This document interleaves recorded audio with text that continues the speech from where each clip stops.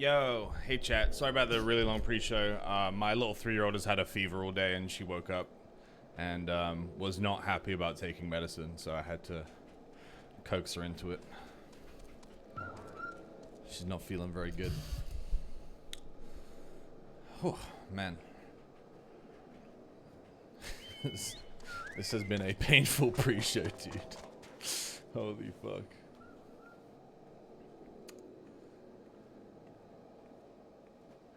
Mind hacked into taking medicine. Dude, she just wouldn't take, because she's like sleepy and delirious and she's got a fever, and I'm like, baby, take the medicine, and she's like thinking of 100 reasons why she doesn't need it.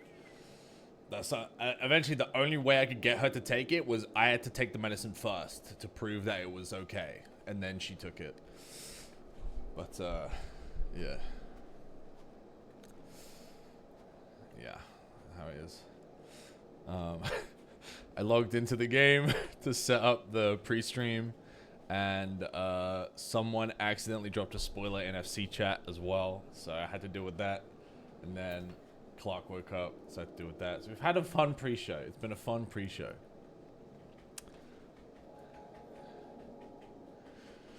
It's okay. It could have been a lot worse. It was a relatively tame spoiler, but it was an accident. It's fine.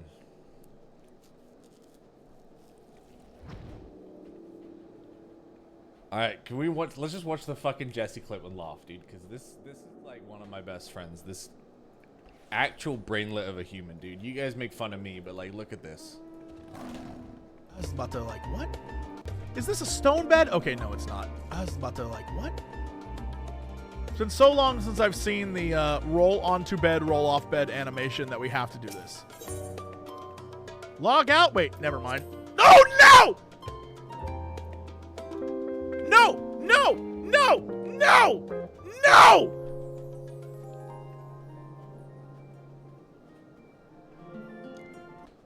That guy's currently in queue.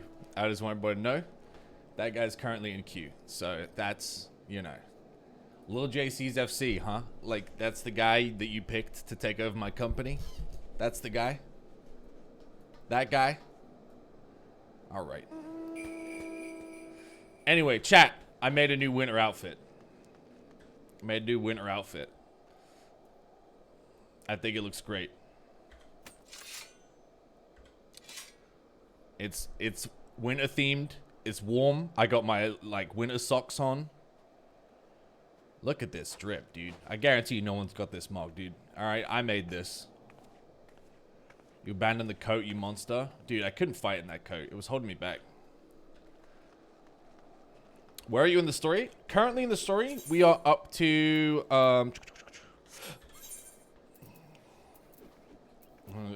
we're... MSQ is up to 82. A frosty reception. We've just entered... is it Gilneas? Am I crazy? And we found an abandoned camp, which we called Camp Broken Glass. Garlemald. Why was I thinking of Gilneas? Where the fuck is that from?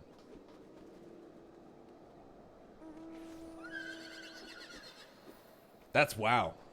Jesus Christ. Garlemald. I'm not all there right now, chat. Okay, I've had a really rough pre-stream. Alright. Just have my daughter screaming and sobbing in my face for 20 minutes while I try and get her to take medicine. Here we are, though. We're ready to go. We're back. I'm gonna crack a cold one. We're gonna crack a Red Bull, get the stimulus. Get the stimmy check going, dude. Oh, here we go. Get the stimmy check for the brain. Is there music? There will be in a second. Okay.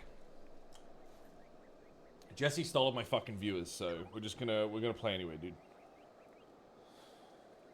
Hang on.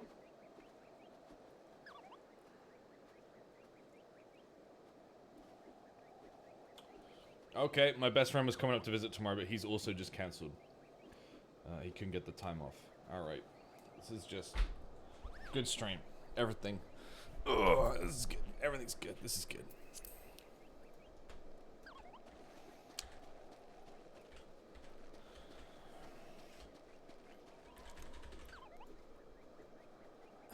Go to take medicine before you catch what she has. We don't know what she has. It's a little bit worrying because apparently the new COVID strain starts with a fever, so we're hoping she didn't catch nothing. She literally went to nursery yesterday and was by this morning was sick. So she caught something at nursery, like they always fucking do. We'll see. We are the loyal ones. Yeah, true. All right, Stola. Also, like, I voice act these characters way better than Jesse. Like, I mean, he's good, but, like, he's not me good. I'm actually British. They're all British. You know, it's easy. It's an easy transition. Anyway. I'm eating. Yes, I'll make my way over. Sorry, this is your Stola. This is my Stola impression. Once my head is cleared. In truth, I've been feeling out of sorts since we arrived. The air is thick with a palpable aura of malevolence. 'Tis a monstrous tower on the horizon, jagged, hideous, unholy. Even at this distance, its presence is overwhelming. Much like the sensation I felt at the Tower of Zot, only more terrifying. Aether flows unceasingly towards it, converging into a swirling mass of unfathomable power. For a blessing, the constant chill in the air is helping to anchor my senses in here and now. Tell the others I shall be with you in a few moments. We have to speak to everyone.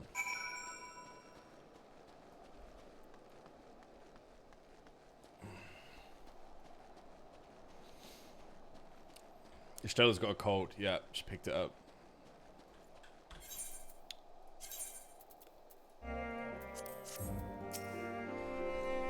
You'll be pleased to know most of the Tempered have been quartered inside the nearby buildings and are receiving treatment as we speak. I do, however, feel no small amount of guilt for commandeering civilian homes. The occupants may be long gone, but everything is exactly as they left it. Considering the length of time that's clearly passed since, one would expect to find them ransacked. Strangely, there are no signs of anything being stolen. It's possible that everyone fled at the first sign of trouble, though it seems to me they left far too many useful possessions behind.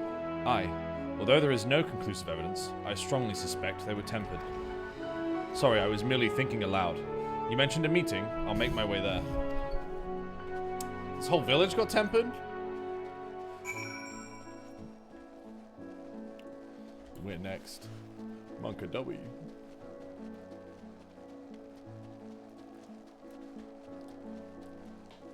Village? I mean, yeah, it's a village, dude. What do you want? There's like 6 houses.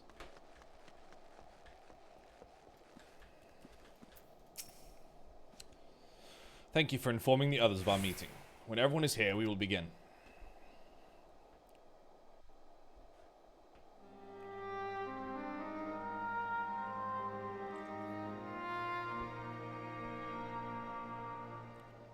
Our present situation is as follows. Efforts to aid the people of Garlemald have begun in earnest. Moreover, having entered into the capital, the Imperial Palace is within our reach.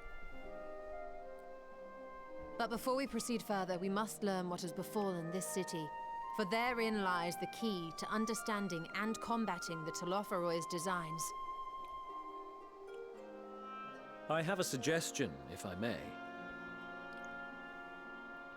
Several of the Imperial soldiers we captured on the Magna Glaciers are members of the Populares and acquaintances of mine. Once we have cured them of their tempering, they should be able to give a reliable account of the events leading to the capital's downfall. A promising idea. I will assist the healers in their ministrations. Of course, I will require a proxy of my own, assuming you can spare one. Would you like a hand? No, I am sure we will manage. Better that you take my place in the field. The noxious ether of this place disagrees with me, and as I shall need to draw on my own for the treatment, 'twill be prudent for me to remain within the camp. This talk of curing the tempered is all well and good, but I reckon the cold is a more pressing concern. All the houses round here are fitted with ceruleum heaters that could keep us warm and toasty. Problem is the machines seem to have given up the ghost, and if we keep sitting around, freezing our asses off, we'll be next. My smiths reckon that with the right parts, they can have them working again, but it won't be easy. Understood. The machinist will assist them in the repairs.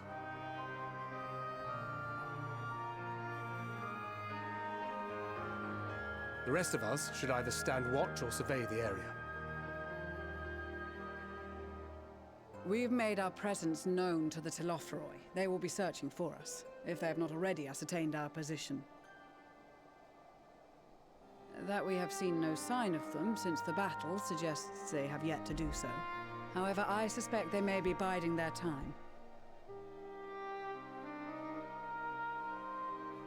Or perhaps we are beneath their notice. If a penguin loses, is it a peng loss?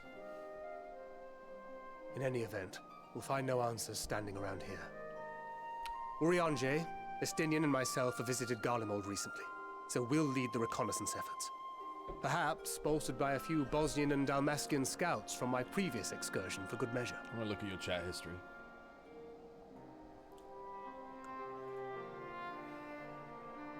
Don't forget about us Alamegans.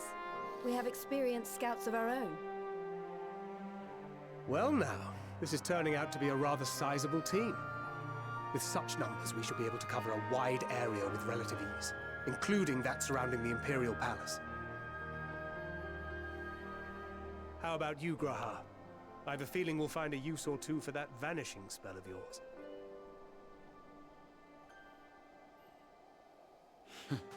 Twould be my honor. Fuck, I skipped it. That leaves Let's us have it back with in. guard duty. The first message you ever sent me was, at Strippin, here's a As a tip, matter just of get fact, good I have forehead. something else in mind for the two of you and Alphino. Between here and the center of the capital lies the Alright, that was your Eblan only terrible I would joke though, have you so I'll let search it the slide. area for survivors. Your keen sense of direction, honed in your extensive travels, should prove useful in navigating the ice fields.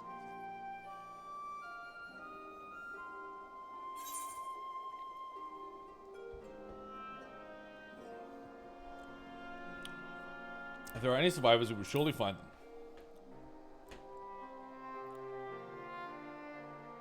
I have faith that you will, and look forward to greeting you on your safe return.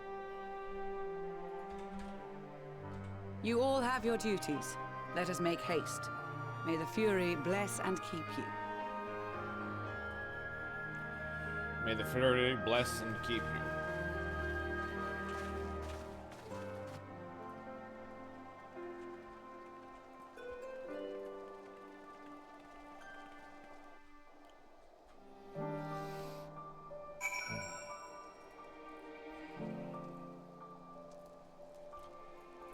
Alright, there we go.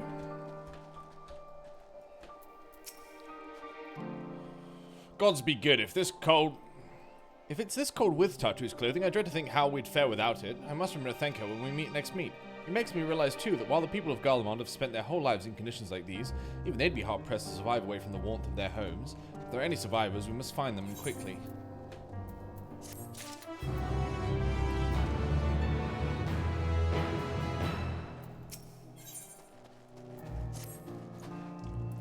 What ho, chums! Been given something to do, have you? As it happens, I too have been ordered to make myself useful. Sounds like a rather tall order. Since you asked, we're to scour the Elben Rhine for survivors. What? Wander around ice fields on the off chance you'll find someone? You'd take forever to finish the job without the benefit of my expertise, or more specifically, my telescope. Come, friends, I know just the spot to begin our search. Oh my god, dude, what would we do without your telescope?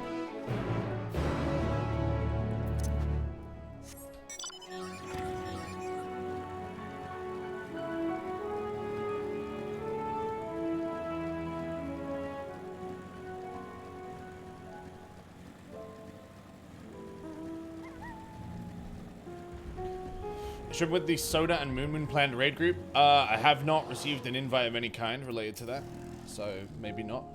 Was it being put together by Whoops?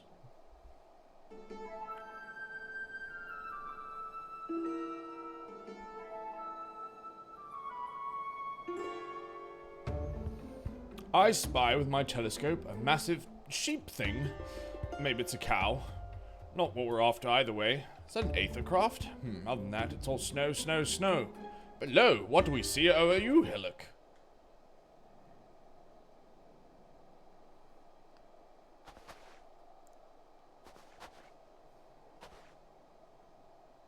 Survivor? Show me. Over there, behind that tree. Looks like she's running away from something. Though surely not us. She wouldn't even know we're here unless she had a telescope like mine. All I can tell is that she's wearing a pale green dress, a rather fetching one. She'll be long gone by the time we get anywhere near, but we should be able to follow her footprints.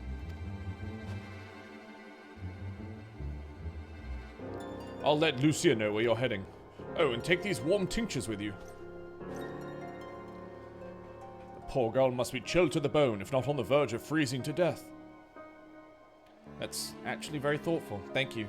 But won't you need some for yourself? No, I'll be fine. As a man of chivalry, my honor demands I do no less, lest we forget the very reason we are here is to protect those in need. Now go, and Godspeed. He does love a girl.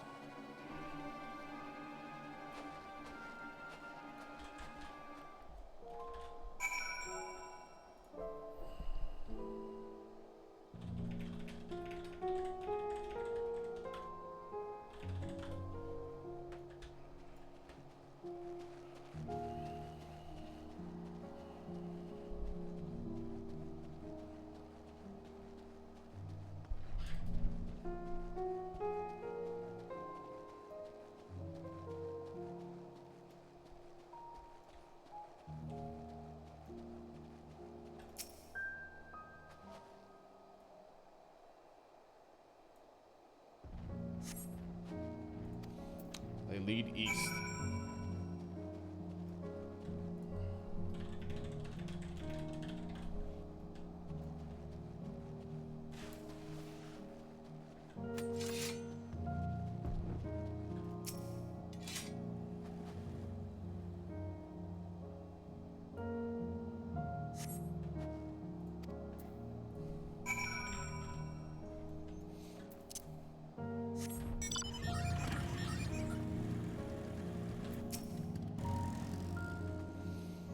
We're getting closer, I'm sure of it. At first, we thought she'd gone inside the building, but the door doesn't look to have been opened in some time. She might still be nearby, so we'll keep looking. Then again, it's also possible she ran right past the place.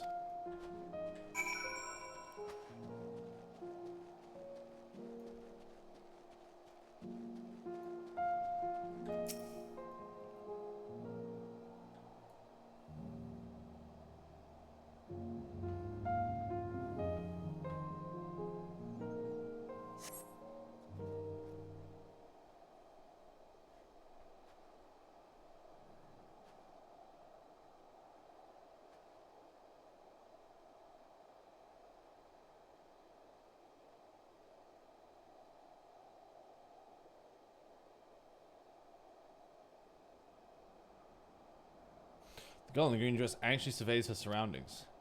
Were you to call out to her from this distance, it might attract wild beasts to your location. It would be safer to get closer first, but you must do so without drawing her attention.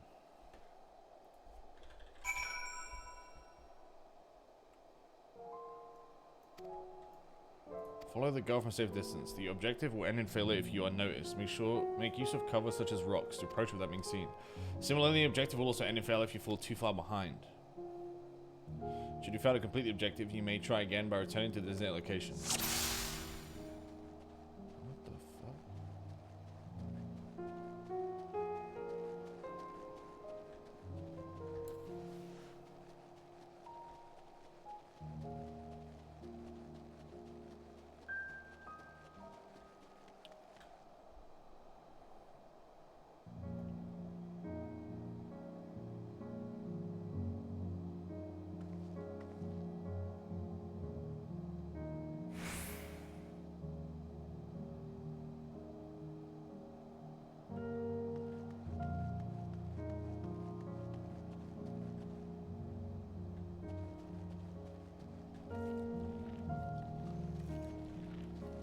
Hey, what's up, Ravage?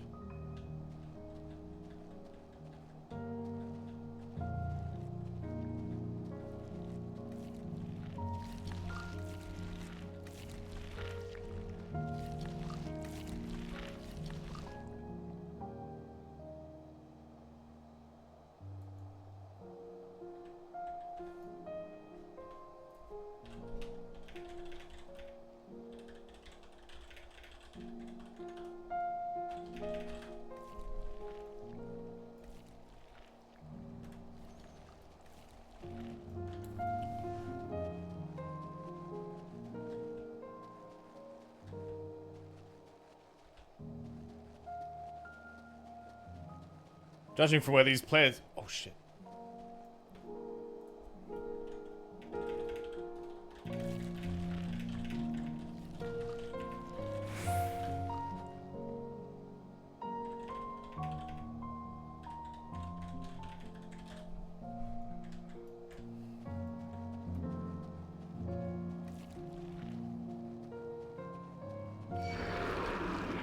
You mother...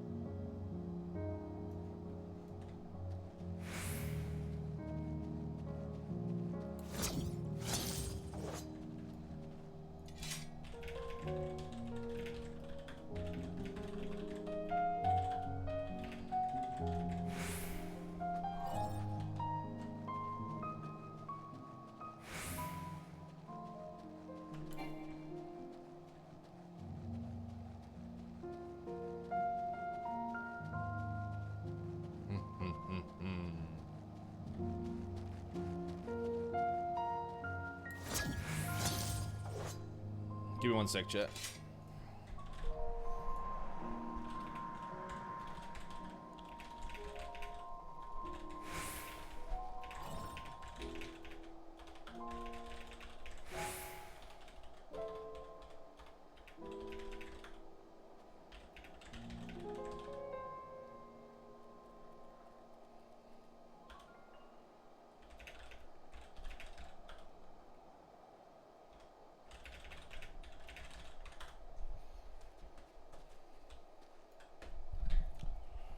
Duty complete. Had to wait for the song to end. Planned.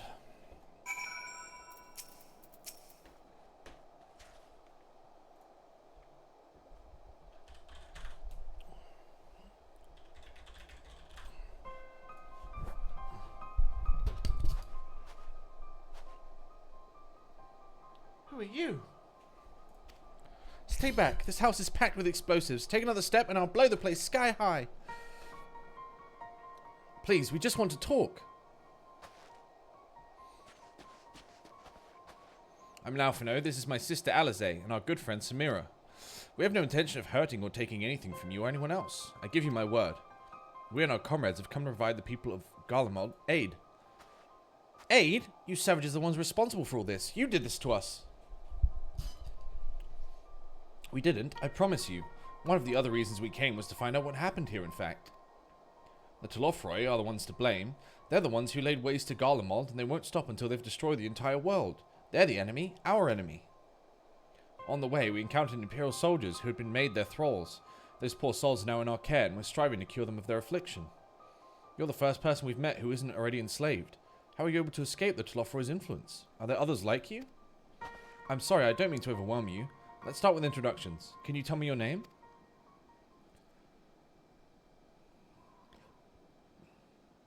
My name's Licinia. I've been asking myself the same question ever since that night and the roar, the terrible roar and the screams. I was screaming too, I think. I'm not sure. I can't remember.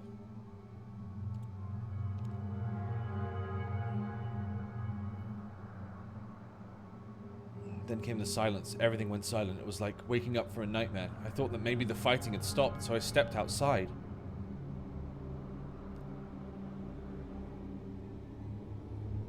If your hells are real, I saw one that day. I ran past friends, people I'd known my life, eyes vacant, dead, staring at the sky. Others were mad and violent. I saw them struggle with soldiers but didn't stay to watch. I fled as far as my legs would take me.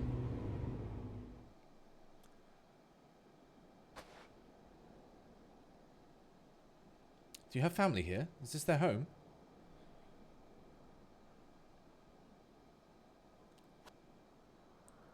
No, this is Victor's spoils.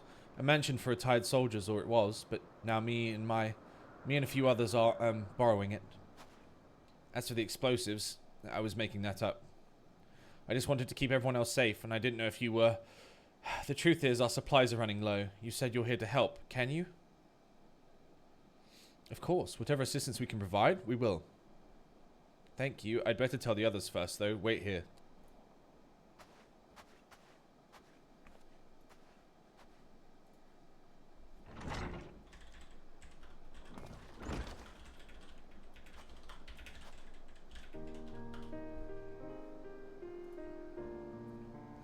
The sinner says you can be trusted, but these are desperate times. We'd be fools to let foreign troops into our home. Having said that, were you to provide us with means of heating the place as a sign of goodwill, perhaps we could take you at your word. If that's too much to ask, then leave us be. Time to put my firewood gathering skills to use. Could you provide the spark with a little magic, Alice?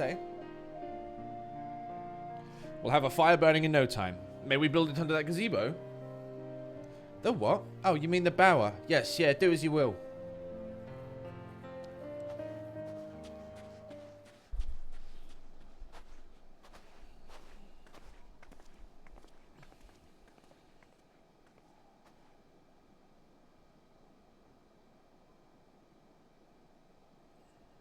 Something she's not telling me. Sus.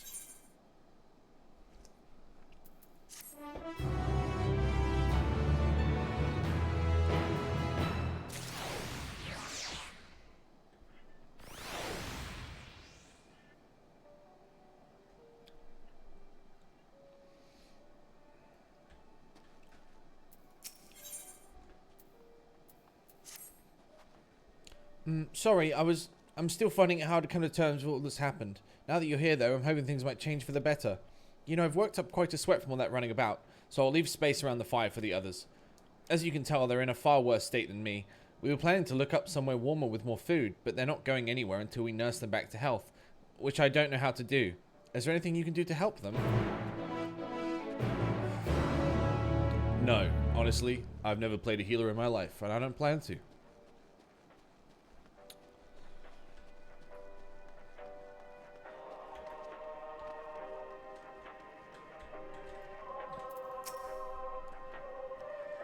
I can treat their frostbite and their wounds, but it will take time for the fire to do its work. Now would be a good occasion to make use of the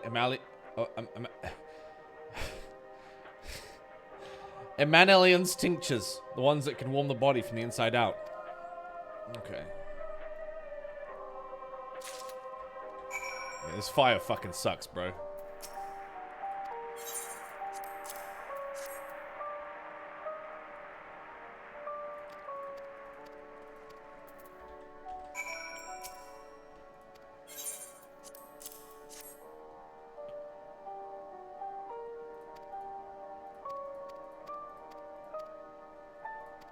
Oh, I just missed a big piece of lore. Okay, whoops. What do you want?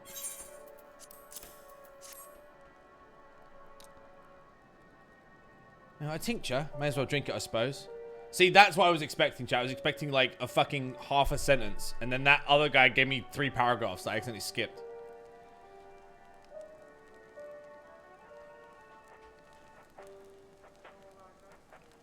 This?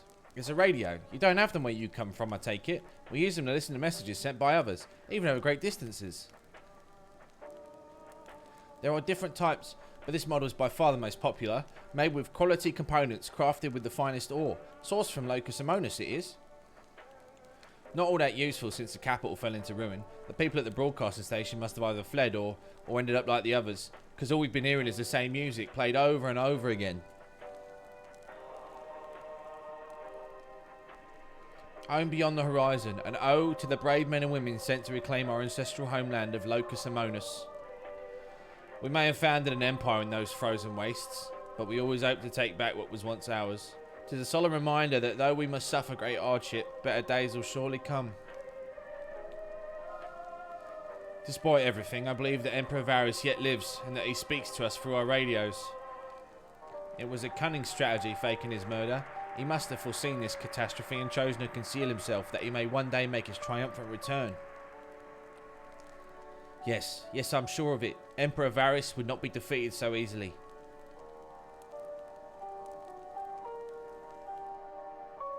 Oh, you think you know, huh? You think you're in the know, huh?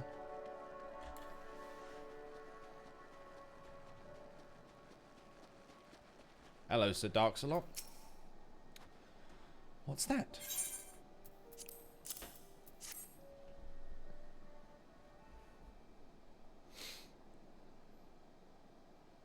So this is what you gave the others. Thank you, I'll save it for later. Actually, I have a few things to ask you. Are you part of the group staying in the Laterum? I saw legatus Vergilia's troops headed towards the Magna Glacies a few days ago. Are they the ones you encountered? Camp Broken Glass, you call it. And Virgilia and her men are there now? So how did you reach Magna Glacies? Is it Glacies? Magna Glacies? Glacies? Must be, I think it's Glacies. Airships, then there might be a way to... Licinia, where is everyone? Is something the matter?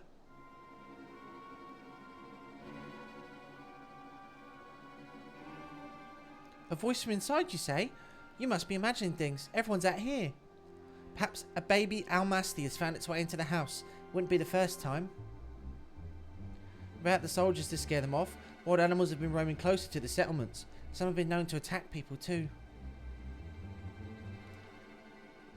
I've just had an idea. If you and yours are strong enough to defeat a legatus, then surely a few beasts shouldn't pose a threat.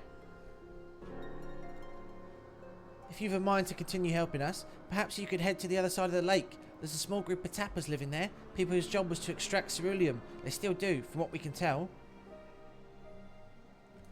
I've already tried asking if they would share their fuel with us, but they're not willing to give it away. They want food in exchange, lots of food, and that's something we don't have.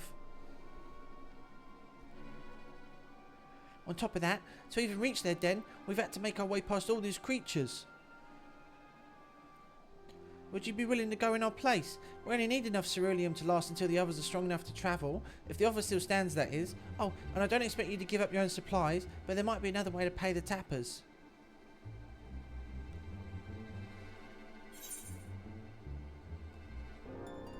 You best watch out for baby Almasties while we're away.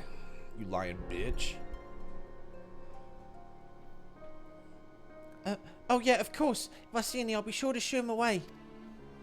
To reach Tapper's Den, you have to cross the lake. The ice is thick enough to support a person's weight, but if you'd rather not take the risk, you need to go the long way around. Finding the entrance can be a bit tricky too, so it's easier to just look for someone standing guard outside. However you decide to head there, please be careful.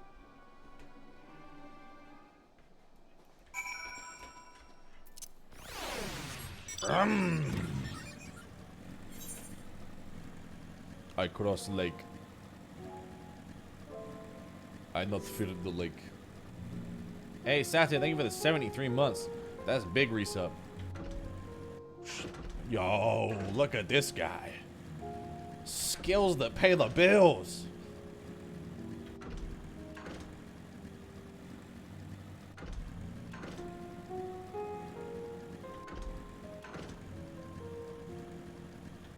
Oh ho ho. And what do we find here?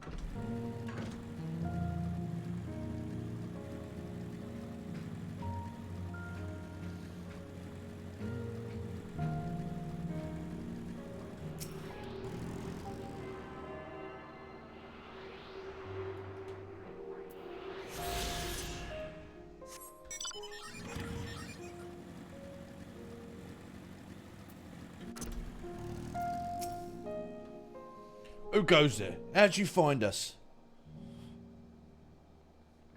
What do you mean I stand out like a sore thumb?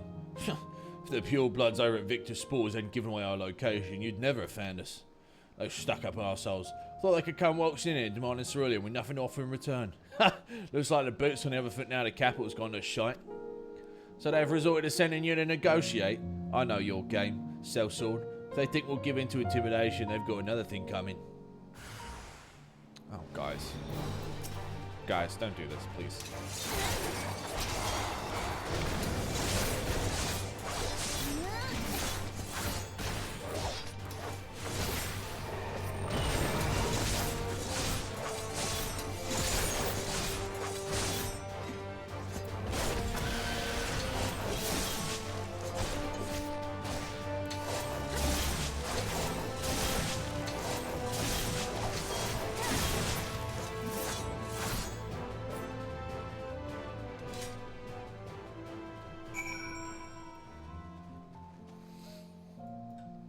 Guess I'd just walk on in here.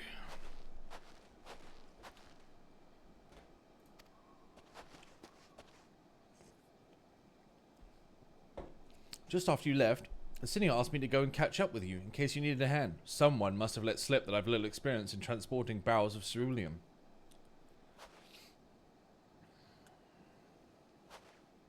So this is Tapper's Den. Well then, after you.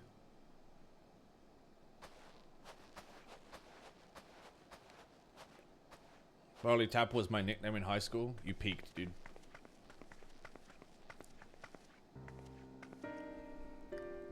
Who are you? What happened to the guards? I killed them. Are you Aussians and rebels here to save the people of Garlemald? That doesn't make any goddamn sense. Why in the hells would you pass up this chance to put those imperial bastards to the sword? Let me guess. None of you are Garlean. You were brought here from other lands? Gurabania, Yankshire, Bosja, Dalmasca, to name but a few. Some dragged here against our will, others fed bollocks about a better life, all put to work extracting ceruleum. All given the esteemed title of Arn, placing us firmly on the bottom rung of the ladder. But the old hierarchy means nothing to New Garlemald, says we. About the only thing that can escape more or less unscathed is cerulean ingents, still sustaining us even with our paymasters out of the picture. We hear you're experts in drawing up ceruleum from the bottom of the lake, but how can you do that if it's frozen over? Wouldn't you like to know? Trade secrets, I'm afraid. Any rate, it's not as if ceruleum's used for much these days. What with a city in ruins? We take enough power for our heaters and save the surplus for later. And though it helps to stave off the cold, it does sod all about our hunger unless we can trade it away. Speaking of which, be sure to tell your contingent we've got ceruleum by the barrelful. If they're interested, we'll exchange it for whatever provisions they're willing to spare. We can certainly ask, but if you're all free to go now, why carry on living here? Free to go? Go where? Even if we managed to get back to our homelands, there'd be nothing left for us thanks to the Empire, and the knowledge and the skills we acquired working here would be practically useless outside of Garlemald. So we're staying for the time being. As long as there's a need for ceruleum, we'll find a way to get by, even if Garlemald as we knew it's gone for good. Sag. Gone for good.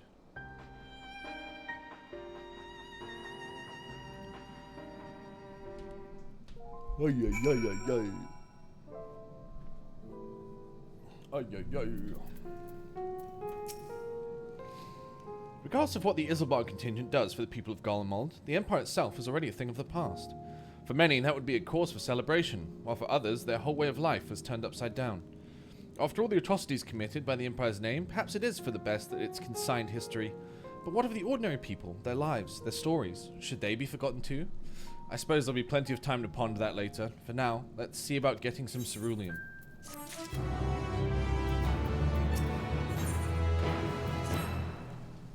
So, you've come seeking ceruleum, have ya? What? Those purebloods up at Victor's Spoils sent ya? To turn to their enemies for help, they must be some more desperate than I thought. Then again, Lucinia's got a little sister to think about. A sister? But we only saw Lucinia and 3 men. It's possible she died from whatever was ailing her. If she needed treatment, I doubt there'd be any way to get it around here. I may have refused Lucinia at first, thinking she'd come back with something to exchange, but I can spare them a bottle's worth of ceruleum. Consider it a reward for introducing me to the rest of your contingent. Be sure to send them our way, you hear? I can't for the life of me think why Lucinia would keep her sister a secret from us. But we can ask about that after we've delivered the ceruleum. Come on, let's hurry back. The fuck, dude? Why don't you just hunt monsters for food? Are the monsters not edible? Like, look at that guy. He's hella edible.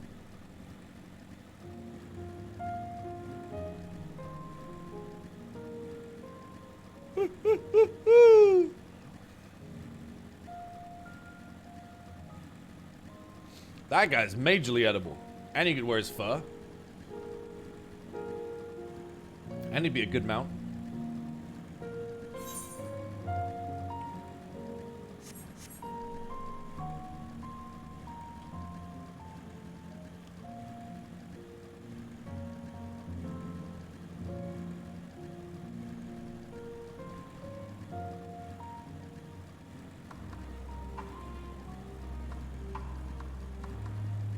I'd try Yeti steak. Me too, dude.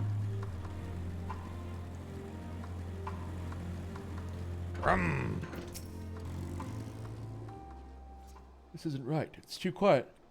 I thought Alfio would be treating them by the fire, but they're nowhere to be seen. I'll look inside the house while you search outside. They can't have gone far.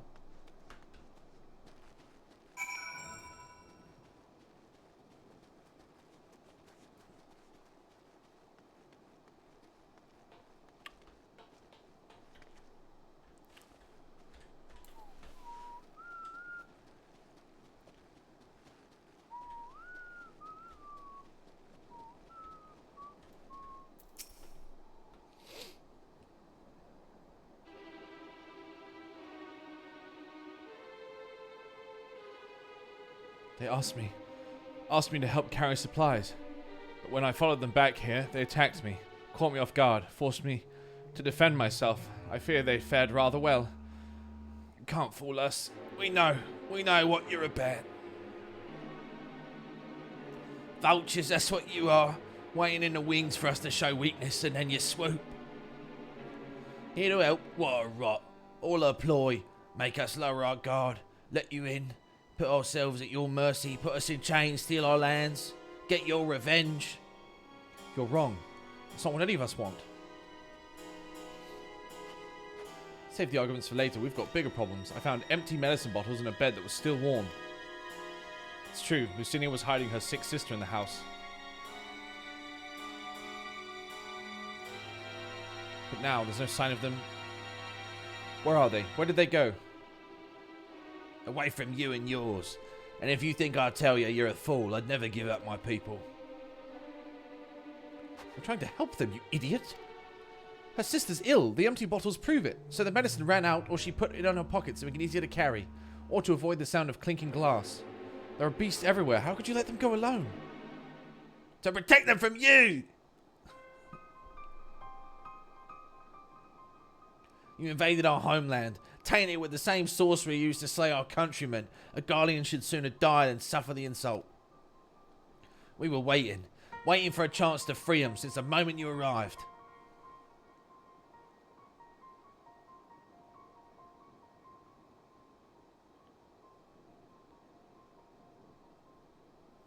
This is getting us nowhere. I cannot say how Lucinia and her sister will react when we find them, but find them we must. Go on without me, both of you. I first need to tend to my injuries and theirs. I'll join you in the search after. Alright, be careful. We'll do our best to find them quickly. There's only one path out of here, so that's where we'll start.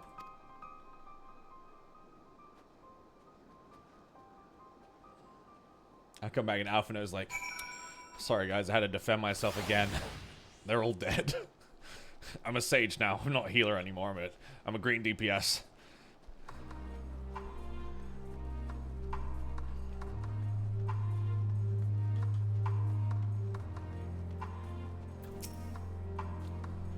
Two sets of fresh footprints. Young women, judging by the size. This is definitely them. Come on.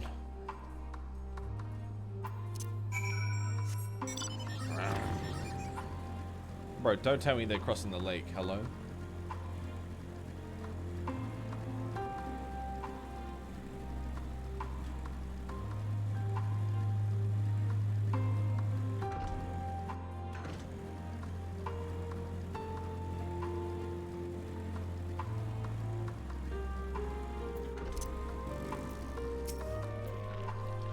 The trail stops at the frozen lake. Perhaps they chose this route so as not to leave footprints. Can't think of any other reason. Look at this place. It's crawling with beasts, and I can only imagine how hard it must be for her ailing sister to cross the ice. We could really do with Alfred's help, but we can't afford to wait for him. Let's split up and look for clues.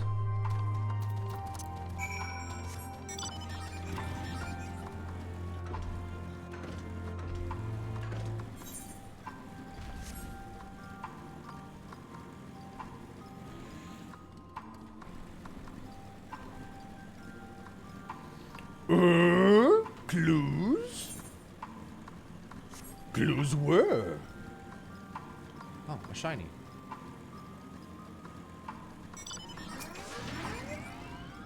The empty bottle smells faintly of alcohol. The thin coating of dirt indicates it has been here for some time and is unlikely to have any connection to Licinia or her sister. Nice.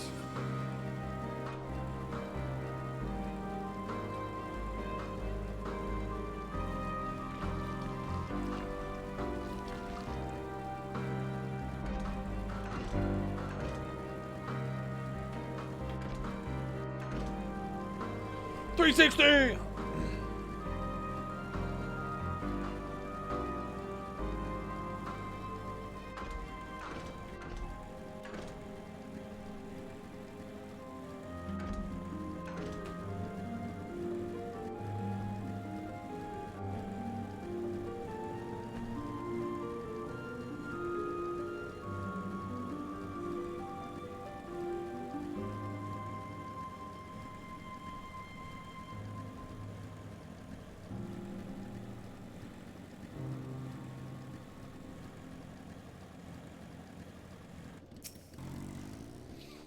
Uh-oh. Fresh blood.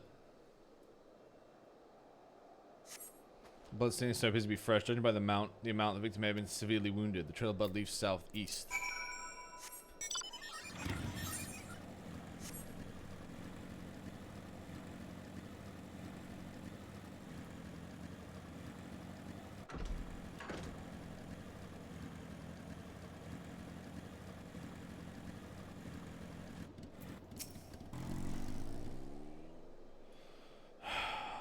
Sigh.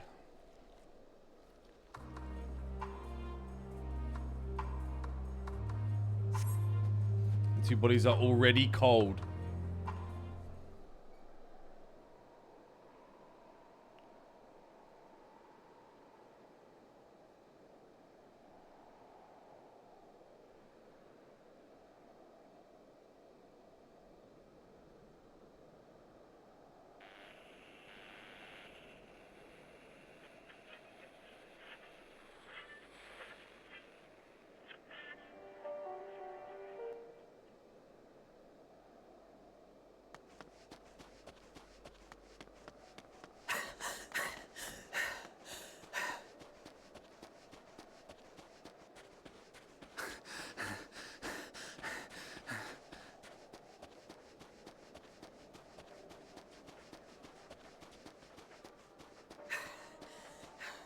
Blood trail.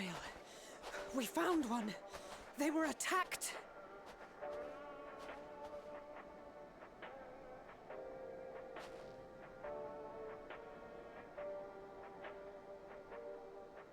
No.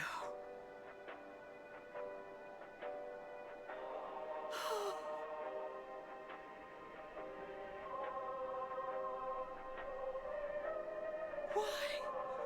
Why wouldn't they?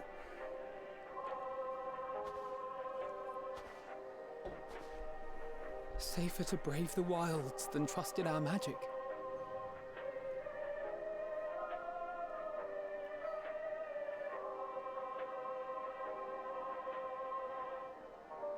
We should have...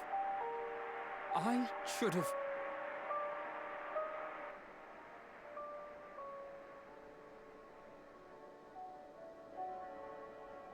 We can't leave them like this. We have to take them home. What if we're only making it worse?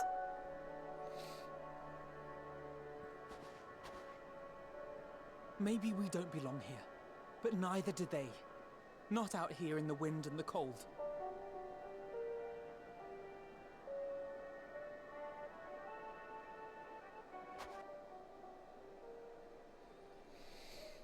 Dude, I need like the radio version of this song as a MIDI file so I can play it when I do evil things.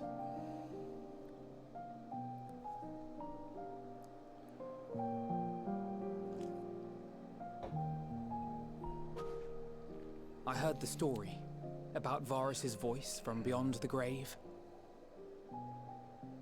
Of course, I didn't believe it, but Licinia and her sister did. Perhaps there is something to the tale after all.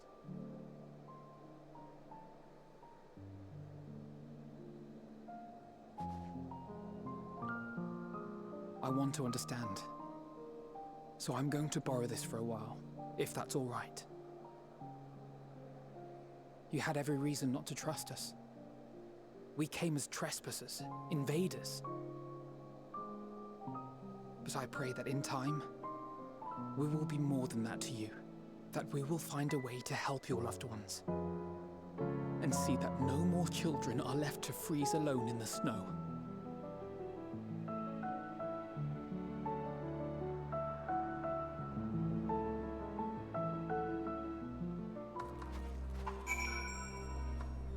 Search for Lucinia. Tick. Oof. For fuck's sake, must have my card stolen. How do I cancel this sub? Joke, all the best to you and family at Christmas. Yo, thank you, 11th first. There must have been something we could have done, but what? Should we have never come? Would they still be alive if we hadn't?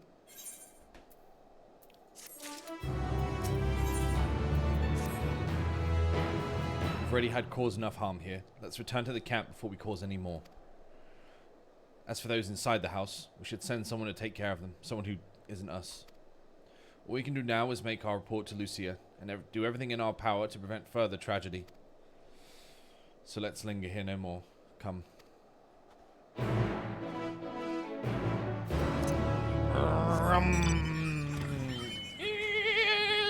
Well, skid.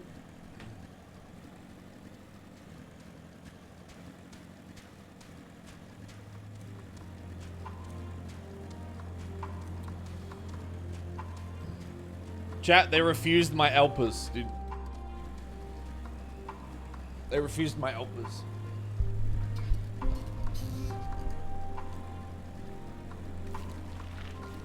Can you show us some combat?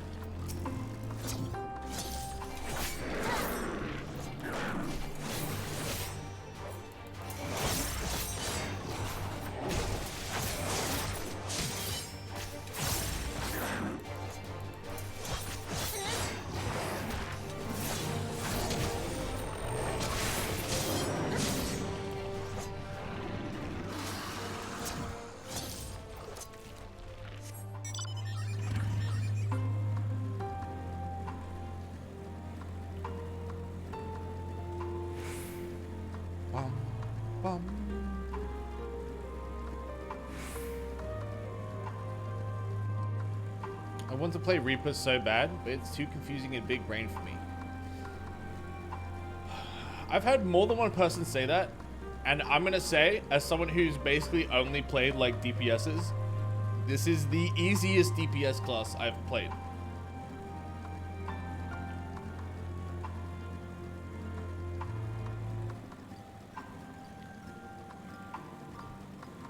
I played Samurai compared to, it's literally like Samurai for toddlers.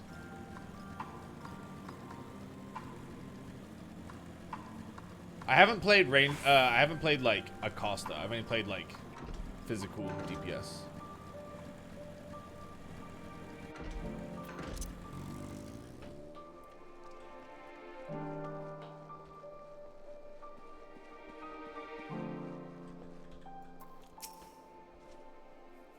Alistair and Alphino tell me they have finished their preliminary search for survivors, but refrained from saying much more than that. Clearly they're reluctant to provide details. Might I ask for your account? Yikes, we got Teller.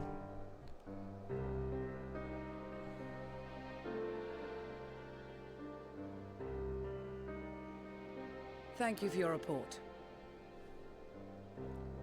We shall inform the troops of these developments, and instruct them to proceed with the utmost caution should they encounter any survivors.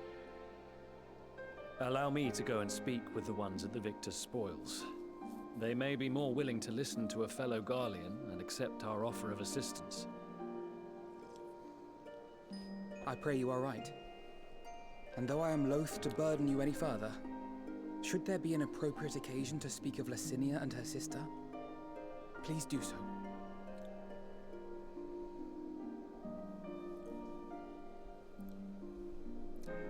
I'm sorry to have put you through this. My distress is nothing compared to their suffering. So tell me, what else have we learned? Certain classes just feel easier depending on what you're already used to, right? Like I played Monk and then Samurai and then Dancer, so Reaper just feels As you may have already heard, we have succeeded in curing the members of the Populares, Maxima identified. They have provided us with some intriguing insights into the current state of Garlemald.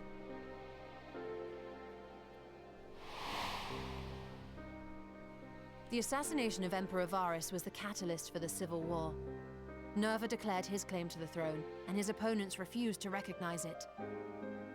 Fighting broke out in the capital, where Nerva's 3rd Legion clashed with the 1st, who remained loyal to Varus even after his death.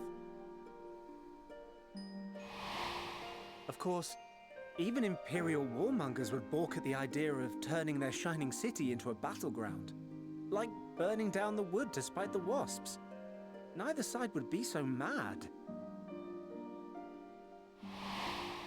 Unless something or someone inflamed their animosity to such an extent that they could not help but act against their better judgment.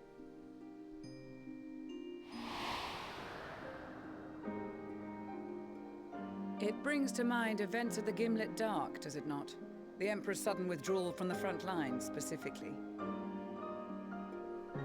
Nerva and his father, Titus, Varus's then political rival, took advantage of rumors that Crown Prince Zenos had been possessed by a demon.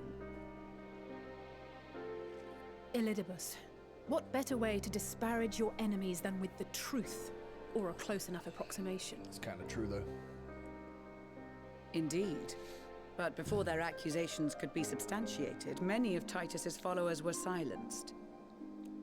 While some were merely stripped of their status, others died under curious circumstances. One after another, suddenly and suspiciously. Again, Elidibus. Like as not, he had a hand in it. No evidence was found to implicate Varus, certainly. Nevertheless, Titus, Nerva, and the 3rd Legion would have judged it a brazen attempt by the Emperor to rid himself of his political enemies. And then, in the midst of this growing turmoil, Varus Sosgalvis is murdered.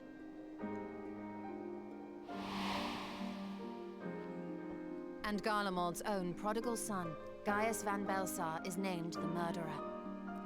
Shortly thereafter, Nerva claims the right of succession, and in response, the 1st Legion claims the assassination was part of a coup d'etat orchestrated by Titus and Nerva.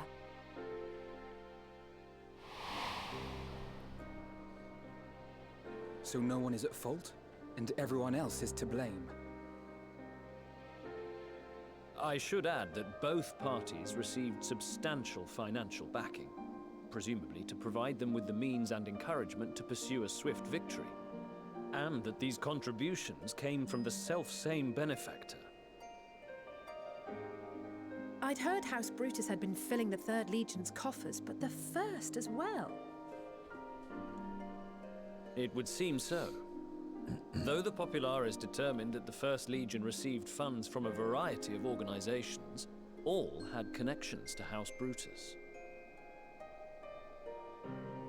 So Fandaniel, in the guise of Asahi, was playing both sides against each other the entire time. The information we gained from my friends does not end there. One night, shortly after fighting broke out, the capital was shaken by an immense tremor. From that point onward, they have no memories, No recollection of any events, including our clash on the Magna Glaciers. The But Magna when asked Glaciers. about the Imperial Palace and its bizarre transformation, they somehow recall Emperor Varys giving them orders in their dreams. May the Tower of Babel stand as testament to the glory of Garlemald. This sounds awfully familiar. We have something to show you all.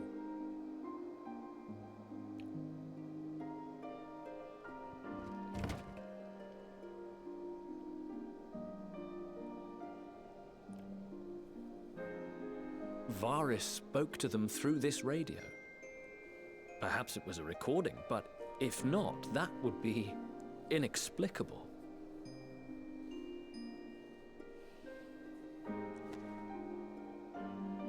We are of one mind, then.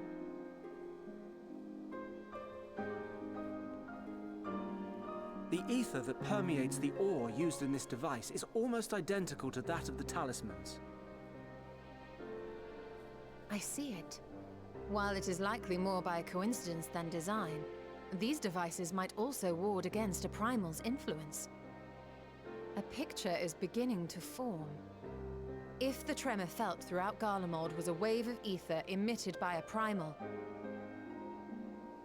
then while those within range would have been tempered, those huddled around a radio desperate for news concerning the Civil War would have been spared. No wonder Licinia kept it close. My friends, I must speak with you. Alright, Serena, calm fucking down. A young man was caught trying to steal our supplies. He is a soldier of the Iron Men, we think, but one who has not been made thrall. Thankfully, Magni restrained him before blood was spilled. The stranger is outside, if you wish to ask him questions. I think we do.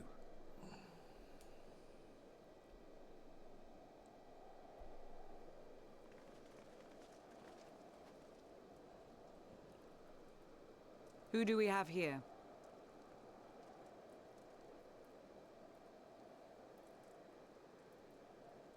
Garleans?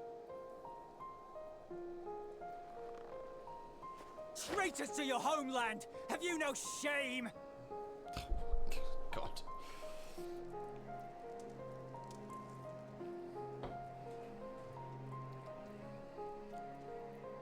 I am Lucia Junius, a temple knight of Ishgard. And you are? Julius Pier Norbanus. And that's all you invaders will get from me. We are not here to invade Garlemald. Far from it. Like you, our allies in Eorzea and the Far East fight in defense of their lives and their loved ones even as we speak. But it is the people of Garlemald who have suffered most. This we know. And that is why we have come to offer you our aid, that we may unite against our common foe.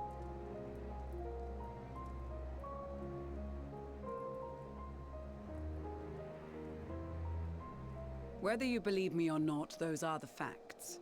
Now, answer me this. Why would a proud soldier of the Empire be reduced to stealing? The situation must be dire indeed for you to go to such lengths.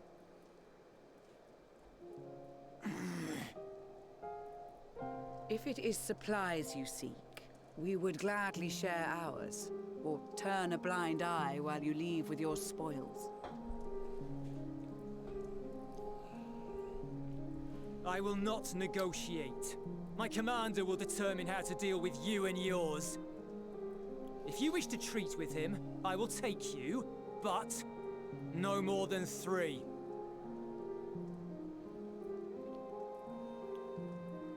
I don't much like the sound of that. But if we do accept his proposal, I suggest the 2 of us and...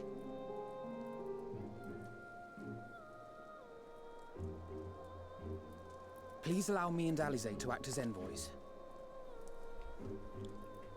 May I ask why? We have seen with our own eyes the hardships the Garleans face, how their futures and lives hang in the balance. It's not the warmest invitation, but it's an opportunity to prove our intentions true. Maybe not a chance to make things right, but a chance to make them better.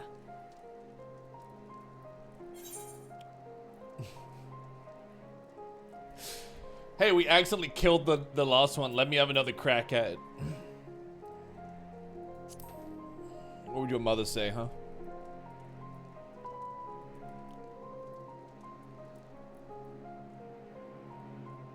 I can see that persuading you otherwise is a lost cause, but you will proceed with the utmost care.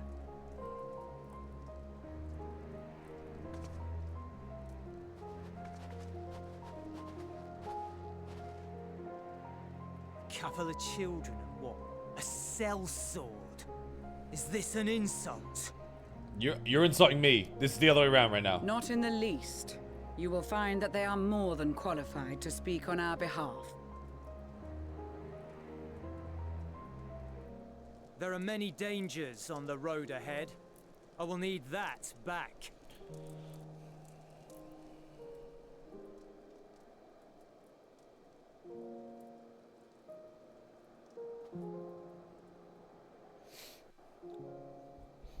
He doesn't know, dude. Pepe love. Guess he missed the part where I fucking 1v1 his emperor and whooped his ass, but fair enough. You'll be received as invited guests, so I urge you to observe proper social etiquette and conduct yourselves accordingly. Your safe return takes precedence above all else. Remember this. Thancred, in particular, will be worried sick if you're gone too long. May the Fury watch over and keep you. Are you and the children ready? I'll explain the route once we're outside your camp. If anyone attempts to follow us, we will judge it an act of hostility. We will not hesitate to take appropriate measures. I would expect nothing less. You have our full cooperation. Good. I'm moody.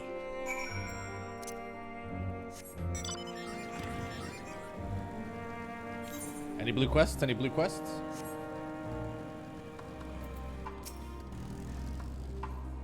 Right then, that's far enough. Listen carefully. We head over that hill and then follow the road until we reach Liminal Station 4. Children in the lead, I want you where I can see you. We do have names, you know. I'm Alice 8 and he's Alphino. And last but not least, there's Samira. Samira? Where have I heard that before? No matter.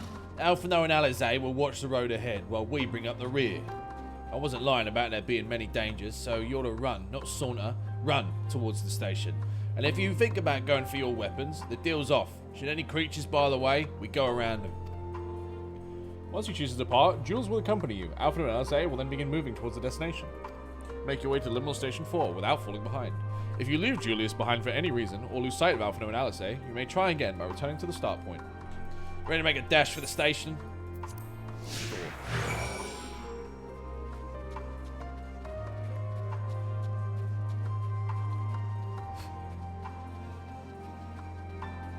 Look at that big bear.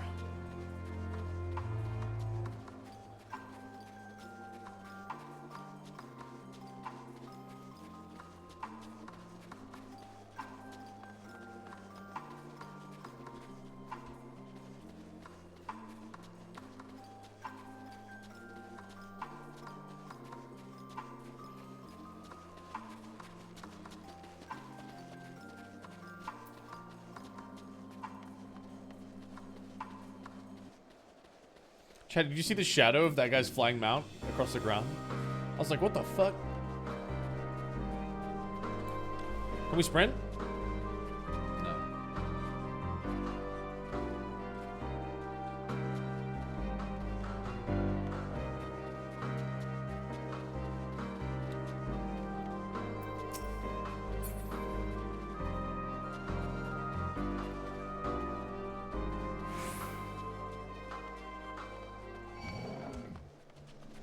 Uh-oh.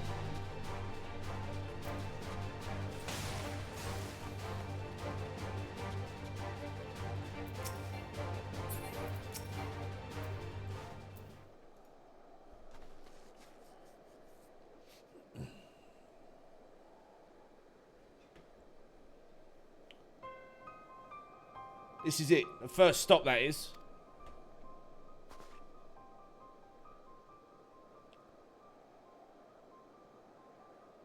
Good. It looks like your friends knew better than to follow us. Are these your headquarters? Oh, sorry. Are these your headquarters? No. We're stopping here so I can check for pursuers. Since it appears you've kept your side of the bargain, we can carry on. Okay.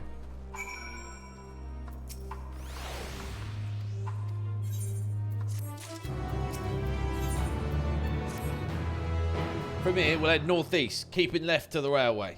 While the route itself is straightforward, getting past the hordes unseen is anything but. Keep your weapons at the ready. They would attack their own countrymen. Aye, they spare their own but slaughter the rest without hesitation. They will try and avoid detection. The chances of sneaking by completely unnoticed are slim at best. So I will lead the way, but in the event we are seen, you're to fight them off. Those two will follow us, provided they can refrain from drawing their weapons. While I doubt they will be foolish enough to stab their guide in the back, I'll not take that chance. With that said, let's proceed.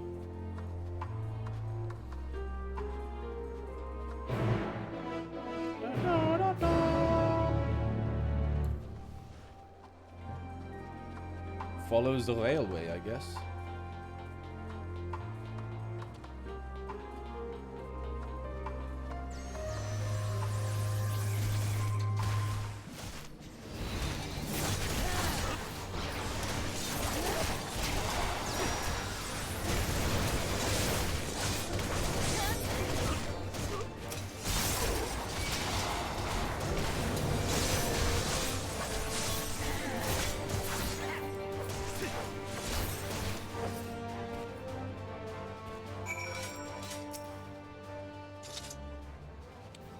See where your comrades chose you. Ulysses, our contingent has a cure for the afflicted, or tempered as we call them. Your people would need to be taken into custody that we may administer the treatment, but they would eventually regain their sanity. Is that so? For all I know, your treatment would simply force them to forsake one master for another. As far as I and my legion are concerned, they're no longer our people. They're beyond saving. Those who thought differently and tried to reason with them were butchered for their bleeding hearts. Come, we have to keep moving. Damn, that's cold as fuck. Oh, healer. I help.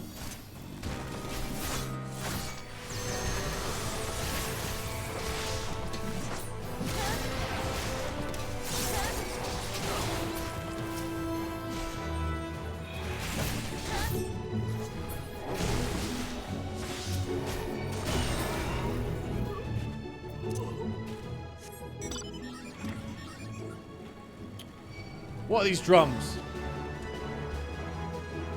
What are you fucking bongo can for, you freak?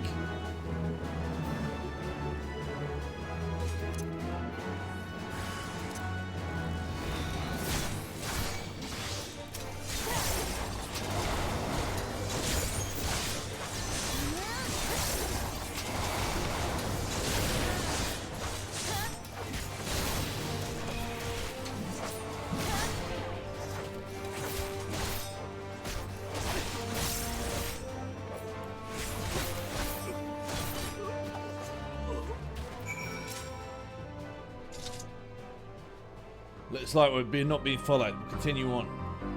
Okay.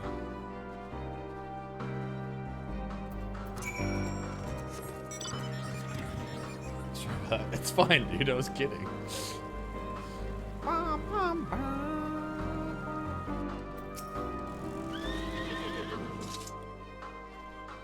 Remember what I said. These people deserve only death. I've stayed my hand before only out of a desire to remain undiscovered. And that is still the higher priority. We should continue to avoid unnecessary confrontation. Keep following the railway.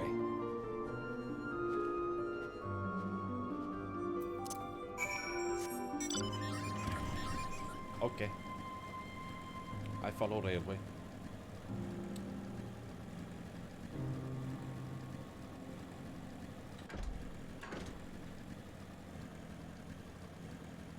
Bum, bum, bum, bum, bum, bum, bum.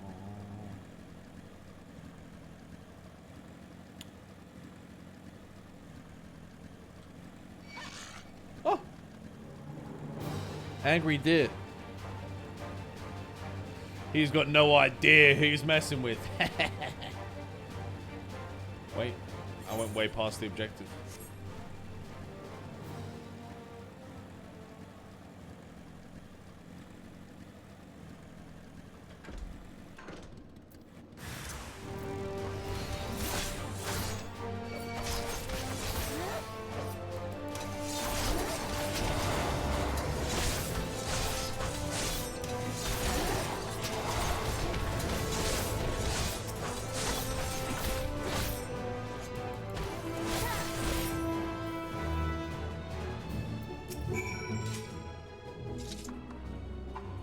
Look at what they've become. Would you still stand there and claim they can be cured?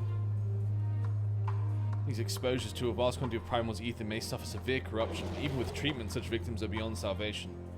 Then you admit it. Now that you've seen those monstrosities for yourself, perhaps you'll think twice before speaking of a cure.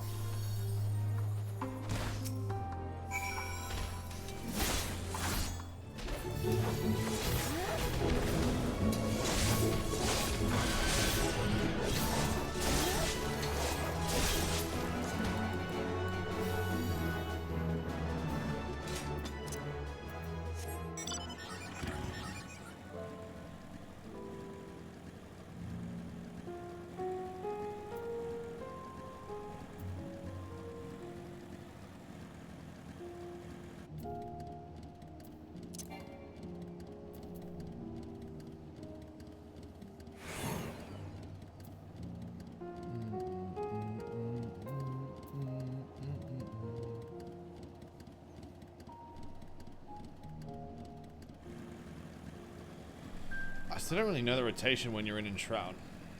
I feel like you just mash 4-5-4-5, but that can't be right. We're almost there. You've kept your side of the agreement, so I'll keep mine this way. It literally is what you do. Let's see. Got it.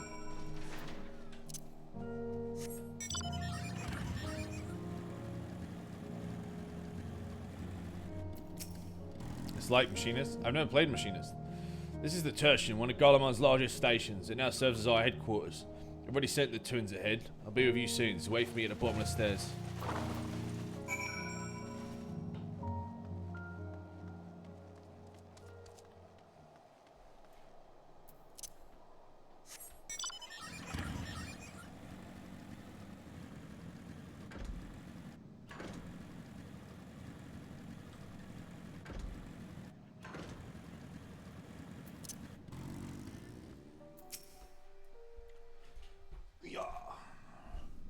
Ha ha ha ha ha ha ha.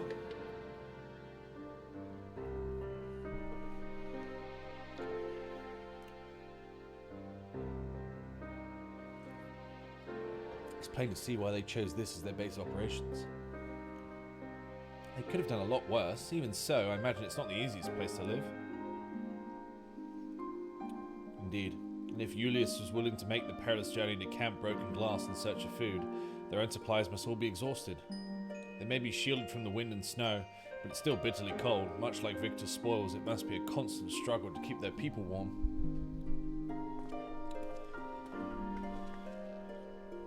Lower your voices. While you may be here as my guests, the others will not take kindly to your presence. My commander is in the locomotive over there.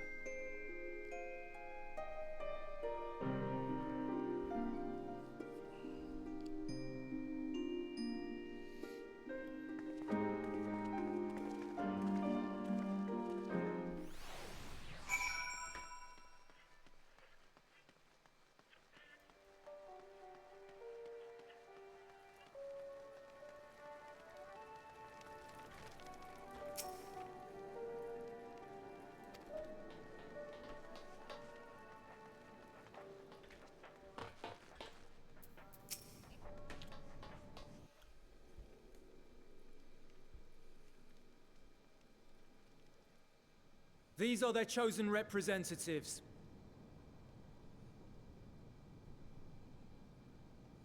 Very well. Let us hear what they have to say. Yes, sir.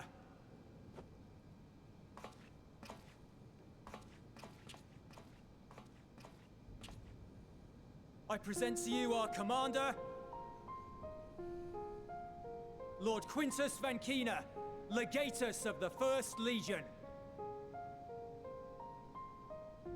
The First? I had no idea you had survived.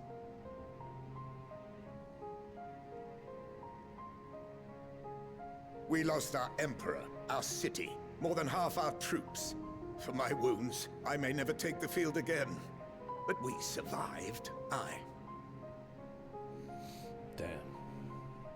In a manner much to your liking, I dare say. We have no intention of adding to your misfortunes. nor do we bear you any ill will. Spare me. Though you children may speak in earnest, overtures of peace ever ring hollow in my ears. So long as man stands to profit from his neighbor's suffering, war is inevitable. Driven from our ancestral homeland into this blasted waste. Yet still you yearned to rob us of our paltry scraps. 'Twas only with Magitech that you learned to keep your distance. Though we knew it was only a matter of time before you regrouped and returned. Conquest and Empire were our only defenses. Emperors Solus and Varys understood this, and through their campaigns saw us grow and prosper. Much blood has been spilled in Garlemald's name, aye. But if it is a choice between yours and mine, then it is hardly a choice at all. I do not deny that a great many conflicts throughout history were driven by the desire or necessity to gain by another's loss. That is not why we are here. Nor have we come to petition your aid in the war with the Telophoroi, grave though that threat may be. Our purpose is simply this. We wish to help you. Let us help you. If there is aught that can be done to ease your plight, we would be glad to do it. Perhaps you would. Grumpy old man, dude.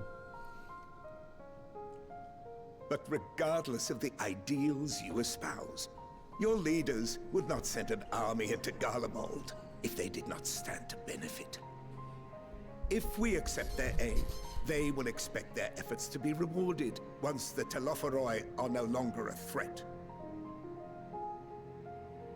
And after compensation and concessions, the great empire would be brought to heel. Her enemies rejoice at her downfall. Our third eye, a mark of shame.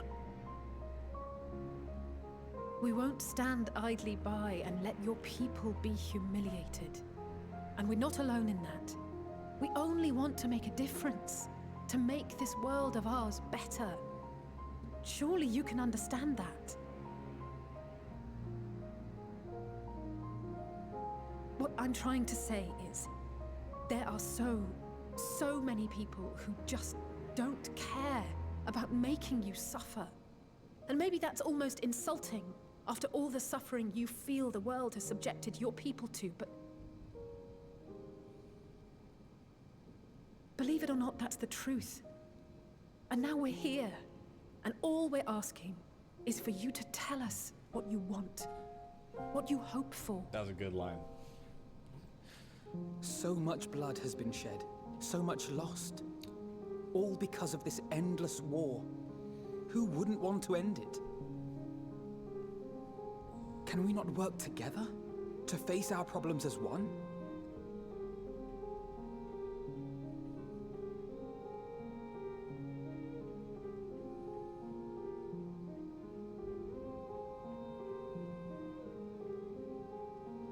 Answer me this, young peacemakers. If a world without conflict is your desire, why reject the unity and prosperity of Garlemald? Is it because we do not share your faith? That we do not share your heritage? That our ideals and virtues differ? That we cherish and hold in the highest that which you do not? Disparity is the root of discord, and peace built on compromise is flawed and fleeting. Happiness for one and all is a dream, and the reality is that to the victor go the Just get spoils. conquered. That is why we Garleans will never submit nor surrender. For freedom and for pride, we will remain true to ourselves until the bitter end. That is my hope.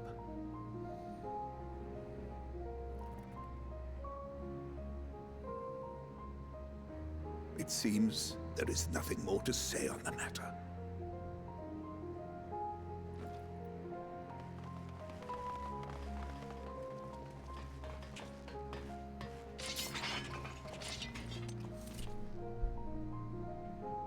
You will remain here while I decide what is to be done with you.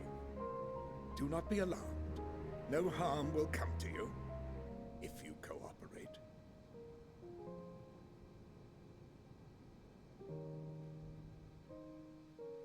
Oh my god, they really We don't will know not who I am. resist.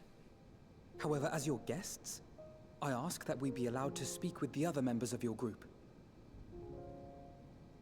As you wish. I had no intention of locking you up, as by dawn you would be frozen stiff and you're no good to me dead.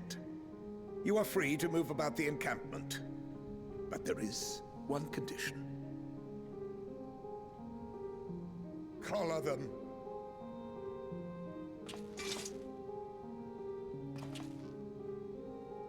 Does he realize I could just like solo the entire fucking contingency here?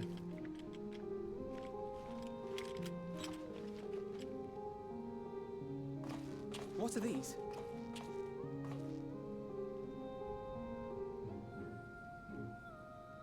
Incentive. You'll be watched at all times. Stray too far or act suspiciously, and we will administer a rather painful shock. Stop. Keep away from that one.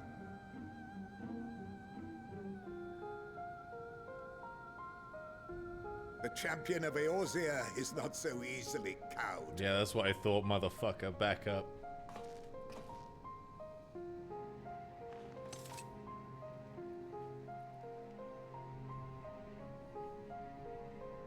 Even if she allowed herself to be collared, the shock would be no more than an itch. No. If she refuses to obey, we will activate the twins' restraints instead.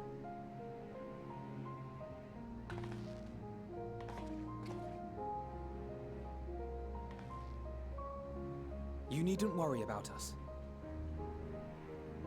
We'll forget we're even wearing them soon enough. Even now, you still... Why go to such lengths? What is it all for?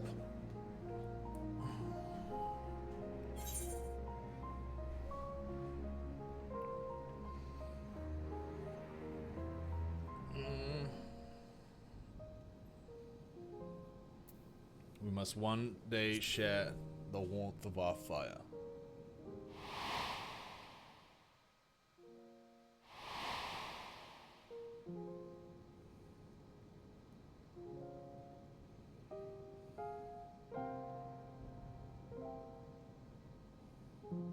You are a curious one. A far cry from the merciless barbarian others paint you to be. You will be their warden. Take them away.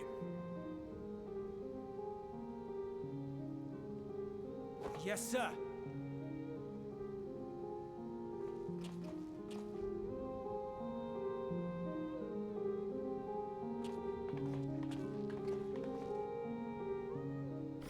Like, not how much of a monster war light is. Yeah. Literally, he goes, "Don't approach that one. You'll fucking die."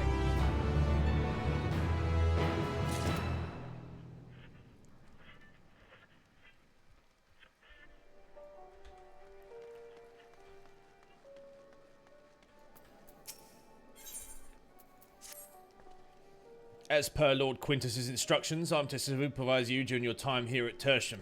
Before you ask, no, I don't have a key or any other means to remove your collars. Nor would I tell you if I did, and if you try anything, you'll soon wish you hadn't.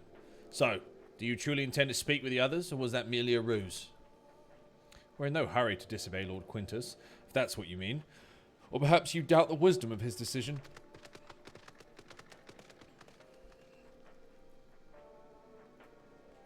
Do as you will, but remember, I'll be watching.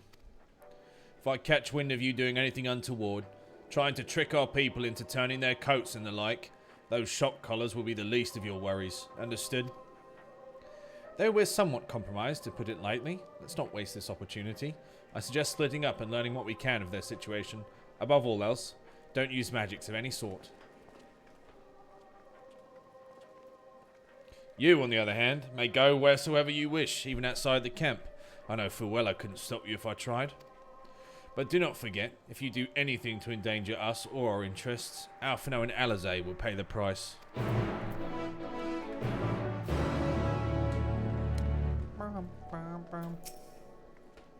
It's you, Samirazis. I served under Lord Gaius in the 14th Legion. I was there on the night the Praetorium fell. You and your adventurers, you killed them, my comrades, my friends, swept them aside in the dozens, as though they were nothing to you. Maybe I am too, just another faceless enemy to be cut down, but it won't be long until our countrymen return, until you get what you deserve, mark my words. Alright. She kinda salty. Okay. So cold. The young soldier is on the verge of losing consciousness. I know who you are, the so-called champion of Eorzea. Come to gloat, have you? I'll wipe that smirk off your face. By the blood of our fallen compatriots, I swear I'll... Damn, tortoise sutures. Of all the times, the worst of the lot within striking distance, and I can't even muster the strength. If I weren't for the third bleeding us, I'd take you out. Virgilia's treachery nearly cost Lord Quintus's life, but we made our escape. Took shelter in a mansion, tended to the wounded as we prepared to strike back, and then night fell and we gathered around the radio, and then the roar, the terrible roar. The capital was in chaos, but we were spared. If you can call this a mercy, mind intact but body broken, a soldier in name alone. If you can call this a oh, I'd cut you down when you stand if I could. Murderer.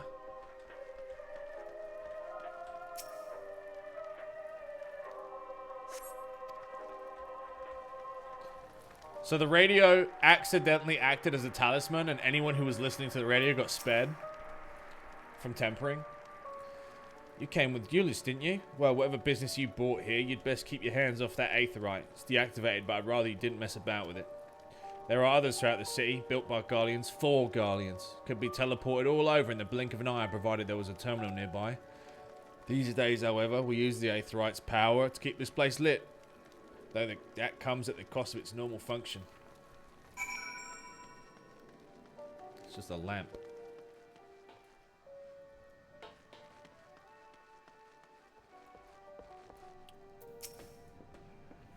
Did you learn anything of note?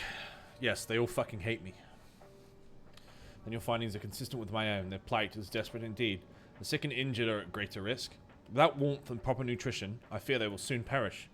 I realize there's precious little we can do for them at present, but I cannot bear to see them suffer. Will you help me tend to them?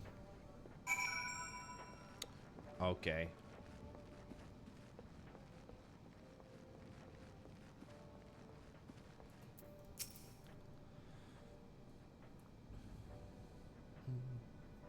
They actually got saved by the 5G waves. Who's there? My eyes, I can't see all that well. Thank you. The numbness has subsided a little, but I know I won't last much longer. You should look to the others who can still fight. Give them my ration. If me going hungry means someone else lives to see another day, so be it. At least I can still serve this way.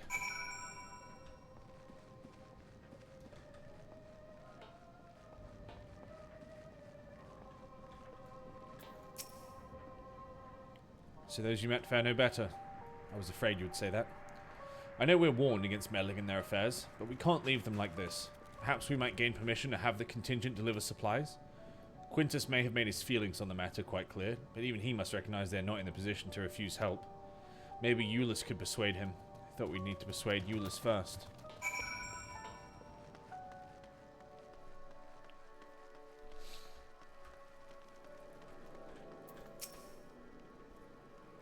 Bum bum bum bum bum.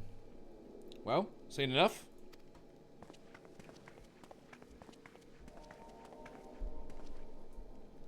Ulysses, the people here have barely enough food and fuel to survive. Have you and the other soldiers been able to procure any more supplies? We've been scavenging provisions from nearby houses, as most families kept some stored away in the event they were snowed in. Still, going out and getting it is dangerous work, and we've a lot of mouths to feed. Fuel is the greater concern, though. We had some ceruleum set aside, till it was stolen. We haven't identified the culprit. Could have been other refugees or one of the afflicted for all we know. Either way, we're down to the last dregs. Without the heating they need, and those in poor health are only going to get worse instead of better. If it's ceruleum you need, our contingent has secured a ready supply. We can have some sent over. We will not accept your charity. If we can hold on a little longer, the situation is sure to change. Aye, everything will change.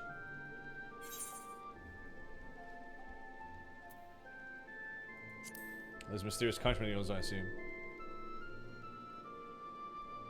Heard something of it, have you? Well, from what I've seen, there's little you could do to interfere, so there's no harm in telling you.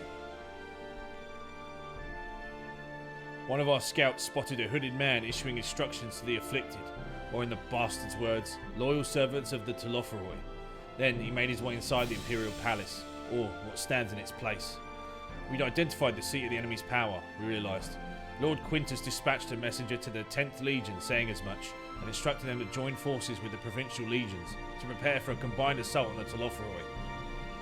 Once our allies arrive, your contingent will be sent running for the hills. Then we shall reclaim the capital by our own hand.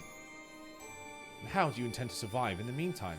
At this rate, many of your countrymen will perish long before reinforcements reach Garlemald. They need help now. Say the word and we'll bring you ceruleum.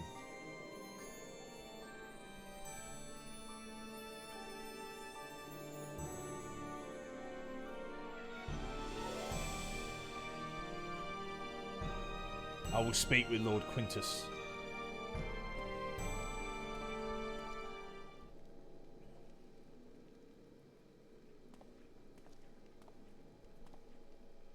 So, did he agree to it? No, he will not place Garlemald in the debt of our enemies. I have, however, been ordered to search for ceruleum outside. As you are under my watch, you will come with me.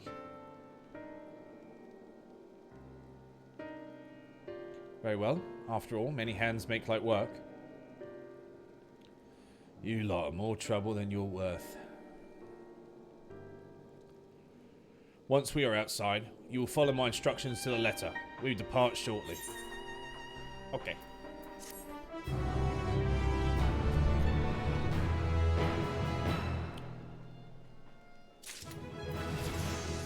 Ba, ba, ba, ba. Oh, hang on, what'd I get? Oh, I unlocked Arcane Crest.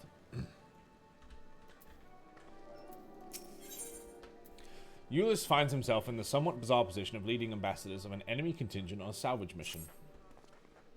We'll begin our search for ceruleum in Regio Urbanissima. The first location is Forum Solius, a park to the northwest of this station. You are to remain close at all times and only act as ordered. Follow me.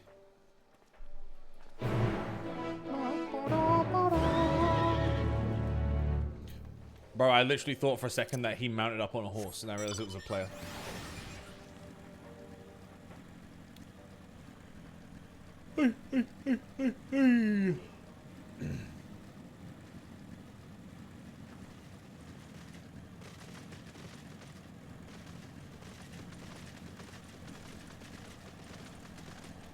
Bum bum bum bum bum bum bum. Regio Urbanissima.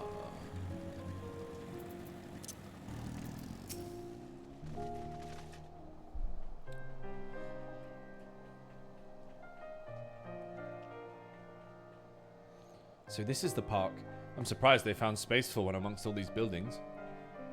Actually, the recreational areas came first. The houses were later built around them. A healthy society requires a communal space for children to play and adults to socialise. This park was named after the founding father of the empire, the great Solus Sosgalus.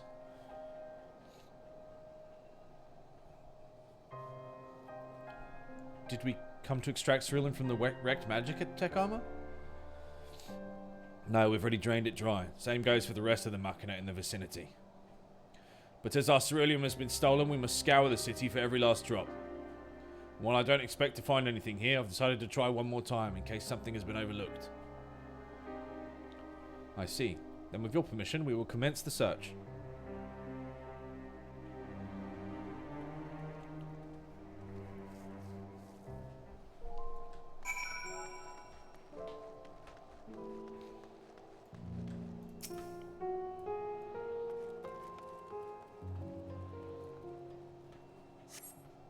They're rather small by Gaian standards. The structure is reminiscent of a merchant's store.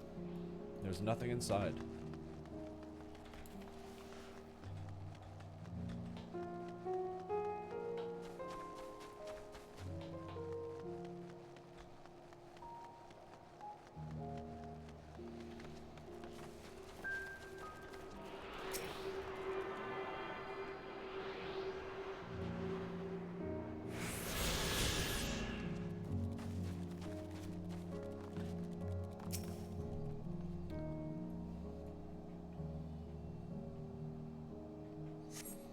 Several points of interest are marked on the map of Forum Solis. The pond, children's play areas, to your knowledge, however, none will require the use of cerulean.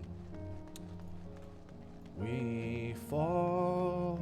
You notice how they like reuse their music, but then like repurpose it? It's so smart, dude. We fall.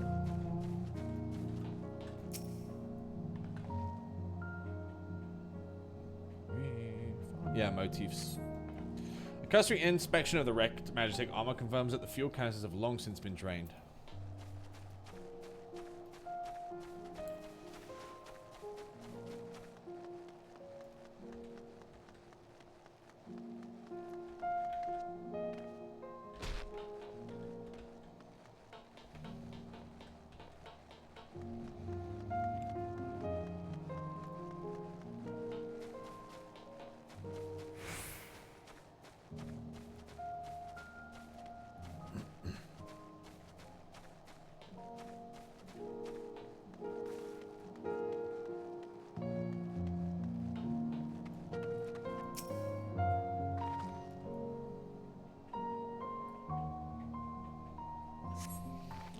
Contraption is built in the style of the Imperial War Mech and are armed with a battery of weapons capable of transforming into different configurations, but on closer inspection it appears to be no more than a children's slide.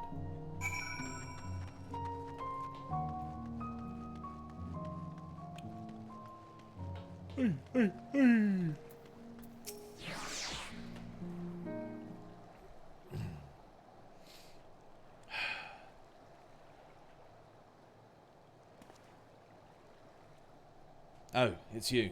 Any luck? Nah, dog. This place dry as hell. This place drier than a nunnery.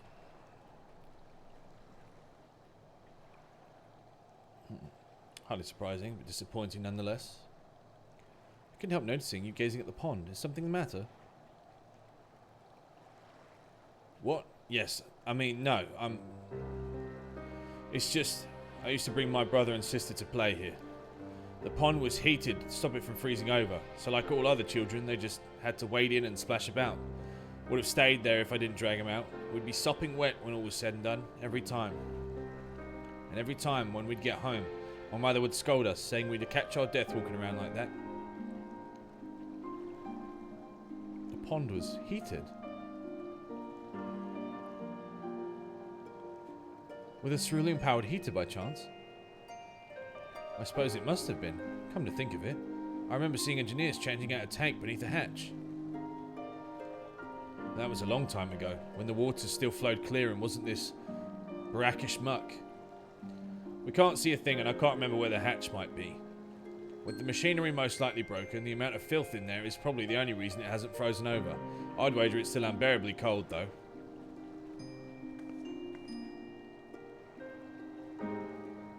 Julius, what are your thoughts on magic? The average Guardian would jump out of their skin if they saw it, but the first has a few foreign signiferi and medic cry. Then I take it you won't mind if I implore a little now? Alphino, as you have a knack for finding dry wood, why don't you bring me some? Once that's done, a blast of fire should do the trick. Leave it to me.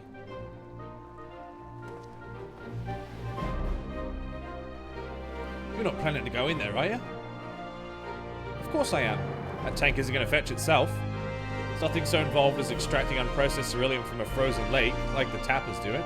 We're talking about a shallow pond in a park, and we have a way of warming ourselves up after.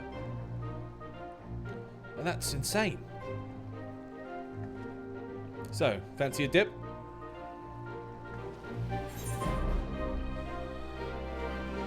Step aside while I drink the pond dry. No. Little friendly competition might make things interesting. Last one to find a cerulean tank is a rotten egg, though I dare say we'll both smell like rotten eggs when this is over.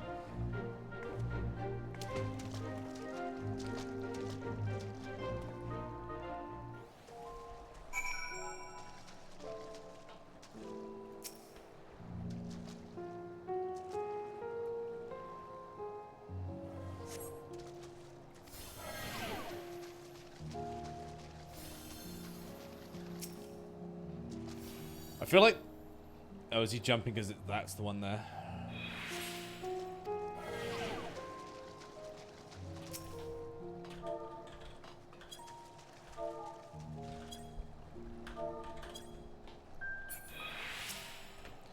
Why is /thank not an expression, dude? It's fucking ludicrous. Either what your fingers catch or what you think might be a handle.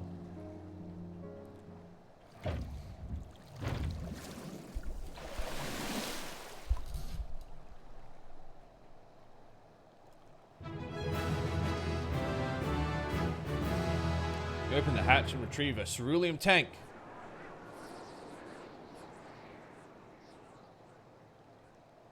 However, your grand discovery comes at a great personal cost, as you become acutely aware of the freezing cold and rancid odor emanating from every ilm of your body. Ulysses would doubtless feel compelled to pinch his nose shut when you deliver him your prize.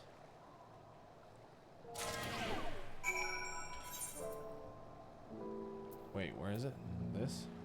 Uncovering hidden treasure is an adventurer's bread and butter, though one is not normally required to go elbow deep in ice-cold, stagnant pond water to retrieve it. Nevertheless, many would choose that over mowing down hordes of slavering beasts or solving annoying puzzles.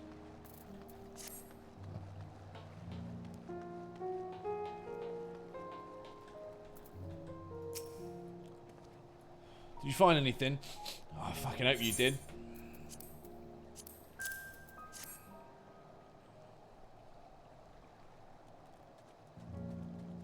That's it. And there's still ceruleum left. Oh, the fire's still not ready. Hold on. I'll give Alphino a hand.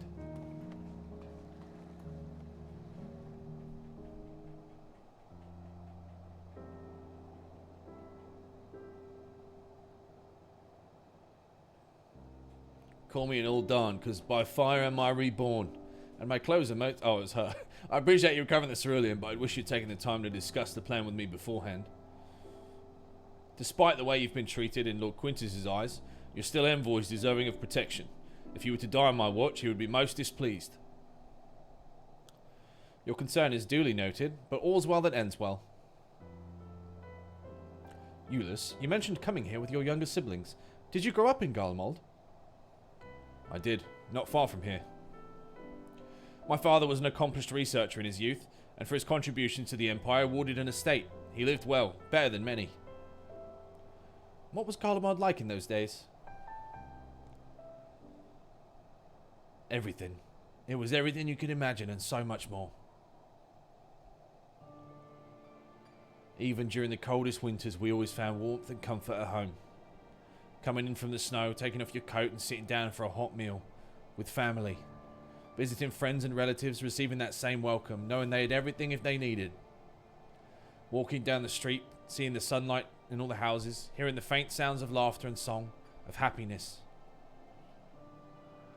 And although the summers came and went all too quickly, in that brief respite, the ice would melt and the forgotten grass make its triumphant return.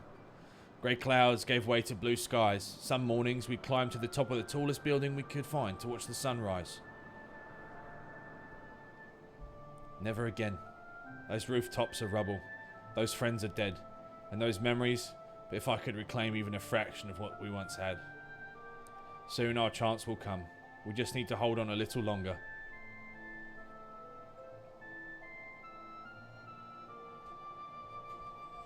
Copium.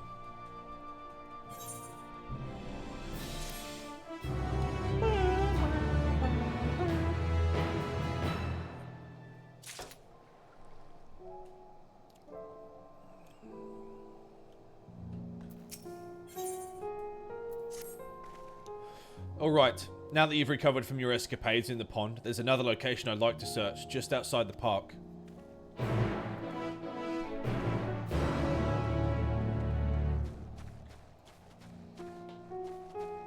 I was gonna say, why don't they prestidigitate the smell? And then I realized that's just fucking D&D.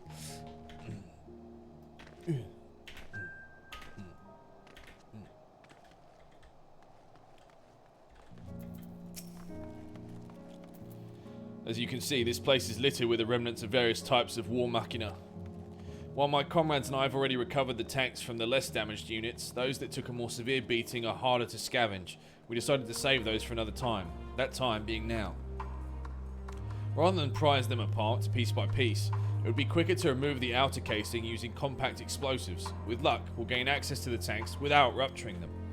Though the force generated by these devices is relatively weak, I would advise you stand clear to avoid being hit by shrapnel. But even bothering though, Before even bothering though, you should check the marking as ceruleum gauge to see if there's any left. It should still provide an accurate reading, even when the units itself are inactive. If the gauge is broken, I'll let you decide whether to use the explosive or not. Should you need more, come back. We fall. What the fuck?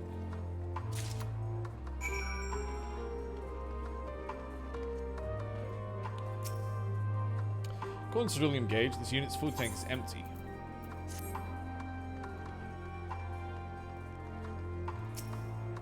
According to this unit appears to have been broken, giving you no way to determine how much fuel it will hold.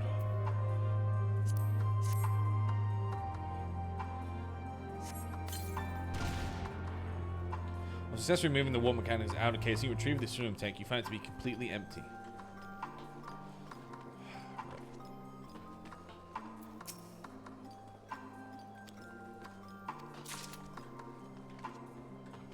If I was gonna play a caster, I think I would probably just do Black Mage. Honestly. Actually, I don't know. Maybe I'd do, after playing Reaper, maybe I'd do Machinist. Because if they're extremely similar, then it would be fun. This engagement this unit appears to be broken, give me no way to determine. Alright, let's go.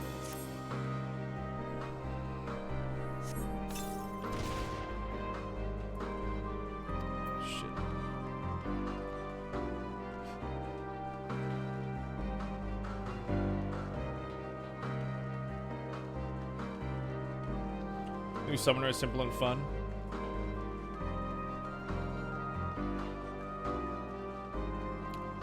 Machinist ain't a caster?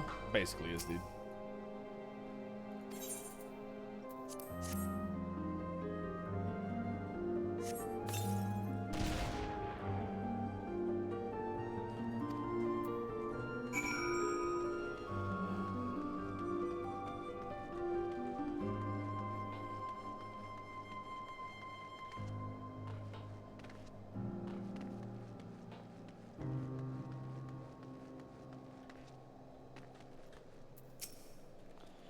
More explosives? Wait, is that what I think it is?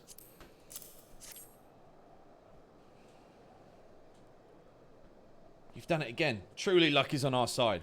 With this, we should be able to refuel quite a few of our heaters. It's time we headed back. Wait here while I go and see how Alice A and Alpha now are faring.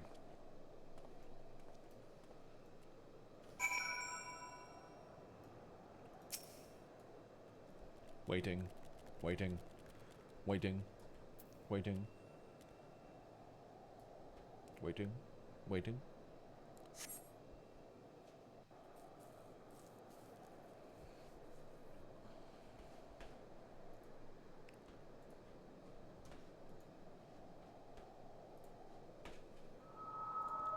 Finally escaped the watchful gaze of your keepers, have we? Don't react.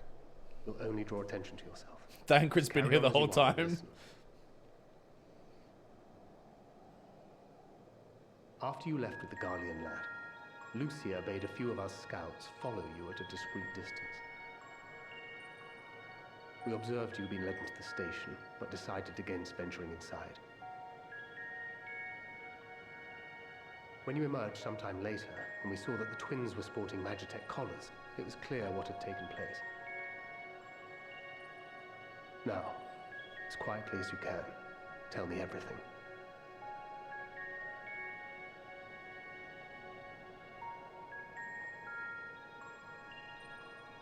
The legatus himself, eh? Now there's a surprise. This is also the first I've heard of a plan to join forces with the 10th and storm the Tower of Babel. An interesting development, and perhaps the opportunity we've been waiting for. Our comrades back at the camp also received some rather promising news, but it's still too early to get our hopes up. For now, keeping yourselves out of harm's way comes before all else. Whatever demands the Garleans make, indulge them.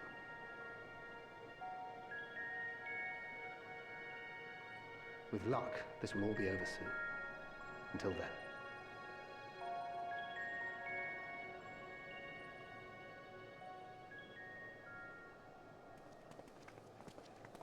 They had not gone far. We searched high and low, but no luck, I'm afraid. I might have guessed you'd be the only one to find anything. Yeah, you know how it be. I wasn't expecting much to begin with. Eventually, there will be nothing left out here for us to safely salvage. For now, this will have to suffice. We should return to the station.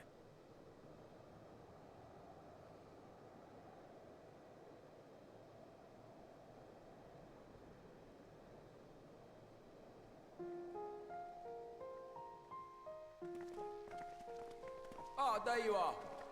Heard you'd gone hunting for ceruleum above ground.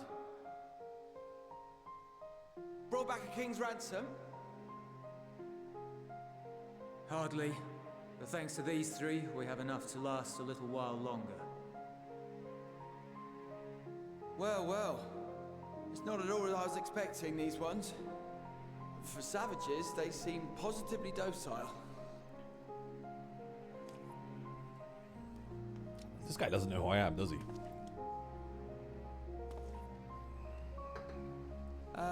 It's a poor attempt at humor. In all honesty, I'm grateful for your efforts. But even with another night of warmth, there are those among us who may not live to see the morrow.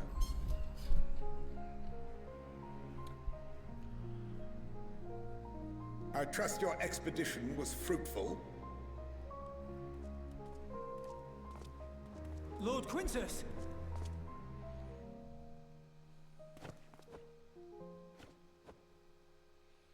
Use what you procured to refuel the armor.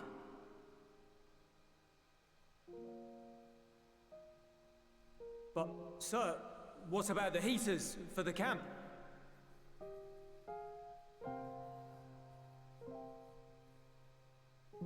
The time for action is upon us.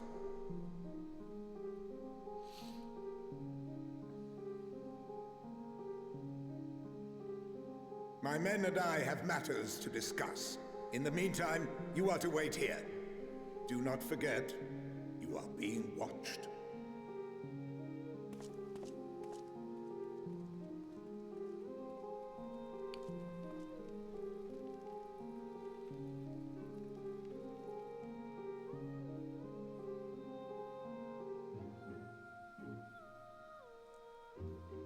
The time for action. What did he mean by that? I can only speculate. Clearly something requiring their magitech, given what we just heard. Whether they plan to utilize it now, or after they join with the 10th, is another question.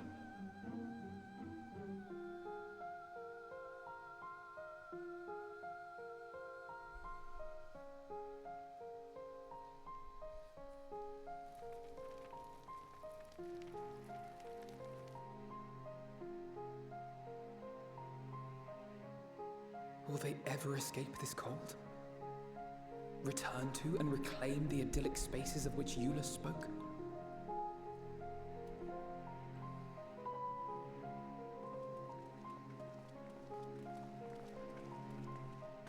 Finished your war, Council?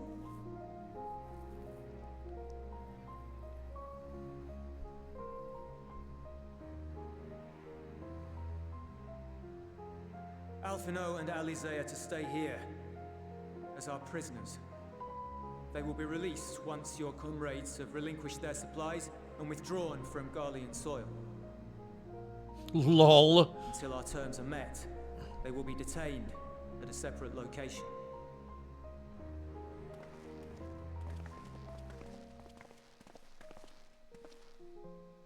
After everything we've said and done, this is how you treat us.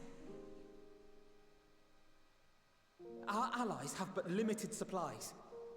They may stave off cold and starvation for a short while, but what then?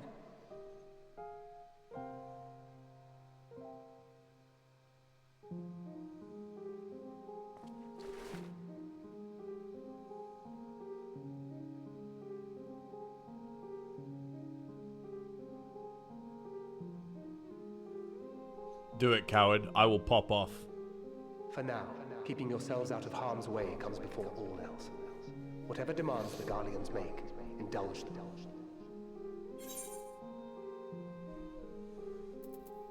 Do as he says.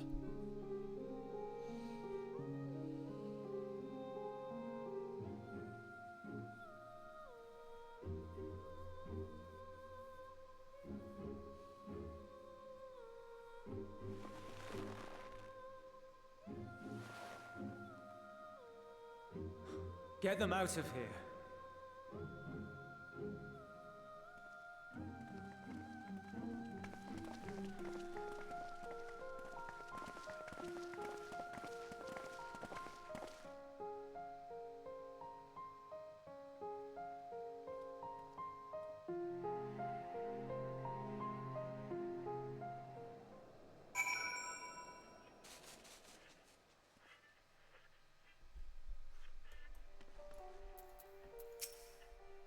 Alpha No and LSA will be fine, providing they do not resist.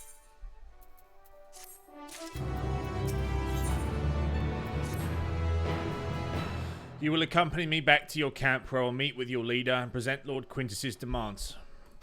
Before we depart, however, there is something I would ask of you. Assuming your contingent complies, the supplies they surrender will need to be transported here.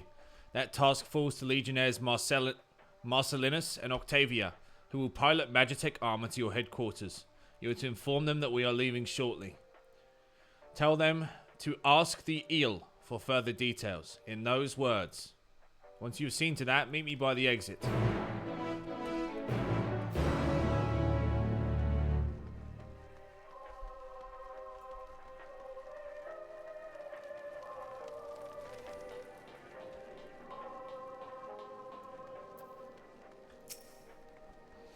What do you want with me? Ask the eel. So Lord Quintus has reached a decision. I knew he would understand, that he would recognize this savage as a ruthless, merciless creature, and defeat him we must be uncompromising. I am ready to, in the name of the Emperor Varus, for the glory of Garlemald, I will fulfill my duty.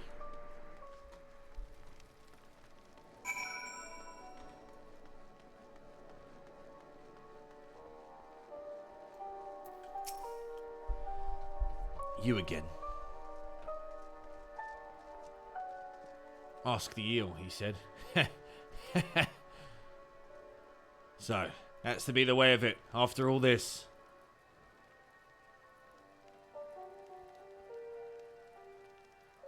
How ironic that you should be the one to deliver the news. If those are my orders, then so be it, for the glory of Garlemald.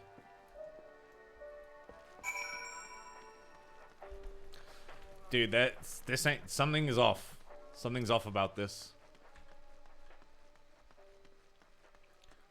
That feels like a fucking coup. That feels like the key words for a coup.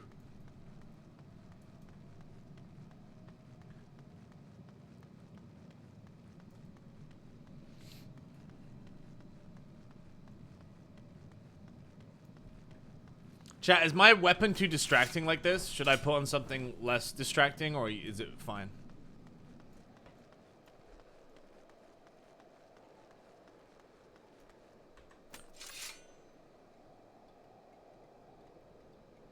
Glowy weapon, good.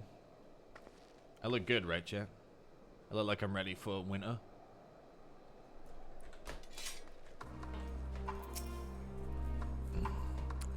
Have you done as instructed?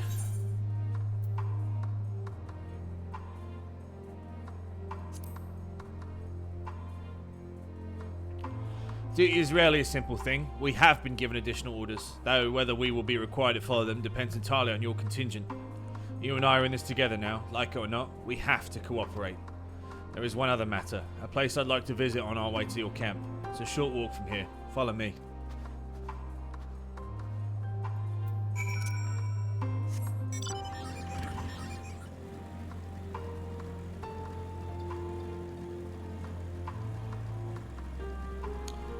Hey, thank you very much, Deda. 35 months.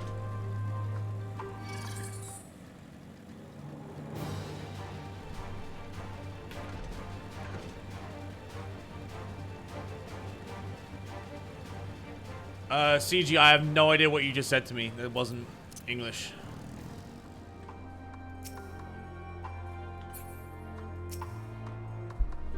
Judas lingers by the ruins, reluctant to leave and reluctant to stay, unable to move on.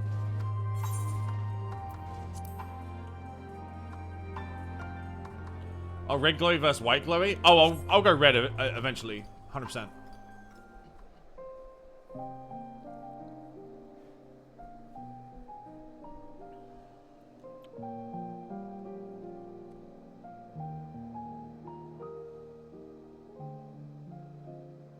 This is my home. Our home.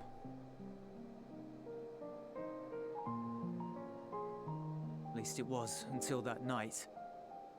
I was with Lord Quintus when the capital fell, and thus spared. My family, who did not own a radio, were less fortunate. When dawn came, I made my way here. My parents, my little brother and sister, they were still inside. But they weren't themselves, and they tried to. And I had to.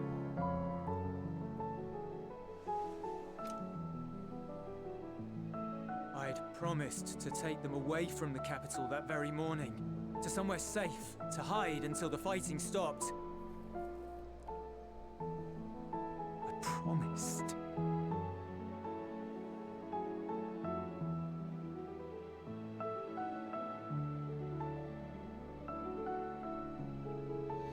Garlean flag bears a chain, the bonds between our countrymen. A red link at its center, the blood of the fallen. Our loved ones who lived and died for Garlemald.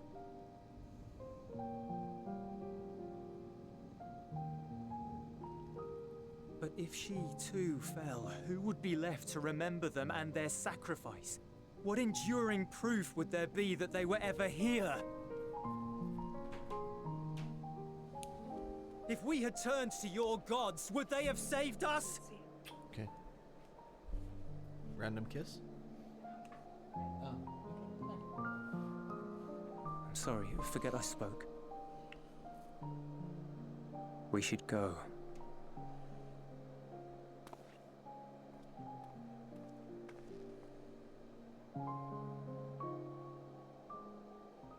Hey, Doc, thanks for the 6 months.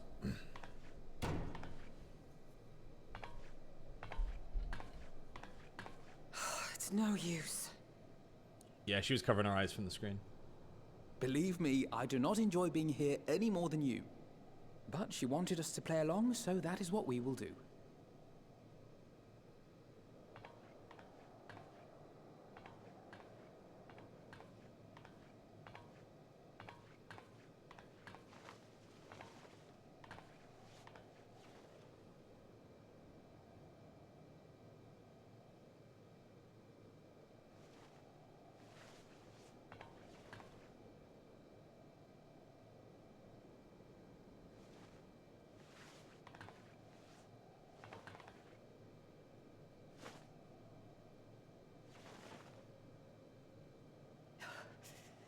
So cold.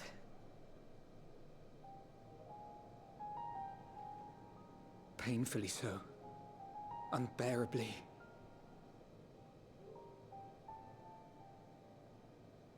I've been thinking about what Quintus said. About why no one would accept Garlean rule. Irreconcilable differences. When coexistence isn't an option, only conquest remains. Varys at Gimlet said much the same. Only by uniting the world beneath a single standard would we rid ourselves of the Ascians. United as one people, one race cleansed of imperfections. A cold and unforgiving vision. And when we fail to live up to their standards, what place is there for us in their world? But the truly sad, truly frustrating thing is how damnably similar it all is to the lofty ideals of Father and the Forum. Non-intervention. Always non-intervention. Protect our knowledge and our people, and to hells with the rest of you. And yet, I can see how it happened. Varys and Father looked to their elders for guidance and took their virtues as their own. But for this world was of their making. In who else could they place their trust? All of us lost in a sea of chaos, searching desperately for purpose and meaning. But it shouldn't just be an extension of another's. It has to be ours. It has to be. We all have a stake in this world. No one should be silenced. I won't deny that we lack the experience of people such as Father or Quintus.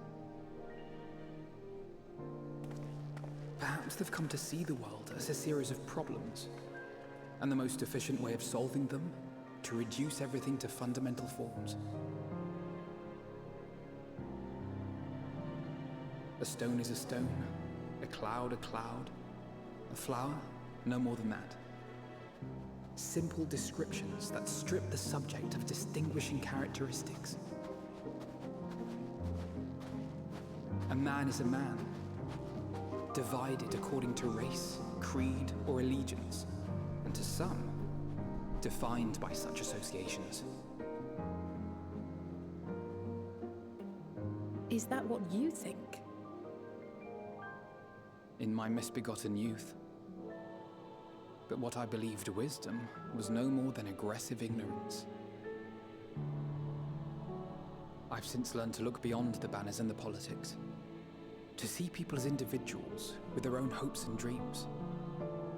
As for my dream of building a better world, well, every day I'm reminded that it is far more complex than I had ever imagined. But it only spurs me onward, to find the wisdom and the strength to see it through to the very end.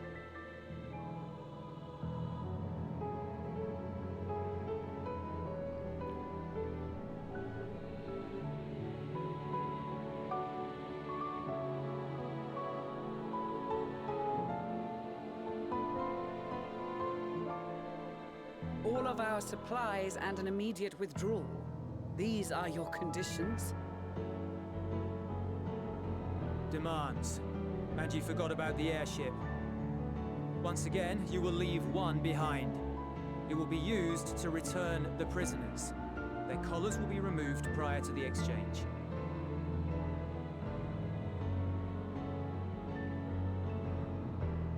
So in the end, not even Father's expertly worded rhetoric could deter you from your chosen course. Huh? Not that I thought for a moment that it would. I've no love for violence, of course, but ours is a cause worth fighting for. I just wish he'd realize it too. Sometimes the only way to protect the ones you love is to take a stand, to refuse to suffer in silence. I want you to know I share your conviction. Whether it be on the battlefield or in the debating chamber, I won't back down. I guess what I'm saying is...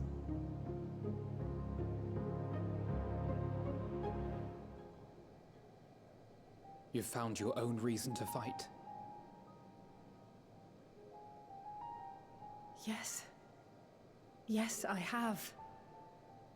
God's Nice. willing, there will come a day when we can finally lay down our arms, and there will be peace. But not until the Telophoroi have been defeated once and for all.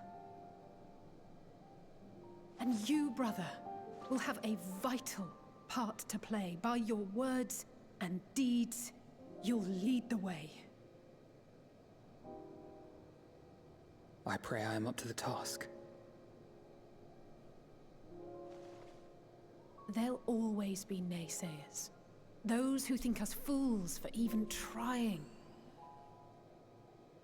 It's easy for learned elites to criticize earnest efforts and assert their moral superiority, all without offering alternatives. Not that their sophistry has ever wounded you. So stubborn and strong. Stronger than you even know. Don't ever change, you hear me? If you stumble, I'll be there to catch you. Or give you a thick ear. Maybe both, for good measure. Hey, last try, Vigrid, thank you. Thank you, Alize. Thank you too, Alize.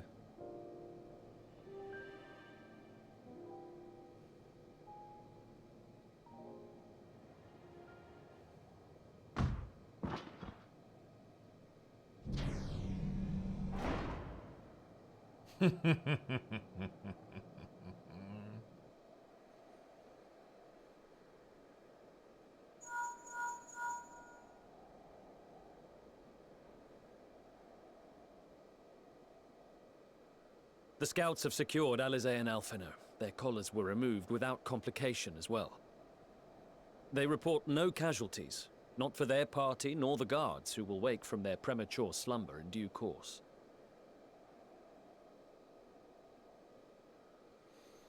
Yeah, you didn't take us seriously, it would did you, appear bud? the situation has changed. Uh-oh. I propose new terms. We have information that will be of great interest to Lord Quintus, and I wish to speak with him in person.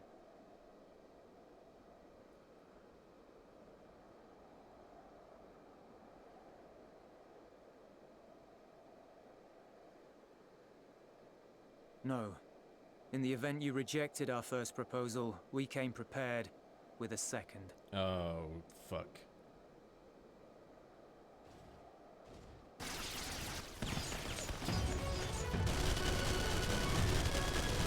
Ambush!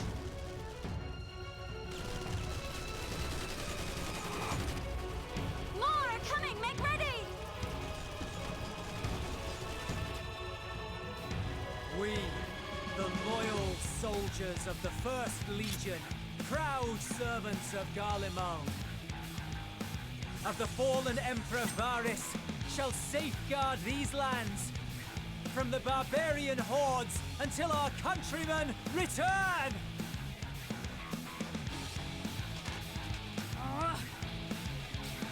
Stop, both of you!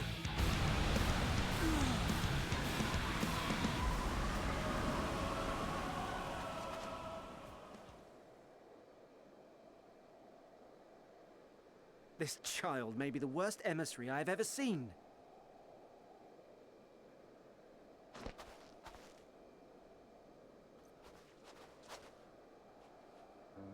We received an urgent communication from the Grand Company of Eorzea. Envoys from the Imperial Army, led by members of the 10th Legion, came to Alamigo and requested an audience.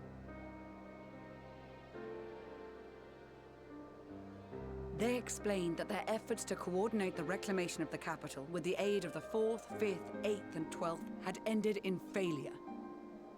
Communication between most legions has broken down entirely. Most of the 10th's conscripts have deserted, leaving their forces severely depleted. That is why, unable to continue the fight on their own, they and their allies turned to the Grand Company of Eorzea for aid. Lies. Every word. It is the truth, and I have not finished.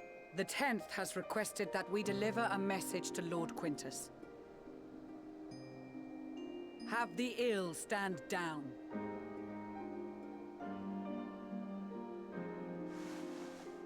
You have been listening, my lord? What are your orders?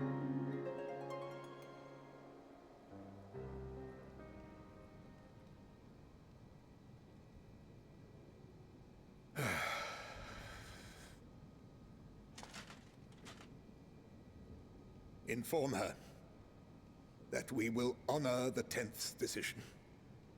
Owned. Ratio fell off. Seethe, cope. Bereft of hope, and now dignity.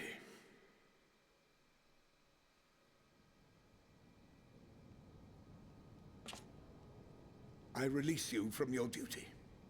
All of you.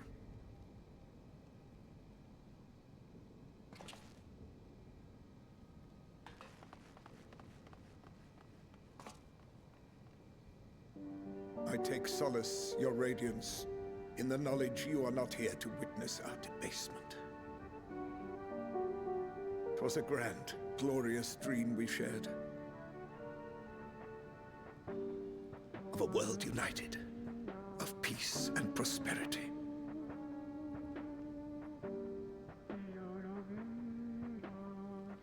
We are ghosts, you and I, memories of days gone by.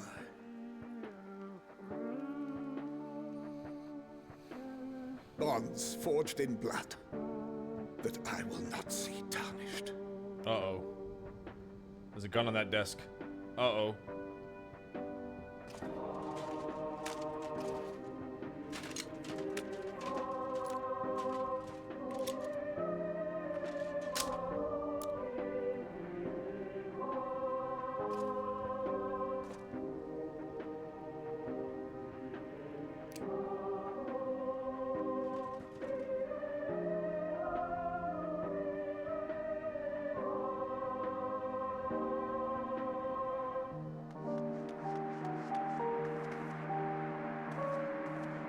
Quickly! We have to reach the station before it's too late.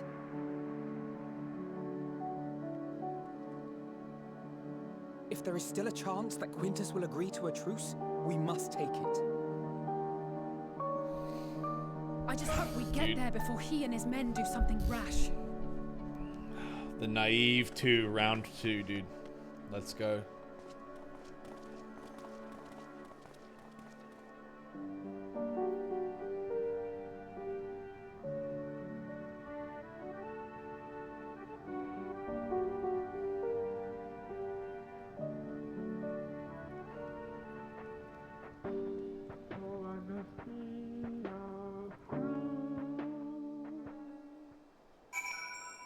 Damn, son. Damn. Much and more has occurred since we last met. As for determining what comes next, we must speak with Lord Quintus.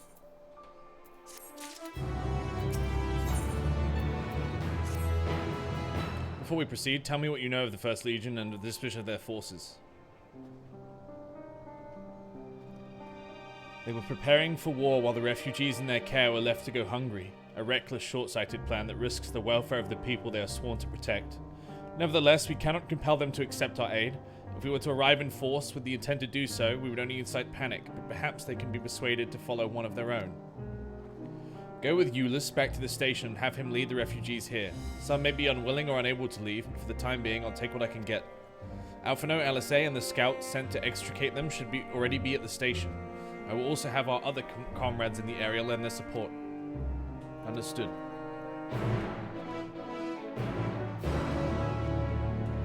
Blue quest, blue quest.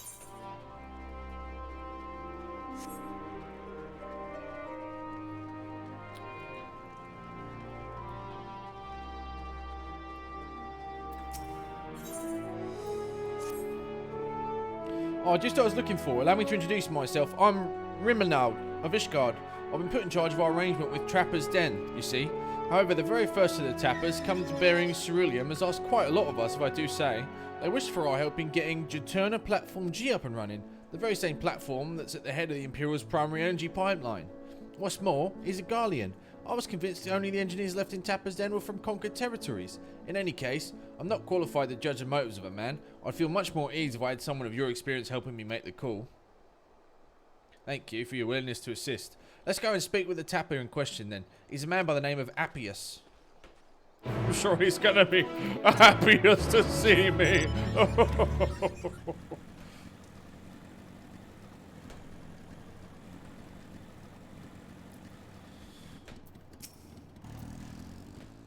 I suppose you must be friends with Rimonard wanted to fetch.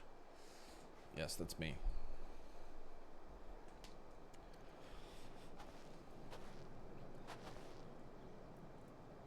You have my thanks for getting him to agree to my proposal. Do not misunderstand. I've yet to agree to any such thing. I merely wanted someone else present during our talk. Very well. Now I do believe my profit deal would be a boon to us and the Isilbard contingent alike. I used to work on Juturna Platform G, you see, so I know more than most about the facility and its operation. That may be so, but your relationship to the facility notwithstanding, why should a Garlean such as yourself still be taking refuge in Tapper's Den? We've been led to believe that the former workers residing there were from the other territories. You're right on the technicality. I was a supervisor rather than your typical staff. When the platform went down, it only seemed right that I stayed with the crew. I always thought we were close, but living alongside them in Tapper's Den has made me realize that I took them and their skills for granted, and that's to say nothing of the blind eye I turned to their struggles. That's why I came to you. It's high time I be of some real use to them, and everyone else, if we're lucky. If we manage to get the platform back in working order, it'll dramatically increase our capacity to pump and refine ceruleum for everyone in the region. Sadly, we're more than a few hands short of a full workforce, not to mention the lack of supplies, which is precisely where you come in. Help us get things up and running again, and you'll have your share of the ceruleum coming out of the rig. You couldn't come up with a more mutually beneficial arrangement if you tried. So he says, what do you think?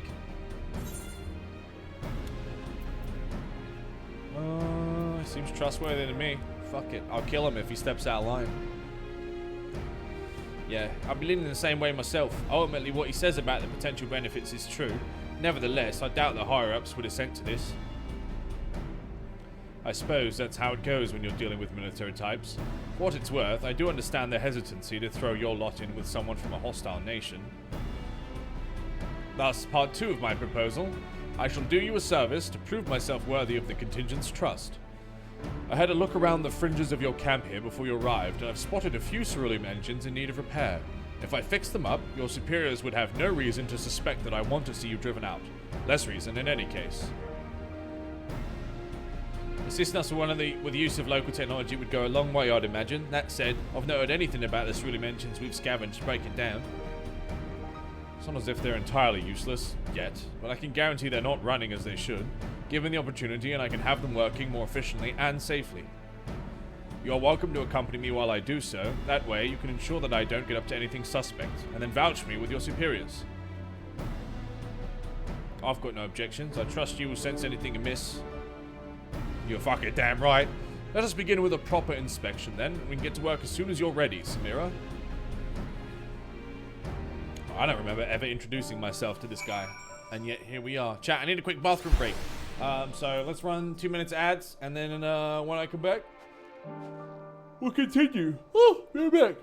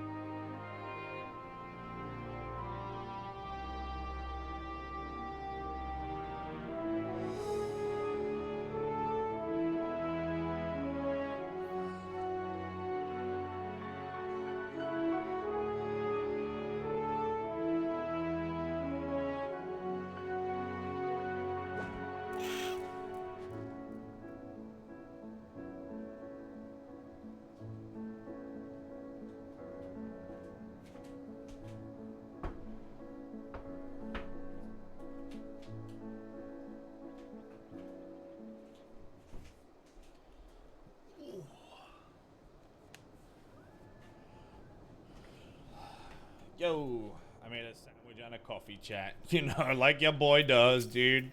We're back.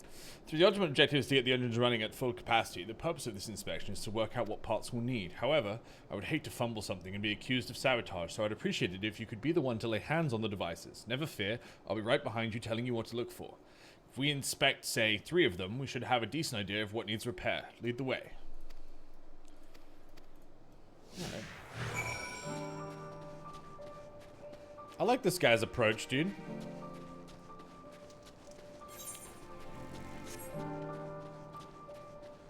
He's like, yo, let me fix all your lamps as a goodwill. Are they inside the buildings? Yeah, they are.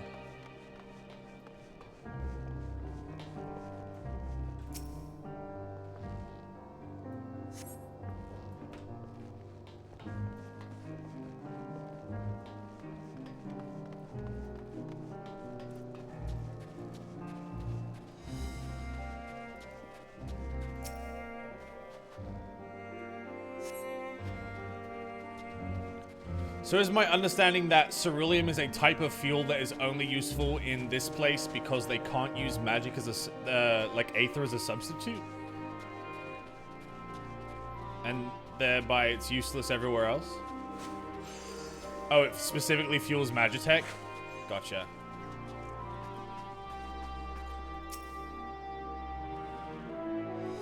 It's oil, right.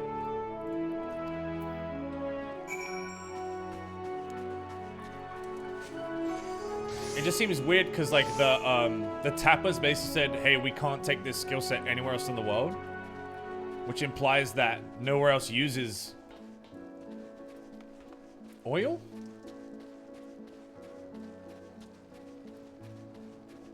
Or maybe it can only be mined here? I don't know.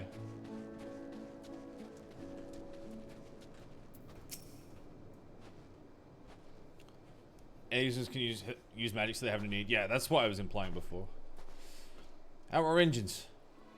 Alas, I fear that each of those we examined are guaranteed to break down sooner or later should you continue using them in their current state. Surely you jest.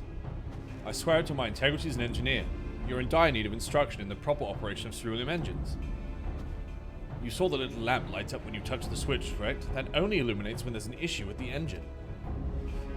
It was switched off for want of fuel when the settlement was abandoned, no doubt. It prevented them from burning out, only to let them freeze solid instead ere you lot turned them on. From the state they're in, I can only assume it didn't occur to you to warm them up first. I notice you have heating technology of your own. It will do you no good should the engines to power break. Now will it? You have nothing to lose and everything to gain from my assistance. I'm a machinist from frozen climes myself, and what you say sounds plausible enough. Very well. Sorry, machinist. On behalf of the camp, I formally asked you to repair the ceruleum engines. That's the spirit. I knew you'd come around.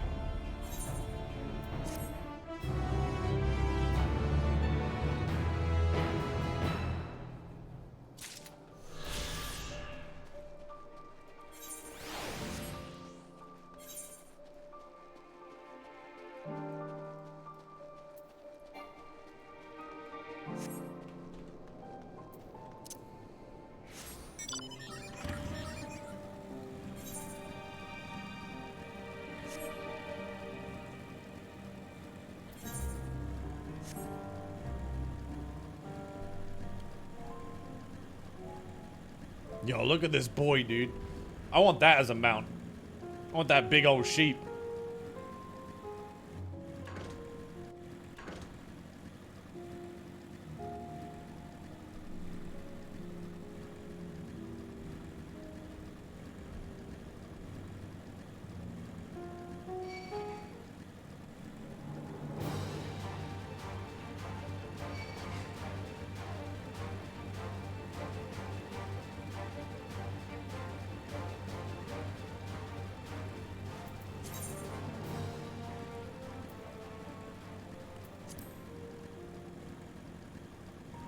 Is my MSQ still at 82? Oh, we're 83 now.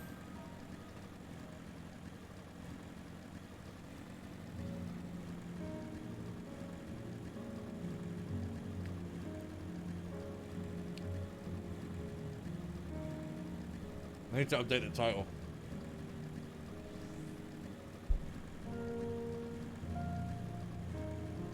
There we go.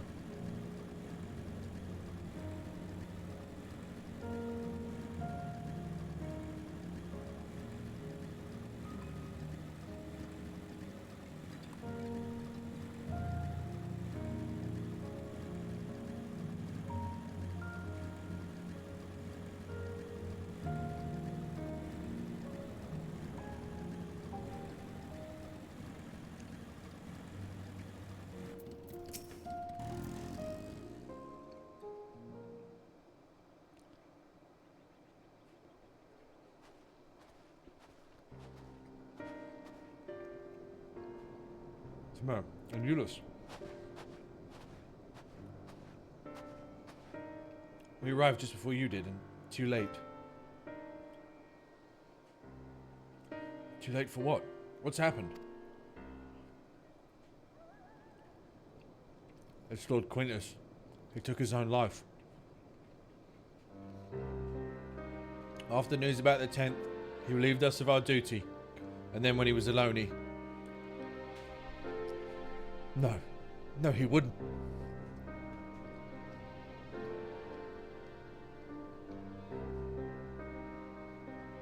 Thancred and the others, assisted by the soldiers, hath seen to the remains.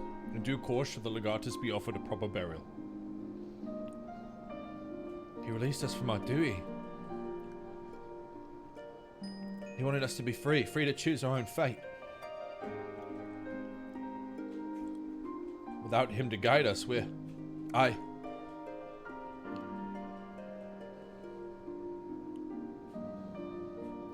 have just this moment spoken with Lucia. We're ready to commence transfer of the refugees here to Camp Broken Glass, should they be willing to accept our aid. Some would rather die, but most of us just want to live. Songs and standards be damned, we just want to live. Well, I need to speak with the refugees. They'll have to decide for themselves if they wish to come with us. If any would prefer to stay, we can have supplies brought over for them. It'll be a hard journey for the others, but we'll see they reach our camp safely.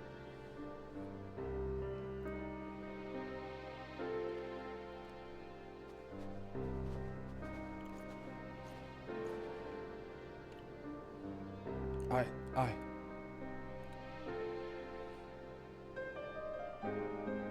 Can someone explain what MSQ means? I don't know anything about this.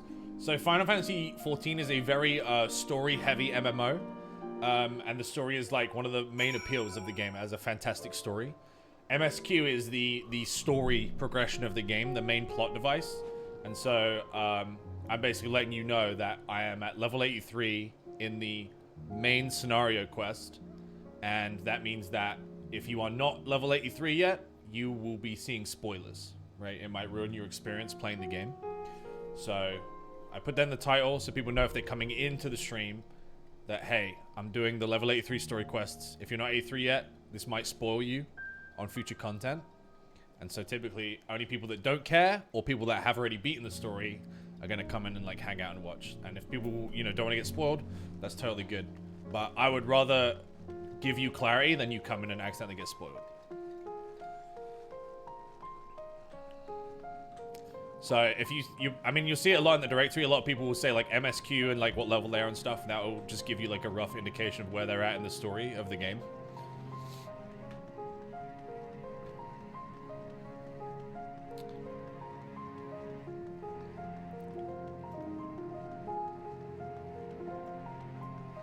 A lot of people enjoy like watching other people play through the story and to see, you know, their reactions and stuff like that. But typically only want to do so after they've experienced it. Final Fantasy is definitely one of the games where people are really kind of like strong, feel quite strongly about that. And that's a testament just how good the story is, that they would rather not get spoiled. But yeah, that's what MSQ means. Alright, let's speak to some people. It was only ever a dream, wasn't it? To think we could reclaim it, rebuild it ourselves. Before all this began, I sent my wife and daughter away to the provinces. If there's a chance I might see them again, I'll take it. So take me with you, please. Okay, you're coming. What about you, Seizo? Well, got the Aetheryte sorted in the end, and all it took was a few adjustments, and now it works as well as it ever did. From what I can tell, the one in Laterum is also functioning as normal. That's what you lot are staying at, isn't it? Now that most of us are packing up and leaving this place, I reckon there'll be more use for me and my skills over at your camp. Alright, where's the one person that's going to tell me to fuck myself? Because it's coming.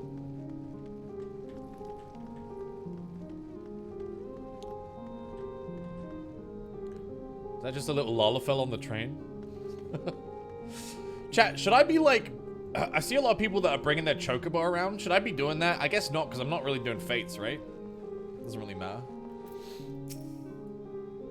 Ah, it's you. The one who treated me with such kindness. I heard from the others that you're not from around here. I thought you were one of us. Not that it makes much difference now. Purebloods, migrants, savages. After a while, the words start to lose meaning until all you're left with is anger and fear and hate, and I'm too tired. If you and yours have come to offer aid, I'd be glad to accept. Alright, everybody said yes.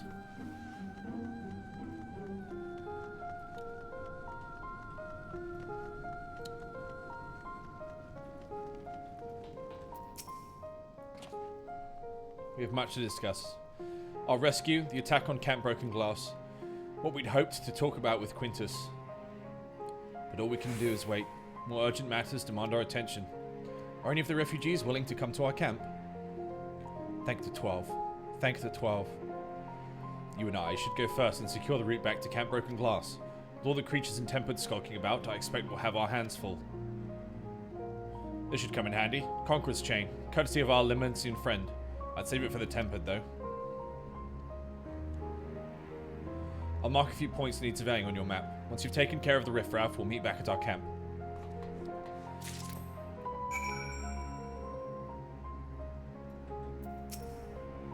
Why?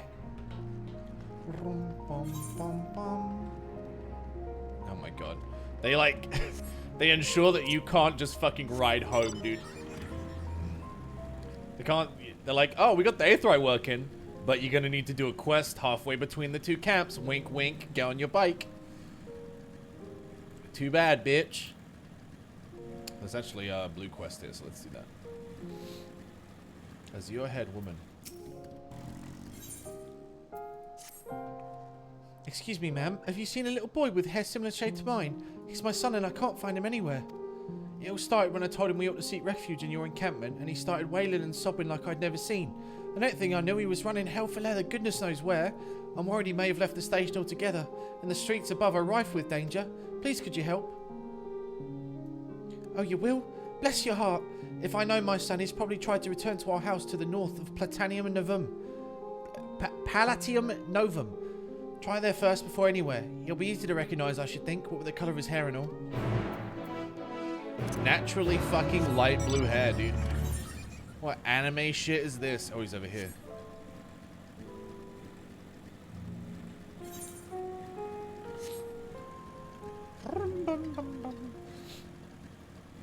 Jima, are you like much further ahead? I assume so. Is Cloudbike inherently faster? Yes. Yeah, it has a built-in speed boost. It's the fastest non-flying mount. Oh shit. Okay. Yeah.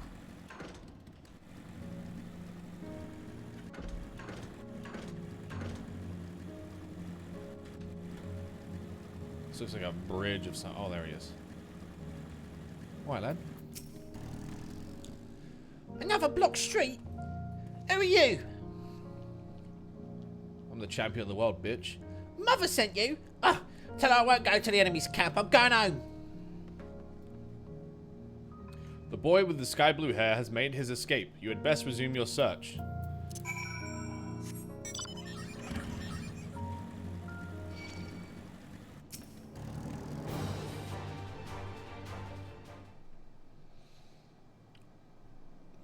Slippery little bastard.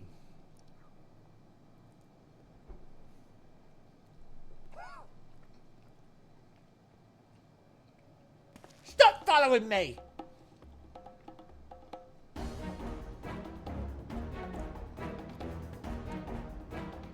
Did my character laugh?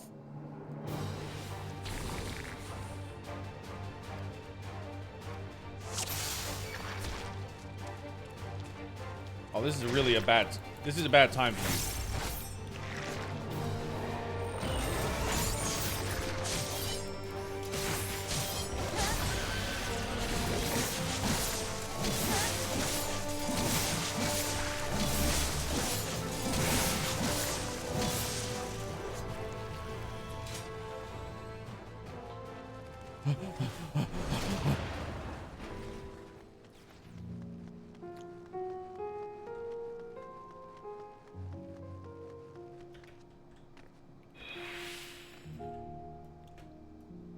This way's blocked too.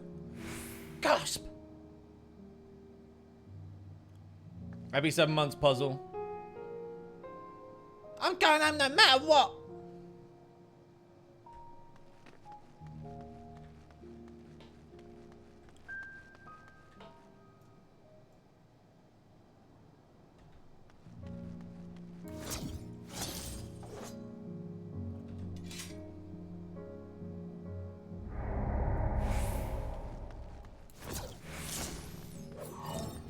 Okay.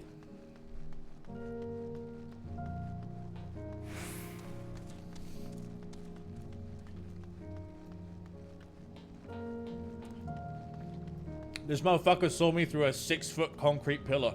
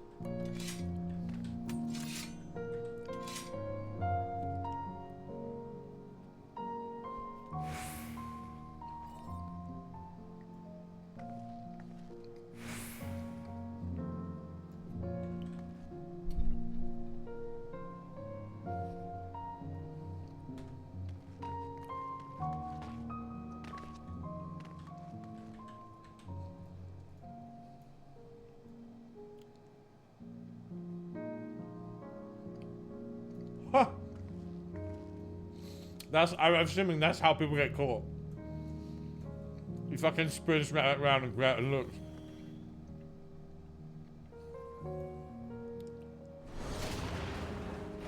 That's bait, dude. That one got me 3 times.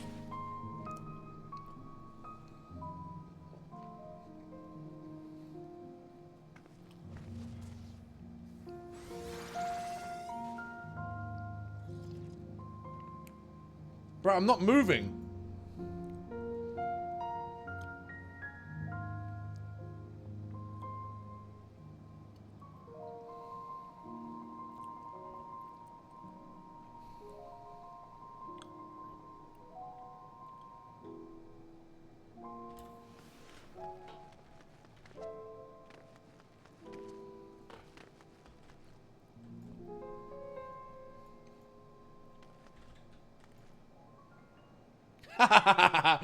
Dude, this kid fucking trolls, man.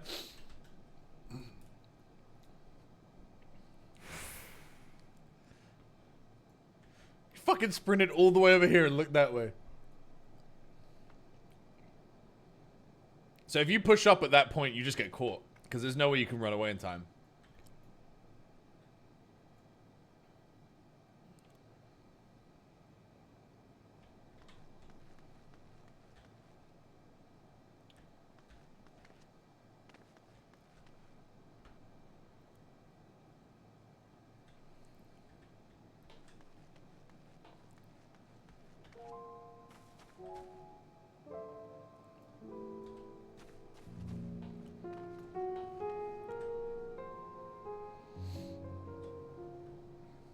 No, I'm home. It was right here. It was right here. again. Leave me alone. I'm staying here to build a new house, bigger and better than my old one. God, you're fucking dumb. The child has escaped your grasp yet again, somehow. Champion of Eorzea, slayer of gods, saver of worlds. The child has escaped your grasp again.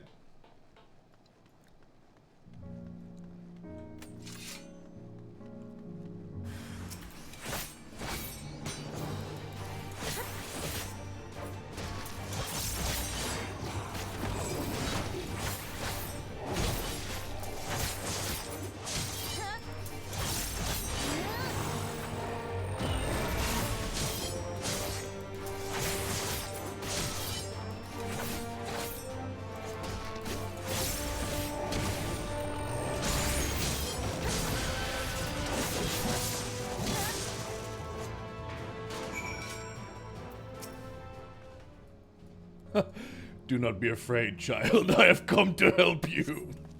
I am not your enemy, child. Why do you care so much? We're enemies, remember? Why are you trying to help me? How would your mother feel if something would have happened to you? I get down on my knees. I'm still a fucking horrifying demon. Be not afraid, I say to the child. There we go. I don't care what you say. We don't need your help. My mother's worried I should go back to the station.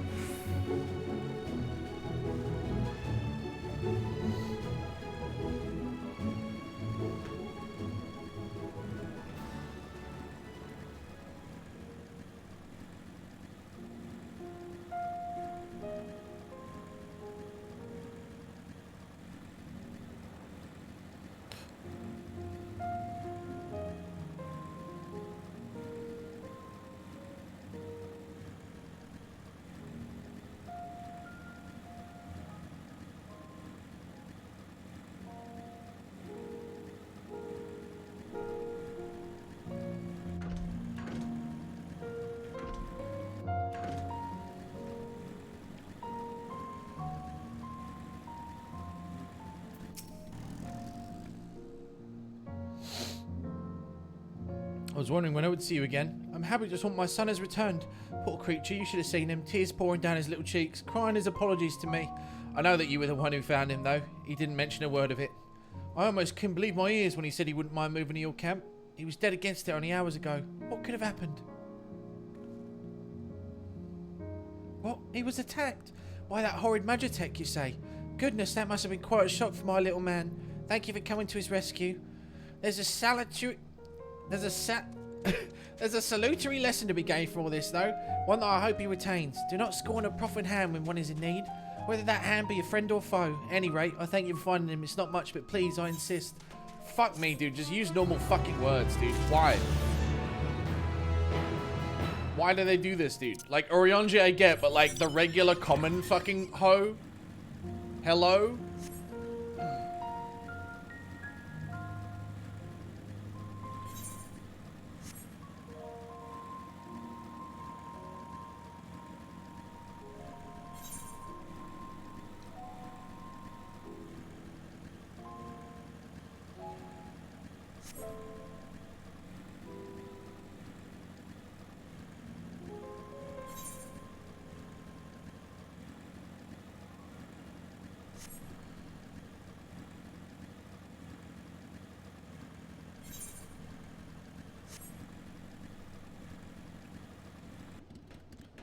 Alright.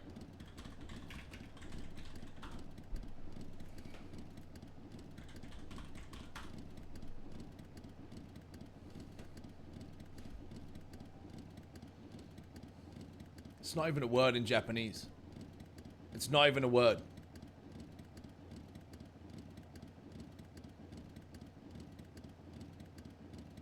So, how did the translation guy get from whatever was said in Japanese to salutary? Because it's not even a fucking word in their language. He's actually trolling. He or she. They.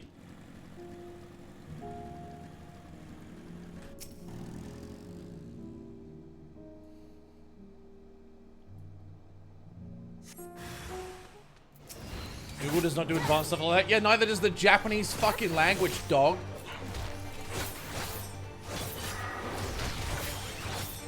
You know how dumb the English language is?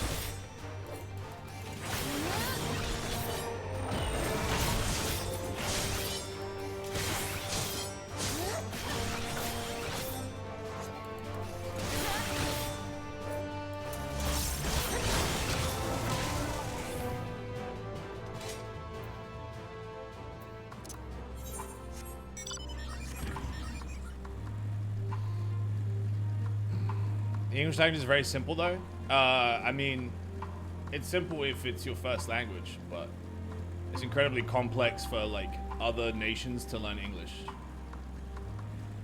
English is fucked, dude. We have like, the English language has like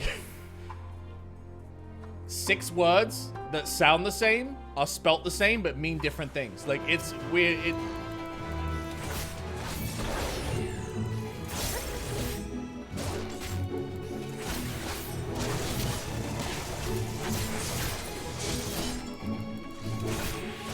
As a French was being used, do you know what? I was about to say the only thing harder is French. But I know Chinese is really hard as well.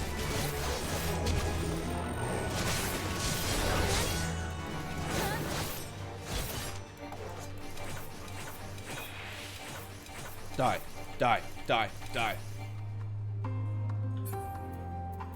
What's this? Oh. We'll chain him up. Huh? Try German? I actually didn't find German very difficult at all, honestly.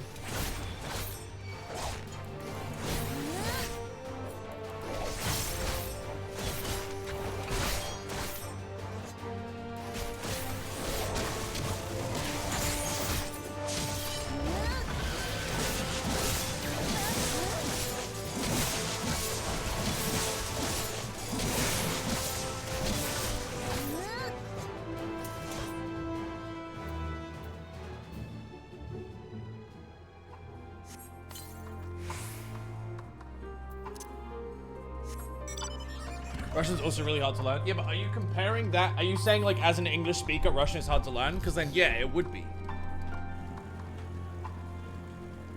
Because they're radically different. It just depends where you're from, right? Like a Spanish person learning Portuguese is going to be, and Italian is going to be pretty straightforward.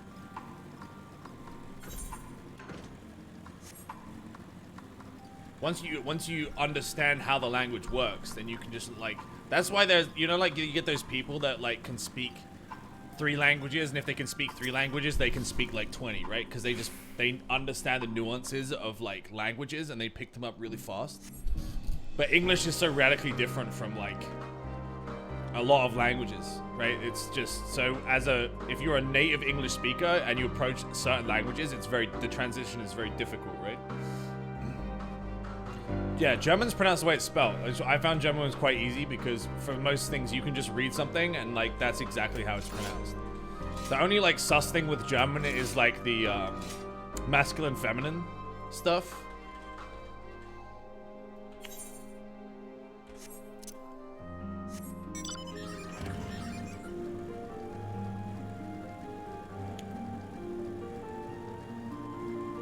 Scandinavian's cheating, so you can speak one, you can speak all to a basic degree. Kind of, yeah, I guess so.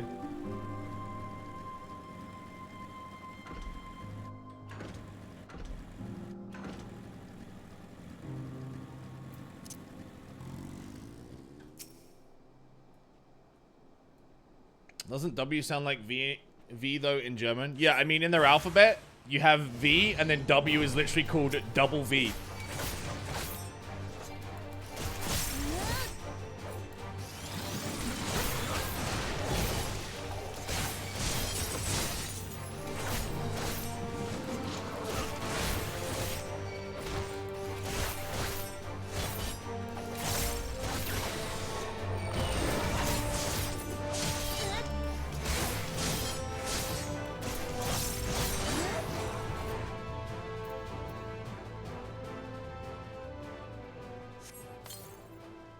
I know my chat is arguing this. English is widely regarded as being difficult to learn.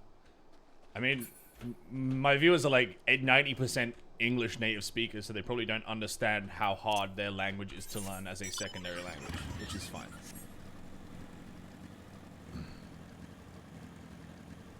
Yeah, even fucking people that speak English can't speak it, dude.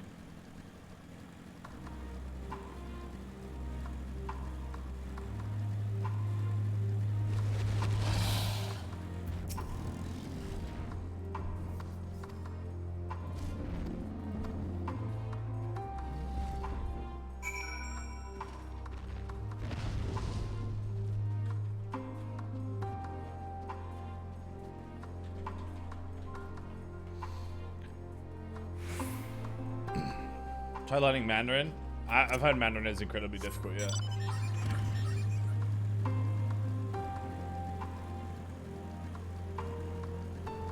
English is difficult. It comes from the weird rules that only play very specific word combinations. Yeah. That and a lot of words are said completely different to how they are spelt.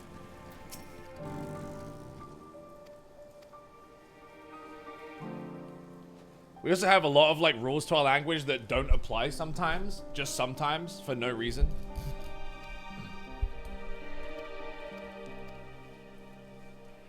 You can say, I don't know the man, his heart, his reasons, noble otherwise, died with him, and it falls to us to clean up his mess.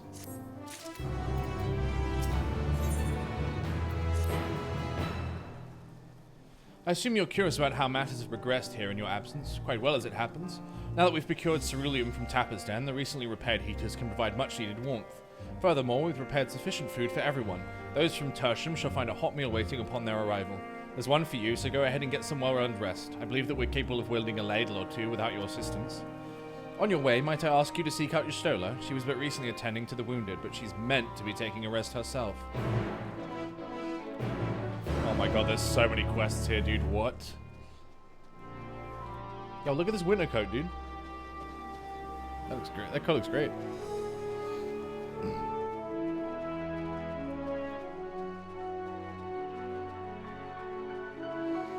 A lot of people learn English for osmosis. Yeah, I got a couple of Swedish friends that literally like learn English just through watching TV. But so when they speak English, it's in an American accent because they learned from their televisions. Allow me to introduce myself. I'm Gala, 1st Legion. I've been doing what I can for the refugees, so I suppose I'm one myself. You see, I've always tried to help those in need. Some call me a busybody, in fact. Before joining the military, I was a member of the Vigils Urbani, and it was our duty to keep the citizenry safe. Old habits die hard, though, which is why I'm determined to look after that lad. He's been separated from his parents in the chaos, but he won't leave the station without them. Thing is, there's no place for a child his age to be fending for himself. You've seen the conditions there. He needs food and warmth, which you and yours have been kind enough to offer. I should go back to the station to try persuade him to join your camp. Could I trouble you to accompany me? It will do him good to see you're not the monsters he probably thinks you are. Ah, another dumb kid that won't come to the camp.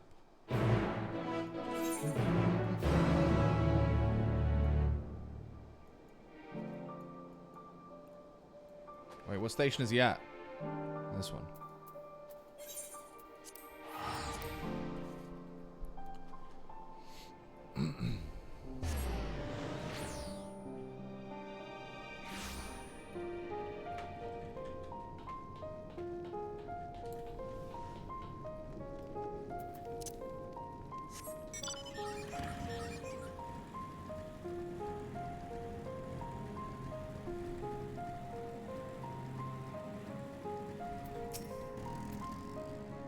If my prediction's correct, he should still be around here. His name's Volusus, but most know him better for his scarlet locks. Considering how reluctant he is to leave, I doubt he'd answer if we tried calling out for him. Would you mind helping me look?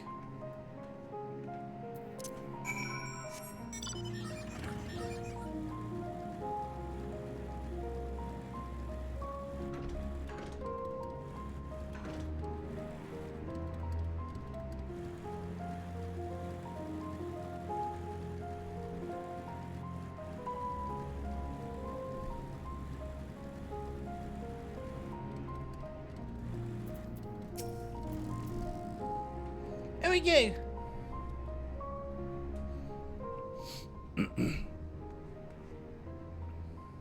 Volusus, we've been looking everywhere for you. Still refusing to join everyone at the camp, I see. I'm not going anywhere. Not with that Mum and Dad. Don't you see? It's for your own good.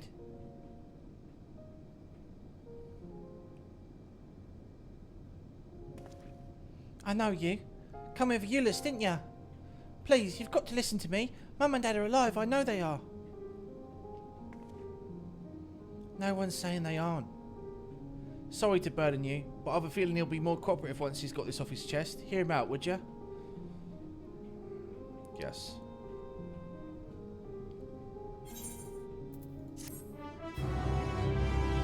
Oh wait, hang on. I just got my quest completed, so I'm gonna go. Good luck with whatever it is you're trying to do, kid.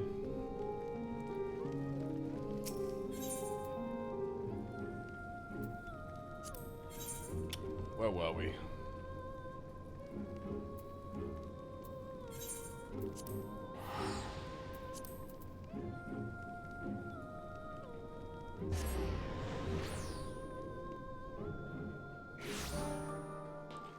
Alright, our other blue one is over here.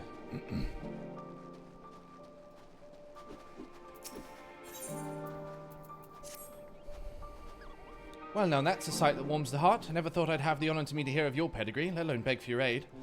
You see, I've got a shipment of supplies to send down to Tapper's Den, and having someone who knows the lay of the land by my side would go a long way to ensure its safe delivery. I'd defend it myself, but I have to carry the bloody thing. If you'd be so kind as to escort me, I assure you I'd make it worth your while. Sure.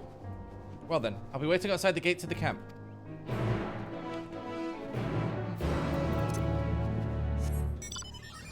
At least you heard the kid out. I literally didn't though. She was like, it'd mean a lot if you heard him out, and then I said yes, and it said quest completed, and I left. Yes, I've been taking proper breaks and imbibing sufficient water, but what of the Warrior of Light? You and the twins have an established history of reckless disregard for your own well-being. We're all fortunate that none of you landed yourselves in my care. I've already quite enough to deal with between the tempered and the first's wounded. Alas, though I can mend their bodies, the toll their experiences have taken on their hearts and minds is another matter altogether. For their sakes, we mustn't waver, but nor must we rush ahead in eagerness to see the day won, and in doing so invite disaster. Okay, that's like a big cutscene thing, so let's do this quest first. And then we'll come back.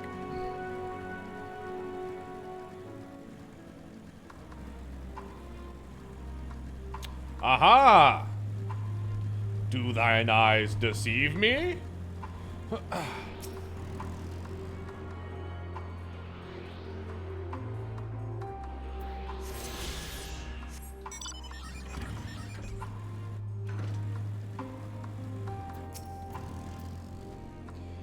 There you are. I knew you'd have the heart to help a soul in need. Okay, she's accompanying me. Can she accompany me if I mount up?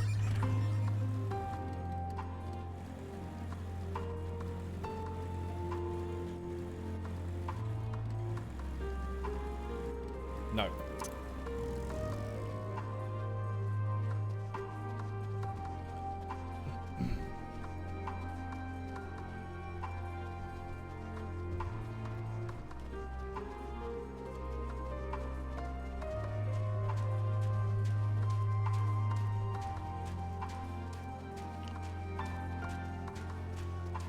Why don't they just, like, give them a mount?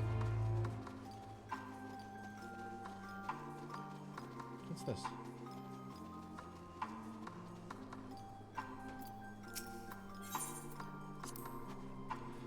It'll be some time yet before we've mapped the entirety of this vast expanse. It stretches north as far as the eye can see, unhospitable to even the hardiest of explorers. It's a wonder that Guardians survived at all, let alone went on to form the Empire. Seeing the Magna Glacies with my own eyes, however, I've gained some understanding of their disposition.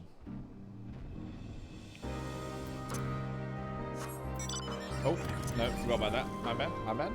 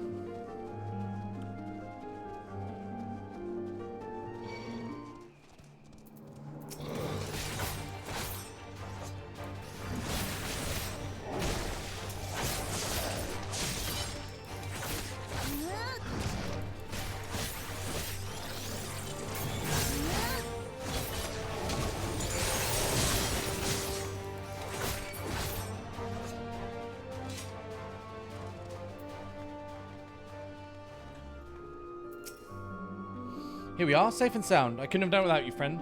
Now all that's left is to deliver the goods. Let's enter those caves and get some shelter from these freezing winds, eh? Okay.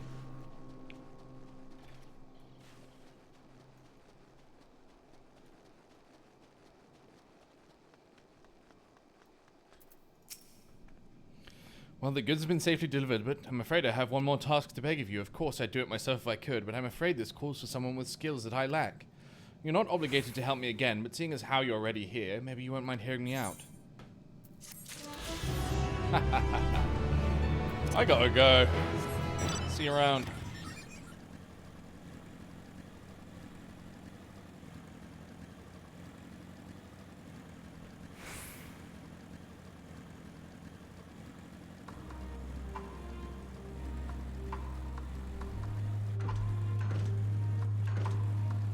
How do I see the Aetherites again? Aether currents. Oh my god, there's a lot.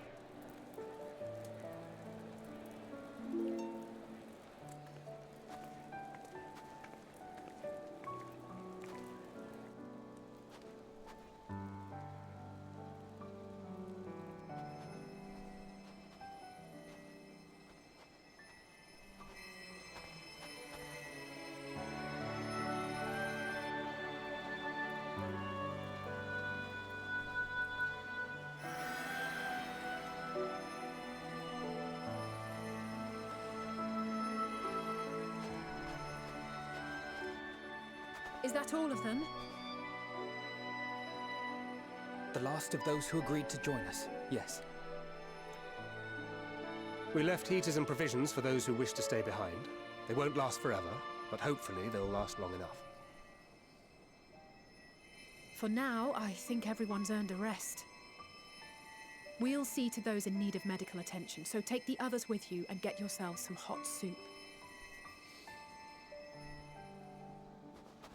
Dude, the Alpha Alizé scene was really good, right? I'm still thinking about it.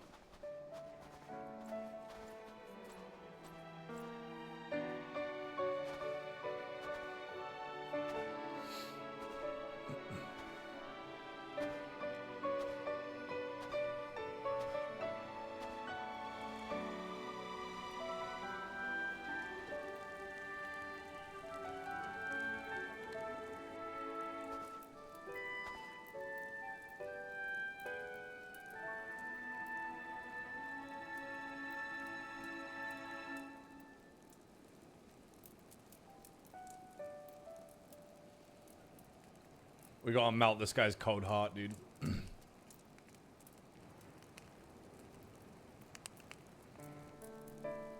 Warmth. At last. Marvelous, isn't it? All thanks to the resourceful machinists of Ishgard, I might add. On their behalf, I bid you warm yourself to your heart's content. Hold on. Your people might have scribbled a few things on a piece of parchment, but it was our Leminson Smiths that put the bloody things together. Well, be that as it may, we single-handedly got the interior heating up and running again, didn't we? The hell course you did. We were there every step of the way. We? You barely raised a finger to help, you ale-sodden reprobate. I did a damn sight more than you lily-livered bilge rat. Take that back. Make me. I will not stoop to your level. Here.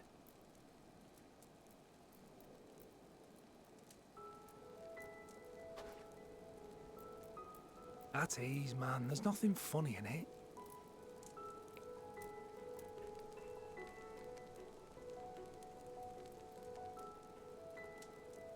I'm from Alamigo, but was a conscript until recently. Used to eat this with the officers. Apparently, it's adapted from a steppe recipe. This is my first time trying it, and I have to say, it's not half bad. Mmm. It's a bit too flavorful for my liking. The G-Mart of the group. Perhaps compared to what you're used to.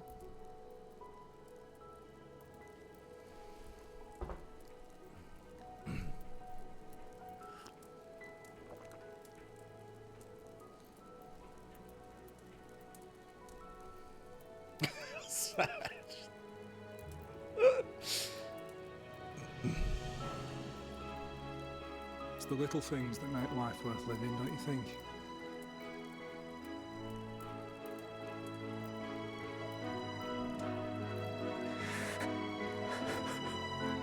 Aww.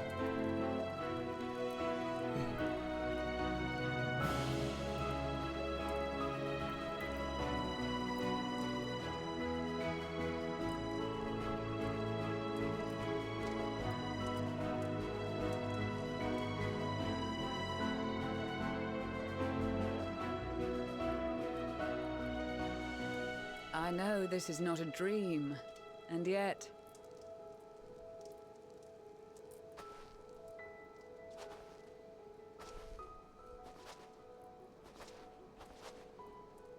I felt the same way at the Dragon Song War's end. Every morning I would step outside and need to be reminded that it wasn't my imagination, that my world had been forever changed.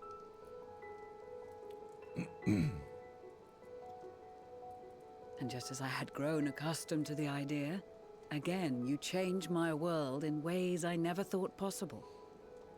Oh, I'm taking credit for this? Alright, sick. Sure, you got it. Were it not for you and your fellow scions, the rifts between man and dragon and myriad tribes might never have been bridged. The Grand Company of Eorzea, the Ilsabard contingent, we owe it all to you. We've shed many tears in recent days, of pain and sorrow, triumph and joy. I much prefer the latter.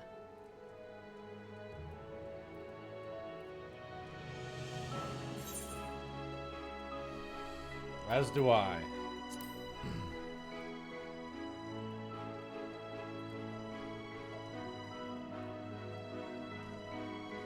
I'm honored to fight by your side. As an Eorzean and Garlean both, I shall do all in my power to bring my peoples together.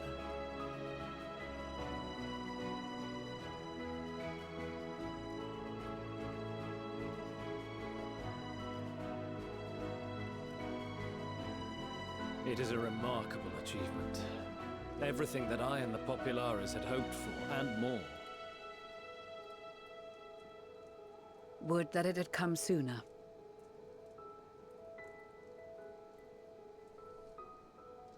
Indeed. Too many are not here to see it. And yet, there is a warmth in my breast, as if they still share in this moment. Yes, I know what you mean.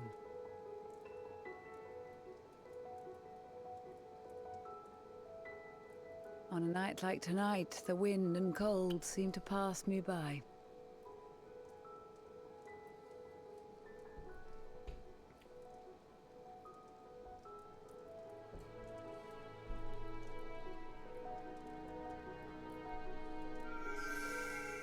The flower.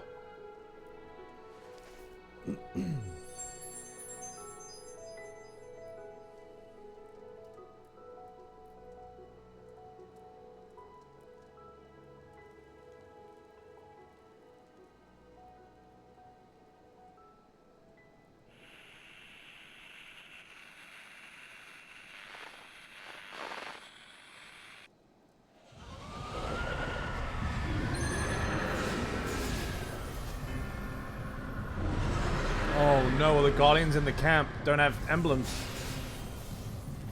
Do they?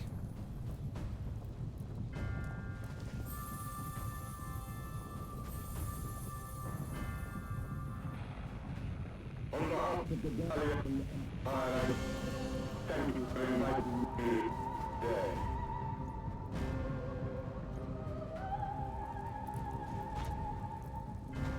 What? Emperor Varys? Oh no.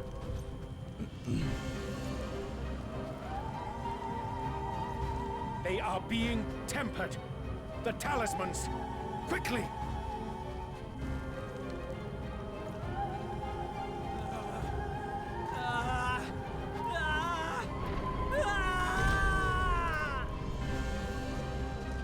Surely if you just like hugged one with your talisman. Brave hero. My lord has requested your presence, and I would hate to disappoint him. You motherfucker.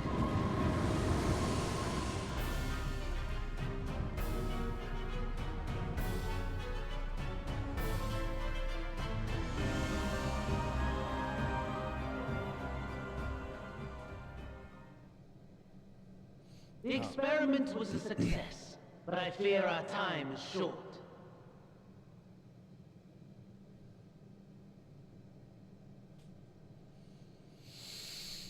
I shall begin the preparations.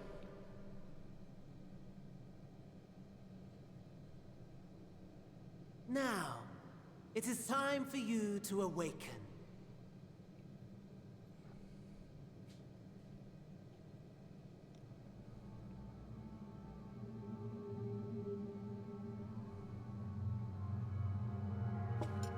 Good morrow to you.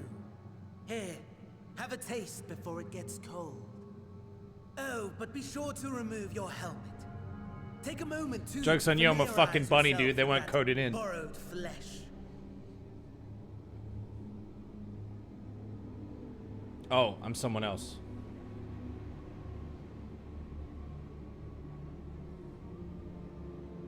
So, how does it feel? I, for one, find those first moments within a new body to be most refreshing. We had a Magitech engineer by the name of Aulus to thank for this method of soul extraction and implantation. I believe the two of you met briefly in Alamigo. His was a rather sticky end, wasn't it? Thankfully, he was thoughtful enough to leave behind his mind-jack technology. I took the liberty of making some improvements and selecting you as my esteemed test subject. This is such a pain in the ass.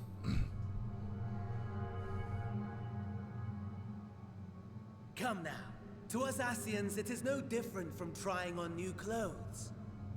Why not make the most of it by partaking in this fine cuisine?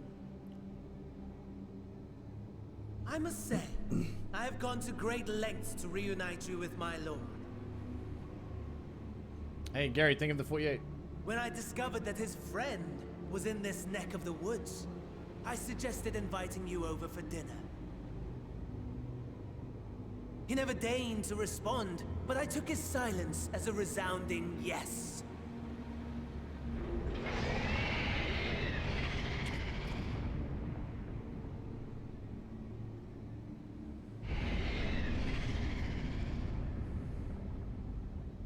Oh my!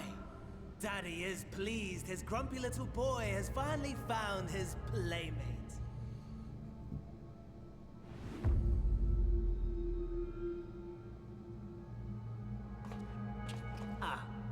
exposition is in order. The Garlean Empire has long outlawed all forms of religion. No gods to worship, no risk of summoning. Brilliantly simple. But people being people must turn to something or someone in their hour of need. Who then? Why, His Radiance the Emperor, of Wait, course. they made Emperor Varys a primal? Damn. As you have observed firsthand, Garlemald has seen better days. The legendary Solus Oscalvus, dead. Provinces near and far in open rebellion. Our bold new emperor assassinated. And that last one even sparked a civil war. What rotten luck. The people cried out for salvation. Their earnest pleas, one might even call them So prayers, each of the towers had a piece of Varys in supplication it? united They were for just the Empire charging to with Aether? reclaim her former glory. And so their will did manifest, channeled through the corpse of none other than Emperor Varys himself.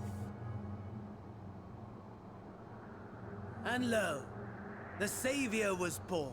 Oh, The shit. embodiment of the Garlean spirit. Anima. Their anima.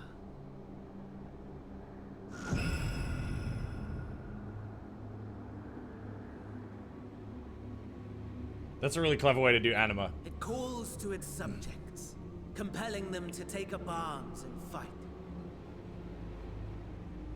And just as the wealth and power gravitate towards the Empire's capital, I thought anima was so female too though, does but ether I guess it doesn't matter. from every corner of the globe.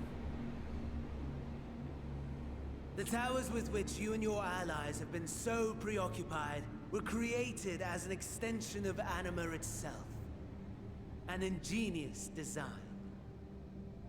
She's female in 10? Yeah, Would she's you like not Seymour's agree, mom or something, my right? lord?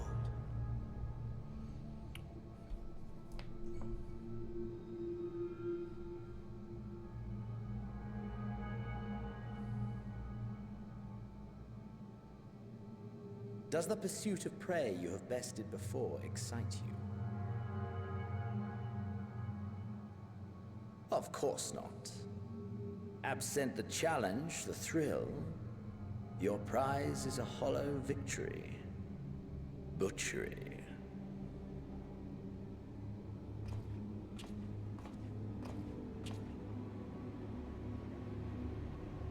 Perhaps you think that to be the extent of my promise. I have no doubt fallen in your estimation since Alamigo. Fair enough. But do not let your disdain deprive us, of an opportunity to craft an even more majestic moment of euphoria. I have been honing my craft as I set the stage for our reunion.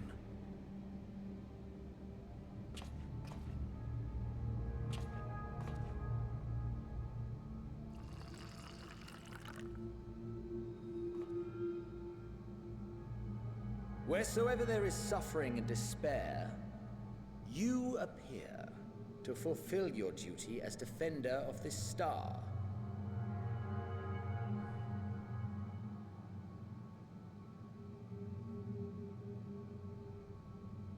The chaos and destruction that my hordes have wrought are my gifts to you alone.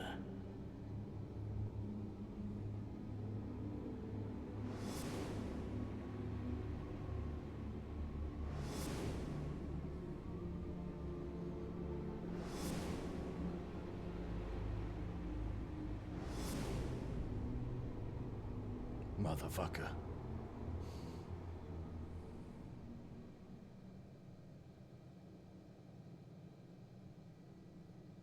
At a loss for words?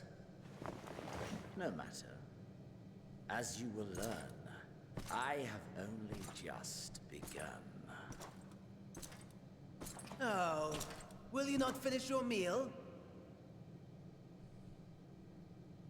There is only one thing that can sate my hunger. And it would seem my friend has lost her appetite.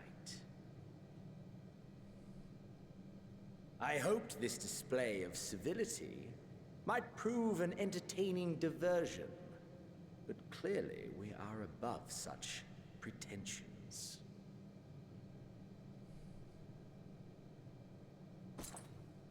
While my lifeless body was in the possession of the Ascian, I too claimed another's as my own. It was an enlightening experience to fight in an unfamiliar form. Flaws and failings in my technique were plain to see.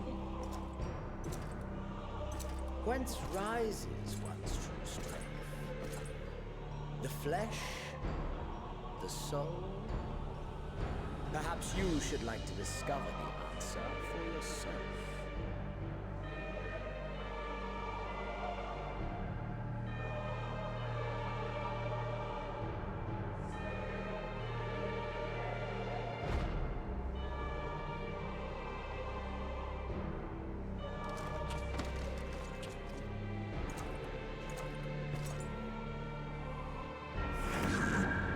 Or together.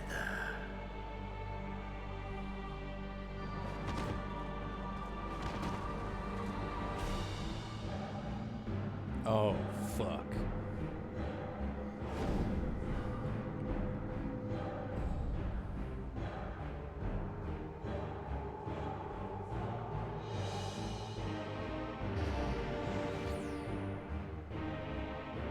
Oh no, wait. Oh dear! Whatever would happen if my lord were Uh-oh. to greet your friends as you? Uh-oh. I shudder to imagine what carnage he would wreak.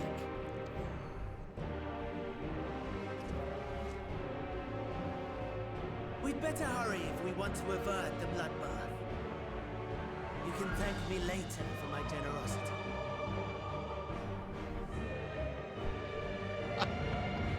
Wait. Xenos is gonna like go to every zone and be like, this motherfucker doesn't have flying anywhere. This was a fucking mistake, dude. I got baited.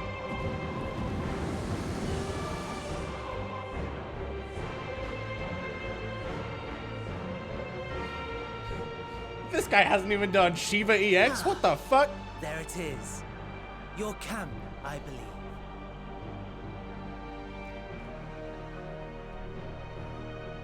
If I were to hazard a guess, I would say that you, the other you, is making her way there as we speak.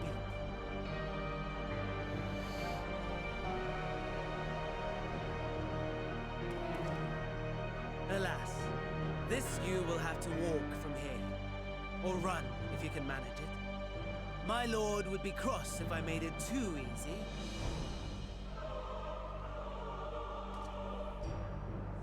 Such ingratitude. I'd not squander this fighting chance. After all, you've obstacles enough to overcome. Right on cue.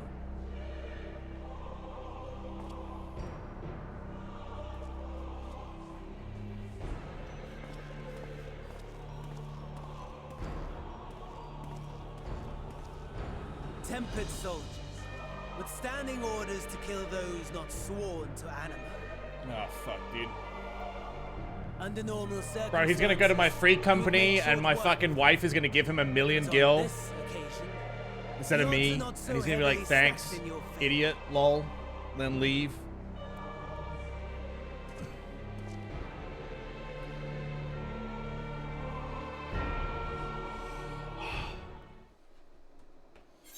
Wait, that wasn't you? No, it wasn't me!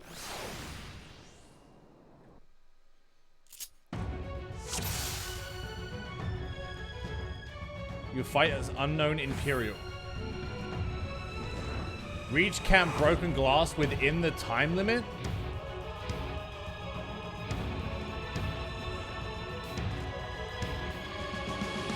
Alright, what we got? Fight or flight. Oh my god, dude.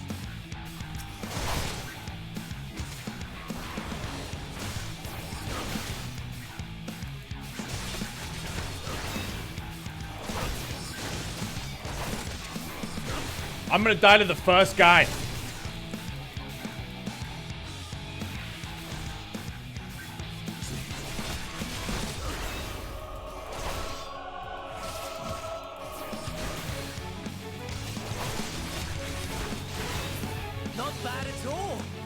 given your diminished capacity. Nevertheless, it would perhaps be prudent to keep to the shadows, scurrying about like a rodent.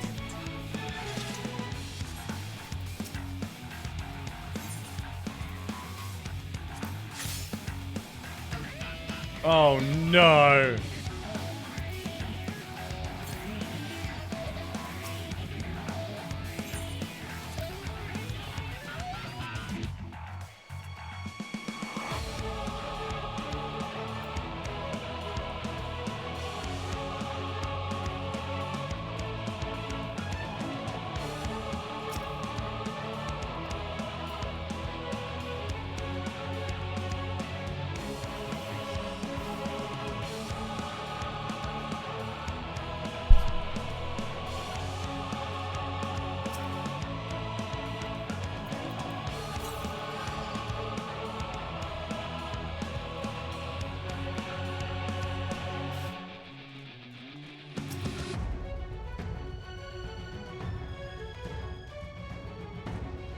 Have I got to get to?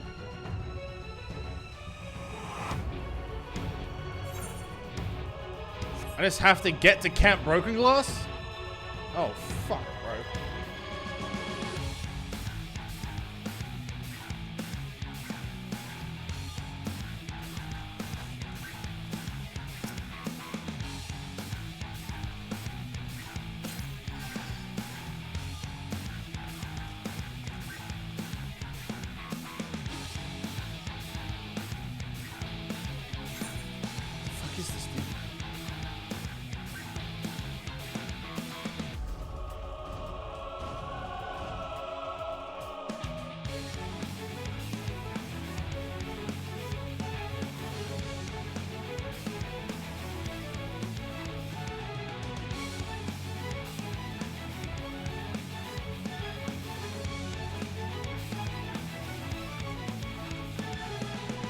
Bro, Xenos has actually swapped bodies with me. He's gonna open my inventory and go, what the fuck? What is all this shit in our bags?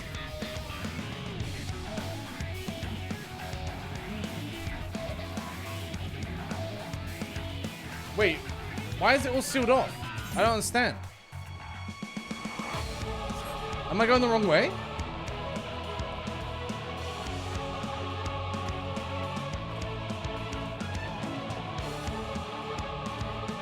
There's a specific path? Oof, okay.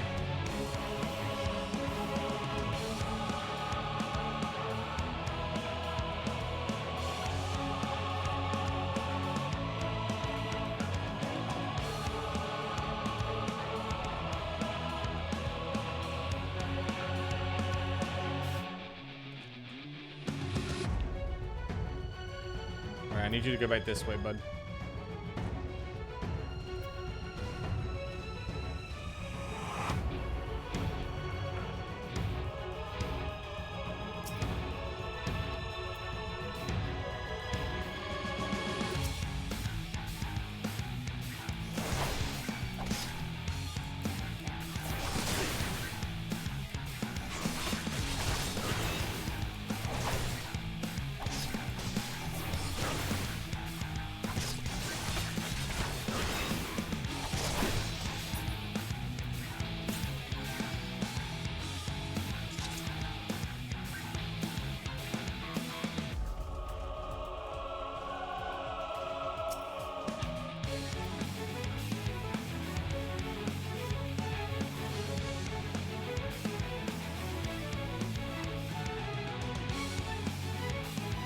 Oh my god, look at this crowd of enemies.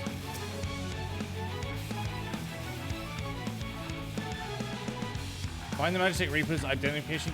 Found Reaper's legs have been damaged. Whatever exclusion function, remember to clear path, you can find the identification key and fuel.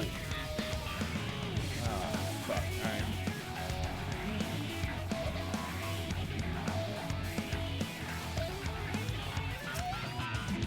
Let me turn, thank goodness. I thought there was anyone left. Oh, the boss has got my hand when they took down the Magic Reaper. If you can repair its leg, though, it should still work. Here, take this key. It's run out of Cerulean. You might be able to find more in the wreckage. Okay.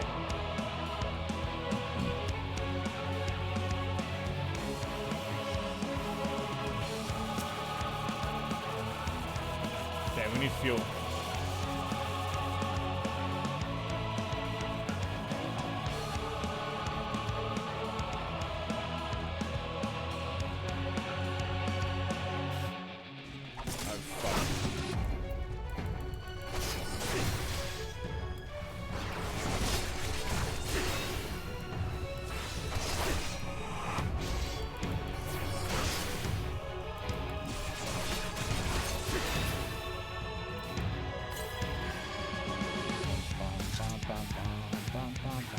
The fuel's gotta be on the other side of these fucking enemies, dude.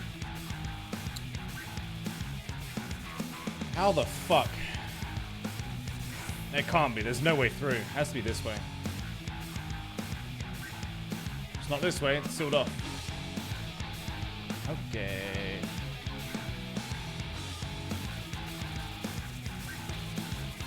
Maybe down that way?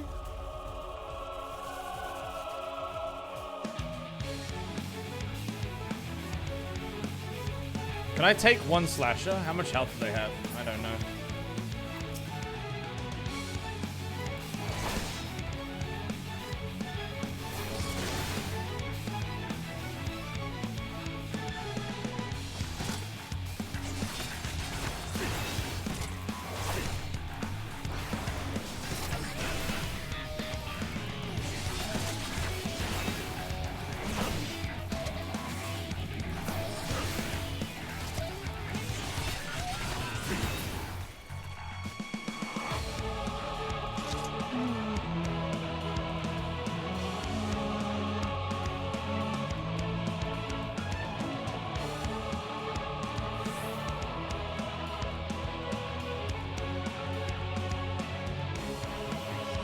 There it is, over there.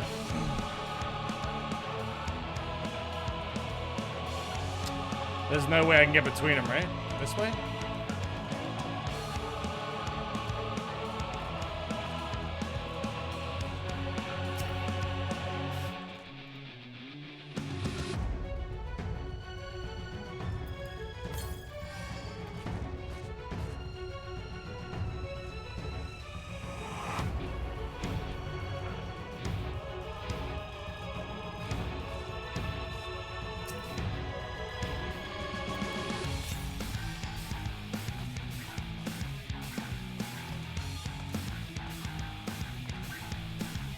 Fuck.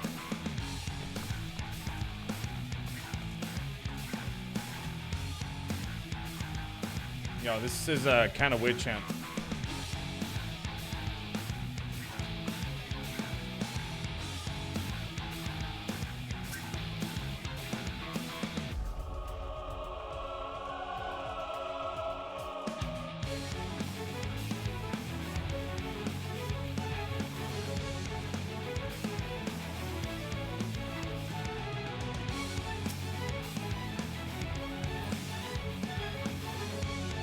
I have to carry it? Oh my god.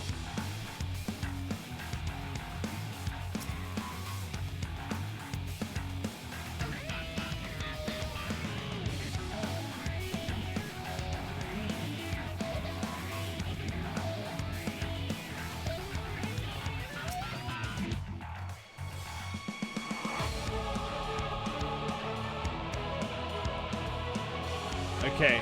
I'm trying to remember where the fucking...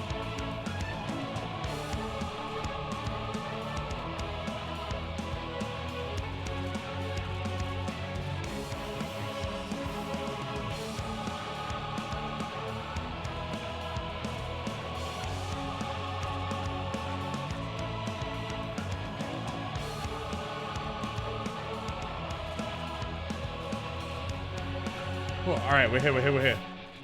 Let's go.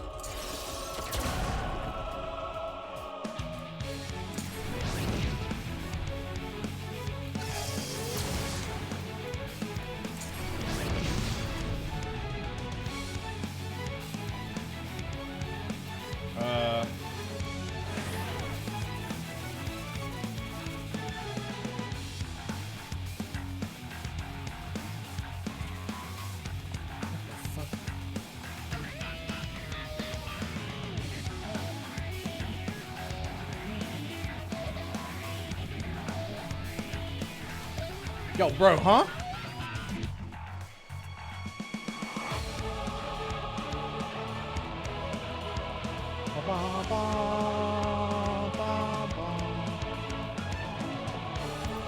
Oh.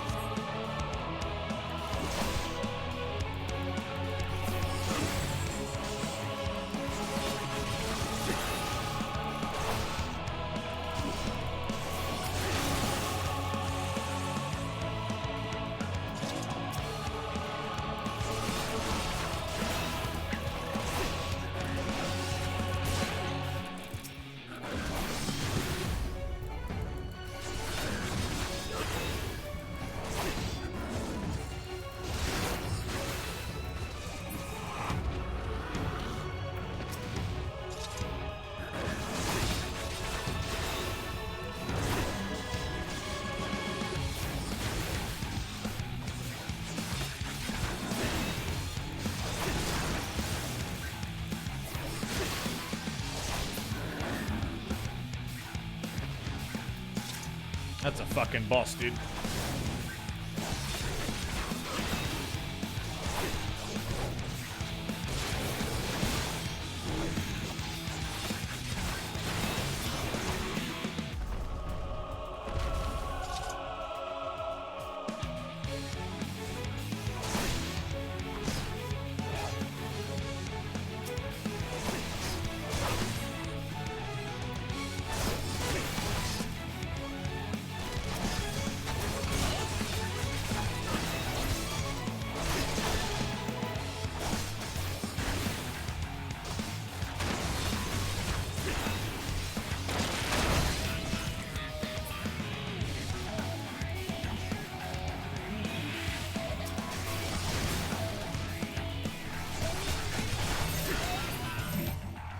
Oh no.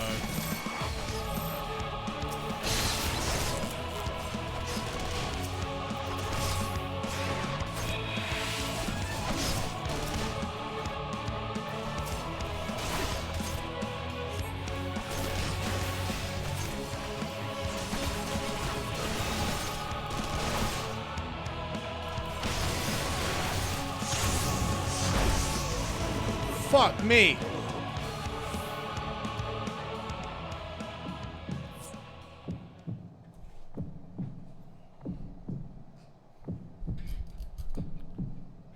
Wait, did I fail? I'm still alive, dude.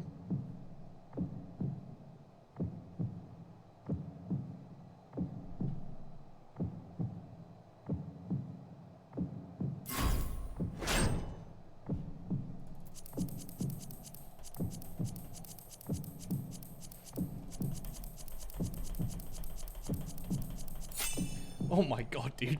That snuck up on me. I lost like fucking 4 minutes.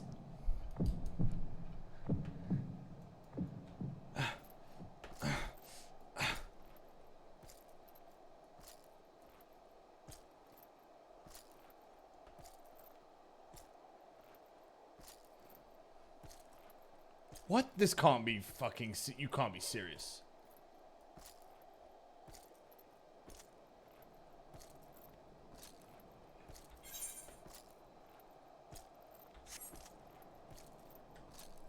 Am I crawling for 10 minutes? Oh my god. Fucking furry run, dude. Let's go. We gotta save the camp. Sam, he sold the FC house. Oh, dude.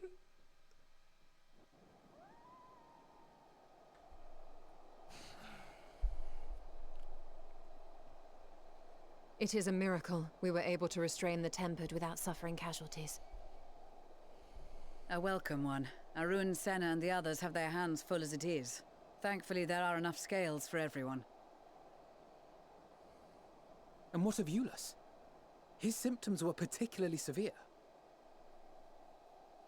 They were, but others fared still worse, including some brought back from the Magna Glacius. As those in most desperate need take priority, it may be a while before he receives treatment. But rest assured that he will. In the meantime, we must find our missing friend. May the Fury guide you.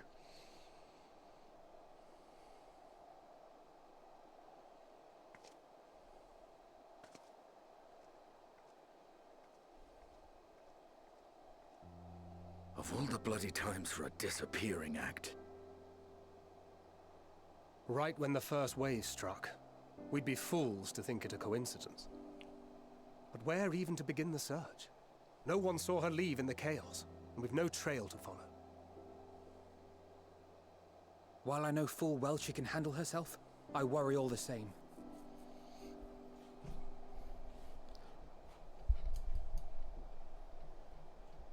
Ah, speak of the devil.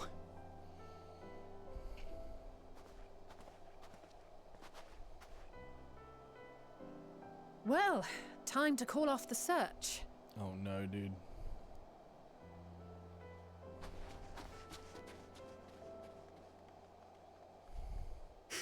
No. Case closed. Don't approach me!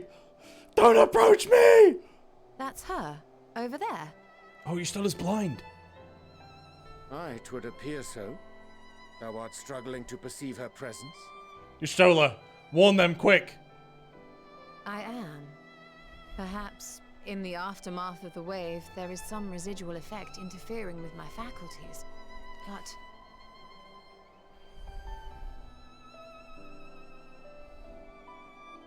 Where have you been? We've been worried sick.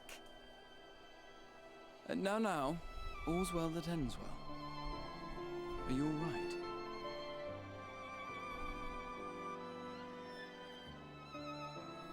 Are you all right?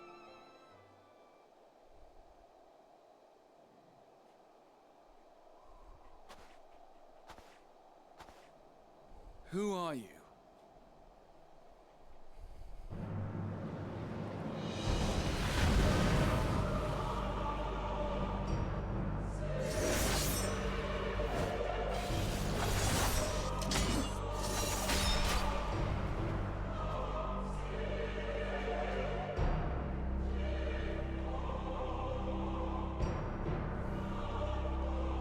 Let's fucking go! Enough, Xenos.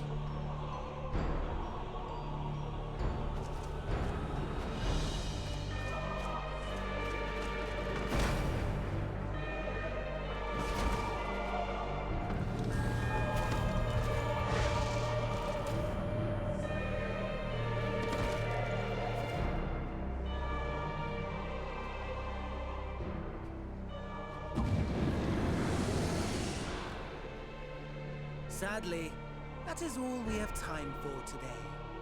The effect has run its course, and back to your own bodies you must go.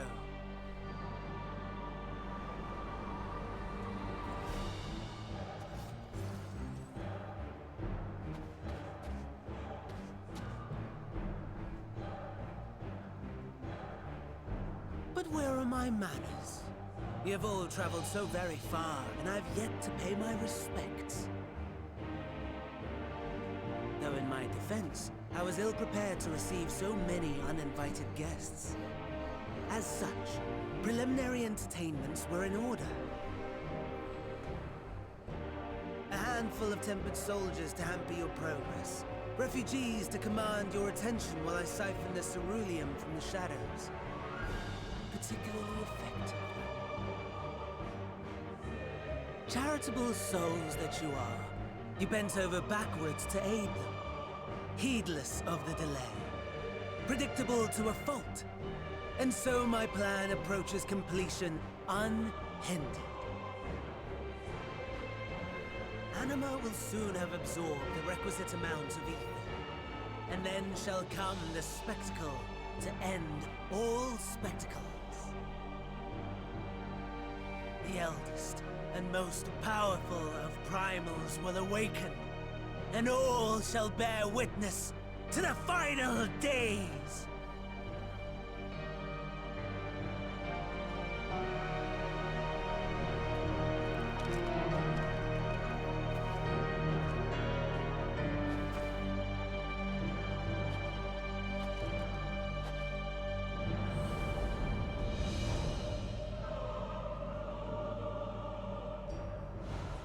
Damn. The gods themselves will be my meal. Your dear companions my dessert. Upon this world I'll feast, and death shall follow in my wake.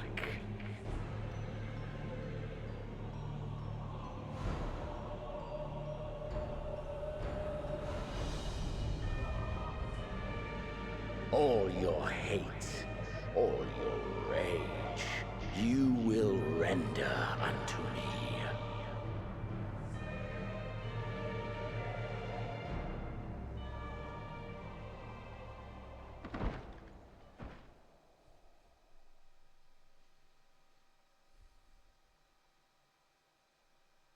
For upon thy life's reel wind too many threads of fate, power, weal enmeshed with woe. More terrible still is the attrition wrought upon thy companions, as they are swept up in the storm of thine existence. He warned me. Take heart and protect them well. They will be your strength and your salvation.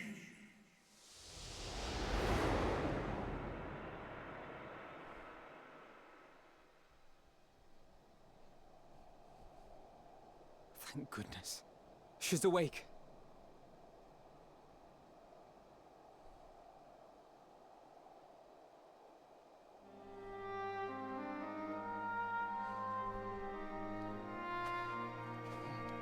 It was me, Hannah, if you're wondering.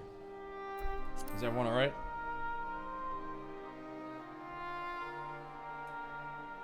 Perfectly fine, yes. I hope the same can be said of you.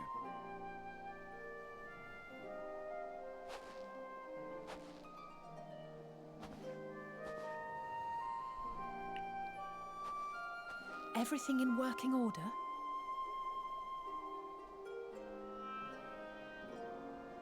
That's a relief. Oh, and before I forget, thanks for coming to our rescue.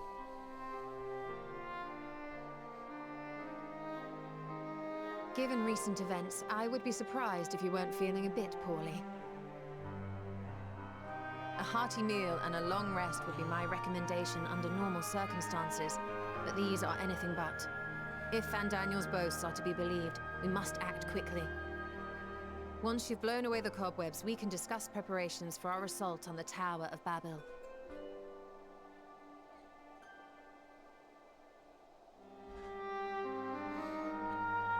Next dungeon, Tower of Babel.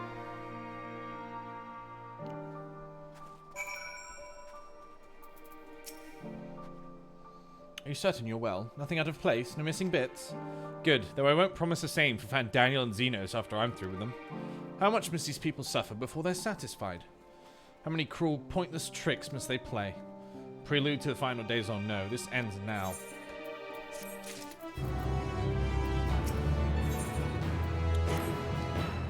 Are you well enough to make your report?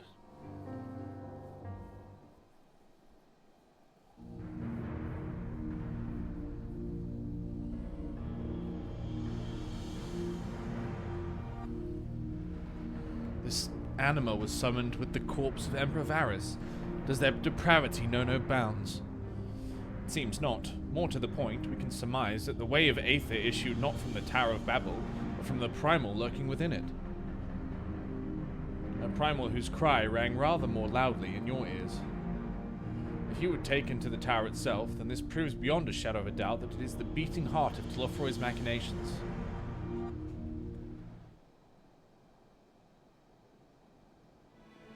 In which case, we have some highly relevant information. As many of you know, ever since we dispatched troops to free the Leveliers, we've been developing a plan to infiltrate the tower. According to Thancred and his scouts, the main structure is lousy, with tempered and enemy magitech. Furthermore, the road leading to it has collapsed, making it difficult to approach in numbers. Thus do we propose dividing our forces into two parties, one to distract and one to infiltrate. The diversionary force will be comprised of the Ishgardian, Gridanian, and Leminsian delegations. They will begin the construction of bridges to make the Telefroy believe we are marching upon the tower. Meanwhile, the best suited of our Alamegan, Uldan, and Eastern comrades will use a different method of ingress.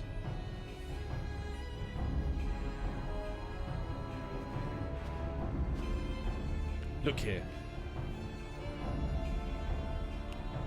This facility, marked in red, is the Enceladium, but the freight tunnel collecting to the erstwhile Imperial Palace remains intact. While the Tlofroy's attention is elsewhere, our infiltration force can use it to enter the tower undetected. Be aware, however, that the underground rail network remains very much operational. The Tempest are using it to bring supplies to the tower even now. If I can't carry the material, it can carry us too, providing we sneak aboard unseen.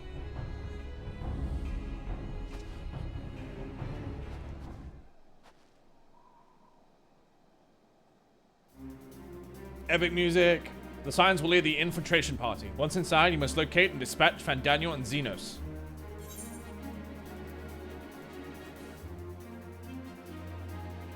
It's time we end this once and for all.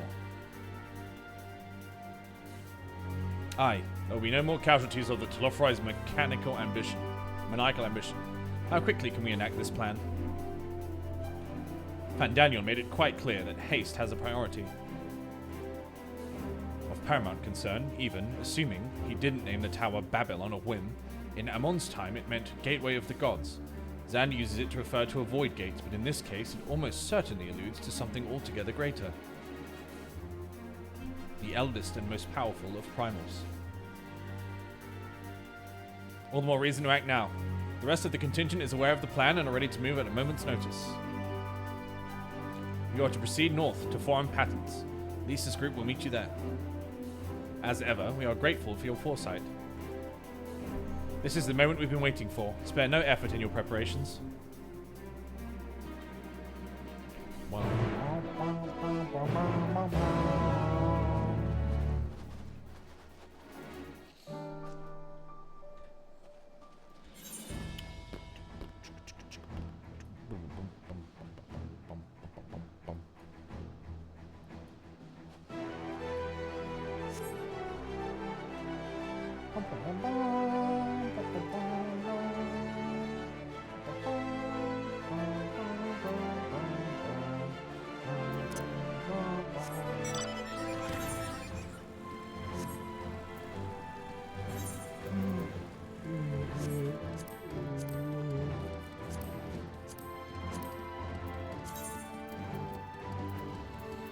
What the fuck? Where the fuck is this stupid thing? Collections?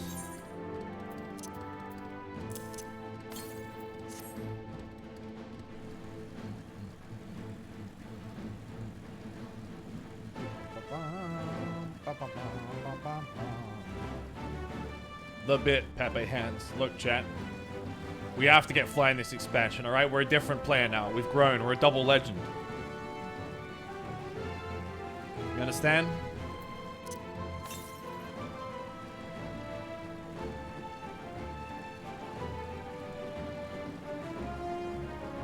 I'm gonna get flying in this expansion and everywhere else in the game, okay? I've changed.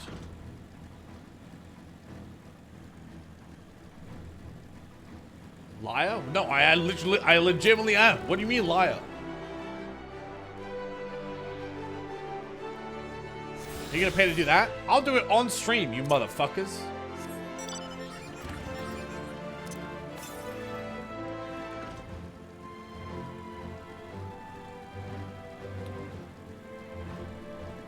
Don't fucking test me. I've never logged on Sam's account and unlocked flying for him ever. I mean, true, dude, because I don't have flying anywhere. So that statement is factually false.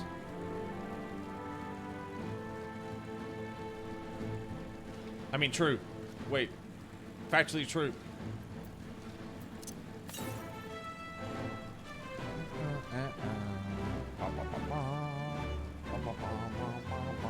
Is it this way?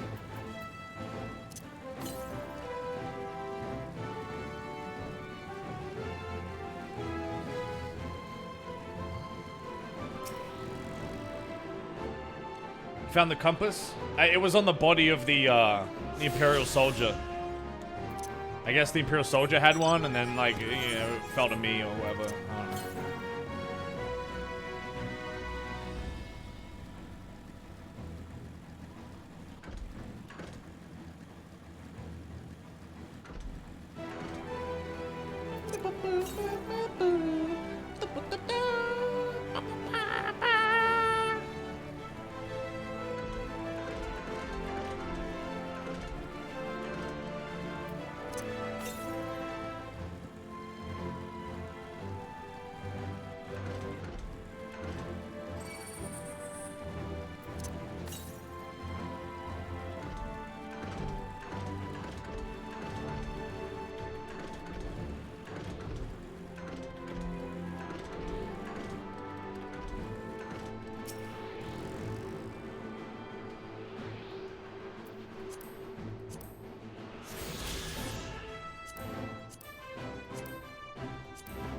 Wait, where is it again?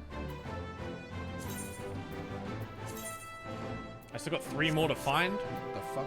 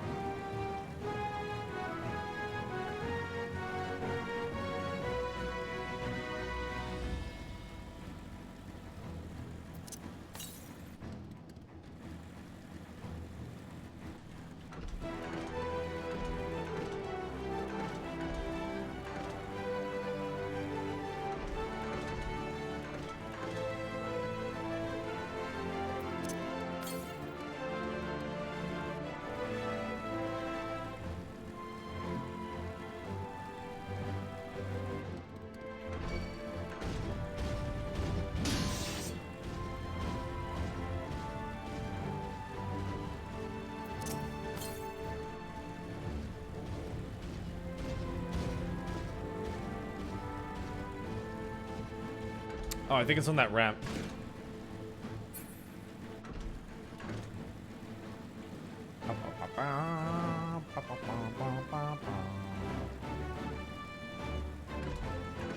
No?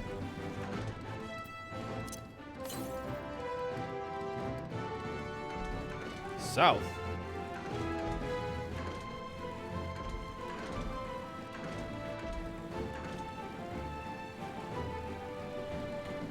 Maybe I gotta go up that side.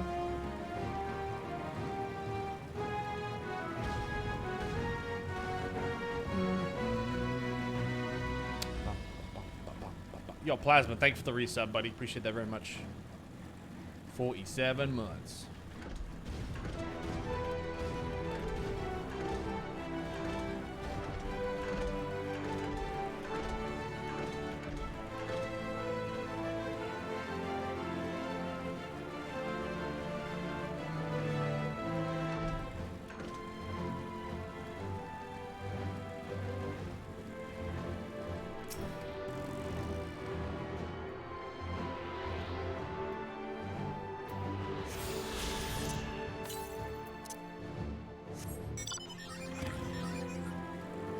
This is my last one?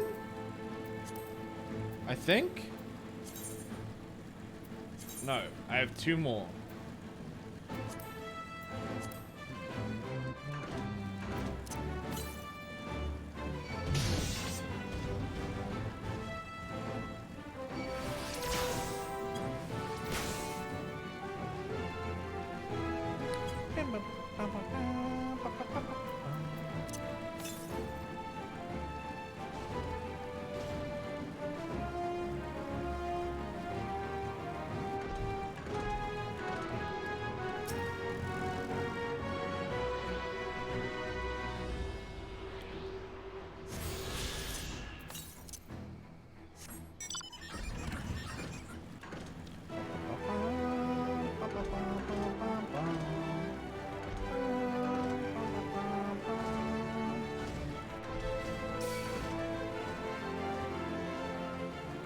Surprised that Strippin doesn't have the space whale mount.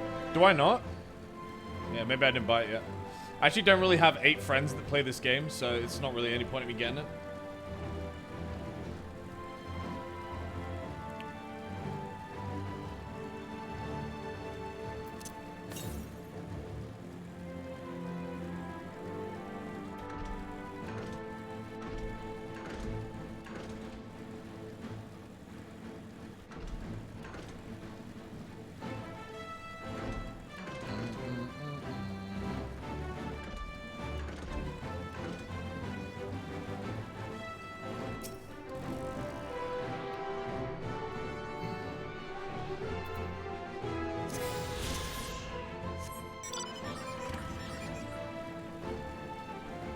I do want to do the treasure map stuff because I really want the glams. So we'll need to get flying everywhere before I do the treasure maps.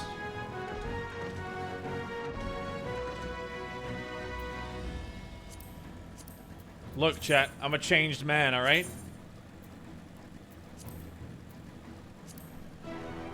I'm gonna be a changed man, a flying man.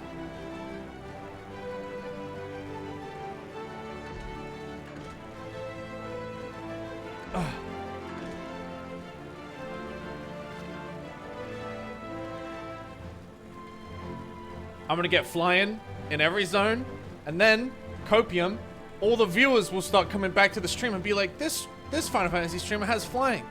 I'll watch him. And then I'll be a triple legend. I'll beat T. Don't Copium me.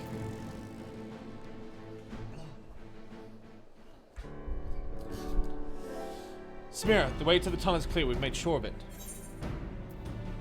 I wish you'd made sure to bring a coat instead.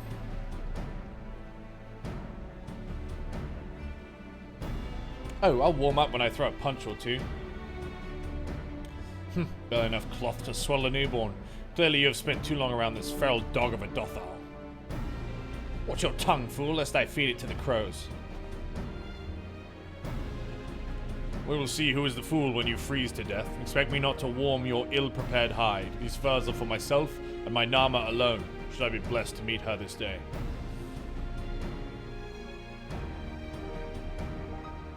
As if any woman of worth would wish to be warmed by you, little son. Should we find such a warrior within, she will bask in my glorious flame. They're fighting over women? Stop, both of you. Save your fire for the enemy. As for extra furs, I have plenty to spare. As do we. Oh, they're all back in their normal clothes. Wait, that means I need to change.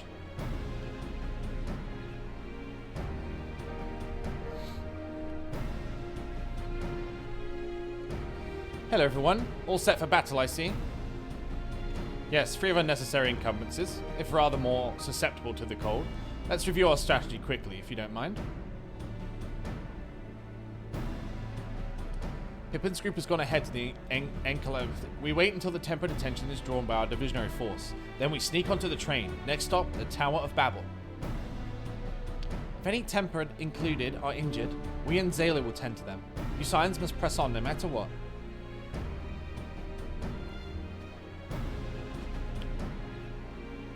We should avoid moving as a group until we're underground. So we'll need to make our own ways to the Encladium. See you then. Chat, shall I get rid of my Mog or should I keep this one? It's pretty cool. But I can change. We get rid of our winter one. I like it.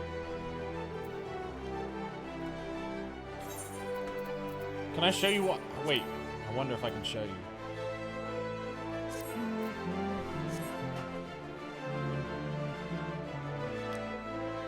Match with the team?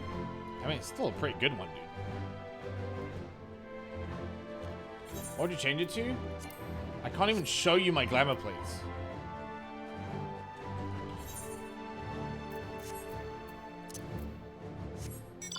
Is this, chat, is this gonna be a dungeon where I can like leave and then queue?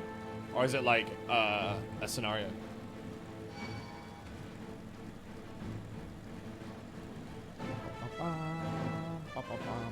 It's gonna be a dungeon? Okay. We'll trigger the dungeon and then we'll go change.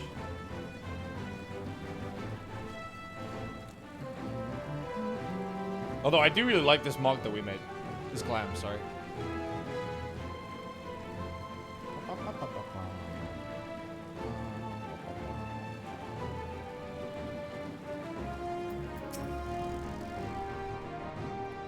Yeah, let's continue, Tamira. We heard that you collapsed, so we're given only most cursory explanation. I'm glad you've recovered, and quickly. As you have heard, we've secured the way in.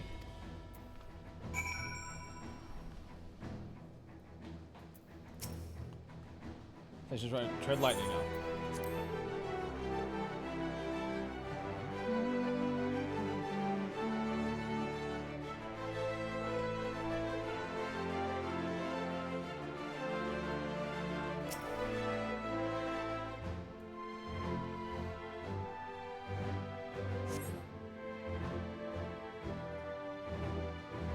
The exact same glam I had to begin with, it's pretty good. There's no way we're wearing the exact same glam, dude. I got my winter socks on.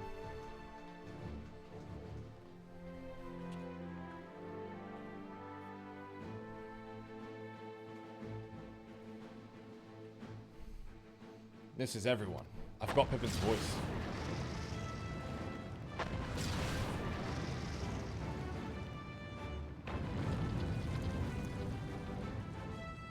Fair, excluding the winter socks? Exactly, dude. Did you even have these boots?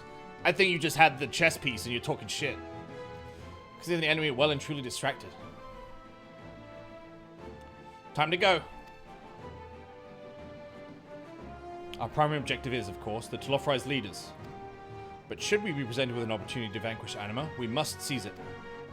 If it is indeed the force behind the towers, destroying it would deliver our allies from the Telophorized reign of terror.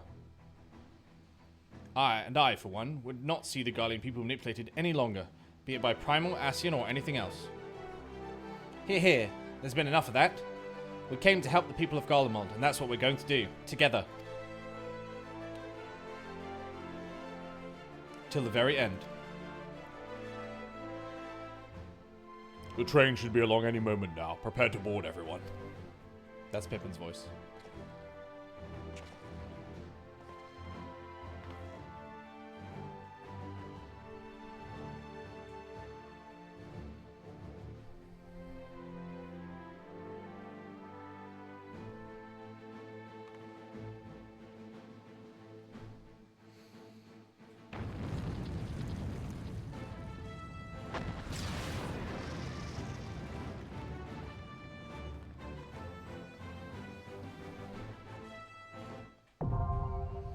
The Tower of Babel is now accessible.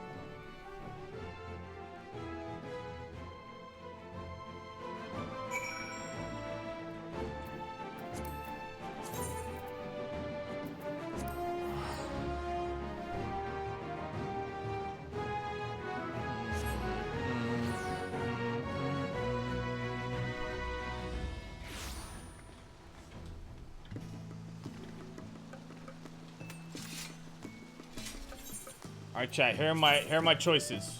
Okay, we got one.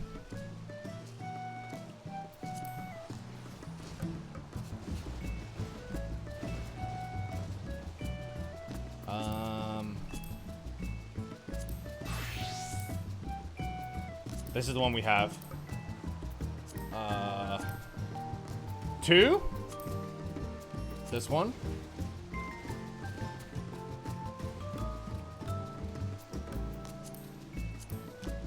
3. This one.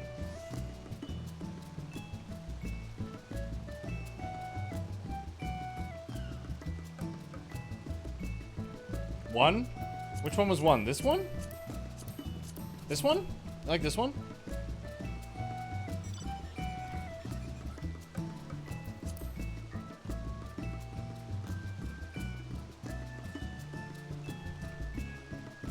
I think your current one is better. How do I enlarge this?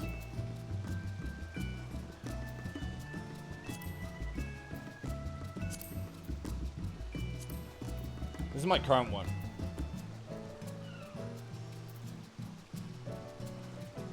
Current one's the best? Oh, damn. Alright then. I think this one's pretty good too. With like a black scythe. Alright, I guess we stay as we are then, chat. Warrior of Light, etc, etc, etc, and so forth.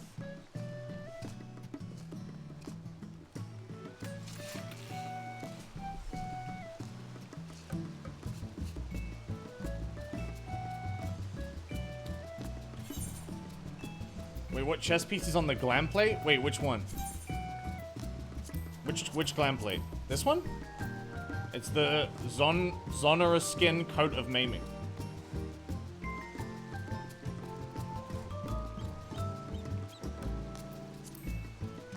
Oh, were you talking about this one?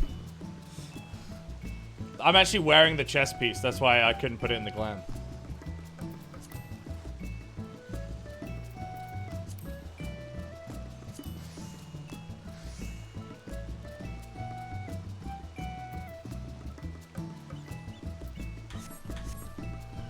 Oh, this one?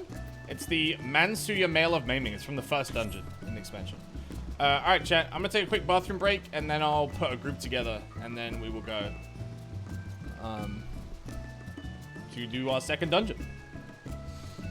Be right back.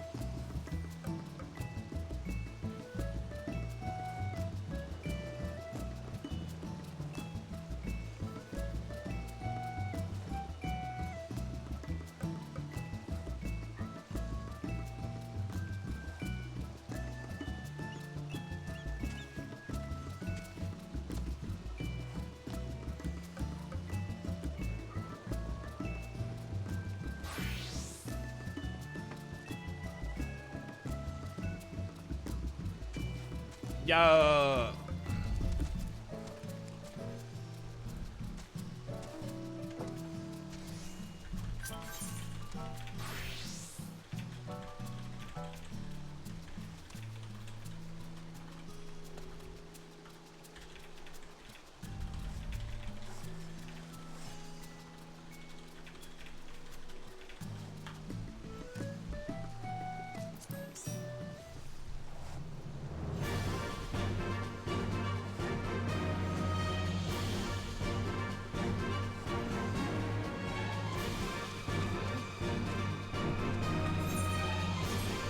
One of you motherfuckers on the dummy? I knew it, dude. I knew it.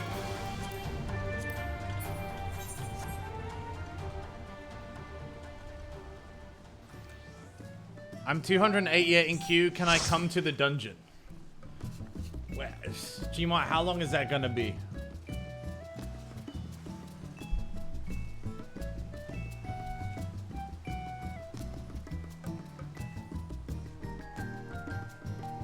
$15, 10 minutes tops? That's a long time away, dude. 15 or so?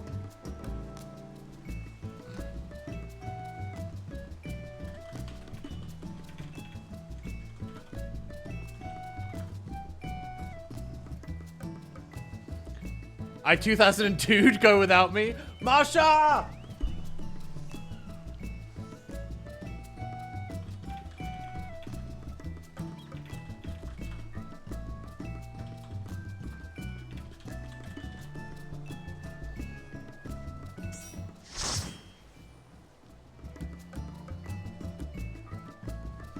He 2002'd Pepe Hands. Hey, look. Some of my favorite people.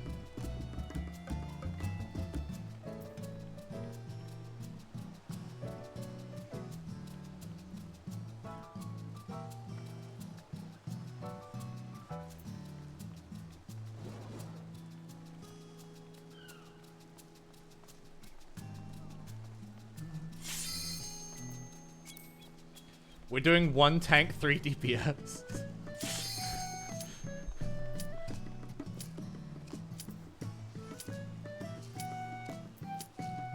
All right.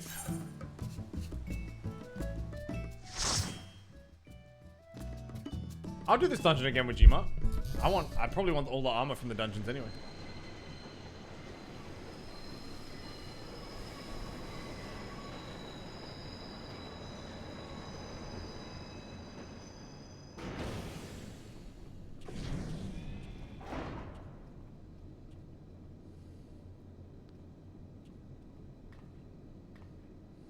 Now or never.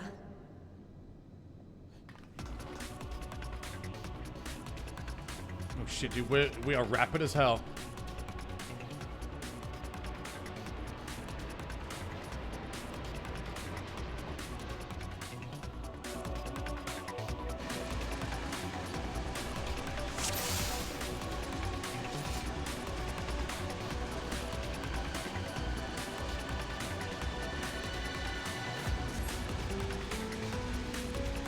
Bro, get some accessories?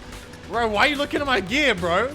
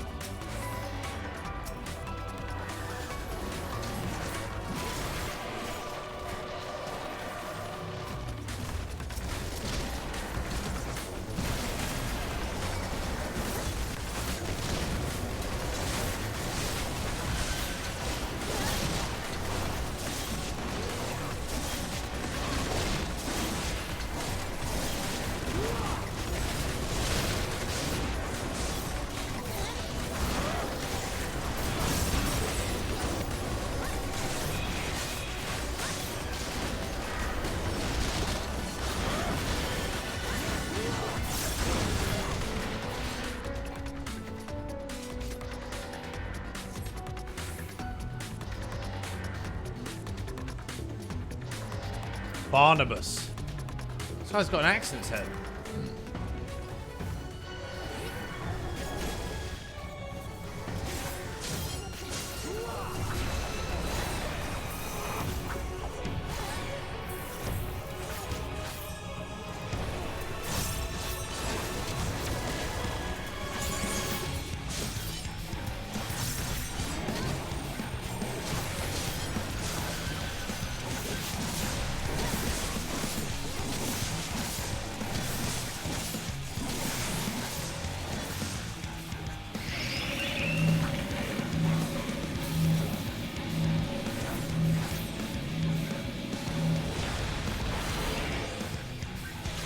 Oh, okay. I see.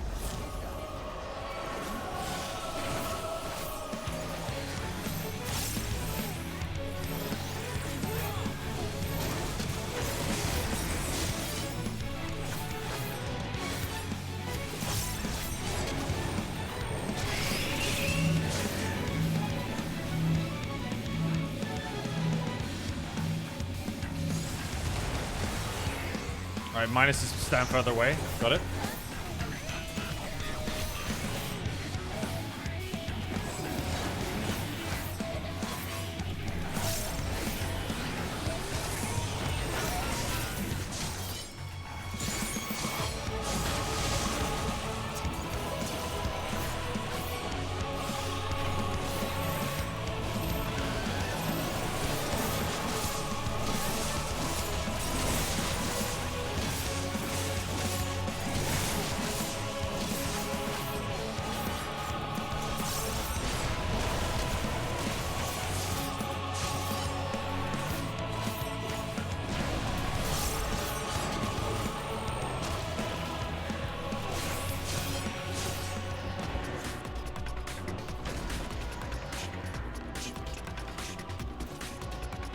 No gear for me.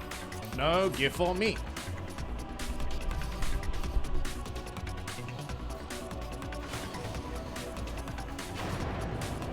G-Mart, you can join me for my first trial if you want. That'll be hype.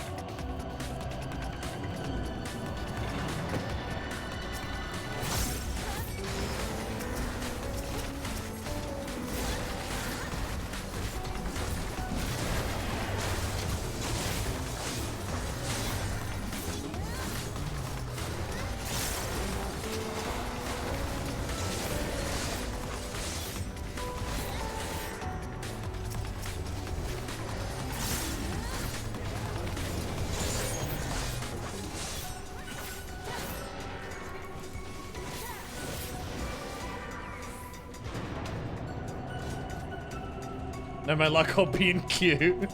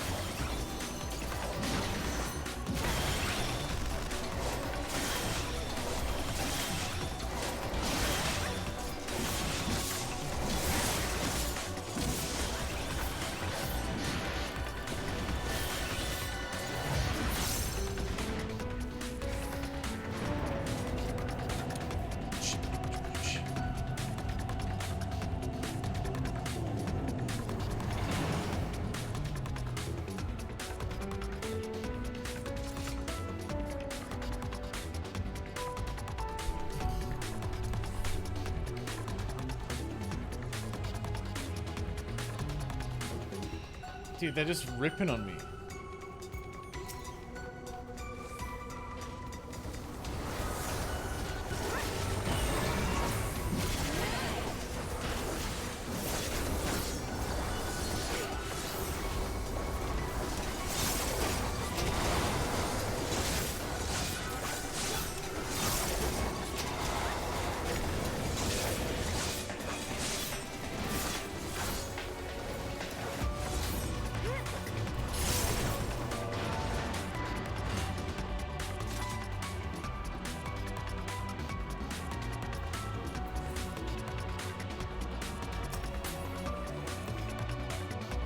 Oh my god, can I get some loot, dude? What's up?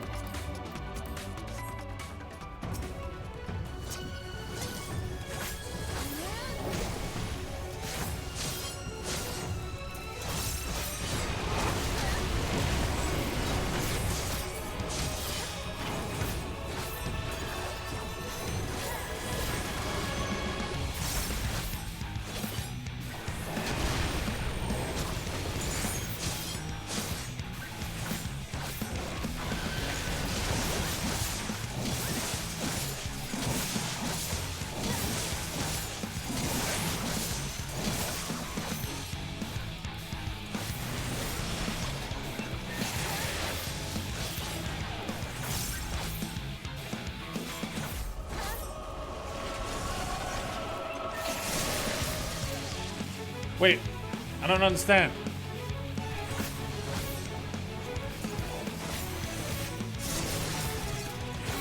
Okay.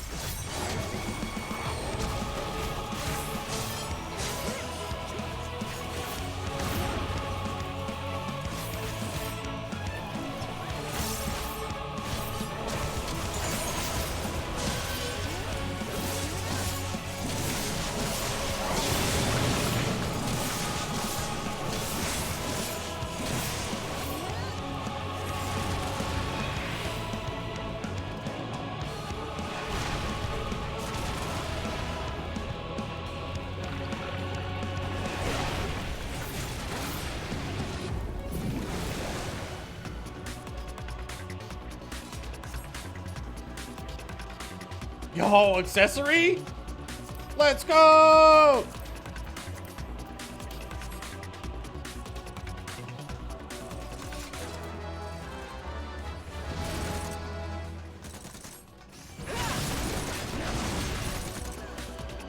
Yo, this fucking dungeon looks so cool.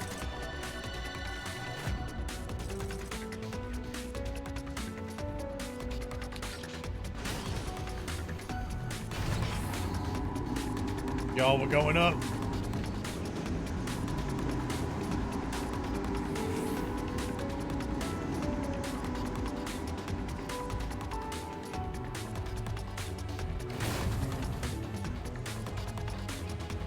There he is, dude. Anima.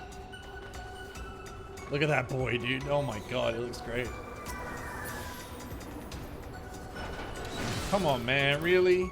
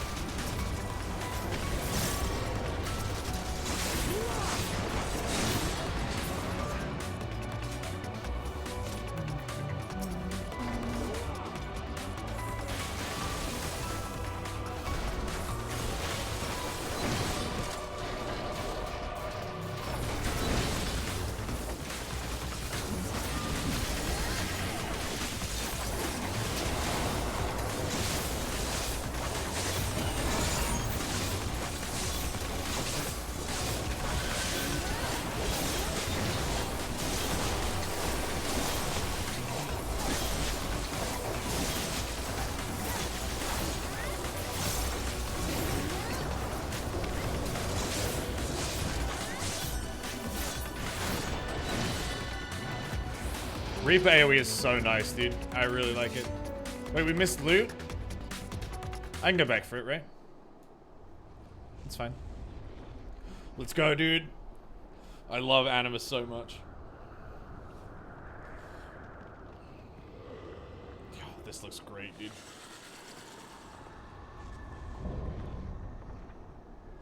The icon of icons.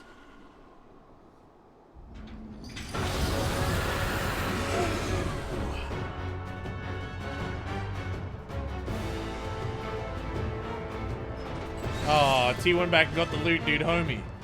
It's a necklace that I already have, though. So sad.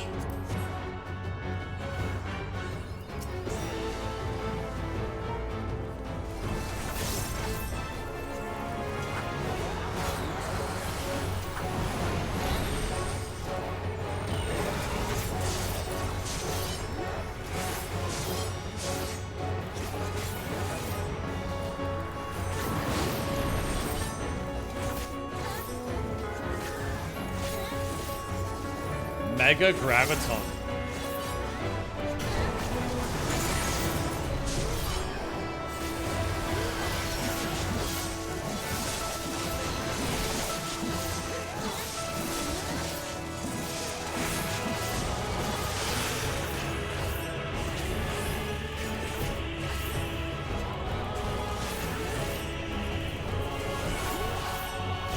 Boundless Pain.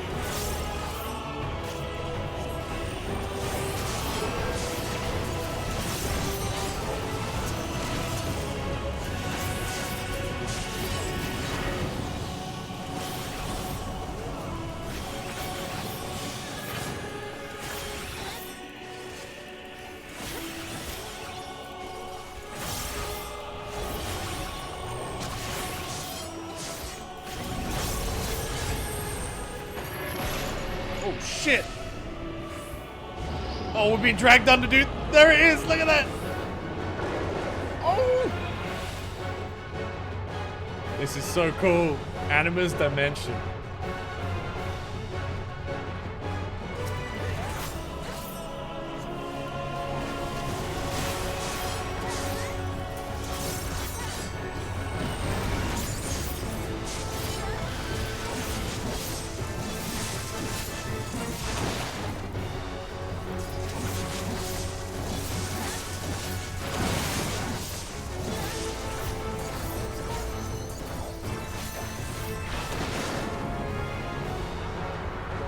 Oh, we just move forward. I see.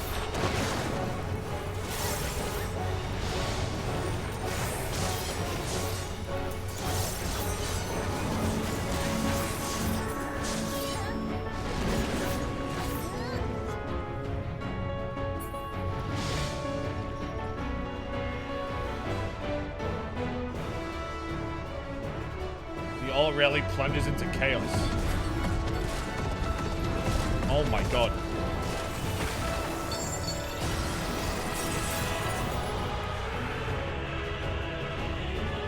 Iron Wound.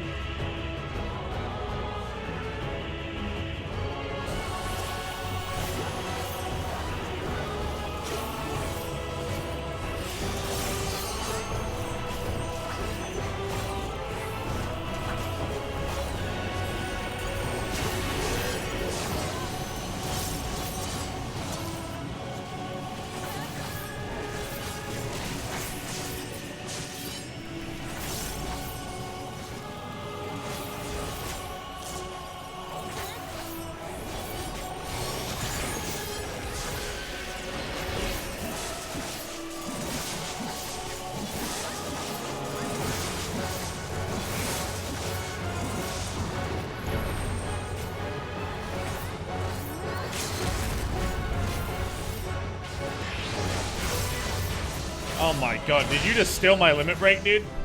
Tilted. Stole my Reaper limit break, Marsha.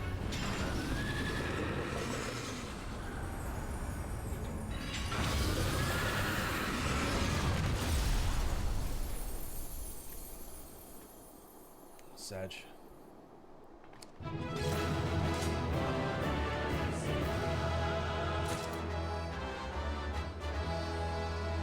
2 levels.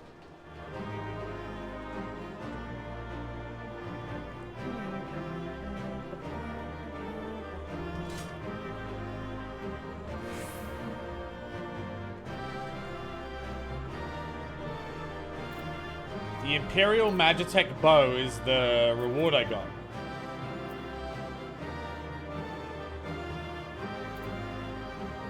Wait, unable to obtain the Choker of Slaying? Is that because I already have it, or am I literally like... I should have it. What the...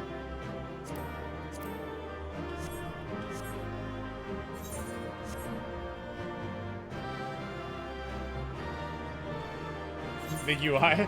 Yeah, I did assume that we could look at something. I need to change it back.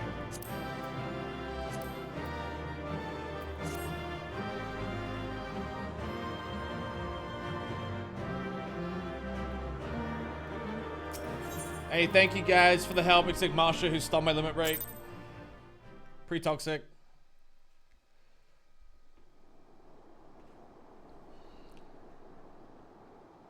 Farewell, Varus. May the gods have mercy on you. Sam, why are you wearing level 70 gear? Oh, I don't know, dude. Why would Strippin be wearing level 70 gear unless he doesn't have any Dragoon gear and he leveled a Reaper from 70? Oh, I don't know, man. And maybe no gear dropped for him, so he doesn't have any? Oh, how come?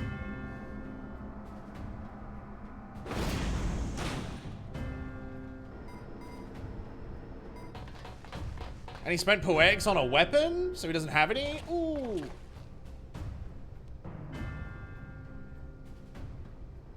This madness ends here. Let's go, Xenos, you bitch. Oh, hush. This is the best part.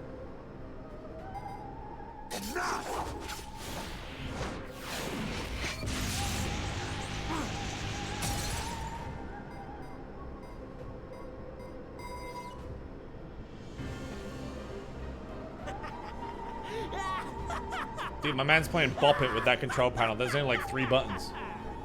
Oh, mighty Zodiac! Awaken from your slumber and descend!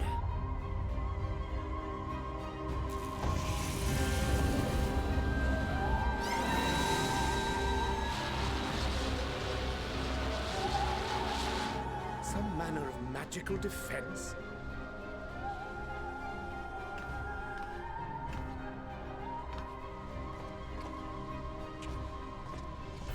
Cryo? But how?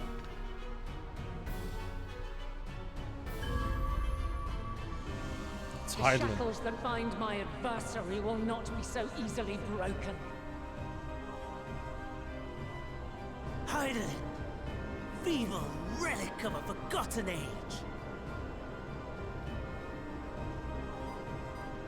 Hark, victory is mine.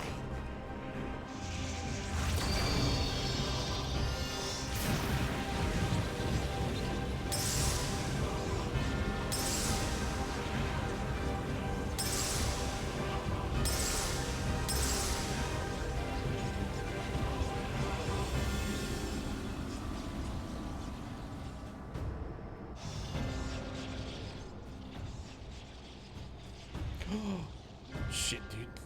No more ether. And I was so close. My lord, a slight change of plans. We shall travel to the moon and break this wretched barrier ourselves. Whatever it takes.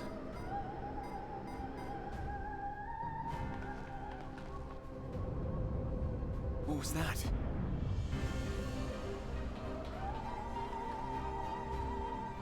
The final order issued by Anima to the Tempered Thrones. Should the Empire fall, the world must share her fate. Of course, Father lacked the conviction to give such a command. The abomination born of his flesh was but a puppet, and I the puppeteer. You madman, you monster! There's a funny joy in watching your flailing attempts to fight the inevitable. You're all going to die, and they're powerless to prevent it.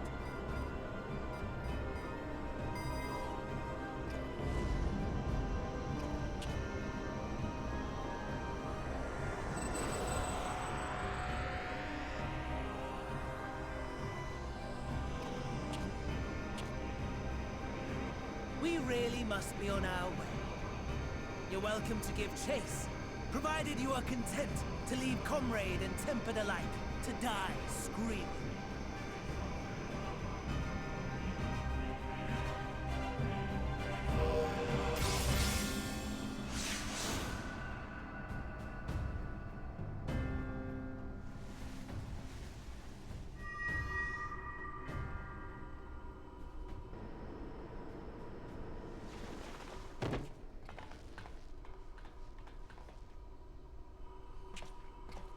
have asked too much of this child.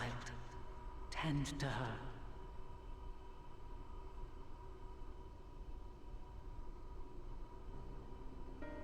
The last brand at Mare Lamentorum is yet unbroken. Zodiac remains bound.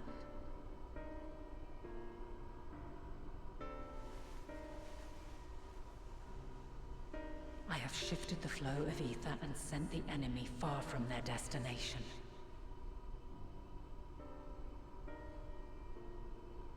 Now, I shall divert it once more. An ally awaits, and I will deliver you unto him. Seek his aid. Restore the seal. Zodiac must not be set free.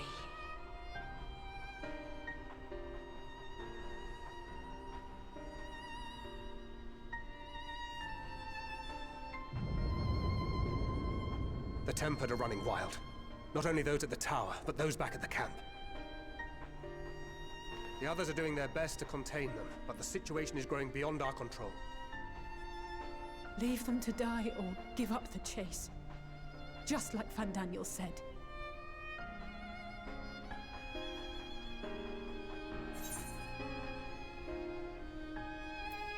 Garmod's fate is in your hands.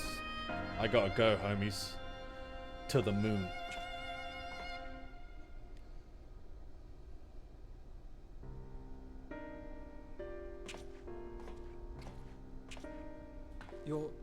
You're going alone?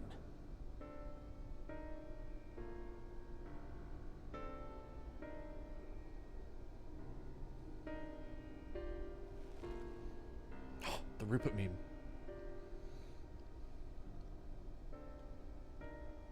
You have our trust and our faith. I pray we have yours.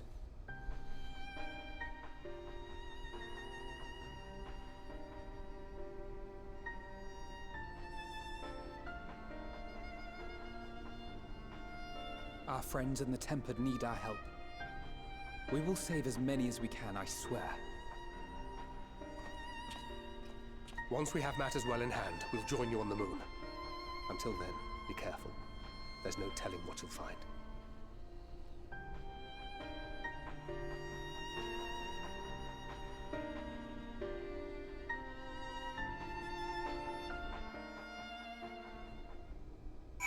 Do you have a glam ready for the moon? No? Do I need one? If all the Tempers are affected, Ulyss and his comrades likely put up quite the struggle. We'll find a way to save them, we must. I only pray we're not too late. In the meantime, may the 12 carry you to victory.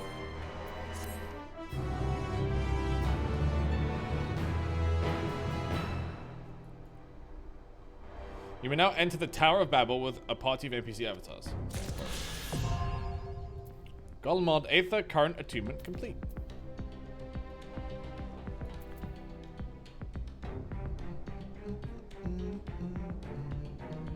He fucking did it, dude.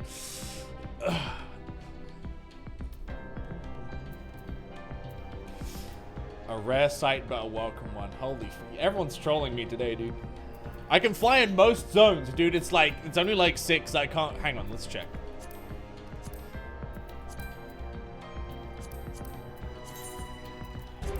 Okay, I can fly in the Forelands and Azizla. Okay. And I can also fly in the Fringes and Yanksha. Okay. And I can also fly in Lakeland and Ilmeg and Calusia and the Tempest and the Raktika Greatwood. And Galmal. Okay, so that's like 6 out of 8. 7 out, not 7, 8 out of 10, 8 out of 14, 9, 10 out of 16, 10 out of 20. I can fly in half the world, dude.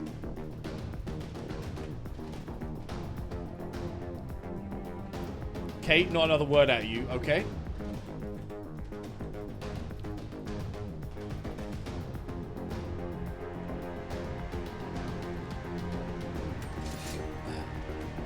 Boosted flyer. Shut the fuck up.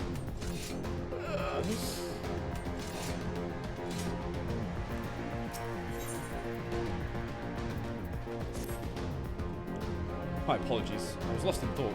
The device is of an elegant design, which leads me to think I was right about Fandaniel. No matter what he claims, he still has an attachment to the trappings of his past. Whether knowing this will make your path forward clearer, I cannot say, but bear it in mind. But let us turn to the task at hand. As Hydaelyn said, the flow of ether will transport you to Mare Lamentorium. But we must hope this ally of hers can provide you with the necessary assistance to restore the seal before Xenos and Fandaniel arrive to stop you. It seems we are ever one step behind, but I have faith that you will make up the difference. Then whatever it waits, our prayers are with you. Now, go. Beyond the sky.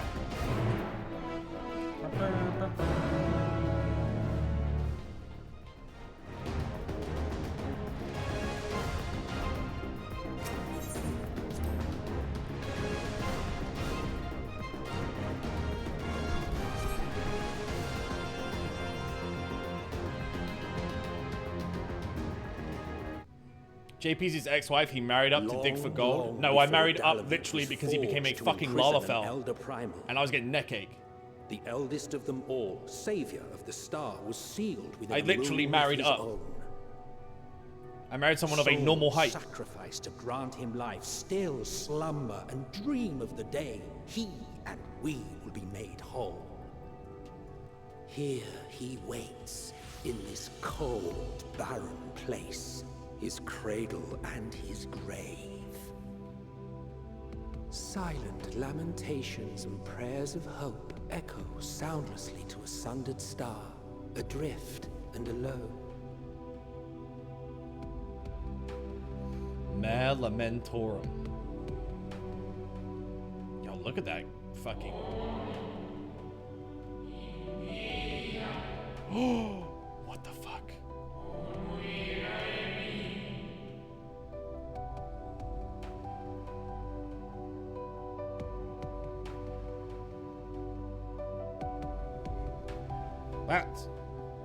That's an Ascian.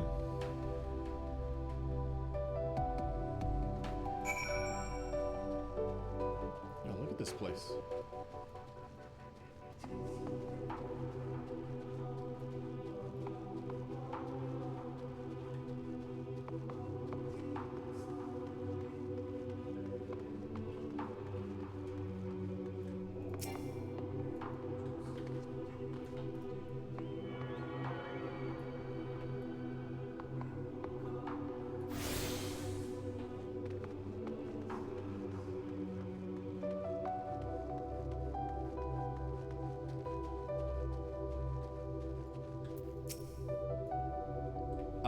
I return. I must return.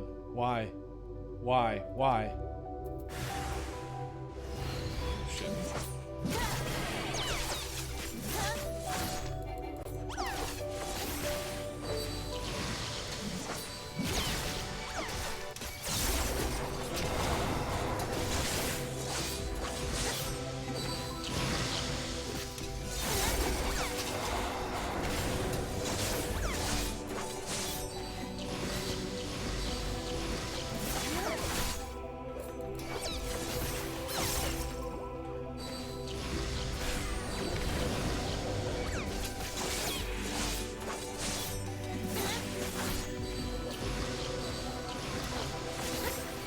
Yeah, this isn't annoying at all.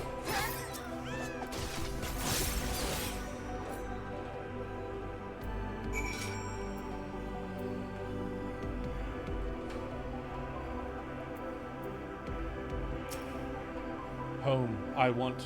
I need.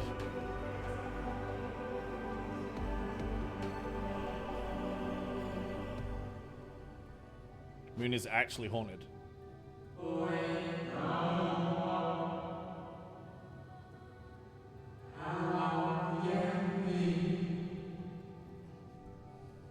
Oh, I'm not allowed to touch them. That's why he vanished.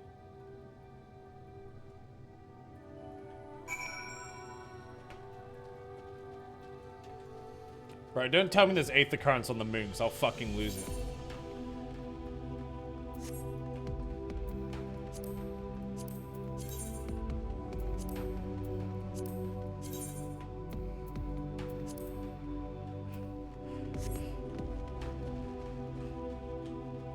Doesn't even make fucking sense, dude.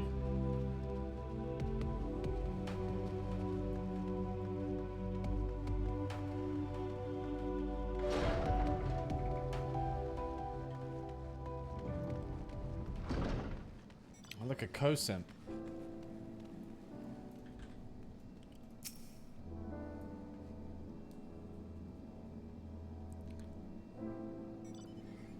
It's aether, not wind? Yeah, but it's also a current, right? No steps echo through this looming spire save your own, but you nevertheless sense a presence above.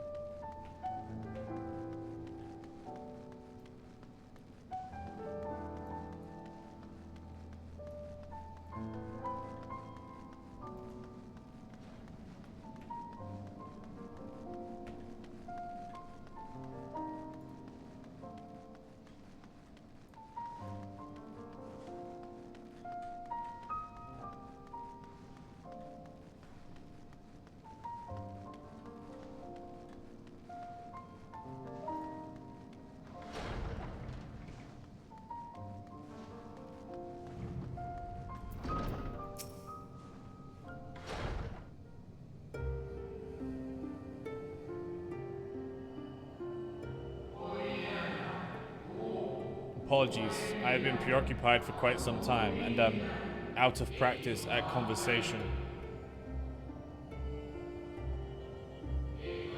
Ever since this moon was created by Hydaelyn, I have served as an integral part. I am the Watcher. Swim raid? Oh man, welcome guys. I am responsible for the prisoner and the devices that hold him fast. Yo, thank you so much for the raid, Swim.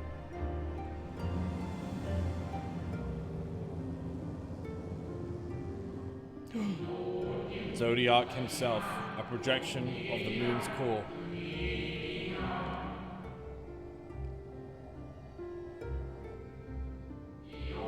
Having a good stream? I am, dude. I'm really enjoying MSQ. Hope your stream was good. Thanks very much for the raid. Though rent asunder by Hydaelyn, he grows more powerful with every rejoining. 7 there have been, 7 too many. And yet, for all his servants' machinations, he remains incomplete. The fallen are beyond salvation.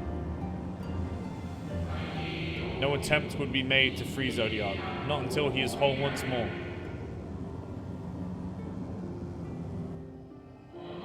But someone has taken action. The shackles that hold him nearly shattered.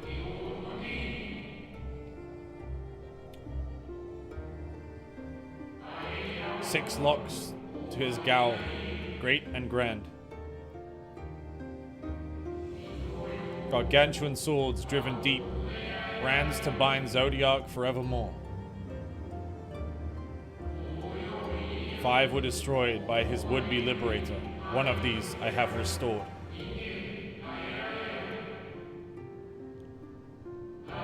I strive to mend the remaining 4, but my efforts are being impeded.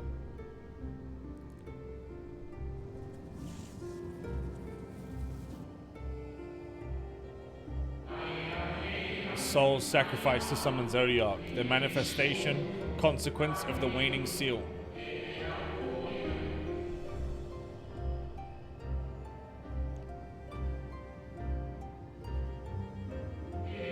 They labor in opposition to my work. They must be expelled for the preservation of all.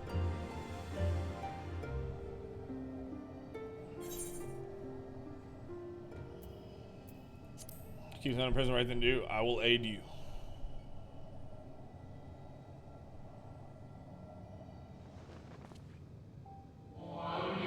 What is right and good? Ask 1,000 souls and receive 1,000 answers. I offer none.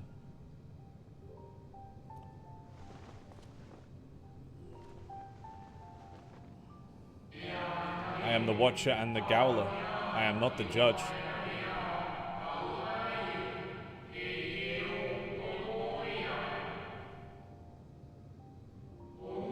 Wait, is he saying jailer?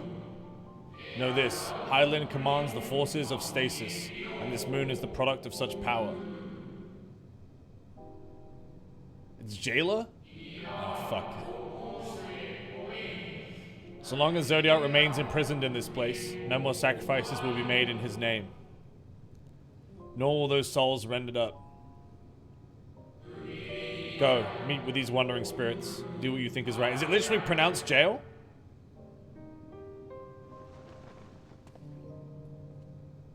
Yikes. Alright, cool.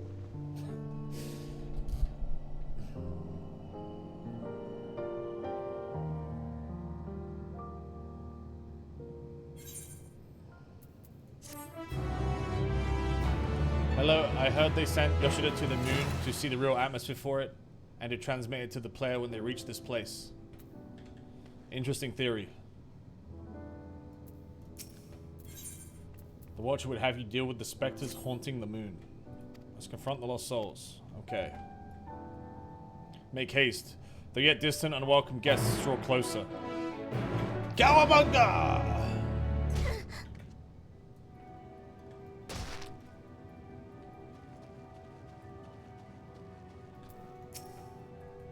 Where? When? How long?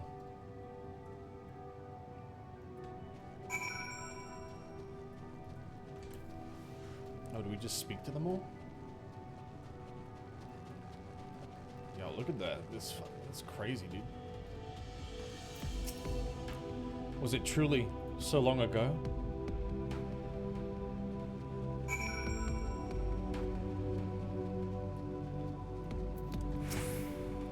We were happy, at peace with the star.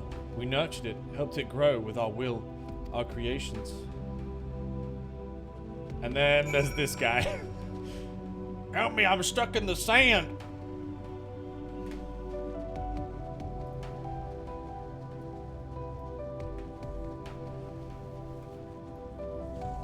Somber spirit.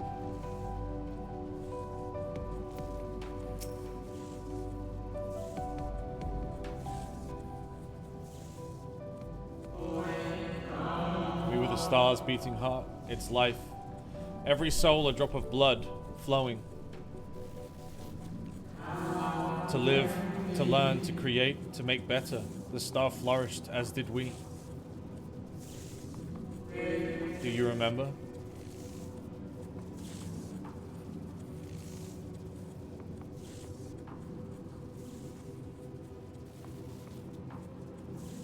As the whispers die, the final spirit fades. No shadow of times long lost remain around the drowning brand.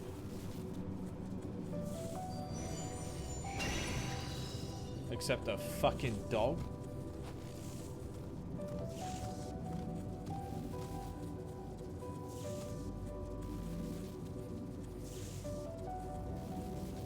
An unusually lustrous dog is gazing at you with what seems to be fond anticipation.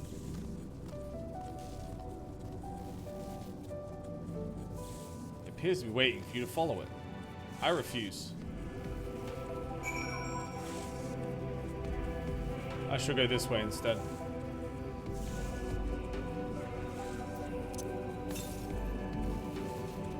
God damn it.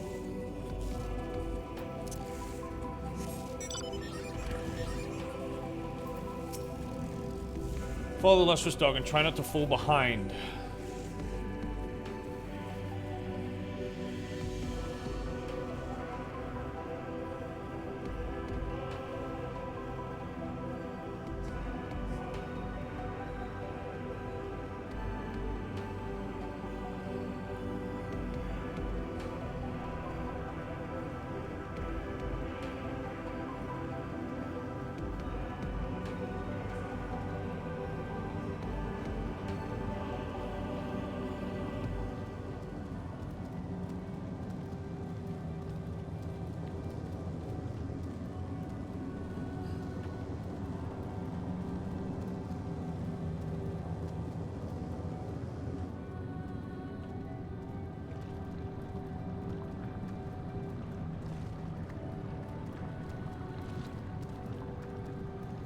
What does this lustrous dog want from me?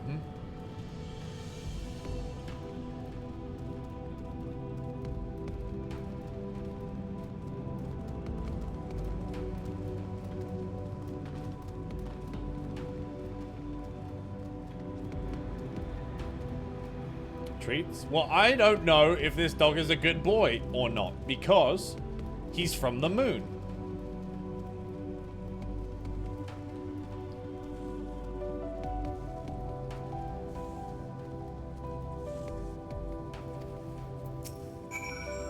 Perhaps the dog will let you pet it once you have dealt with the lingering spirit.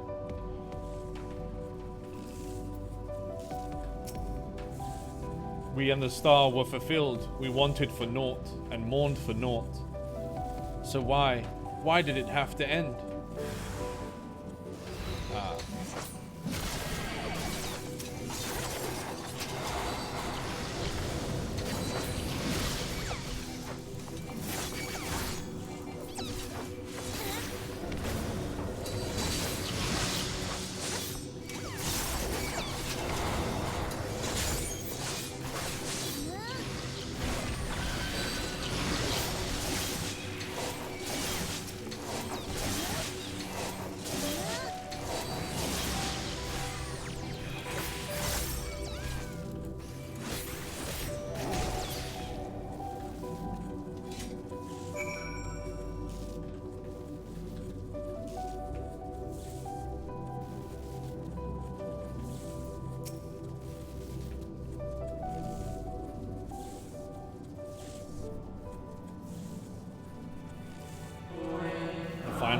Taught us to fear a death forced upon us, the injustice of duties and dreams left unfulfilled, the grief of unexpected death, swift as darkness, cold as ash. Such tragedy, yet no catharsis, such truth, yet no consolation. He gone.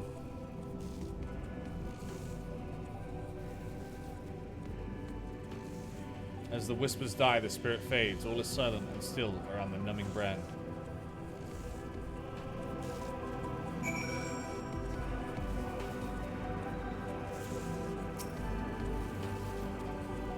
The lustrous dog is once again staring at you expectantly, and who are you to deny it? Follow and try not to fall behind.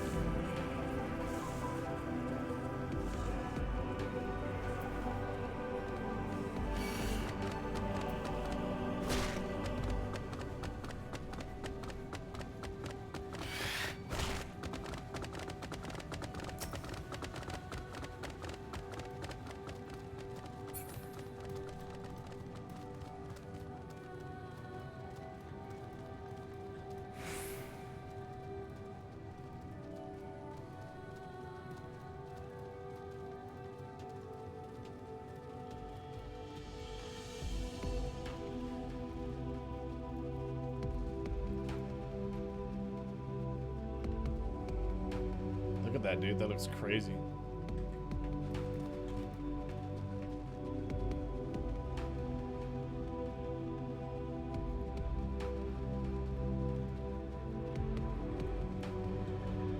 Yo, look at this guy. It's like a cactuar's cousin. Moon cousin. Moon cactuar.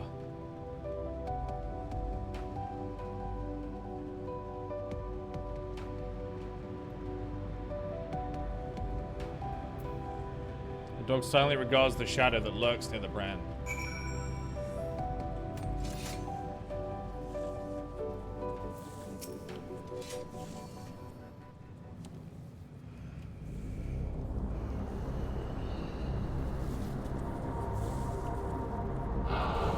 Our perfection came crumbling down, such overwhelming despair. In that moment, we knew the end was nigh.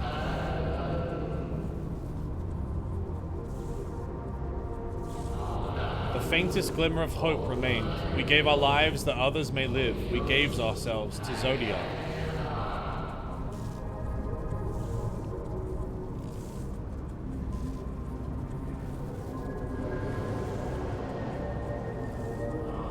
Zodiac, our Lord and Savior.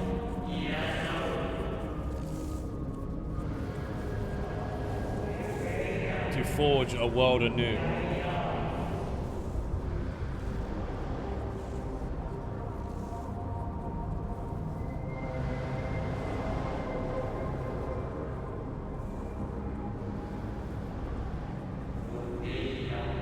To love, live, and love again.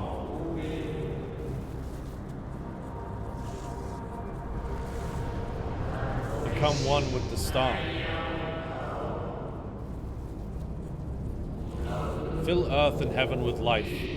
Birth paradise where fear is a distant memory.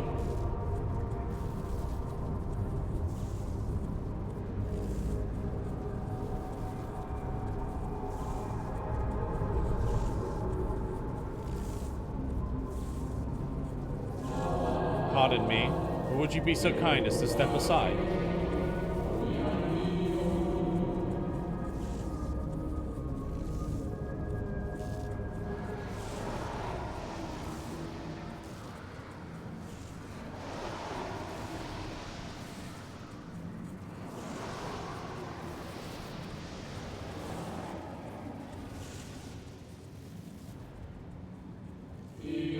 That unmistakable color, the soul of Azem. But not the friend I knew, I think. Nevertheless, you are you.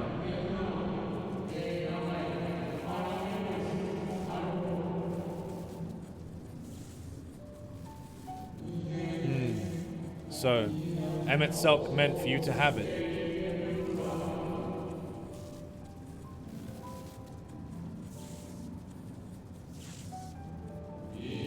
You seem surprised. Why might that be?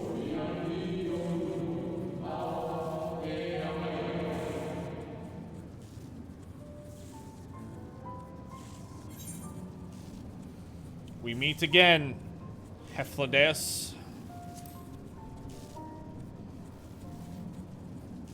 Hithbrodeus.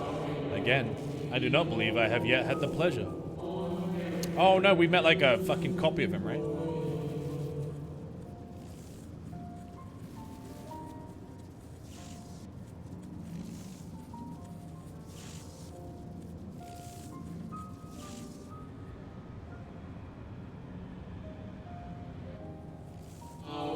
Emet-Selch created a shade in my likeness, and not only me, but all of Amarot.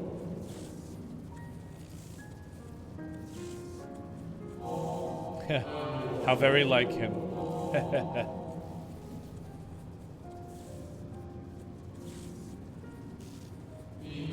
A slave to sentiment, even after an eternity.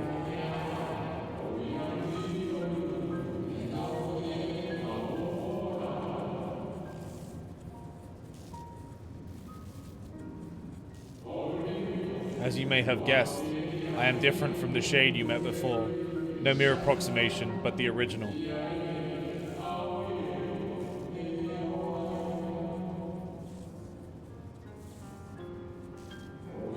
A soul sacrificed to Zodiac.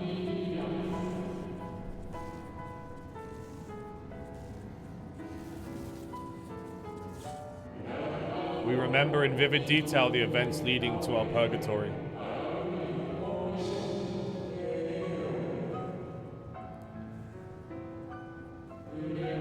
Plans and plots for our resurrection, Hydaelyn's intervention, and Zodiac's and the stars' final fate.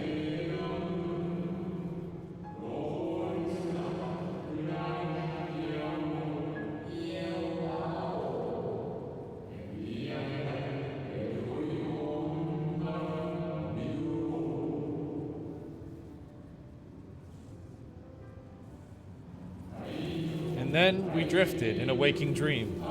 Our minds steeped in fog, until you came.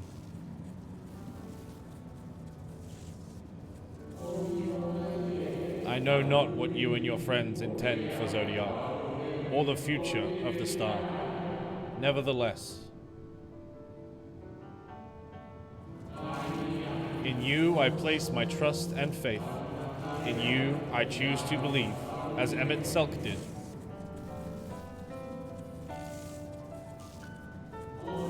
Believe in yourself, and all will be well.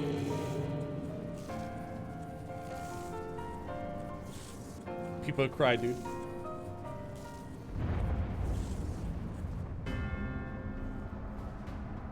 He's here.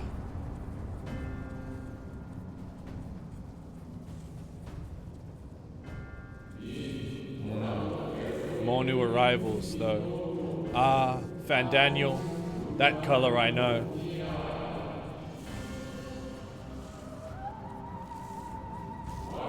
And another I do not.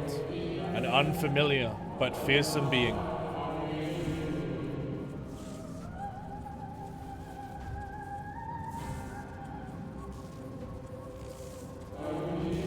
I have kept you from your duty.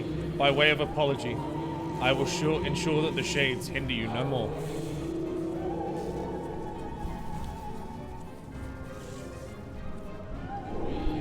protect the final brand.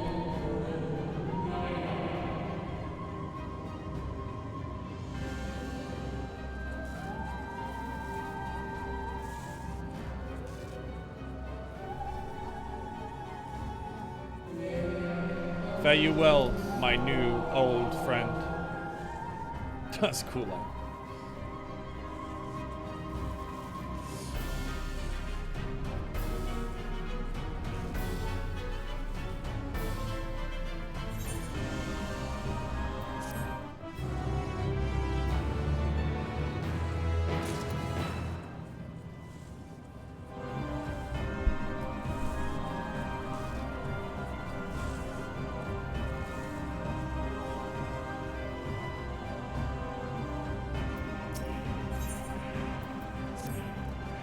The dog growls, agitated.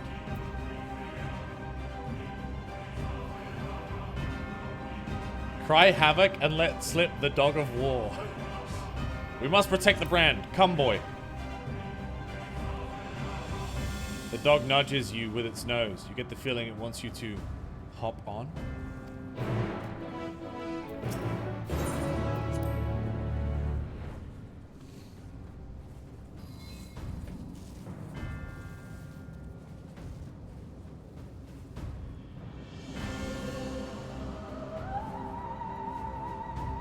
Do you think them showing all the continents on the planet is like a teaser for like future content?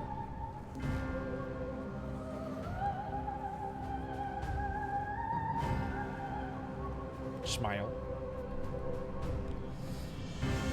They be tricksy like that, you know what I mean?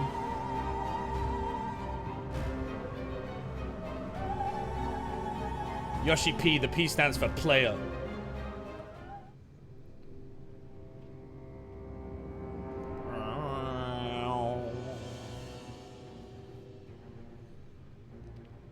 Look at this motherfucker.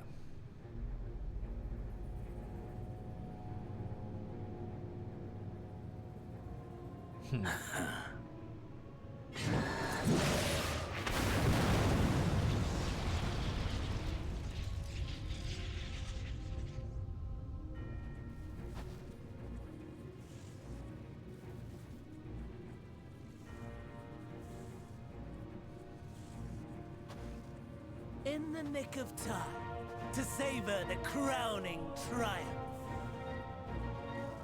Unbound and free at last. Arise, Zodiac! Wait, the Zodiac's gonna be weak though, right? Much weaker than he should be. Means we can whoop his ass.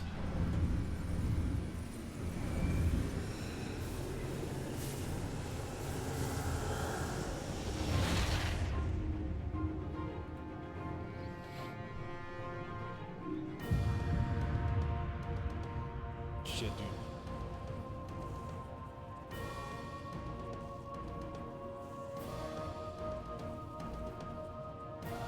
Deprived of heart and will by the loss of dearest Elidibus.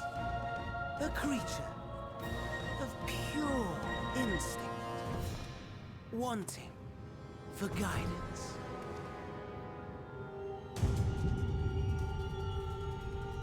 But powerful, oh so powerful. More so with every passing moment. Such potential, even in this incomplete state. Still the savior who delivered a world from certain doom. So, here we stand. You know my intent. Consume the god, then the world. Stoke your fury to a raging inferno, and dance among the ashes. Or perhaps you would face me here and now. A lesser but welcome amusement.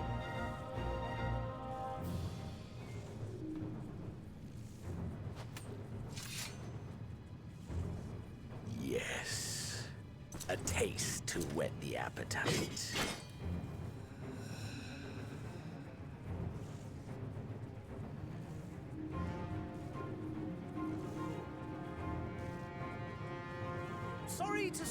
moment. But might I ask that you postpone the slaughter until I've said my piece? I promise I will be brief. You cuck.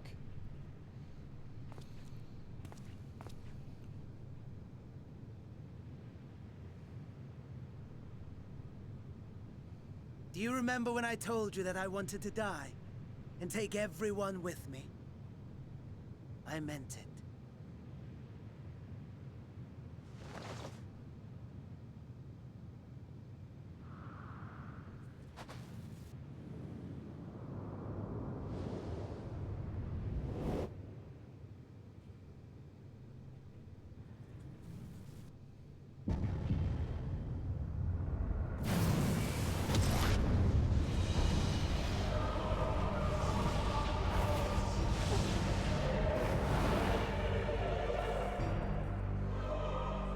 I might assume he just sacrificed himself to Zodiac to awaken it.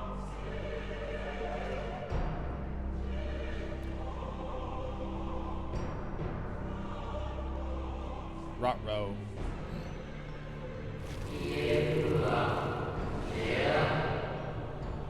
We are the savior. We are the guardian, the keeper of natural order.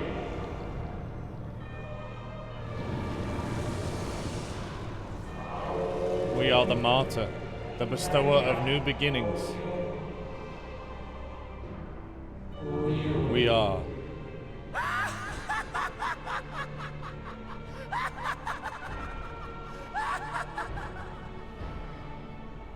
Such lofty aspirations.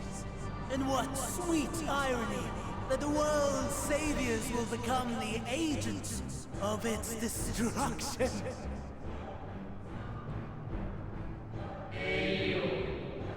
Cannot end this way. We must return and be made whole. We are the will of the star, now and forever. For the greater good, for the sake of the world. Wrong, wrong, wrong, wrong, wrong! Lies and delusion! The dead have no power over me. You will be silent. Silent as the grave!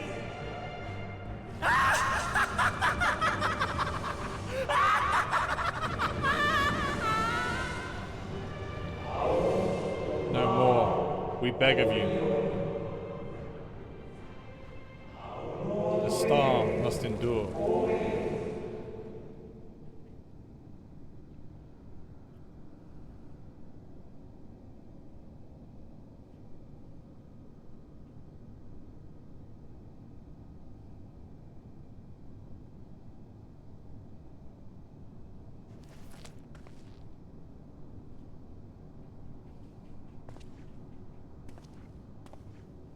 Believe and walk in faith. Let the light of your soul shine for all to see. Well, well, well. Not quite the outcome you'd imagined, but a fitting one nonetheless. Don't you think so, Hades?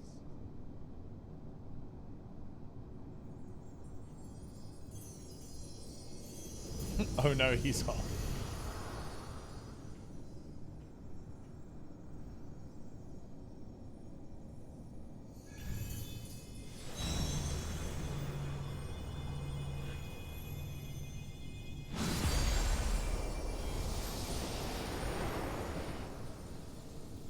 Was that our past self? Oh shit. All I craved and more. Boundless power. Mine to command.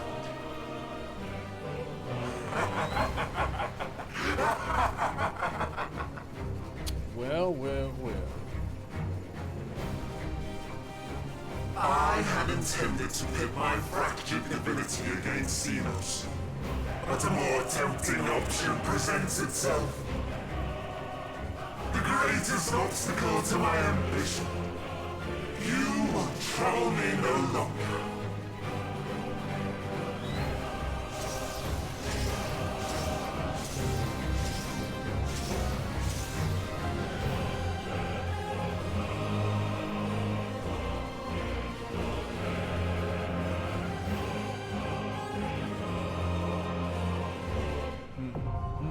The dark inside. Yeah, this is what I got spoiled on, chat, earlier today.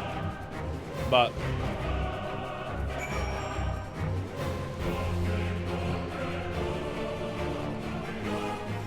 how? Someone in FC chat accidentally typed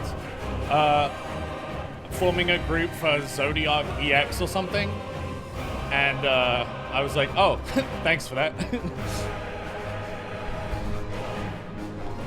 Yeah. But it's fine.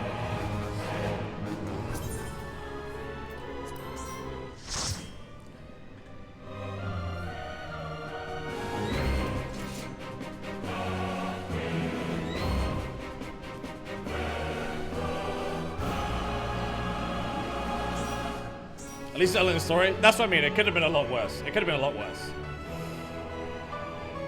At least I was spoiled on something I got to today, you know?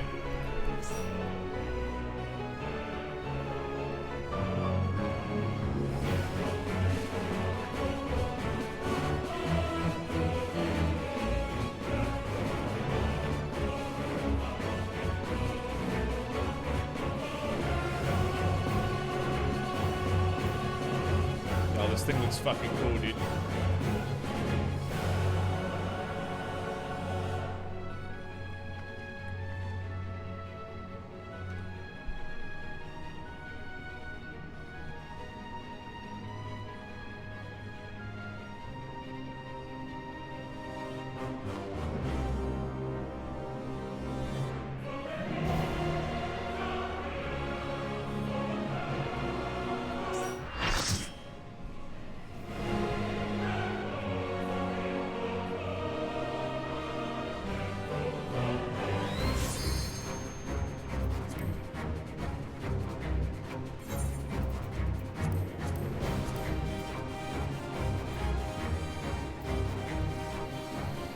Wait, do I want chicken fettuccine or cabbage or smoked chicken?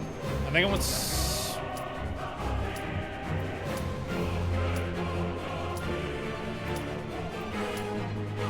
smoked chicken.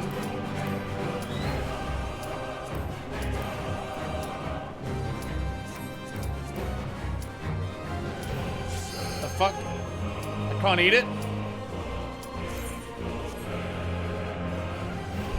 He's prepping for raid. Time to take my level 70 accessories into this fight, dude.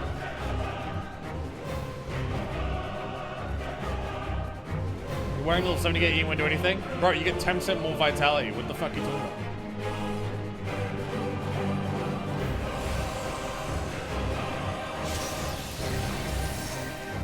There's the homies, dude. Look at G-Mize over there. All creation shall bend to my will.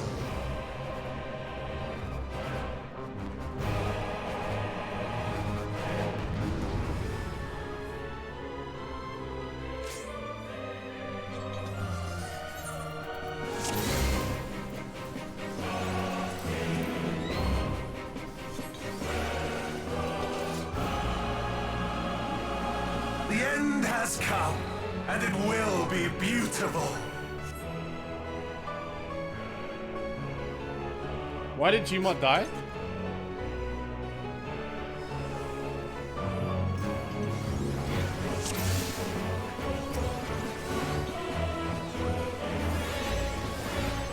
The elusive jump. The end has come, and it will be beautiful.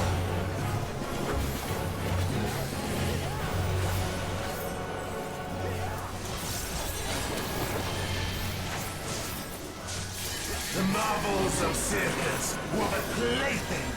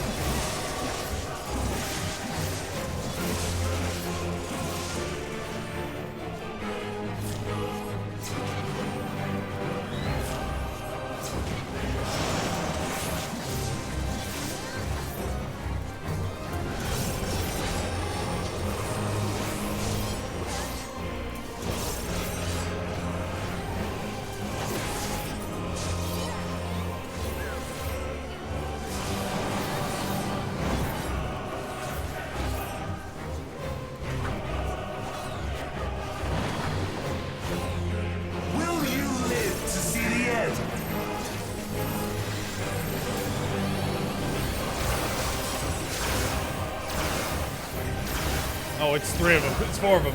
Whoops.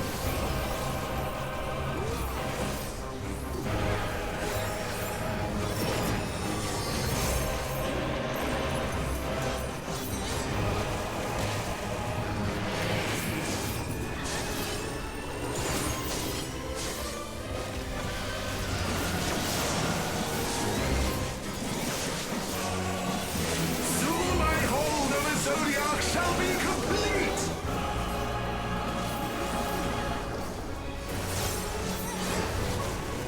Mine! All mine!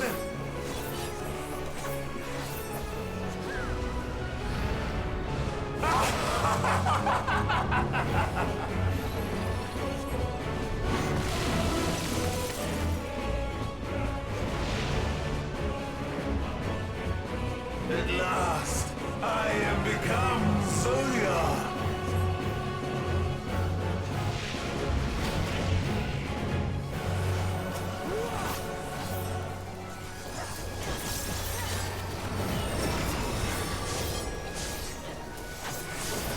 The natural order overturned!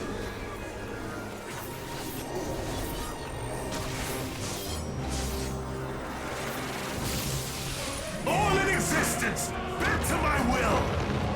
Oh, the whole map. Oh, I see what's going on.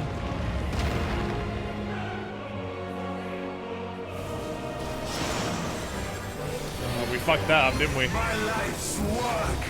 My masterpiece!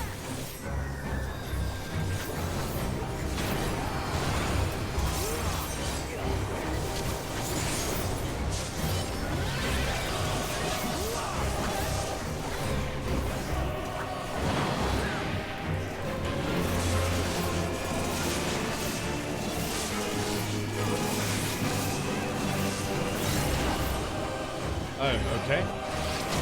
Okay. How I've waited That for one this got me. day. I thought you stand between them, but they were really wide.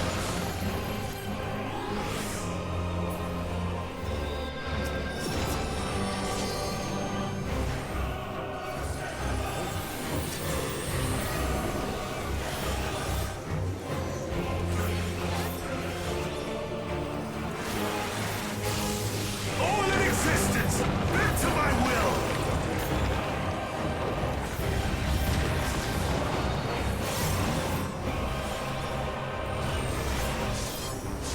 The great cataclysm, faithfully recreated! From broken skies fall tears of flame! All shall burn!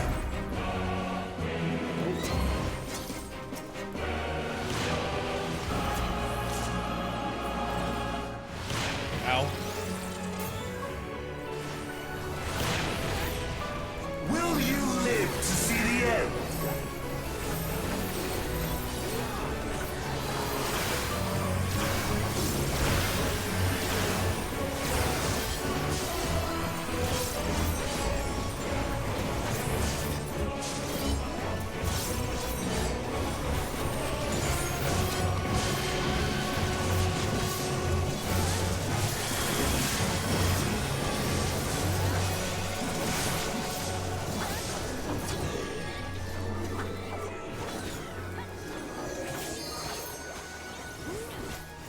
Wait, what? I'm gonna go over here, right? All in existence, bent to my will!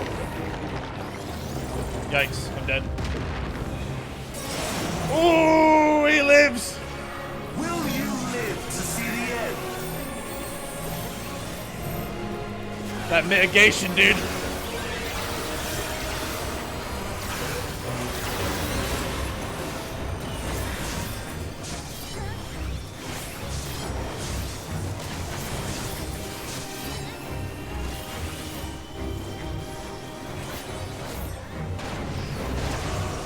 Holy fuck.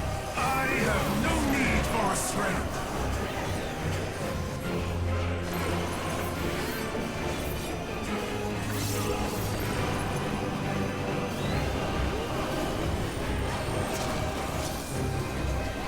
No, that hit me?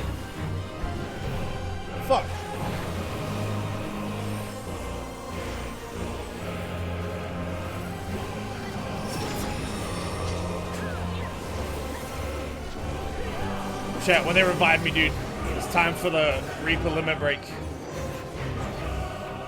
Come on, Masha.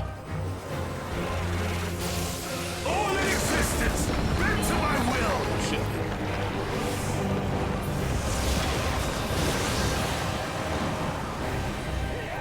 Will you live to see the end? Wait, who used it, dude? Oh, alright. Gma, you're not invited to the next one. That's twice now I haven't been able to fucking use it. I haven't even seen it yet.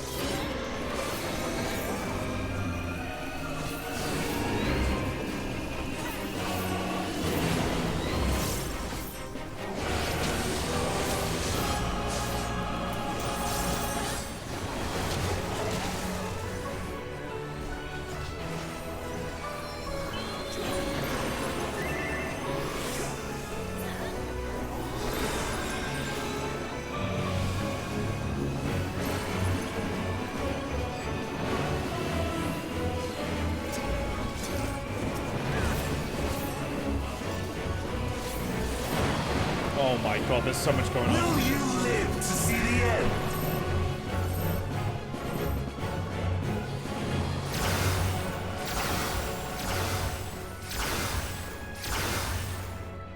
Just fucking grief, dude.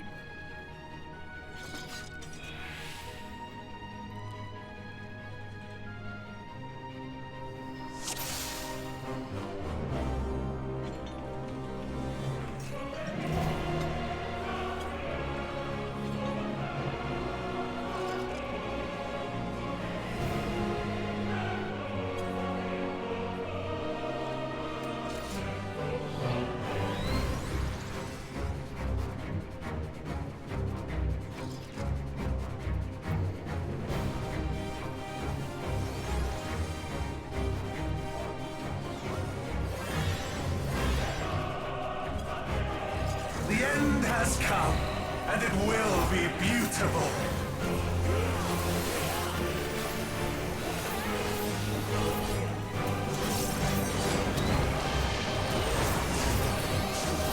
The marvels of circus were but playthings.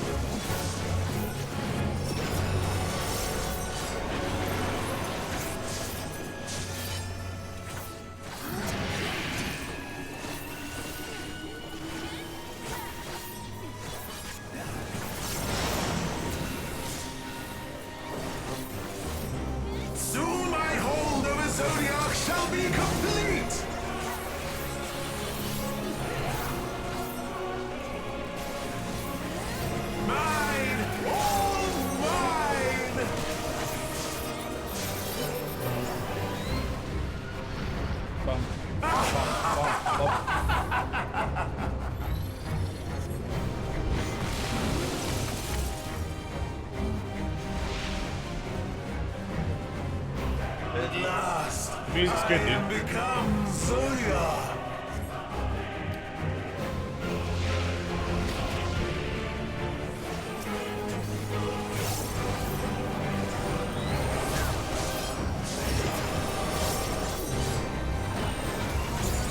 The natural order overturned. Wait, so if I stand here? All in existence, bent to my will.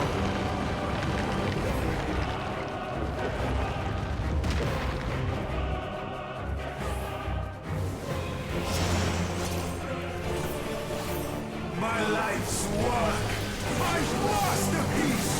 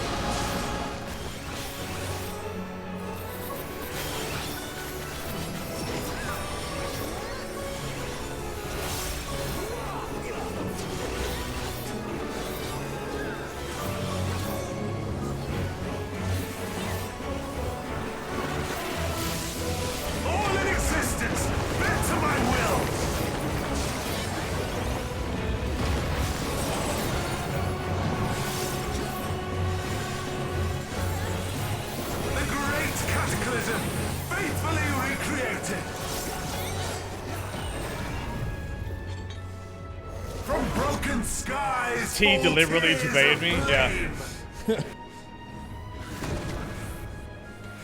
All shall burn.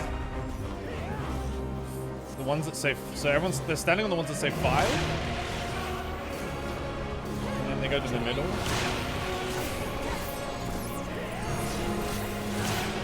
Okay. I'm so confused, dude.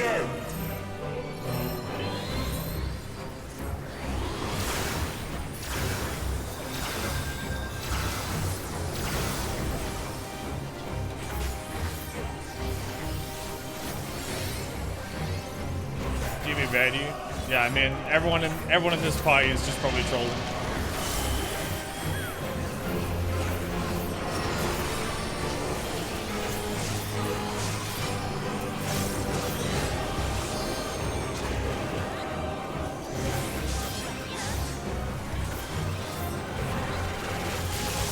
All in existence, bent to my will.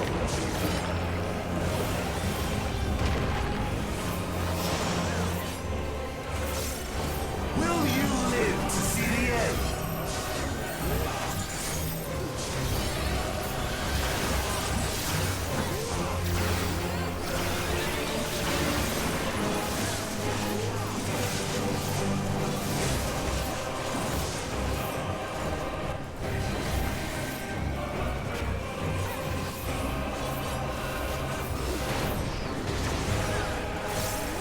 I have no need for strength.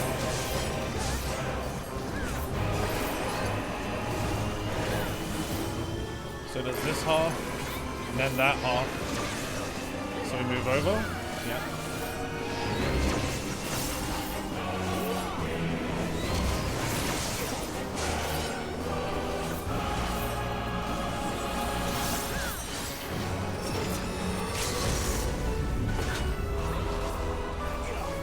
I'm fucking dead.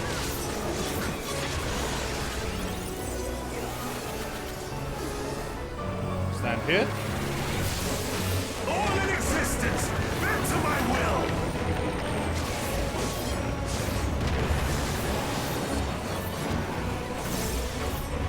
Will you live to see the end?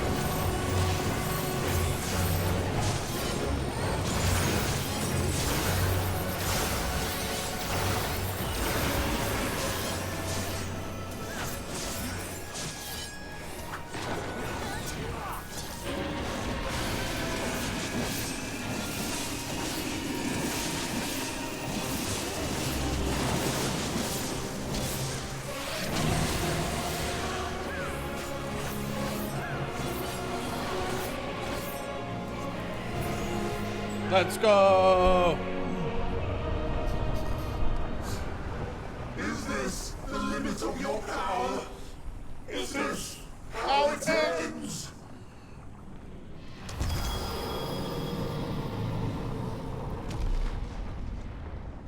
How obvious was it we were trying to bait him? Extremely obvious.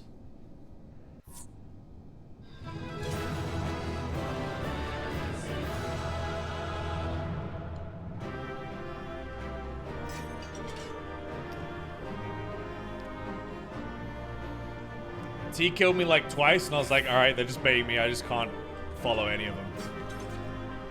It's all a trap.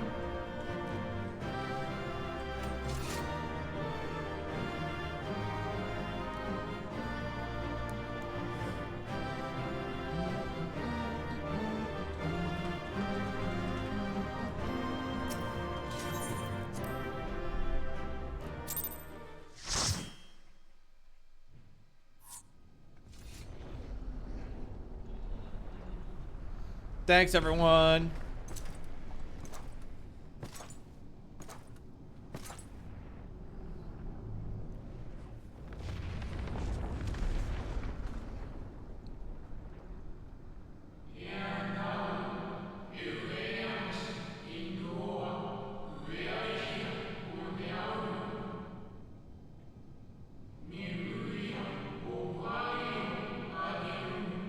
Withdraw now from this place. The teleporter will deliver you to safety.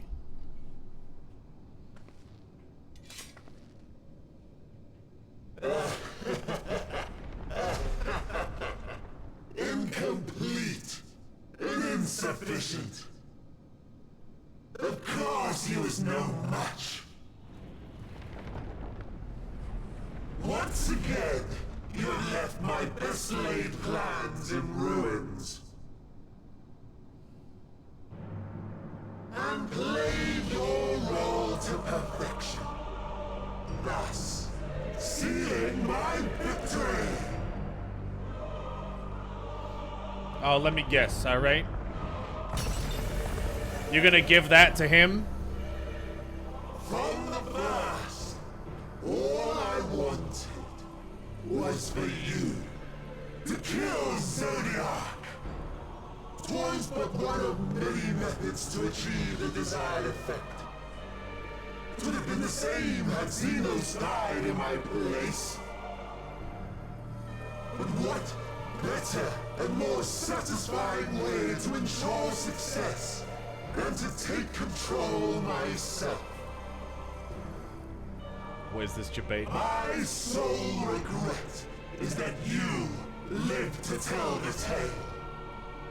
Even so, you should let me LB. This is your fuck up. Fuck you, G. Alright, fuck you.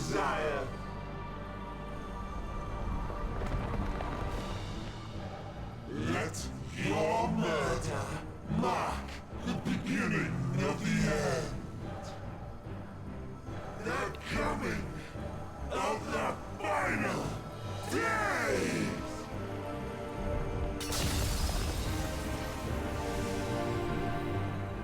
Well, hang on now. I didn't even kill Zodiac. You just killed yourself.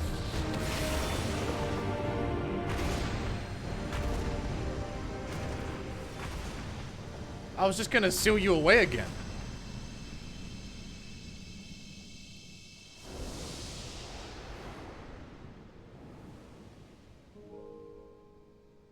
How quickly strength fades and blood cools. Old familiar sensations. So many lives, so many deaths. No different this. I close my eyes and slip into the dreamless slumber.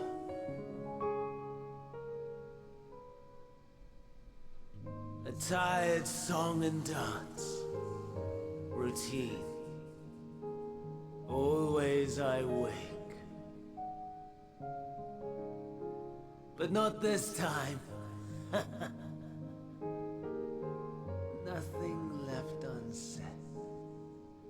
Nothing left undone. inherit my hell. I intone with glee.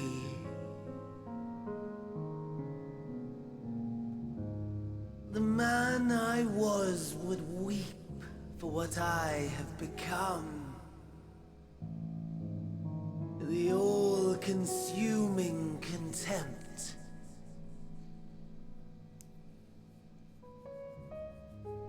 But I've the wisdom of 10 millennia to justify my answer to the question.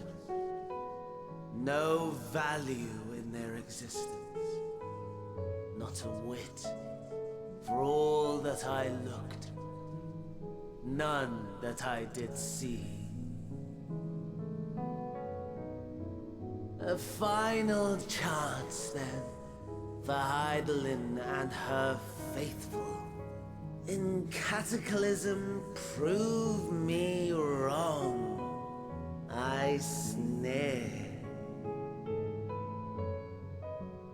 All shall return to nothingness, as was your will, Emperor Sunday. I, the star, and every living being, consigned to your oblivion.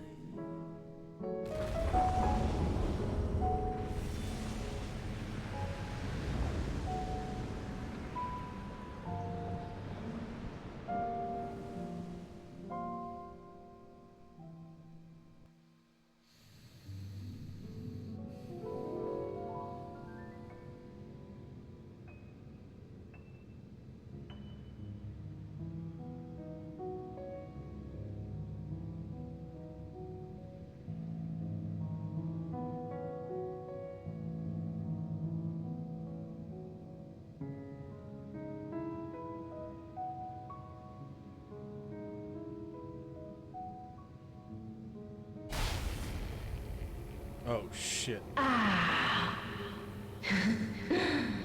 At last.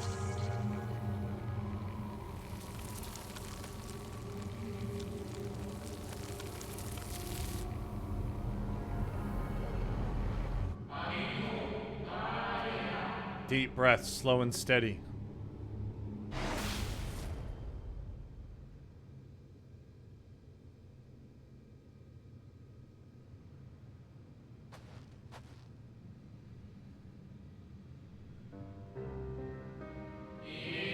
You saw it too, yes? The blue star below, thrown into turmoil.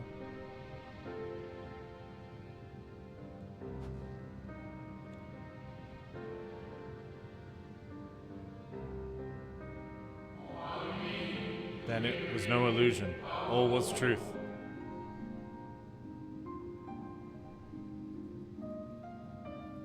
With the death of Zodiac, the laws of nature over which he presided have begun to unravel. The final days are upon us. What you witnessed was an omen granted by the Echo, a vision of the horrors to come.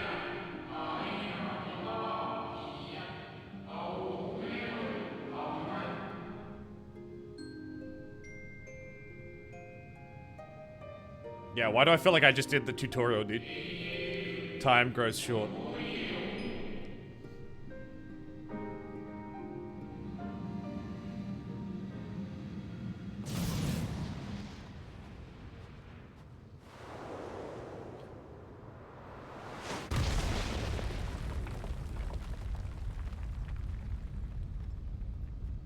You again.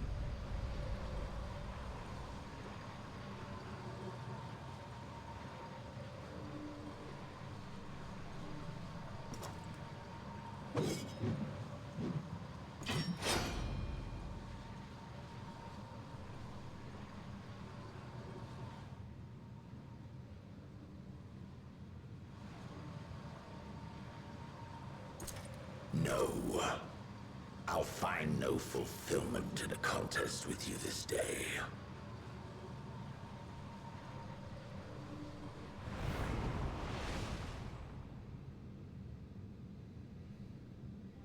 Slavering beasts gather at your gates, ravenous and eager.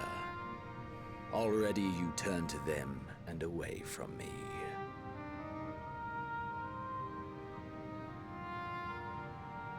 I must go forth once more in search of power far beyond the might of Shinryu. Power to make your heart run over with rage.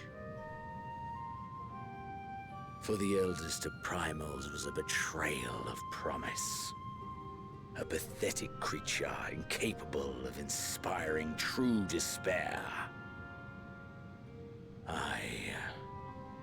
That's what I crave. Pure, unadulterated despair.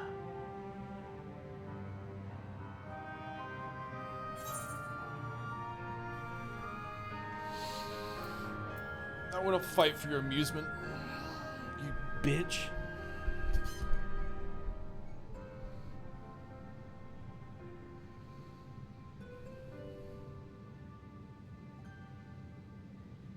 We shall see.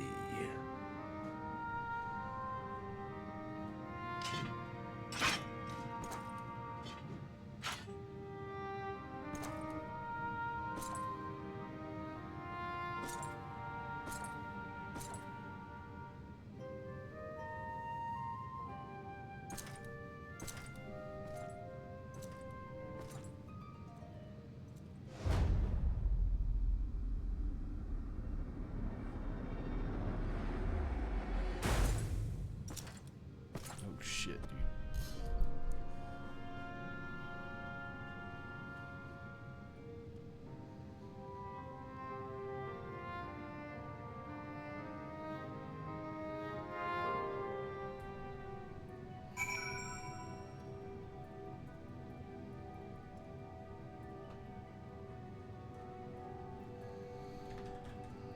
Didn't bother looking at him. We didn't look at each other, dude.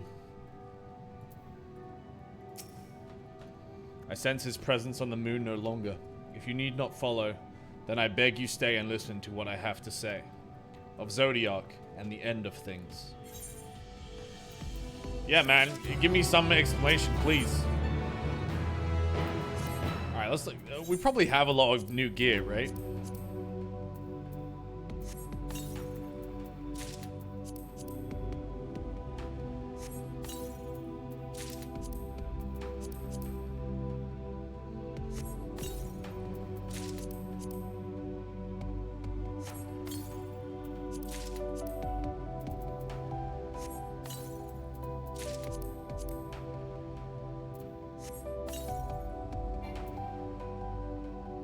Unable to use the Skaven accessories offending coffer. Oh, that's level 70. Why would I want to even open it? Bro, I legit don't have any accessories past 70.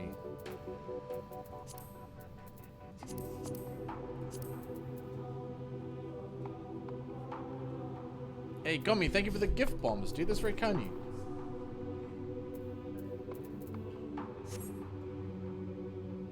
Alright. How many poegs do you have? How do I check? Profile? No. Rep? No. Control C. 185. I bought some gear when I bought like gloves and boots and a weapon with my poetics when I started the expansion. That's why I bought like that was like 1,000, and then these were like 600 each or something.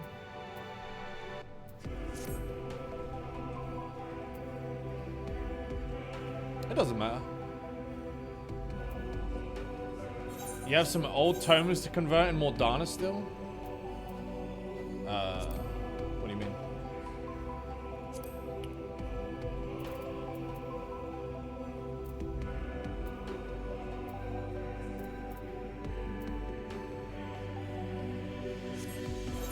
Control C? Oh, you mean these ones? Discontinued?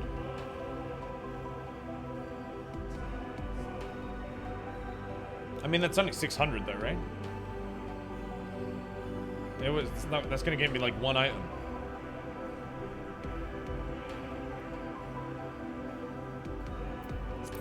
It's not even worth it, dude. I'll get gear just from fucking playing the game. Doing the expand. Look, they're about to give me a new weapon. Before we speak at length, I believe a change of surrounds is in order. I have more than ill tidings to share, you see. I sensed others arriving not long ago. Though my communions with Heidelin have grown infrequent, I have learned enough from her to know these are your comrades. And as luck would have it, they have already reached my abode. Come, let us join them.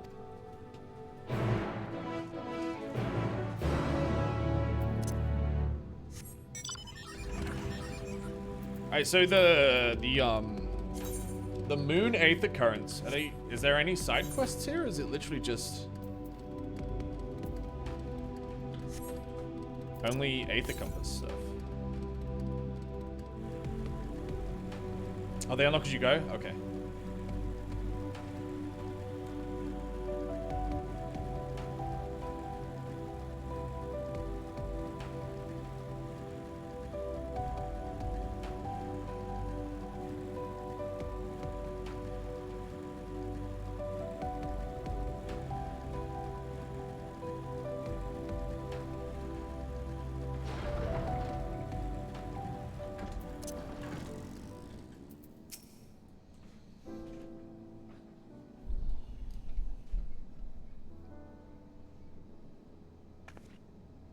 Thank goodness you're unharmed.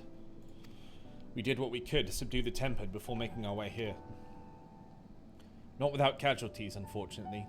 Some few detonated explosives, killing themselves and others. The contingent's healers had their hands full tending to the injured and enthralled when we took our leave.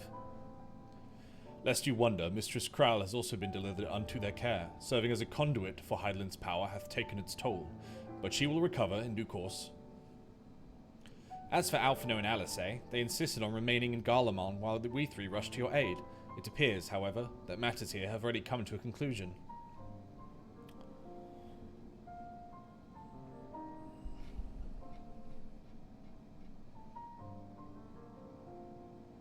But what manner of conclusion, if I might ask?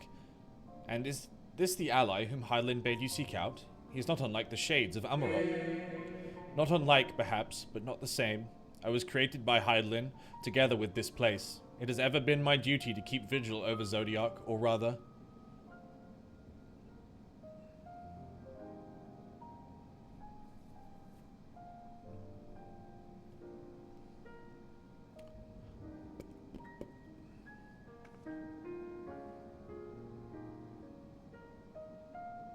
Then Zodiac is no more?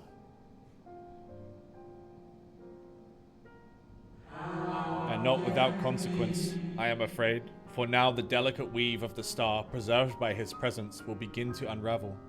If you mean to avert the final days, you shall have need of... Are you alright?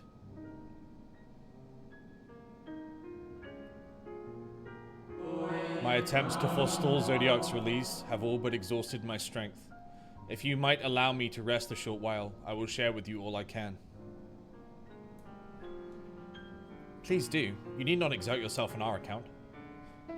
These crystals contain records of your time here, yes? May we peruse them while we wait? By all means, if you would review them chronologically, might I suggest beginning with those on the upper floor? I shall leave that to you, Samira, while I see what can be gleaned from the crystals on these lower levels.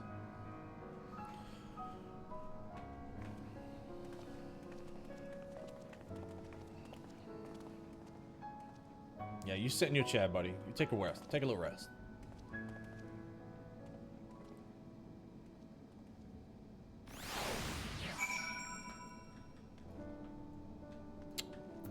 Pillar of Industry. Merchant's Mender.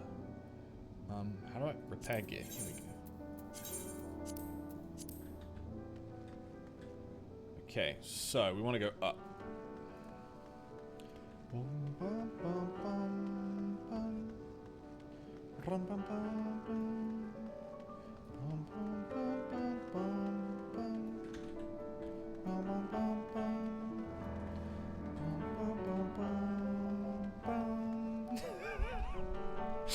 I sent Jesse his own clip of him logging out in the in bed, and I just said, "The fuck is wrong with you?" And he goes, "I don't know, I'm just an old man."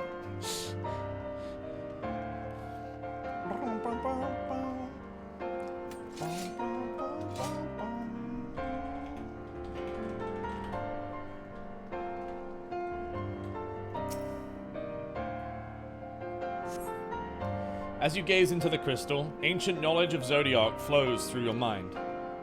Daily summary, no abnormalities detected.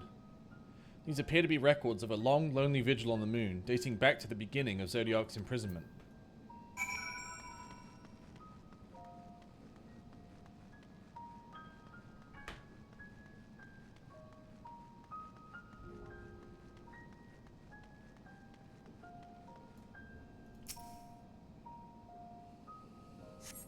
As you gaze into the crystal, knowledge of past calamities flow through your mind.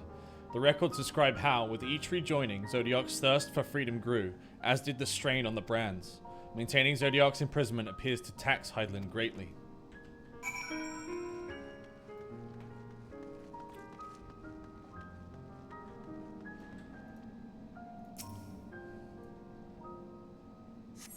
As you gaze into this crystal, knowledge of the past rejoinings flows through your mind. The records describe the Watcher's efforts to prepare in the event Zodiac broke free from his prison. The records go on to describe maintenance carried out regularly with the Loperites, though it's not clear who or what they are.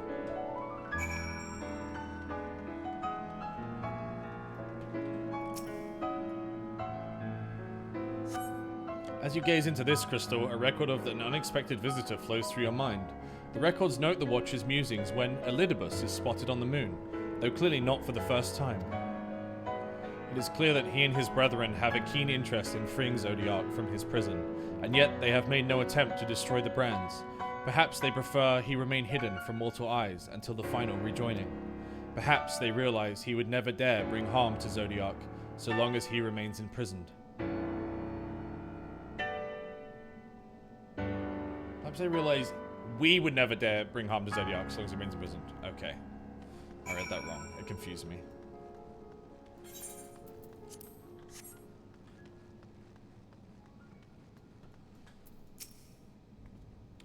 Did you learn anything of import?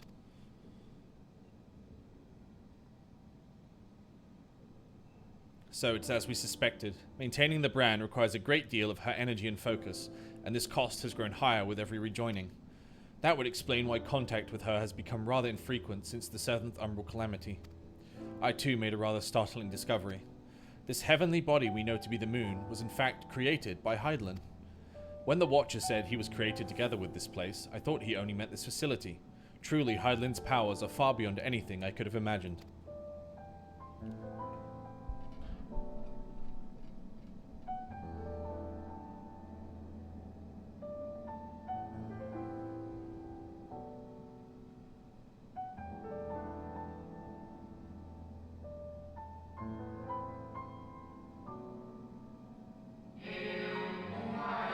Thank you for affording me this short reprieve.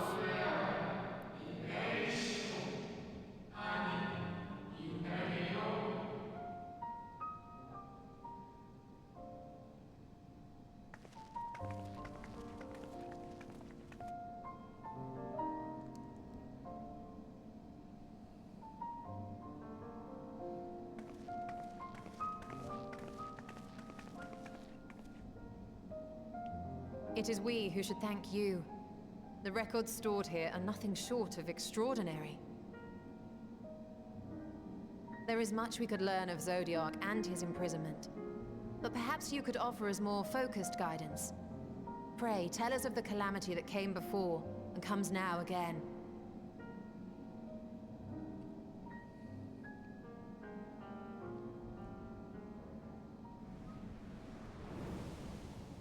Here we go, boys.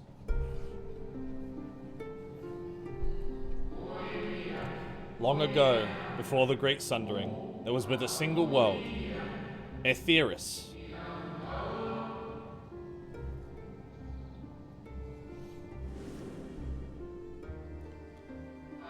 One day, from within the earth, a terrible cry issued forth, affecting a profound change in all manner of life.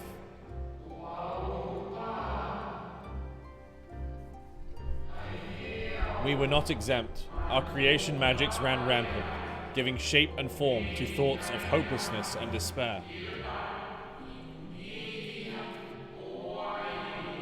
There's always a bigger bad, huh?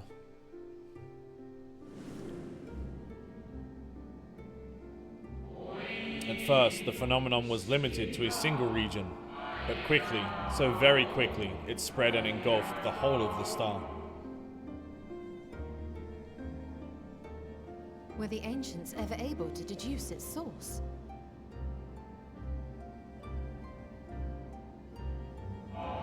They were not. However, the Convocation struck upon a method to predict where the next corruption would manifest. It's basically the planet is a prison for something far worse than Hydaelyn and Zodiac.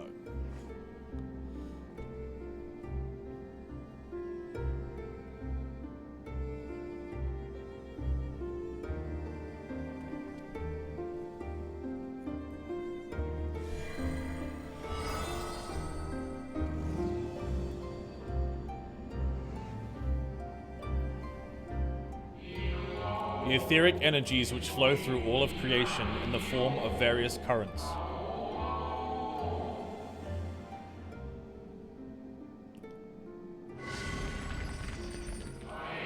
The currents which course through the land and seas.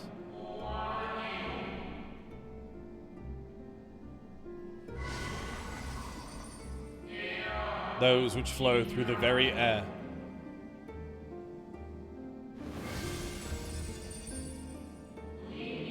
And those of a celestial nature, which encompass both our star and this moon. Celestial currents. I cannot say I am familiar with the concept. Nor would I expect you to be. Few scholars of our time knew of their existence.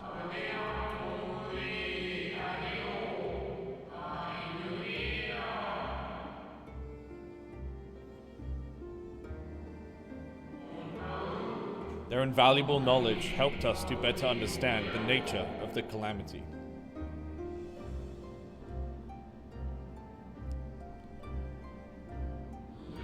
Like the terrestrial ones of earth and air, the celestial currents form a vast network, but the ethereal distribution is not consistent. The Convocation soon realized that the inciting incidents occurred in regions where the flow was weakest.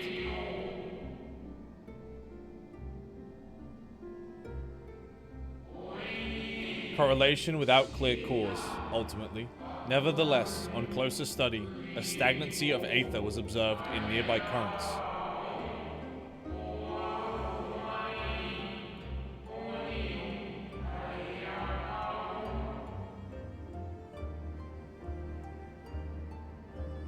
And so they sought a means to harness the forces of darkness, of activity and growth. Thus was Zodiac conceived. No less a power than a god's could set right the laws of nature and quicken the flow of ether within the star. Precisely. With the advent of Zodiac, our end was averted.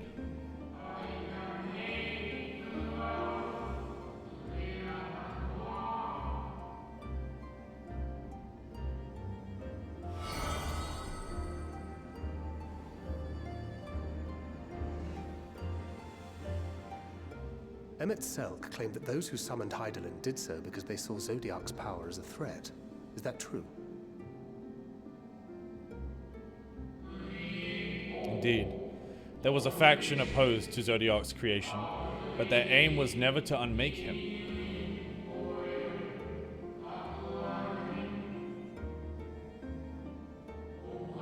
They understood the continued preservation of the natural order was dependent on his existence. Until we could identify and address the underlying cause of the final days, he would need remain, and, for his departure, would be set in motion those apocalyptic events once more. Hydaelyn, recognizing this as well, and so, rather than destroy, she sundered Zodiac, herself, and the star into lesser reflections, that she might confine him in this place.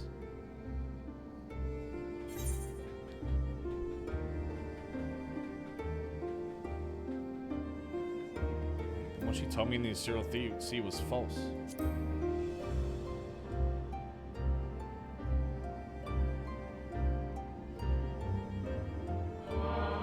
That the two once dwelled as one until Zodiac grew hungry for power, upsetting the balance twixt them? Not quite a lie, though rather a gross embellishment.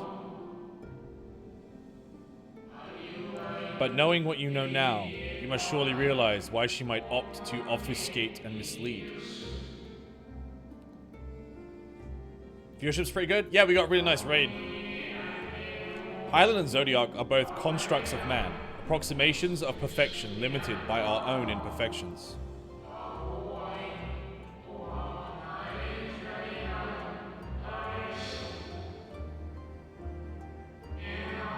Zodiac was, without question, the more powerful of the two, having been born from the sacrifice of half of Aetheris' population.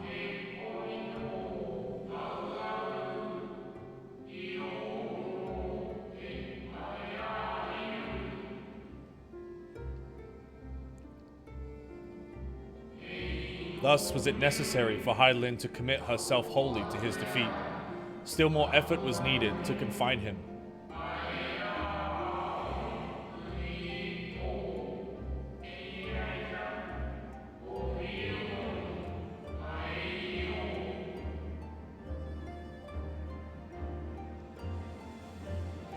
Maintaining the brands taxed her greatly.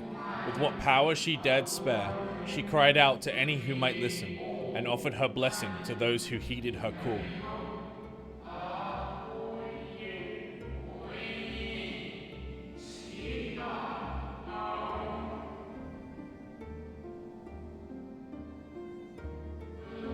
Though it was likely within her power to do so, I believe she did not wish to speak of Aetheris and her history.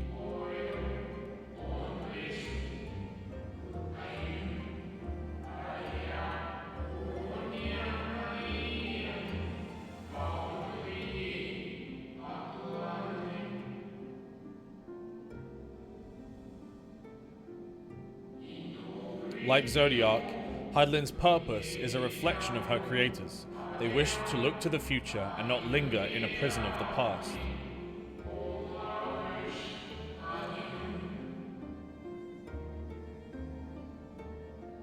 The Ascians set in motion 7 rejoinings before we came to oppose them. How many more worlds would have been lost had we not placed our faith in her?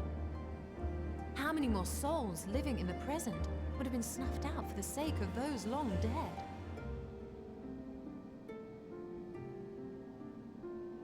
Well, in light of recent events, I see no reason to doubt your words.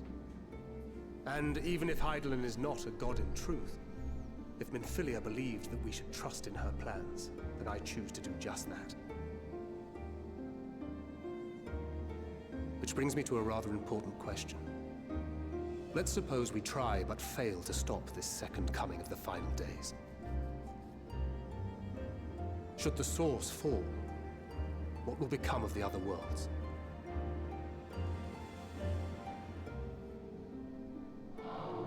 The nomenclature is more fitting than you know.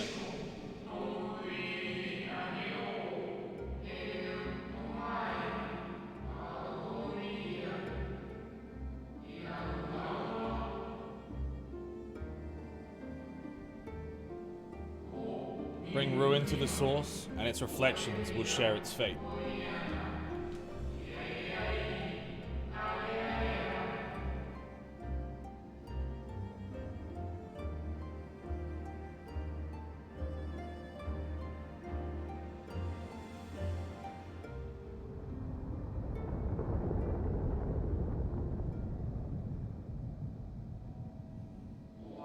Ah, it is ready.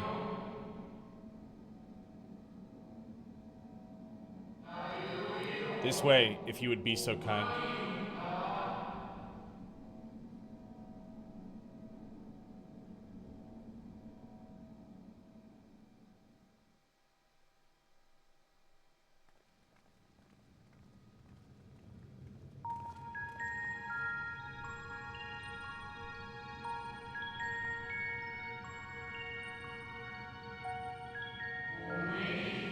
A beautiful sight, is it not?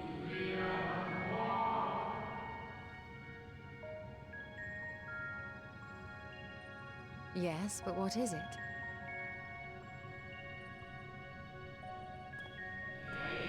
Hydaelyn knew better than any that her power was not absolute.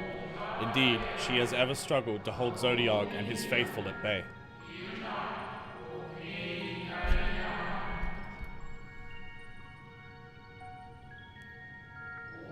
She feared the worst, and so made preparations. In the event of his demise, there would be a contingency.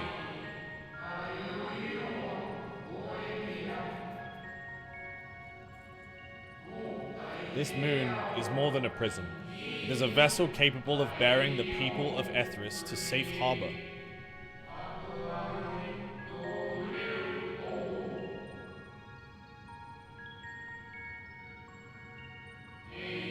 You need not go far to find its pilots. In fact, I should be happy to take you to them.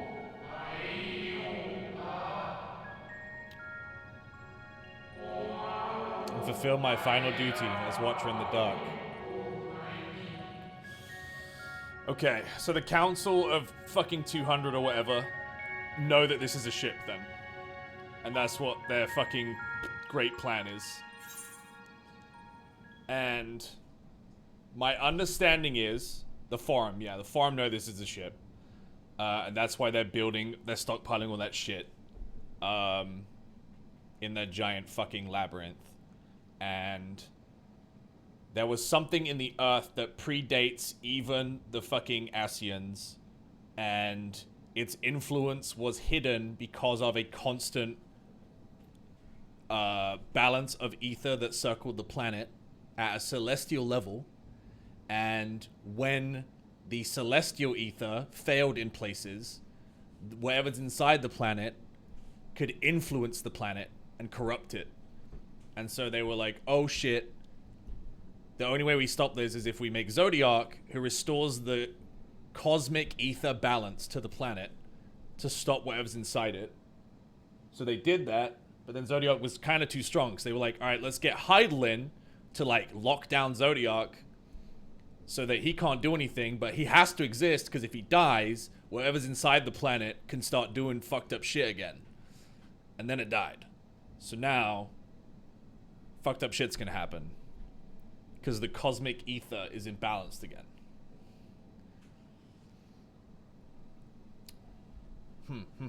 Okay. I get it.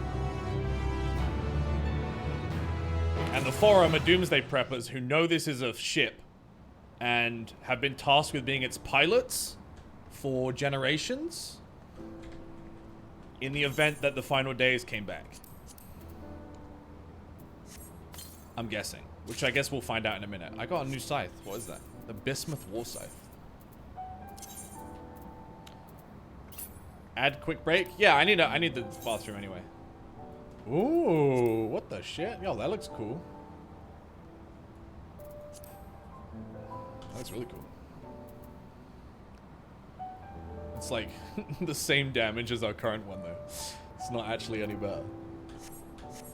Cool. All right, yeah, let's take a quick break, chat. I'm gonna hit the bathroom, and then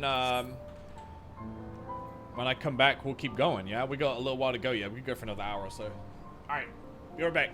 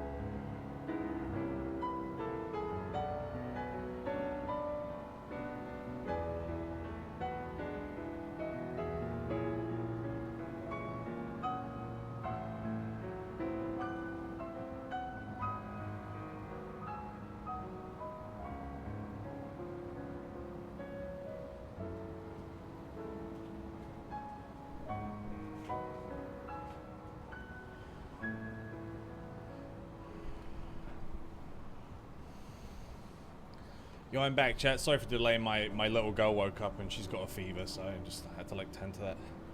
Get her back to bed. What's this? Kirana made me some accessories. That bad, huh?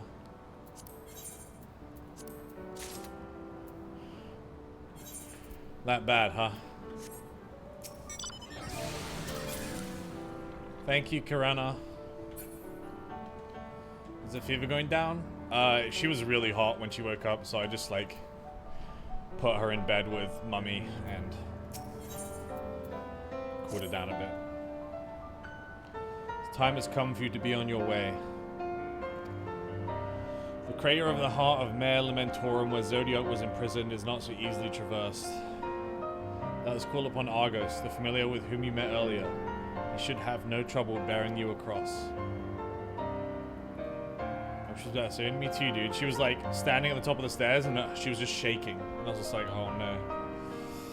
As Hydaelyn created me as the jailer, so too did she create Argos as the guard. It is his nature to appear when needed, and yet he is nowhere to be found. Strange. Mayhap the imbalancing of Aether has affected him. Let us make for the crushing brand and attempt to call him there. You need but recall the path you walked with Argos before, and you will find your way. If he labors in service to Hydaelyn's plan, I see no reason not to do as he suggests. Should we make for the crushing brand then? Oh, you guys want to walk? Idiots. Ow.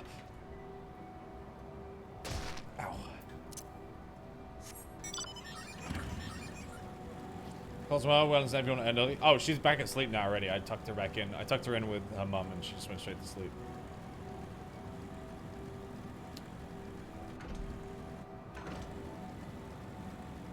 She's fine. She good. It's probably good I stay awake in case she wakes up. That way Brooke doesn't have to be up all night. How the fuck do I get over there? Oh yeah, these weird little things.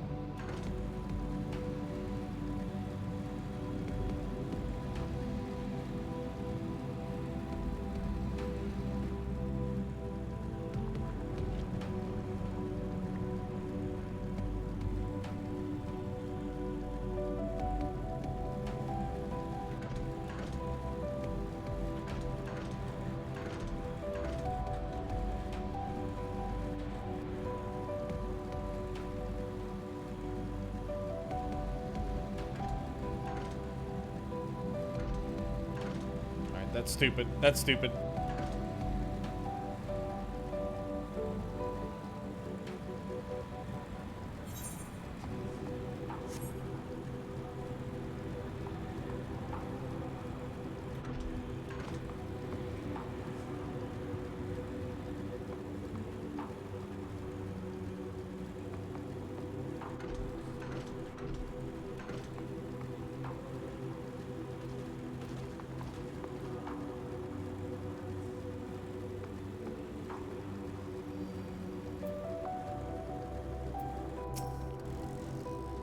Kind of wild that I'm the only person on the moon right now. The place we seek is just ahead at the Chlorophos Grot. You see, Argos cannot manifest without sufficient concentrations of ambient ether. You would be hard-pressed to find a greater confluence than this inside this cavern. Follow me.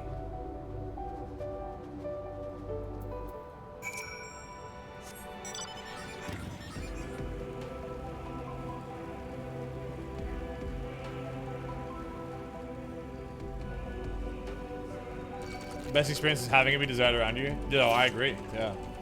It like feels like I'm the only warrior of light. Yes, here will do nicely. The lunar spongle draw aether from the ground, which is then dispersed in the air. At present, however, the ambient energies are not quite sufficient for Argos to manifest. Might you be willing to spare some of your own to help the spongle along?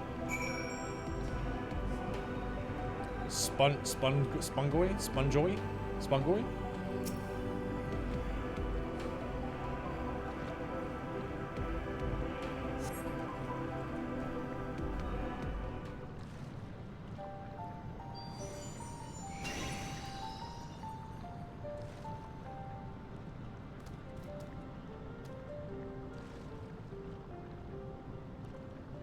Argos manifests in a flash. He seems glad to see you again. A most fascinating creation of Highlands, would you not agree?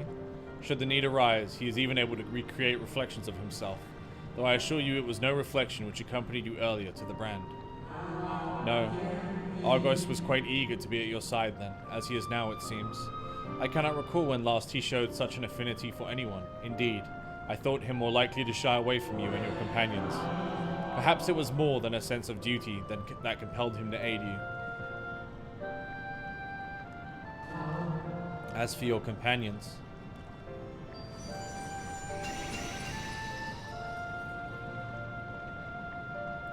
unexpected, but greatly appreciated. I believe we are all ready. Then let us return outside that you may cross the chasm.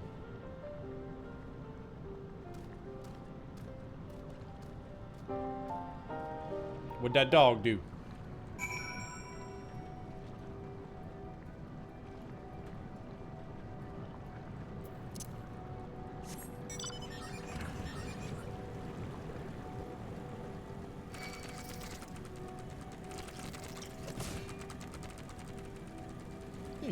These damn creatures got a hole in them.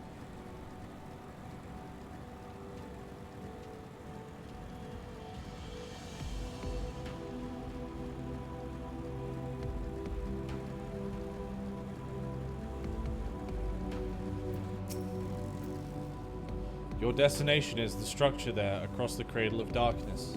But climb onto Argus's back and he will take care of the rest. Once you arrive, it should not take long to find the ship's crew. The facility is designed to rouse them from their slumber in the event of Zodiac's destruction. Heed their counsel. Together you may guide the star and its people to a kinder fate. This is where we part ways, but know that I shall ever be watching and praying for your success. Our allies' assurances notwithstanding, we cannot be certain what awaits us on the other side, so perhaps it would be best if we did not all go at once. I propose the two of us cross first, while Thancred and Urianger wait here.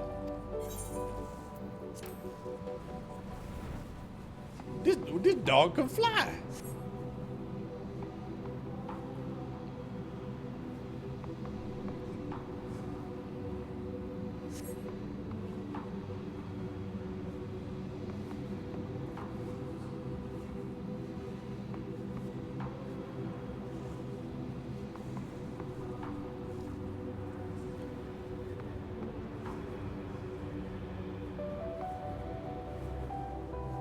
Can I see any Aetherites? Look, look, look, look, look. Scan, scan, scan, scan. No. What the fuck is this?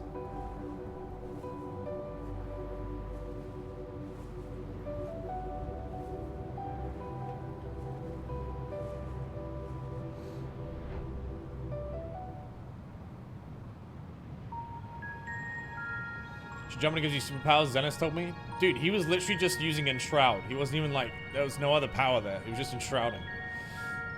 This structure is enormous, though that is hardly surprising given the size of the average Ascian.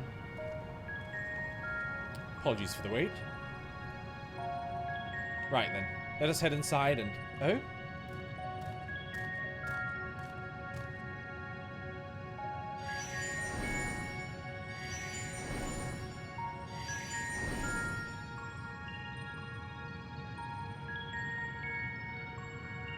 Most intriguing.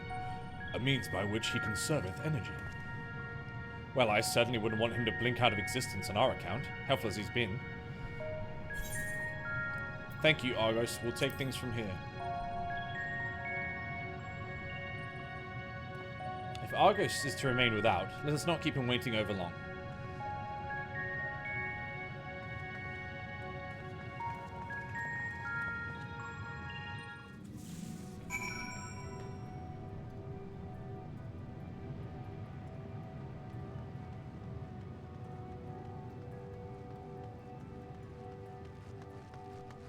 That's a big ass door. Woo!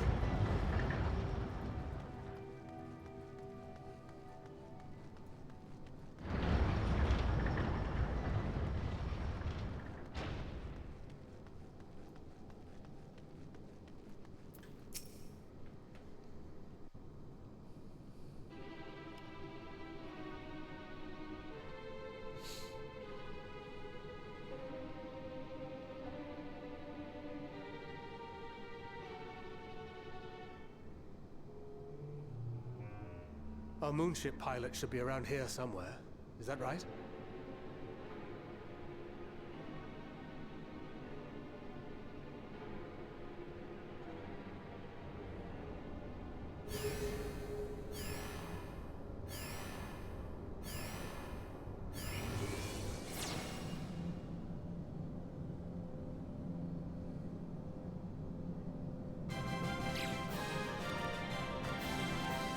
Oh, fucking, it's a mouse?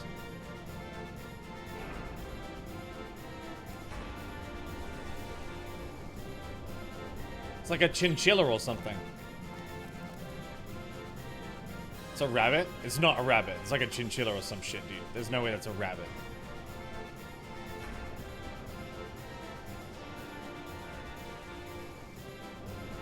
It's a fucking rabbit? They look nothing. What do you mean it's a rat? Oh, they do have little rabbit tails. That's true.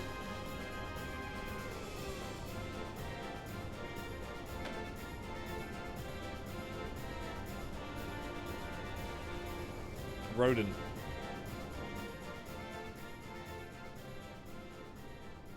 Chad, do you know that rabbits' tails are actually like really long? Look lively, everyone. I know. This 1243rd inspection is a mite ahead of schedule, but it is of the utmost importance. For Zodiac, alas, is no more. As of now, our mighty moon has a new purpose: to bear the people of Etheris to safety. Our time has come, my friends.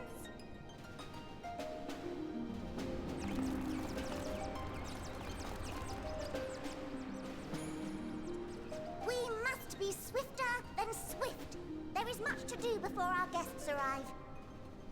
I expect your workstations to be immaculate, and don't forget to relay our signal to Etheris. Questions? Yes? No? Maybe so? No? Then hop to it!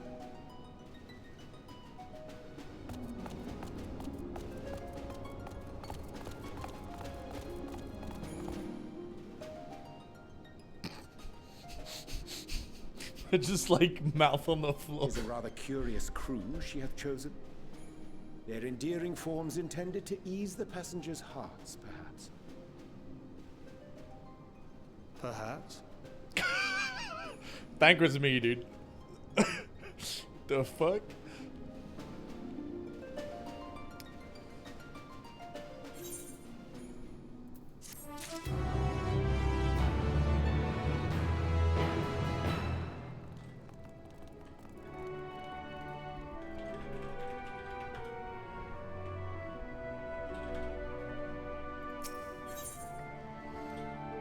Thancred's dumbfounded expression suggests he is still struggling to comprehend the spectacle he has witnessed. They must be Loporits mentioned in the Watcher's records. Not at all what I was expected, but the Watcher did bid us heed their counsel. I assume one who gave the rousing speech was their leader, though we might have to ask about in order to track them down. Come on then, let's be about it.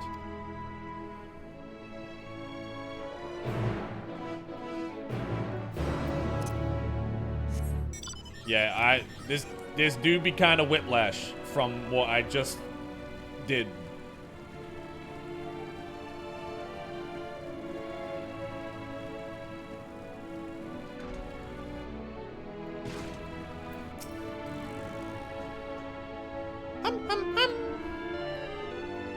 What the fuck? The leader of the crew? Not me, I'm afraid. Singway's the name. Singing way? Fuck. I'm in charge of construction and maintenance of the atmospheric circulation system. Only the crispiest, cleanest air for the people of Etheris, and that's a promise. Why do I have to? Why did I just have to voice NPCs and then they gave me these fuckers? Help! Help me!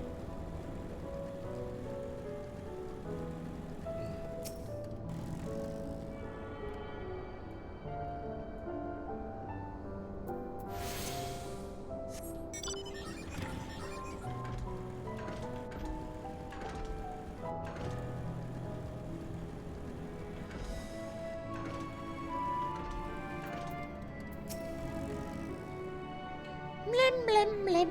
Leader? No. Sleeping way my job is. Perhaps I'd better ask.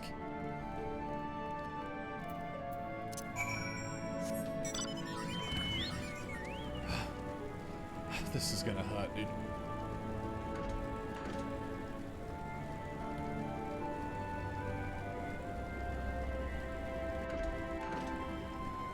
$360.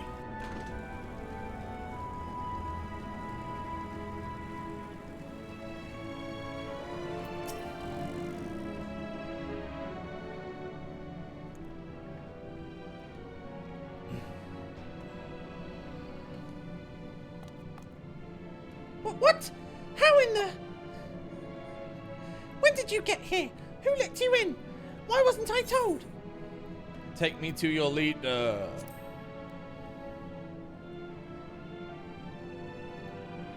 Leader? Oh yes, look no further.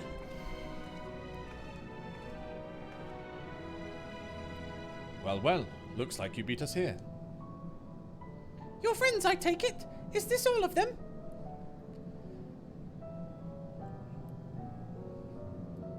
A group comprised entirely of children.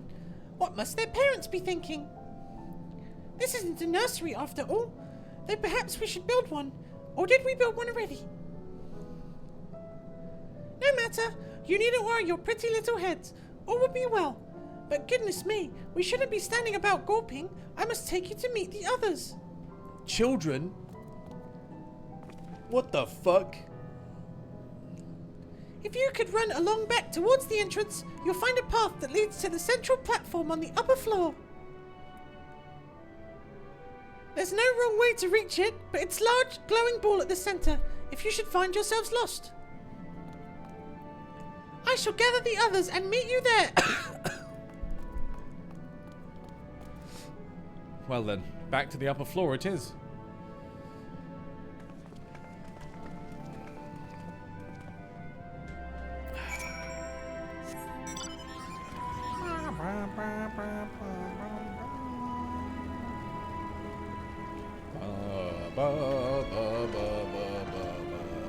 Chat, I have voiced every character in this MSQ and I will not give up because someone gave me bunnies that are 9 octaves higher than my actual voice, okay? I will see it through. It's probably the only reason I have viewership playing the game right now, alright? And I'm not gonna squander it.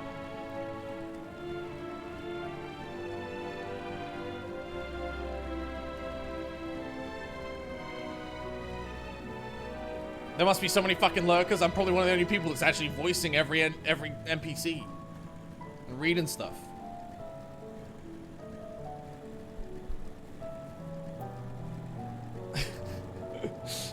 Ace War Press, thank you very much.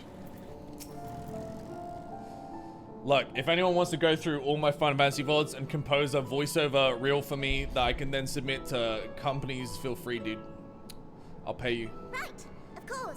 Introductions I'm are never in getting order. that high, dude. What the fuck? That's helium. That's helium levels. My name is Livingway, and we are the Lotharites, created for the express purpose of commanding this ship. I feel like the only person that could like do this voice is like Lily Pichu. World. More specifically, I am the one whom she charged with the execution of her most vital plans. You might say I'm her right paw. Livingway's the name, map reader and navigator of the heavens.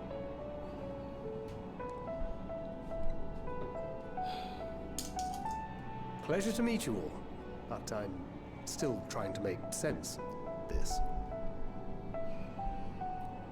Confusion and bewilderment are completely understandable. Fear not, I shall walk you through it. The people of Aetherius, through no fault of your own, I'm sure, set in motion a series of events that, unfortunately, culminated in Zodiac's obliteration. Acutely aware of the imminent crisis, your parents sent you little ones on ahead while they began the necessary preparations.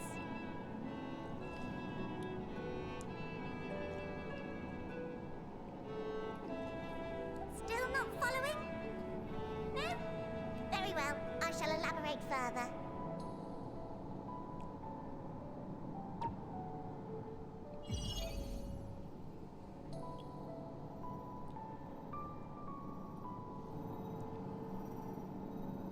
Here, we have Atheris, your home, and the moon, where we are now. Without Zodiac around to keep things lively, so to speak, the celestial currents of the star have doubtless begun to degrade. A calamity of apocalyptic proportions will be visited upon Atheris, bringing an end to all life. Very sad, that. So too hath the Watcher claimed. By thine unperturbed countenance, I gather this eventuality was anticipated. The doom and gloom. Oh yes, quite expected. Imagine, if you will, that Atheris is a delicious carrot that I've forgotten to eat and left out in the midday sun. The most earnest wishes or prayers will not stop it from rotting to the core. So sadly, there's nothing to be done but to abandon said carrot, Atheris, in case the metaphor is lost on you, to its grisly fate. And this moon will serve as the vessel to deliver us to a new home. Just so! We will gather up as many people, supplies, and resources as our stores will hold. And then, once everyone is aboard, it's off to another star. Easier said than done, admittedly, for one does not simply hop from star to star on a whim. Which is precisely why we've spent countless years constructing the most propulsive of propulsion systems. How old are these fucking rabbits? To our destination in 2 shakes of a rabbit's tail.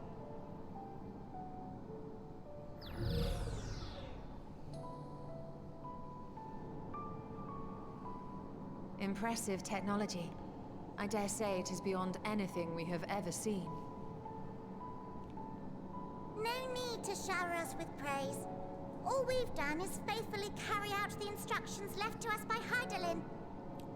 Back in the old days, when she was still just Venar, she was dedicated to the study of the world and its inner workings.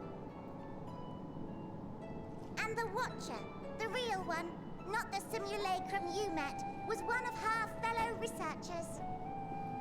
We and this wondrous vessel, masquerading as a moon, are products of their knowledge and know-how. There's certainly more to you all than meets the eye. Might I ask where exactly you intend to take us? We identified a few promising candidates for resettlement some time ago, but we cannot guarantee that they are fit for habitation. Moreover, the ship can only travel in short bursts. We intend to go down our list, hopping from star to star, until we find one suitable for resettlement. No need to worry, though. The vessel is being refurbished with accommodation for an extended stay as we speak. While we did have to rely upon outside help to determine what amenities were essential, I dare say we have risen to the challenge. Help? From who? From you and yours! Who else?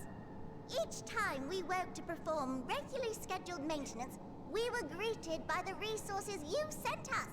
What better way to learn about preferences and proclivities of our present-day charges? Well. But you're still adorable little children. Perhaps your elders were responsible for the deliveries. I'm not sure what led you to conclude otherwise, but I can assure you that we are all grown men and women. And I very much doubt my elders know this place exists, much less how to send you so much as a starlight missive. What? Then who in blazes let you on my moon?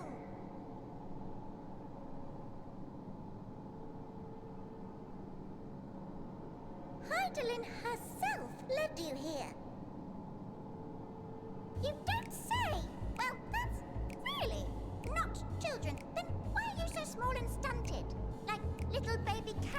Look in the fucking mirror, you little rabbit shit. Well, Amarotines were a great deal taller. In the present day, persons of such prodigious size are exceedingly rare. So, you're saying everyone's not like the Watcher? No, you accidentally made chairs too big, beds too big, everything's too big. Could have at least scribbled a note about your profound miniaturization. That tome in thy possession. Oh, this? One of the first books sent to us. A compendium of the people of Atheris, with a few blank pages at the back for minor corrections and updates as needed. The sum total of our knowledge of your kind is contained in these pages. I thought it was abridged and made small for our benefit, but this isn't a regular-sized book, is it?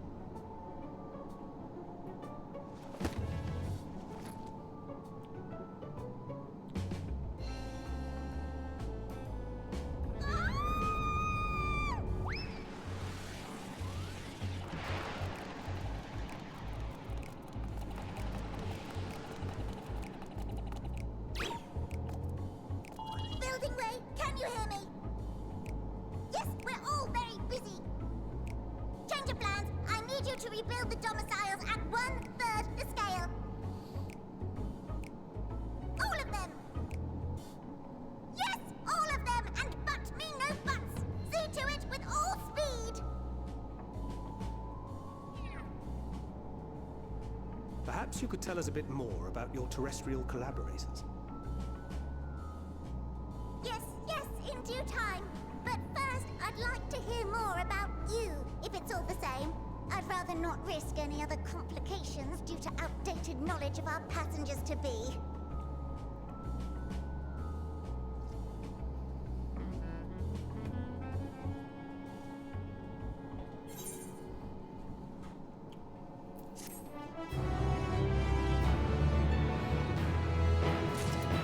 Haha, funny rabbit mix up, but like the world is ending.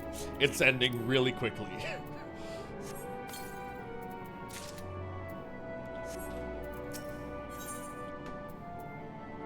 Purple carrot juice. Right then, now that you're here, we need to teach us all you can about your people, and quickly. It won't be long before the final days are upon... I'm sorry. It won't be long before the final days are upon us in our terrible grandeur, so it's imperative that we prepare to receive our passengers-to-be. If there's anything at all, that may displease them, it must be addressed post-haste. And address it we shall. Here at Bestways Barrow, we've assembled everything required to offer our guests the best way forward. Ahem. We've produced myriad amenities we understand to be essential for day-to-day living, and I wish to hear your opinions on them.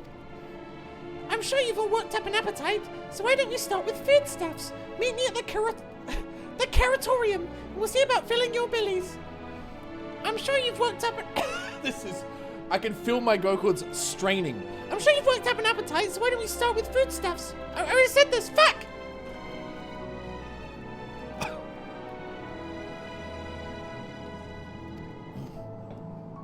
Let's go.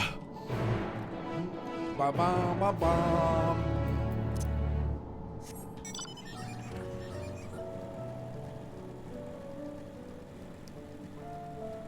This isn't even a fifth of the way in. Wait, this isn't a fifth of the way through the story?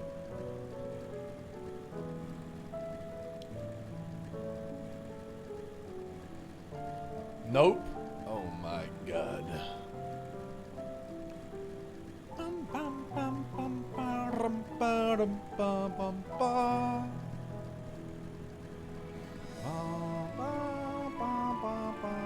Where the fuck am I?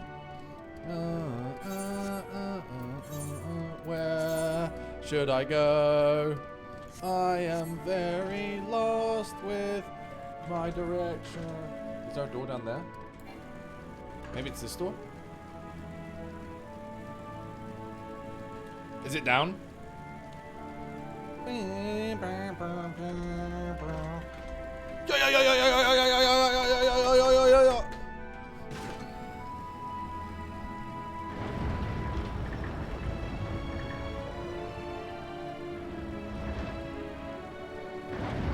pisses me off that people are flying around, dude.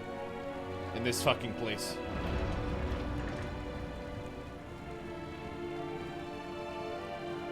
It can be pretty cool when you get Goofy on your team.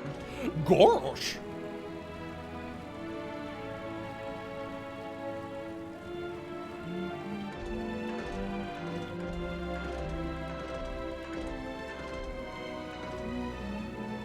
Fuck a duck! There's an ether current right there.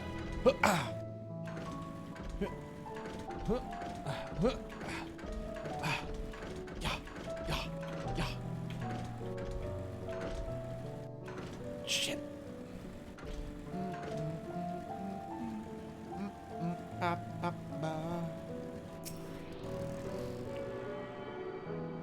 I swear to fucking God, if I get in combat and it's like the bunnies are singing the combat theme, I'm gonna fucking lose it.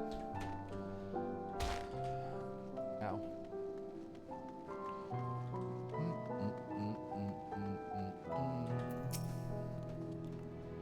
Welcome to the Caratorium. Here we create prototypes of the various sundries required by our soon-to-be passengers. Allow me to introduce the head of foodstuff production. Cooking Way, pleasure to meet you all. Our work has involved no small amount of trial and error, but after many, many cycles of painstaking labour, I dare say we've created the finest cuisine our guests could ask for. I've learned all about the essential nutrients for a healthy and balanced diet from the reference materials we received. Why, I've practically worn the words of those invaluable pages. Naturally, we've also considered ease of growth and production. We would not want for ingredients. I must insist you try some. We have fresh stock recently prepared on account of, well, because we just woke up, and we were all quite famished. Hop along the platforms here and you'll find a storage unit full to busting with delectable delights. Help yourself to anything you like. Okay.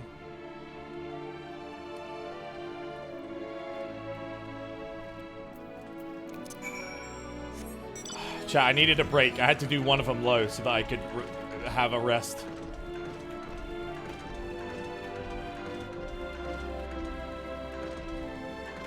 Oh my God, jump up the fucking...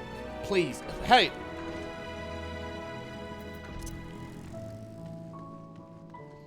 Ah, carrots, carrots, more carrots. You open the storage unit and find a rainbow-colored assortment of carrots. I shall eat the ominous crimson carrot. The soft texture and redolent aroma of this crimson creation belie its staggering weight. Oh, belie its staggering weight. The excessive length and girth only compound the mystery, leaving you perplexed as to the nature of this carrot. On second thought, you elect to simply take an obscenely large carrot for now. Due to its bizarre qualities, it would be prudent to ask Cooking Way whether it's safe to eat first. Okay. Show Cooking Way the obscenely large carrot.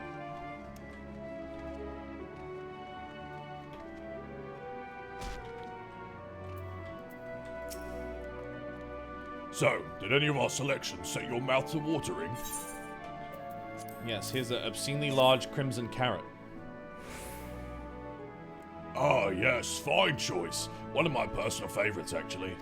Please dig in, I'm eager to hear what you think. Eat the obscenely large carrot. With great trepidation, you take a bite out of the carrot. The carrot is oddly tender, but as you begin to chew, a rich aroma fills your nostrils. A newfound vigor begins welling within you. The rumbling of your stomach, however, suggests it may simply be indigestion. It was an iron carrot. What do you think? Unlike anything you've ever tasted, yes? The iron carrot can be a bit difficult to digest, but the boost to endurance it promises makes it the perfect meal before a day of heavy lifting. We have plenty of other varieties too. Bleeding carrots to improve blood flow, dream carrots to help with sleep. So you see, we have a carrot for every occasion. What if I don't like carrots? Odd for me, Avira, to say, but... You don't like carrots? Oh, you must mean you don't like them served in this fashion. Worry not. We have pureed versions on hand if you haven't had time to chew. I take it you two had a wide assortment of carrots to choose from and naught else?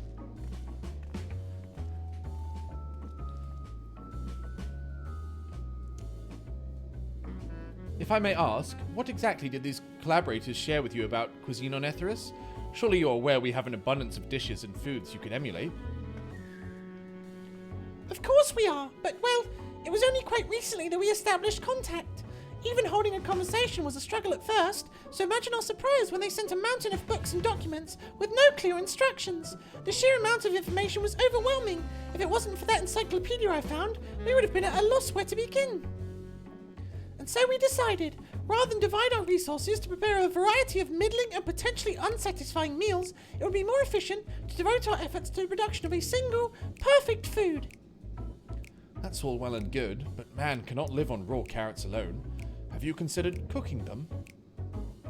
You mean steaming, boiling, roasting and the like? I suppose we could prepare the carrots in other ways, but our primary concern was efficiency. And what's more efficient than sinking your teeth into a carrot fresh from production? A rather strange approach to take for one named Cooking Way, isn't it? Well, technically speaking, Cooking Way isn't my given name.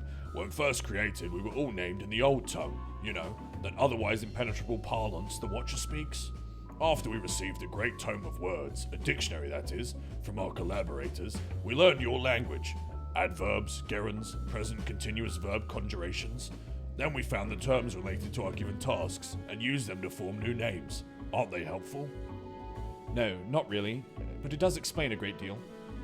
Wherefore did thou deem such a change necessary? When the rest of your people arrive, we want to be certain they understand immediately what each of us does. You'd never be able to produce our original names anyway. Pronounce. I see.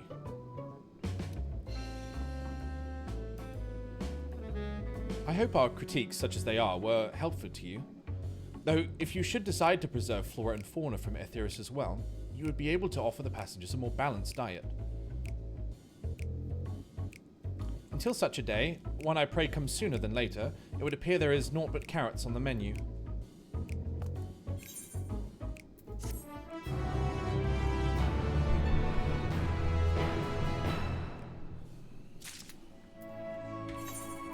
I should really, like, just constantly just eat shitty food, right?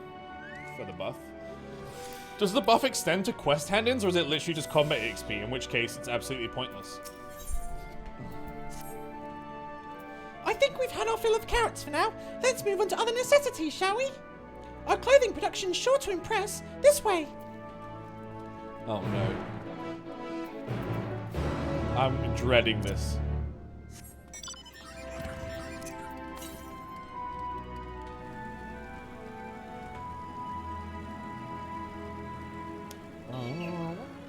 What the fuck? Why are there enemies here?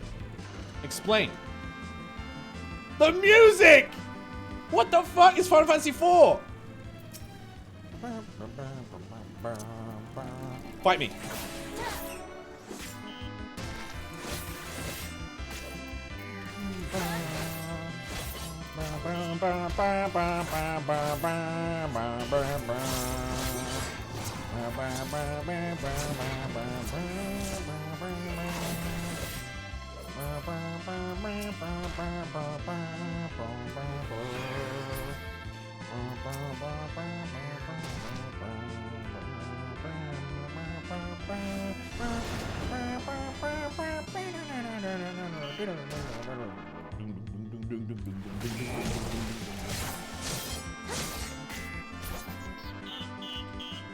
I fucking love this song, dude.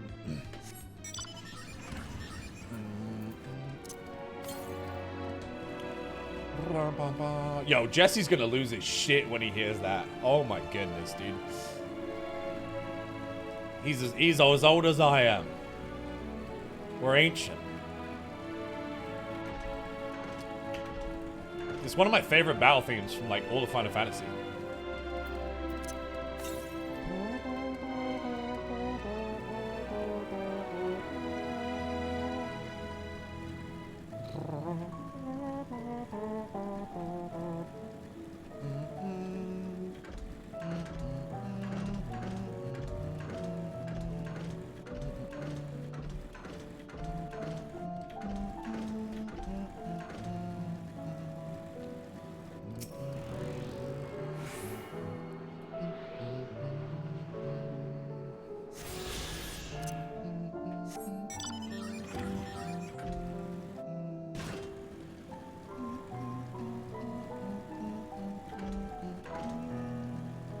One of my first experiences of like multiplayer gaming chat when I was really young. Do you guys remember the Beyond client? I think it's still used for like Space Station and stuff. But someone had taken Final Fantasy IV and made it into a multiplayer. It was a MMO version of Final Fantasy IV in the Beyond client. And so you'd pick one of the main characters and you would go through and level up as that character.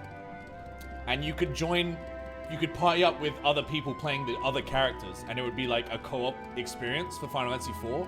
It was really good. It was really fucking good. It's definitely gone. But it was like it was one of the first like Final Fantasy it was like the first Final Fantasy multiplayer experience I had, but it was really, really good, dude.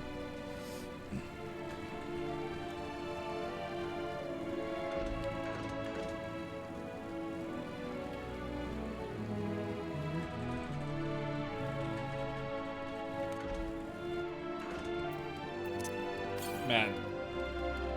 Yo, this place feels like hell to get the fucking aetherites, dude. Genuinely. Oh my god, dude. This is pain. I might get someone to ferry me for these ones, because this is bad.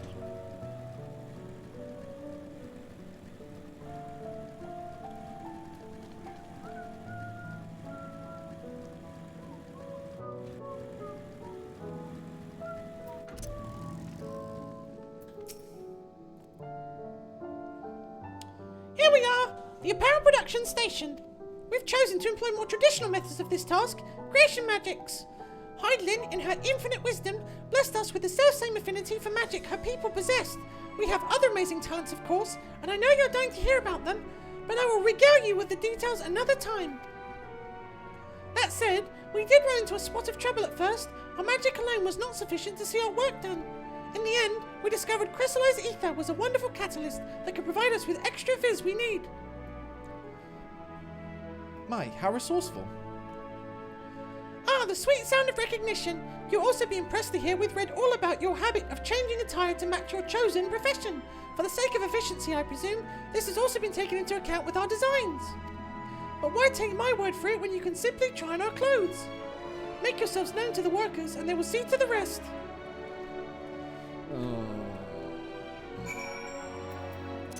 This is gonna be a situation where we go around the ship and they've gotten literally everything wrong.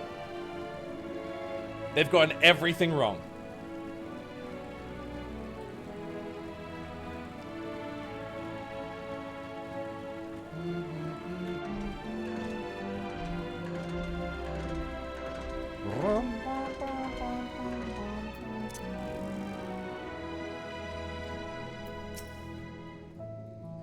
Oh, it's you! One of the visitors from Etheris. Goodness me, Mapping Way wasn't kidding. You really are smaller than the Watcher. Oh, right. You're here to try and set of clothes, yes? What would you have me fashion for you today? An outfit that embodies my bloodlust, something simple yet functional, a fashionable and refined ensemble. Bloodlust.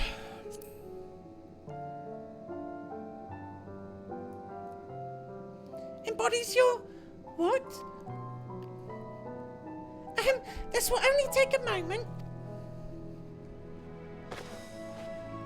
Oh no. She doesn't know what bloodlust is, dude. It's a fucking potato sack.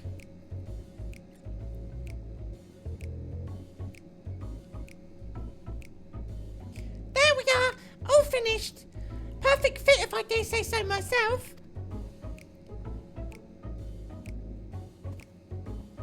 Would you look at that? Speechless. And then I thought you might not like it. If you've a mind to try something else, why not speak to my fellow artisans? I'm sure they'd be happy to oblige. You must continue wearing these garments in order to progress.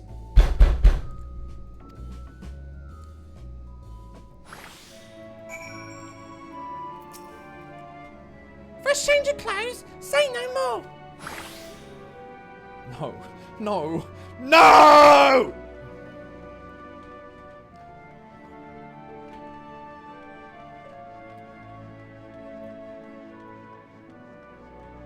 Can I change? Is there a way to change the outfit to something else? Can I try the other options? Look at me, I look fucking stupid. I can't even hide the headgear. Why is the headgear not compatible with the outfit? What is this?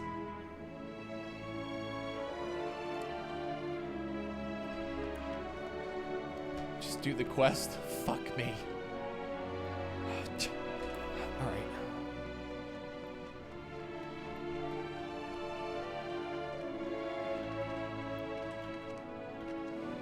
I wish I'd leveled Blue Mage so I could just self-destruct right now.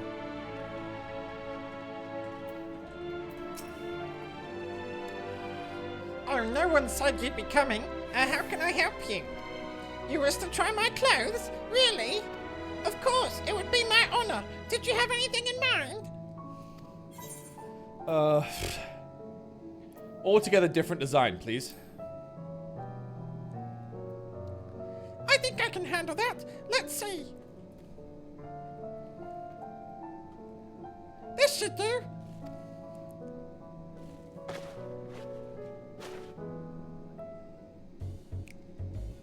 Ba-bum-bum-ba-bum-ba-bum. I look exactly the fucking same. All they've done is put some cheetah print on the shoulder. My best work yet. You're a strange one, aren't you? I honestly wasn't sure what to do when you didn't ask for anything specific. I take my work seriously, however, and I'm never one to disappoint. That ensemble is a blend of concepts from myriad professions, all-purpose attire for the modern women of Etheris. I was worried how the concept would turn out when put to the proof, but it looks stunning on you. Won't you go up and show Living Way? I'm sure she's eager to see what we've done.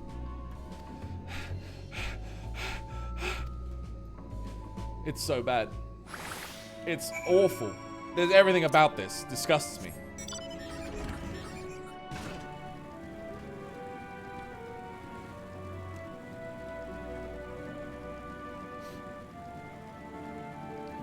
My voice wanes.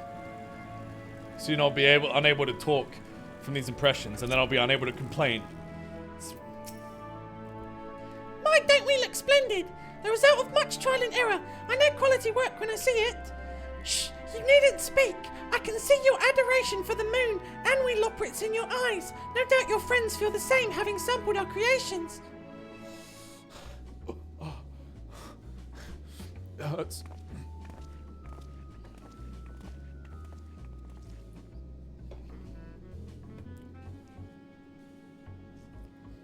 Sorry to have kept you waiting. They insisted we sample all their concepts ere we returned. Verily, 'tis an ensemble most becoming.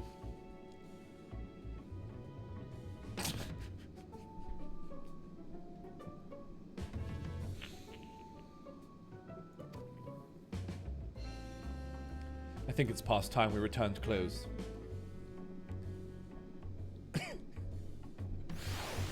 God, dude, I fucking despise this. And yet. I was so confident our garments would meet with your approval. Whatever are we doing wrong? The Watcher taught us that, in his time, everyone wore the same robes. To do otherwise was against social etiquette. We thought we could appeal to modern tastes by tailoring the robes to specific professions, but... Look at our clothes! Please, you mustn't be so hard on yourself. Should we resort to evacuating the people of Etheris, they will most certainly have need of your attire. 'Tis clear you spared no effort in addressing our needs, but you must understand that we're not quite so homogeneous. Speaking for myself, what I wear now better suits my tastes, even if it is of inferior make. But there are others whose choices may be influenced by traditions or personal experience. Rather than make assumptions for the whole, you must consider the individual and their potential preferences. Oh, I feel we've underestimated the complexity and diversity of your people. Even if we'd memorized every tone we received, I doubt we'd have fared much better. Maybe we do you disservice trying to slow you with our baubles and frippery, thinking it was for your benefit when you'd be better off on your own. There are some who might agree, people who prefer to keep others at arm's length, even when they know they shouldn't. As one such former fool, I'd like to ask you a question. This plan to evacuate and escape the final days, did it account for the reflections of the source as well? Not that I'm aware of. We were born of Hyland's love for Etheris, and the salvation of the people on that star, and that star alone, has ever been our aim. Surely it's better to devote ourselves to saving one world than to divide our efforts across 14 and risk failing them all. I suppose you're right. Oh, he's thinking Reese's Pieces.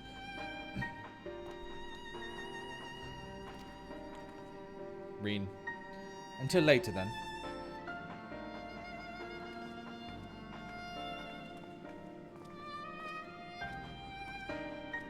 If I may, I should like to accompany thee a while longer. Really? I mean, you're more than welcome to. There was actually something I wish to speak with you about. Let's be off then, shall we? That fucking little walk, dude.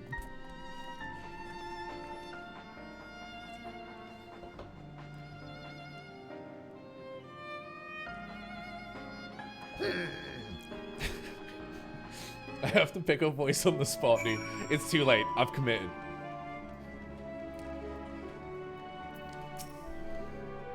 My apologies. I wasn't trying to spy or anything.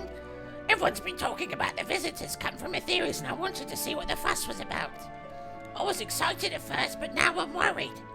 What if people of Etheris refuse to come? What if we can't save them? It's clear we've made a mess of things. Oh, but wait, you still haven't visited the domiciles. Once you see them, you'll understand how wonderful the moon truly is, I'm sure of it. I'll be waiting for you by the teleporter near the entrance. Oh, and the name's Growing Way. By the way, see you soon. This is even worse, my voice, than the last one, and this was a fucking mistake. This is fucked. This is the rabbit with the most dialogue.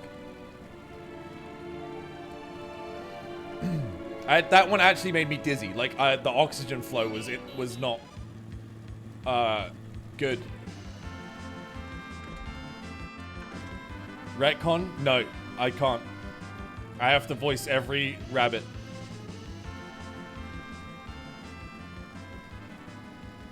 Dizzy? Yeah, I think I was forgetting to breathe when I was doing the voice.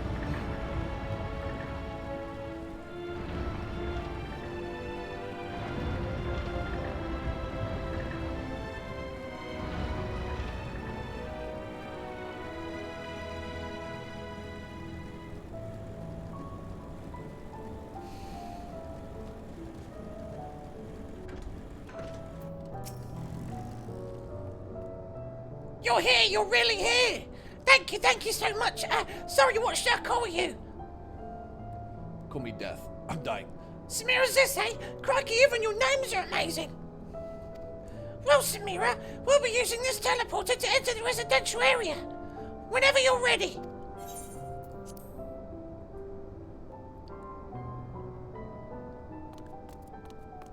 Ready in the teleporter. It's normal. It's normal. I can. Oh my god. I'm saved. I'm saved. I can. That's canon. I have to do that one.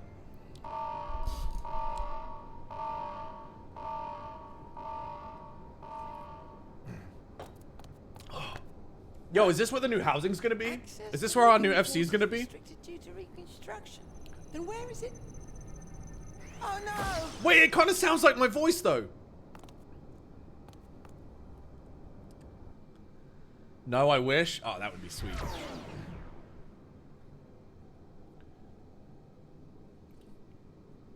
A private audience, as thou didst request, for reasons I know not.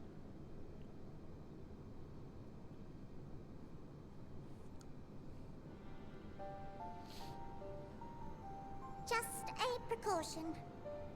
I'd rather I didn't have to ask the question at all, but I take my responsibilities very, very seriously.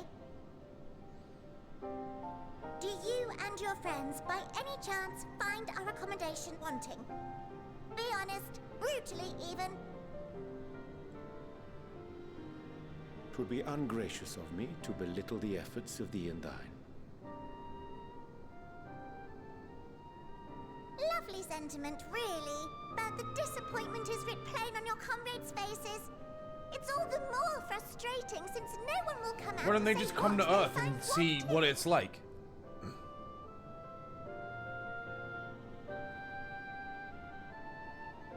If there are faults in our work, we need to know. We can, we will do better. But time is not on our Send side. one bunny to every city on the planet. They check it out, they're like, sick, they come back. Days will wait for no one. If your people are to be saved, we must take quick and decisive action. This vessel must serve as a home for as many passengers as possible, for far longer than we may like.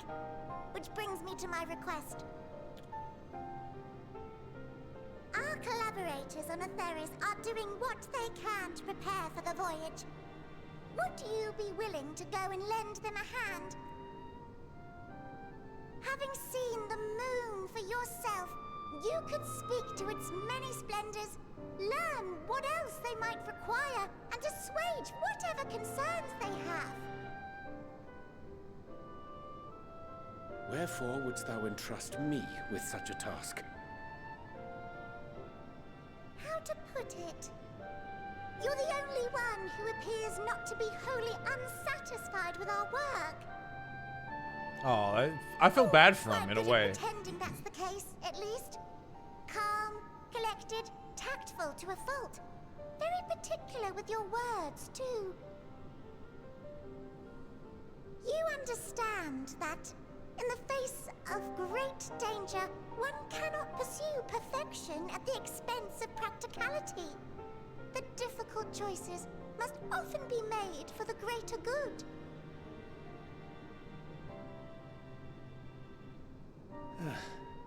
And so fate doth conspire to set my feet upon this path once more. Come again?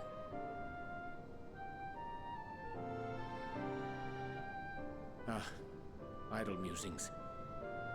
'Tis no trifle thou dost ask, yet full well do I understand the urgency and necessity.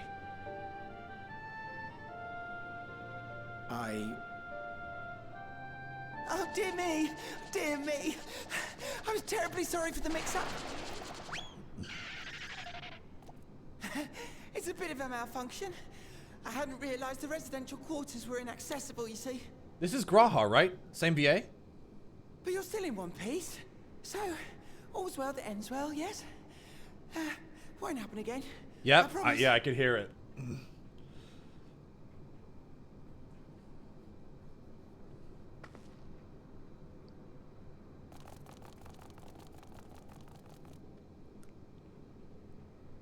How did none of them notice me there just watching? I'm like 9 foot tall.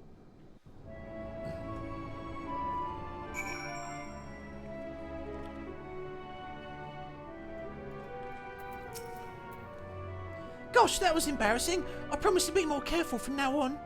Since the residential quarters are closed for now, I've rerouted the teleporter to allow travel between floors instead. Hopefully it proves useful in the meantime. A shame you couldn't see it though. You really would have liked it.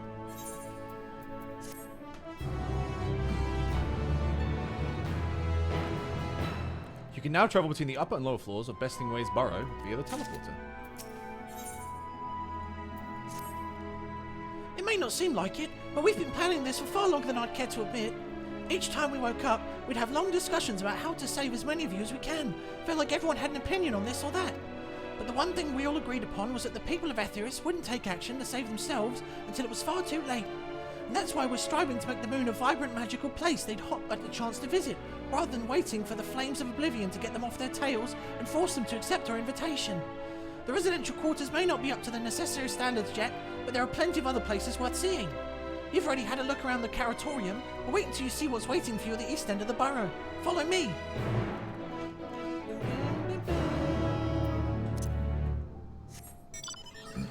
The fuck is that glam next to you?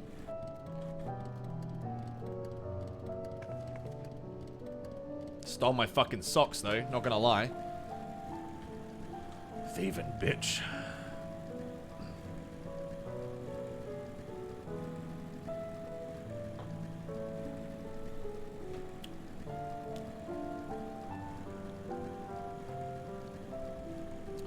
Bum, bum, bum, bum, bum, bum, bum, bum. bum, bum, bum.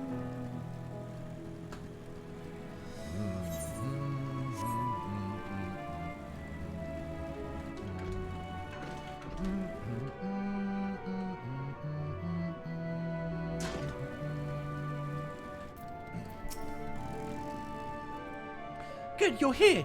Through this door is the great End Veil. It was named as such because it's the veil to end all veils, the most beautiful forest you'll ever see. We understand that people of Etheris enjoy taking leisurely walks through natural spaces and the like, so I'm sure you'll enjoy it. How about we start with a nice stroll to the fountain? This way.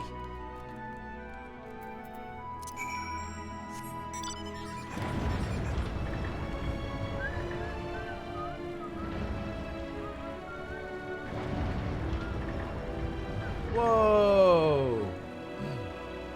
This is nice. This is cool. Whoa, dude. Look at this.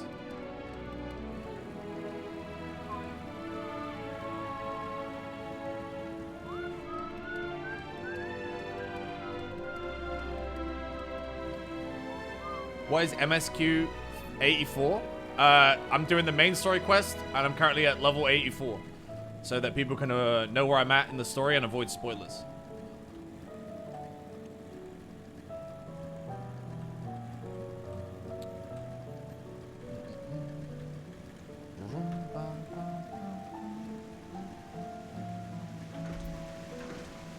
Oh, look at this. So, what did you think of the forest? Isn't it positively pleasant? Simply sublime? Tis as transcendent as bearing a face at the truck of its plumage and taking a good long whiff. You really think so? Truly? Hearing you say that means more to me than you know. Personally, I'd say this place is the pride of the borough. Building this place was a challenge, let me tell you. Since we were born here, we've never seen trees in person before, let alone a forest. The information sent by our collaborators was quite enlightening, but after much deliberation, we decided to use crystalline constructs in place of living trees. And thanks to our atmospheric circulation system, this place produces air as clean as you find in a forest on Etheris. The fountain behind us, powered by the rather large crystal adorning its top, plays a vital role in supplying us with fresh water. Much time and effort was spent making it the most spherical of spheres, and I dare say the unparalleled roundness speaks for itself. I enjoy nothing more than a nice long stretch and a spot of relaxation whenever I come up here. You look like you could do with a stretch yourself.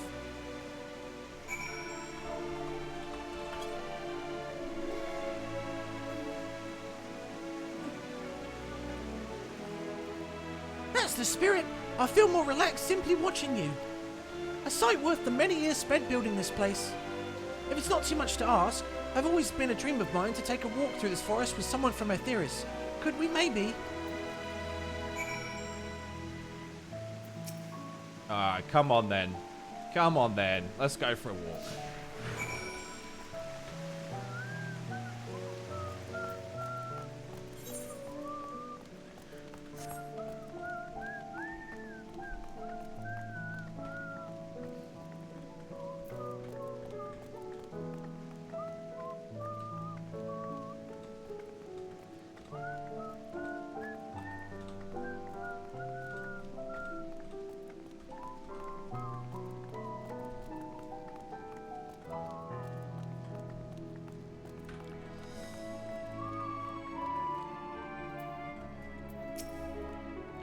I was thinking, Samira, that I could be more helpful to you by teaching you a little about the moon and what it is we do.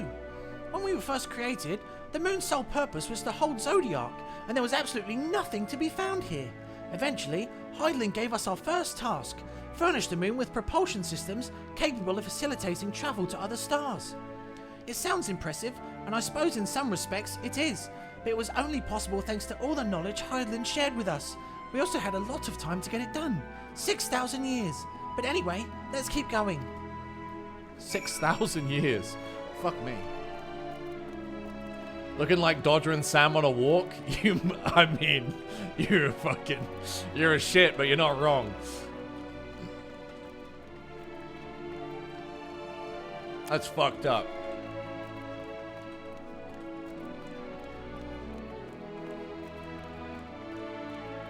He's a short king, dude. Show him some respect. may come as a surprise, but we didn't begin building the habitable areas until after propulsion systems were ready. Considering how long it took, I wish we'd started sooner.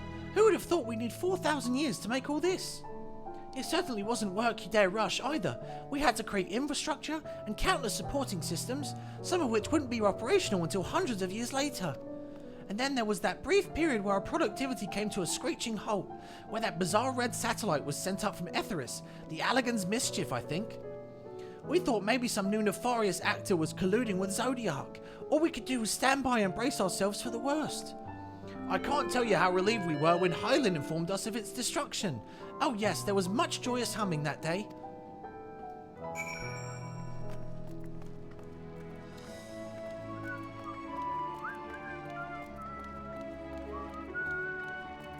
Wait, are they referring to Bahamut?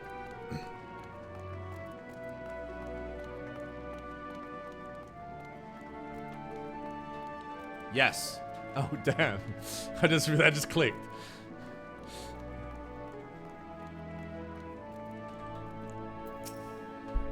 Say, do you notice anything particular about the treetops? I mean, apart from the fact they're massive crystals and not trees. They're little planets. I'll give you a hint. It's the golden rings emanating from the glowing spheres. Along with a device fixed near the ceiling, they fulfill a role similar to our sun, and do so better even. The sun and similar celestial objects in the great expanse radiate energy that's harmful to your bodies. These rings shield you from that energy while allowing you to bathe in the perfect amount of sunlight, or rather, a close approximation of it. Pretty impressive, wouldn't you say? Oh, and if you look closely, you'll see different types of trees have ever so slightly different curvature. Yes, indeed, this forest is truly the greatest.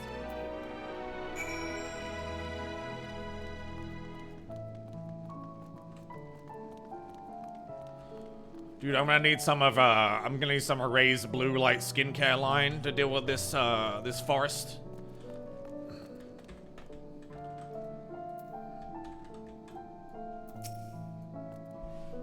There was something else I wanted to tell you about. Oh right. The propulsion system and habitat facilities were completed around 2,000 years ago, and with that, the most important features were fit for purpose. Which was all well and good, except we still knew absolutely nothing about the present-day people of Etheris. Why not go and visit Etheris yourself, you might ask? Strictly forbidden. Were our technology and knowledge on the moon's true purpose exploited for evil ends, the result could be disastrous. Then there were a few more rejoinings, and it became increasingly difficult to converse with Hydaelyn. Fearful we might lose the ability to communicate with her altogether, we beseeched her to find people on Etheris who we could trust to help. We were quite fortunate everything worked out as it did.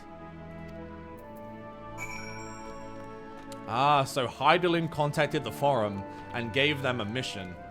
And that's why they've been doing all this weird shit.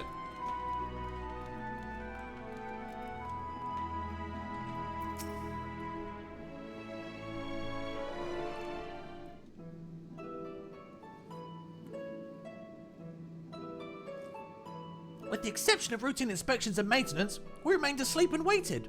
Eventually, she did, and though her power was waning, we were able to speak to them directly for a short while. We shared with them everything we could, including our knowledge of the heavens and a means to travel here to the moon. They certainly didn't waste any time with what we taught them. No more than a few years after that, our collaborators found a means to convey messages and supplies to us from down below. With all the letters, books and other resources they sent, we learned enough to start making more meaningful changes to the moon. And now you're here, hopefully enjoying yourself as much as I am. I knew you'd like the Great Ensvale, I knew it. Thank you again for coming here, by the way. I know it was just a walk through the forest, but it meant a lot to me. I like this one. There you are. I take it you've already received the Grand Tour. A shame we missed it. Growing Way, we've been looking all over for you.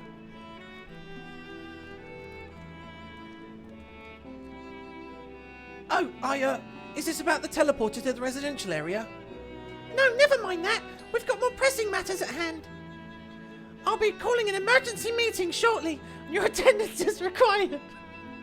Really? I can't imagine why you'd need me there, but if you insist. You've been kind of sus! We won't be away long, so you're all more than welcome to continue looking about the burrow. Now come along, Granway.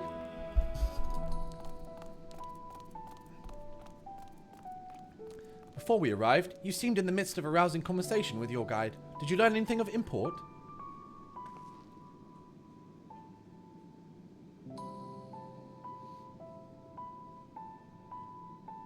They've spent 12,000 years preparing for this. With the appointed hour fast approaching, I can certainly understand their restlessness, but still. It remains to be seen if people can be persuaded to evacuate when there are no signs of the final days. What's more, the technology of this place defies imagination. I doubt there are many who would readily come to terms with living in such surroundings. Whoever these collaborators are, unless they are possessed of the world's most charming personalities, or a means to forcibly evacuate people, they'll meet with a great deal of resistance. Indeed, even if faced with annihilation, the decision to forsake all one knows cannot be made lightly. It's crazy that none of them have put together it's the Forum. It's so obvious. Forgive me, friends, but I must beg your leave. There's another matter which yet begs for thine attention. Of course, we can accompany you if you'd like. Nay, that will not be necessary, if you'll excuse me.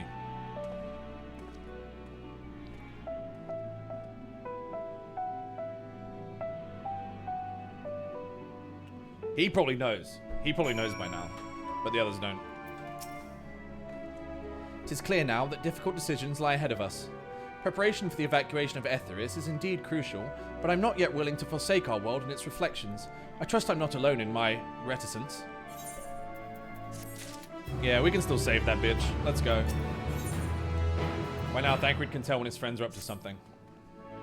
Did Orionje seem strange to you? More so than usual, I mean.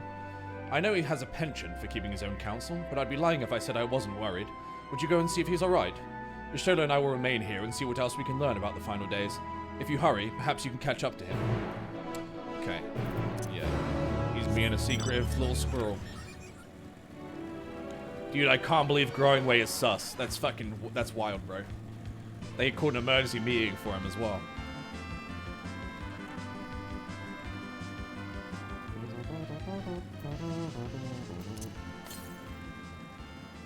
Wait, West!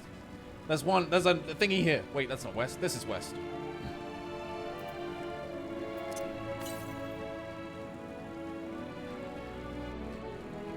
Aha! I see. Yo, remember when Zodiac fucking died? Dude, remember when they spent like fucking 400 hours of story building up to Zodiac being the big bad, and then he just died in a fucking like in a pointless trial, and now he's old news? Remember that guy?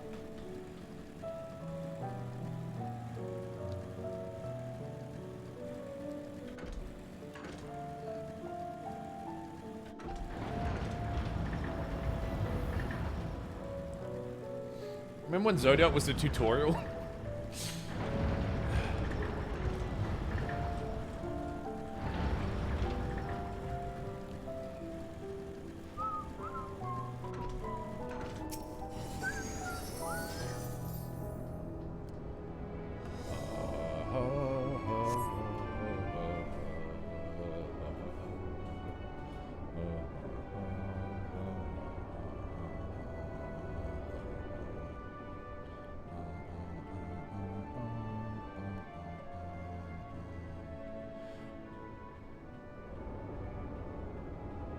Orionje appears to be heading towards the entrance of Bestway Burrows.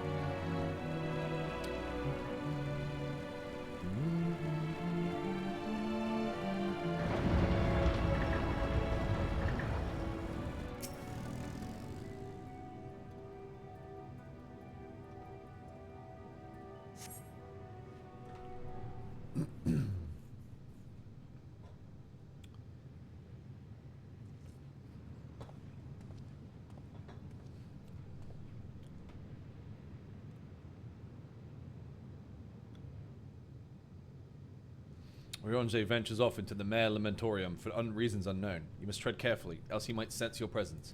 Ah, another sneak quest.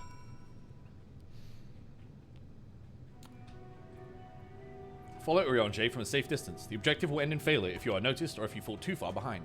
Should you fail to complete your objective, you may try again from the start.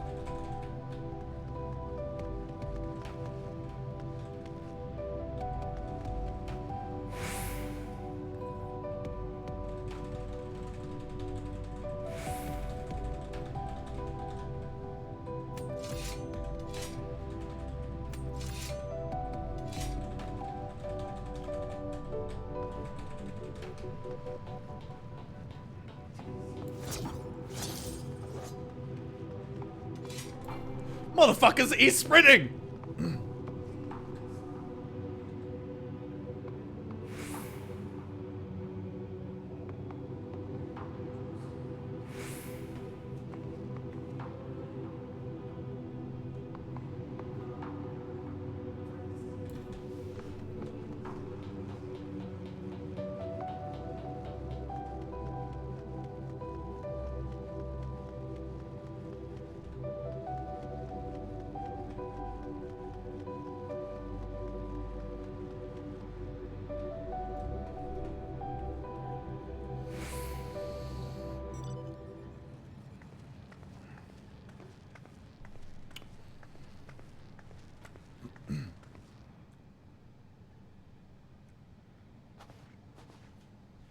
Thine arrival is timely as ever.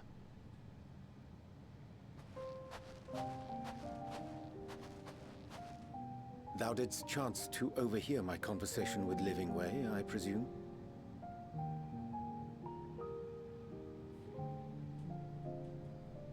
'Twas not mine intent to move in shadow.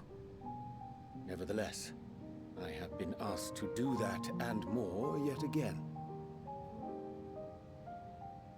Is it so plain that these strangers could intuit it at a glance? My capacity for silence and secrecy and duplicity. And Grahatir did contrive to deliver the first at the price of his own life. You can tell that, like, he really hates that he has to do this complicit again. in the scheme.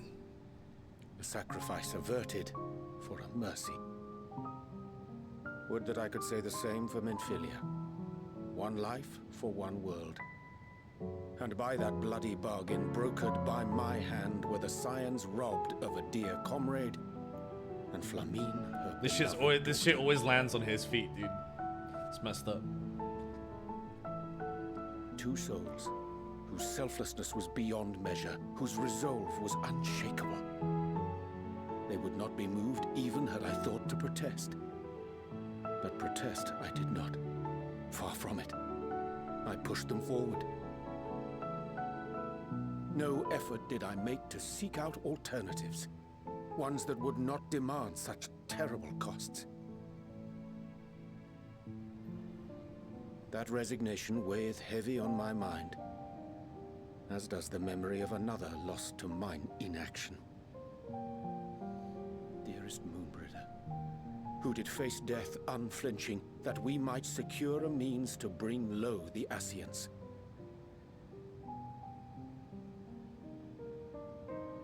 In her hour of need, I did naught. Dutiful disciple of Louisoix, ever looking to the greater good. Had I shut mine eyes and bid her live instead, mayhap she would be with us today.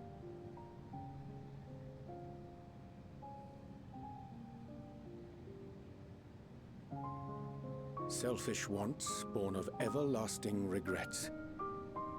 Most days I put them from my mind, but could think of naught else when asked to swallow the same bitter draught. Subterfuge and sacrifice. Mayhap the right moral choice, but one I regard with great trepidation.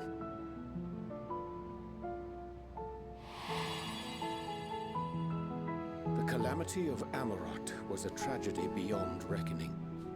One which must never again come to pass.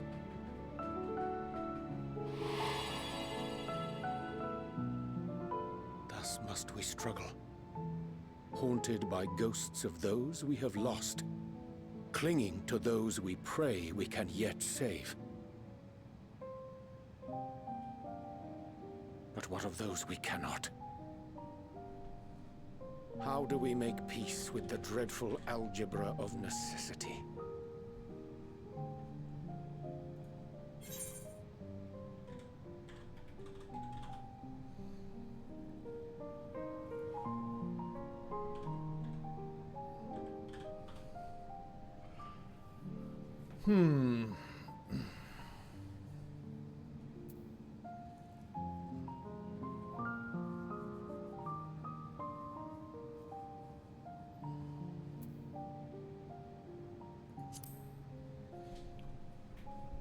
Take heart and protect those you can. Sage counsel indeed.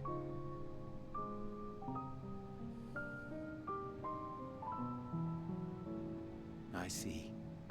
Wisdom as befits a great worm. Curious that he should think thee in need of such encouragement. Strange. Scarcely can I remember when last we spoke alone, and so candidly.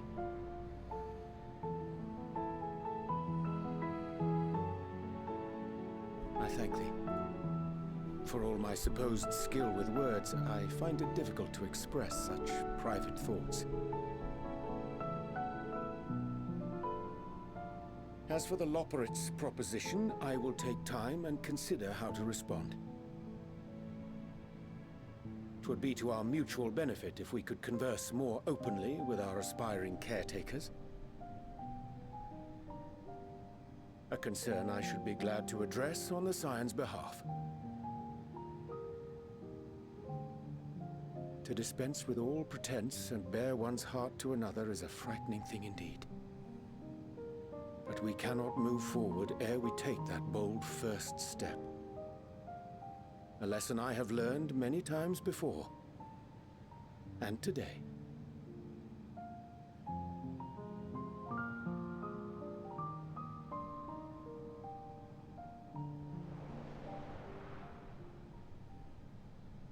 What are they saying? Curse these ears! I've heard bugger all! Nema.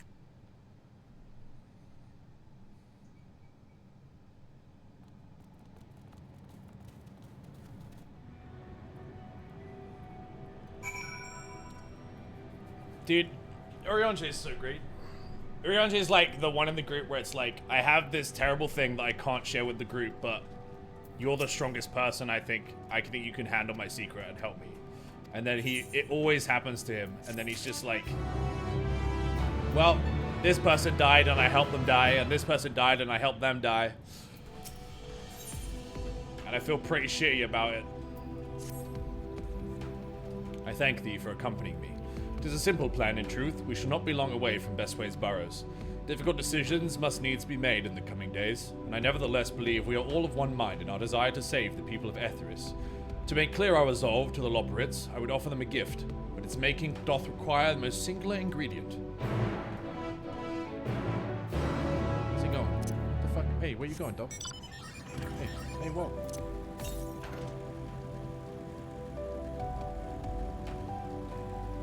Wait, 150 yards to the north? It's like up on a ridge or something? How the fuck do you get there? Well, don't know how to do that.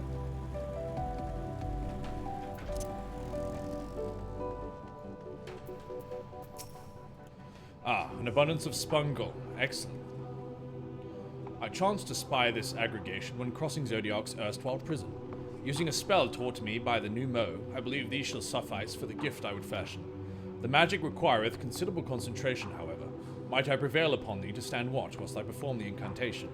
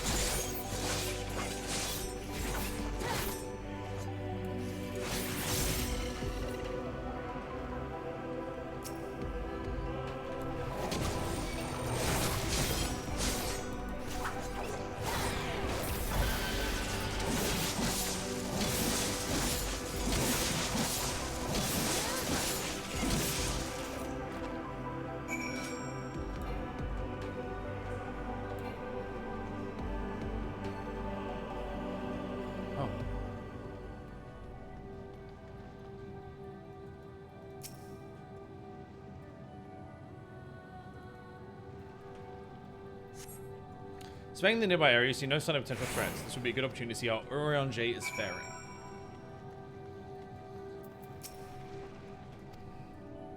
Urianger remains fixated on his work.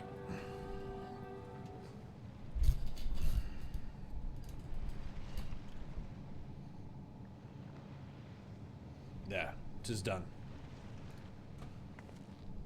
A magic ink. Every ons as efficacious as that crafted by the new. Rare is the occasion I would conjure mine own, but is nevertheless a most useful skill. The resulting product is, admittedly, possessed of no pre-natural properties, but its hue is one of mine own choosing, which I pray the Loperites will appreciate. Oh, who's this? Samira Urianger, oh thank goodness. Oh, it was the Lopits. Yestola had been looking all over for you, Samira. She says she needs to speak with you about something most urgent, dire even. She was also quite clear that she wishes to speak with Samira alone, which means, I'm afraid, that you must stay behind, Urianger. But worry not, it just so happens that we need your help with an errand, delivering a large package from the Watcher's Palace to Bestway's Burrow. It's quite large and heavy, perhaps even too heavy, for we poor Loperites, and we would be ever so grateful if you could lend us a hand. That's convenient. Suspiciously convenient. How about an extra hands before I go and meet with Yestola? No, that won't be necessary. Urianger's help should more than suffice. And I'm sure you don't want to risk getting on Yestola's bad side by keeping her waiting. She seems prickly. Now off with you. Alright, fuck dude, I'm going.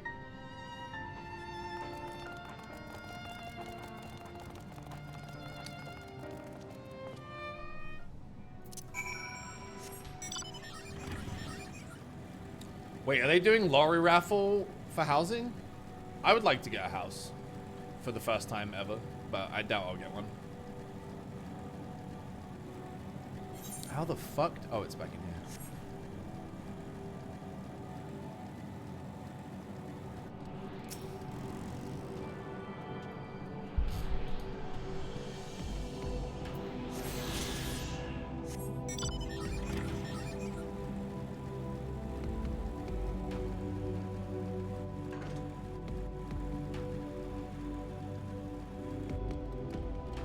How do I get back to the rabbits?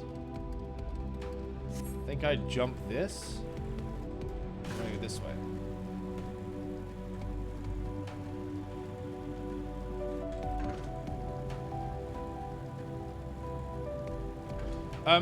Chat, it's pretty late. Where would be a good stopping point?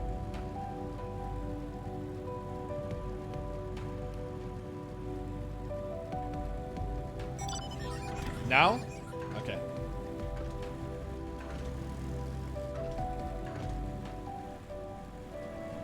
Cool. All right then. 360, 360, 360.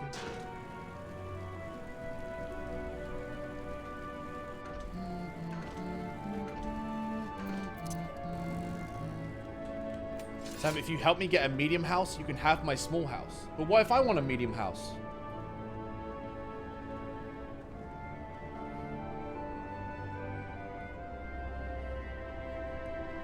Do you have 30 million gil? I could make 30 million gil. I'm not afraid. I got till 6.1.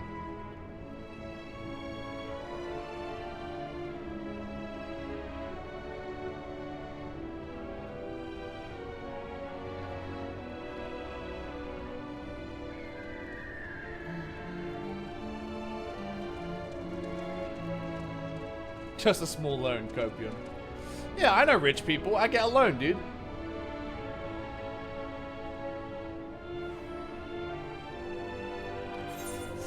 Anyway, chat, this old voice needs a rest, okay?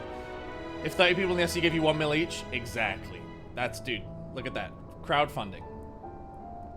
We'll see, we'll see. Anyway, guys, thank you so much for hanging out tonight. I'm gonna give the old voice box a rest, and we'll be back on Thursday. Tomorrow's my day off. It's I have a day off every Wednesday, so no stream tomorrow.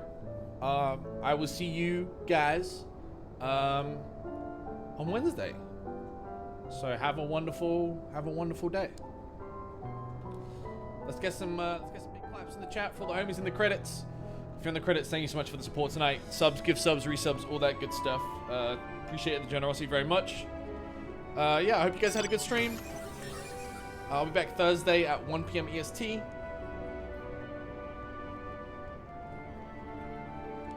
Yeah, big claps, big claps. We got raided by a couple of people in the Final Fantasy community. So I feel like we should pass on the love. How far is Momo in the story? Is she behind me? Oh yeah, she is behind me. Let's go raid Momo.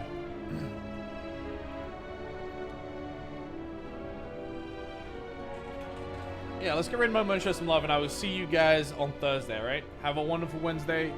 Be good to each other. If you're playing Final Fantasy, enjoy. See you guys in the FC. You know, if anyone wants to donate to the Strippin medium-sized house fund, I'll be accepting $1 million guild donations from various members of the community. Feel free to just come on up to me and give me your money for absolutely nothing. All right, good talk. Have a great night.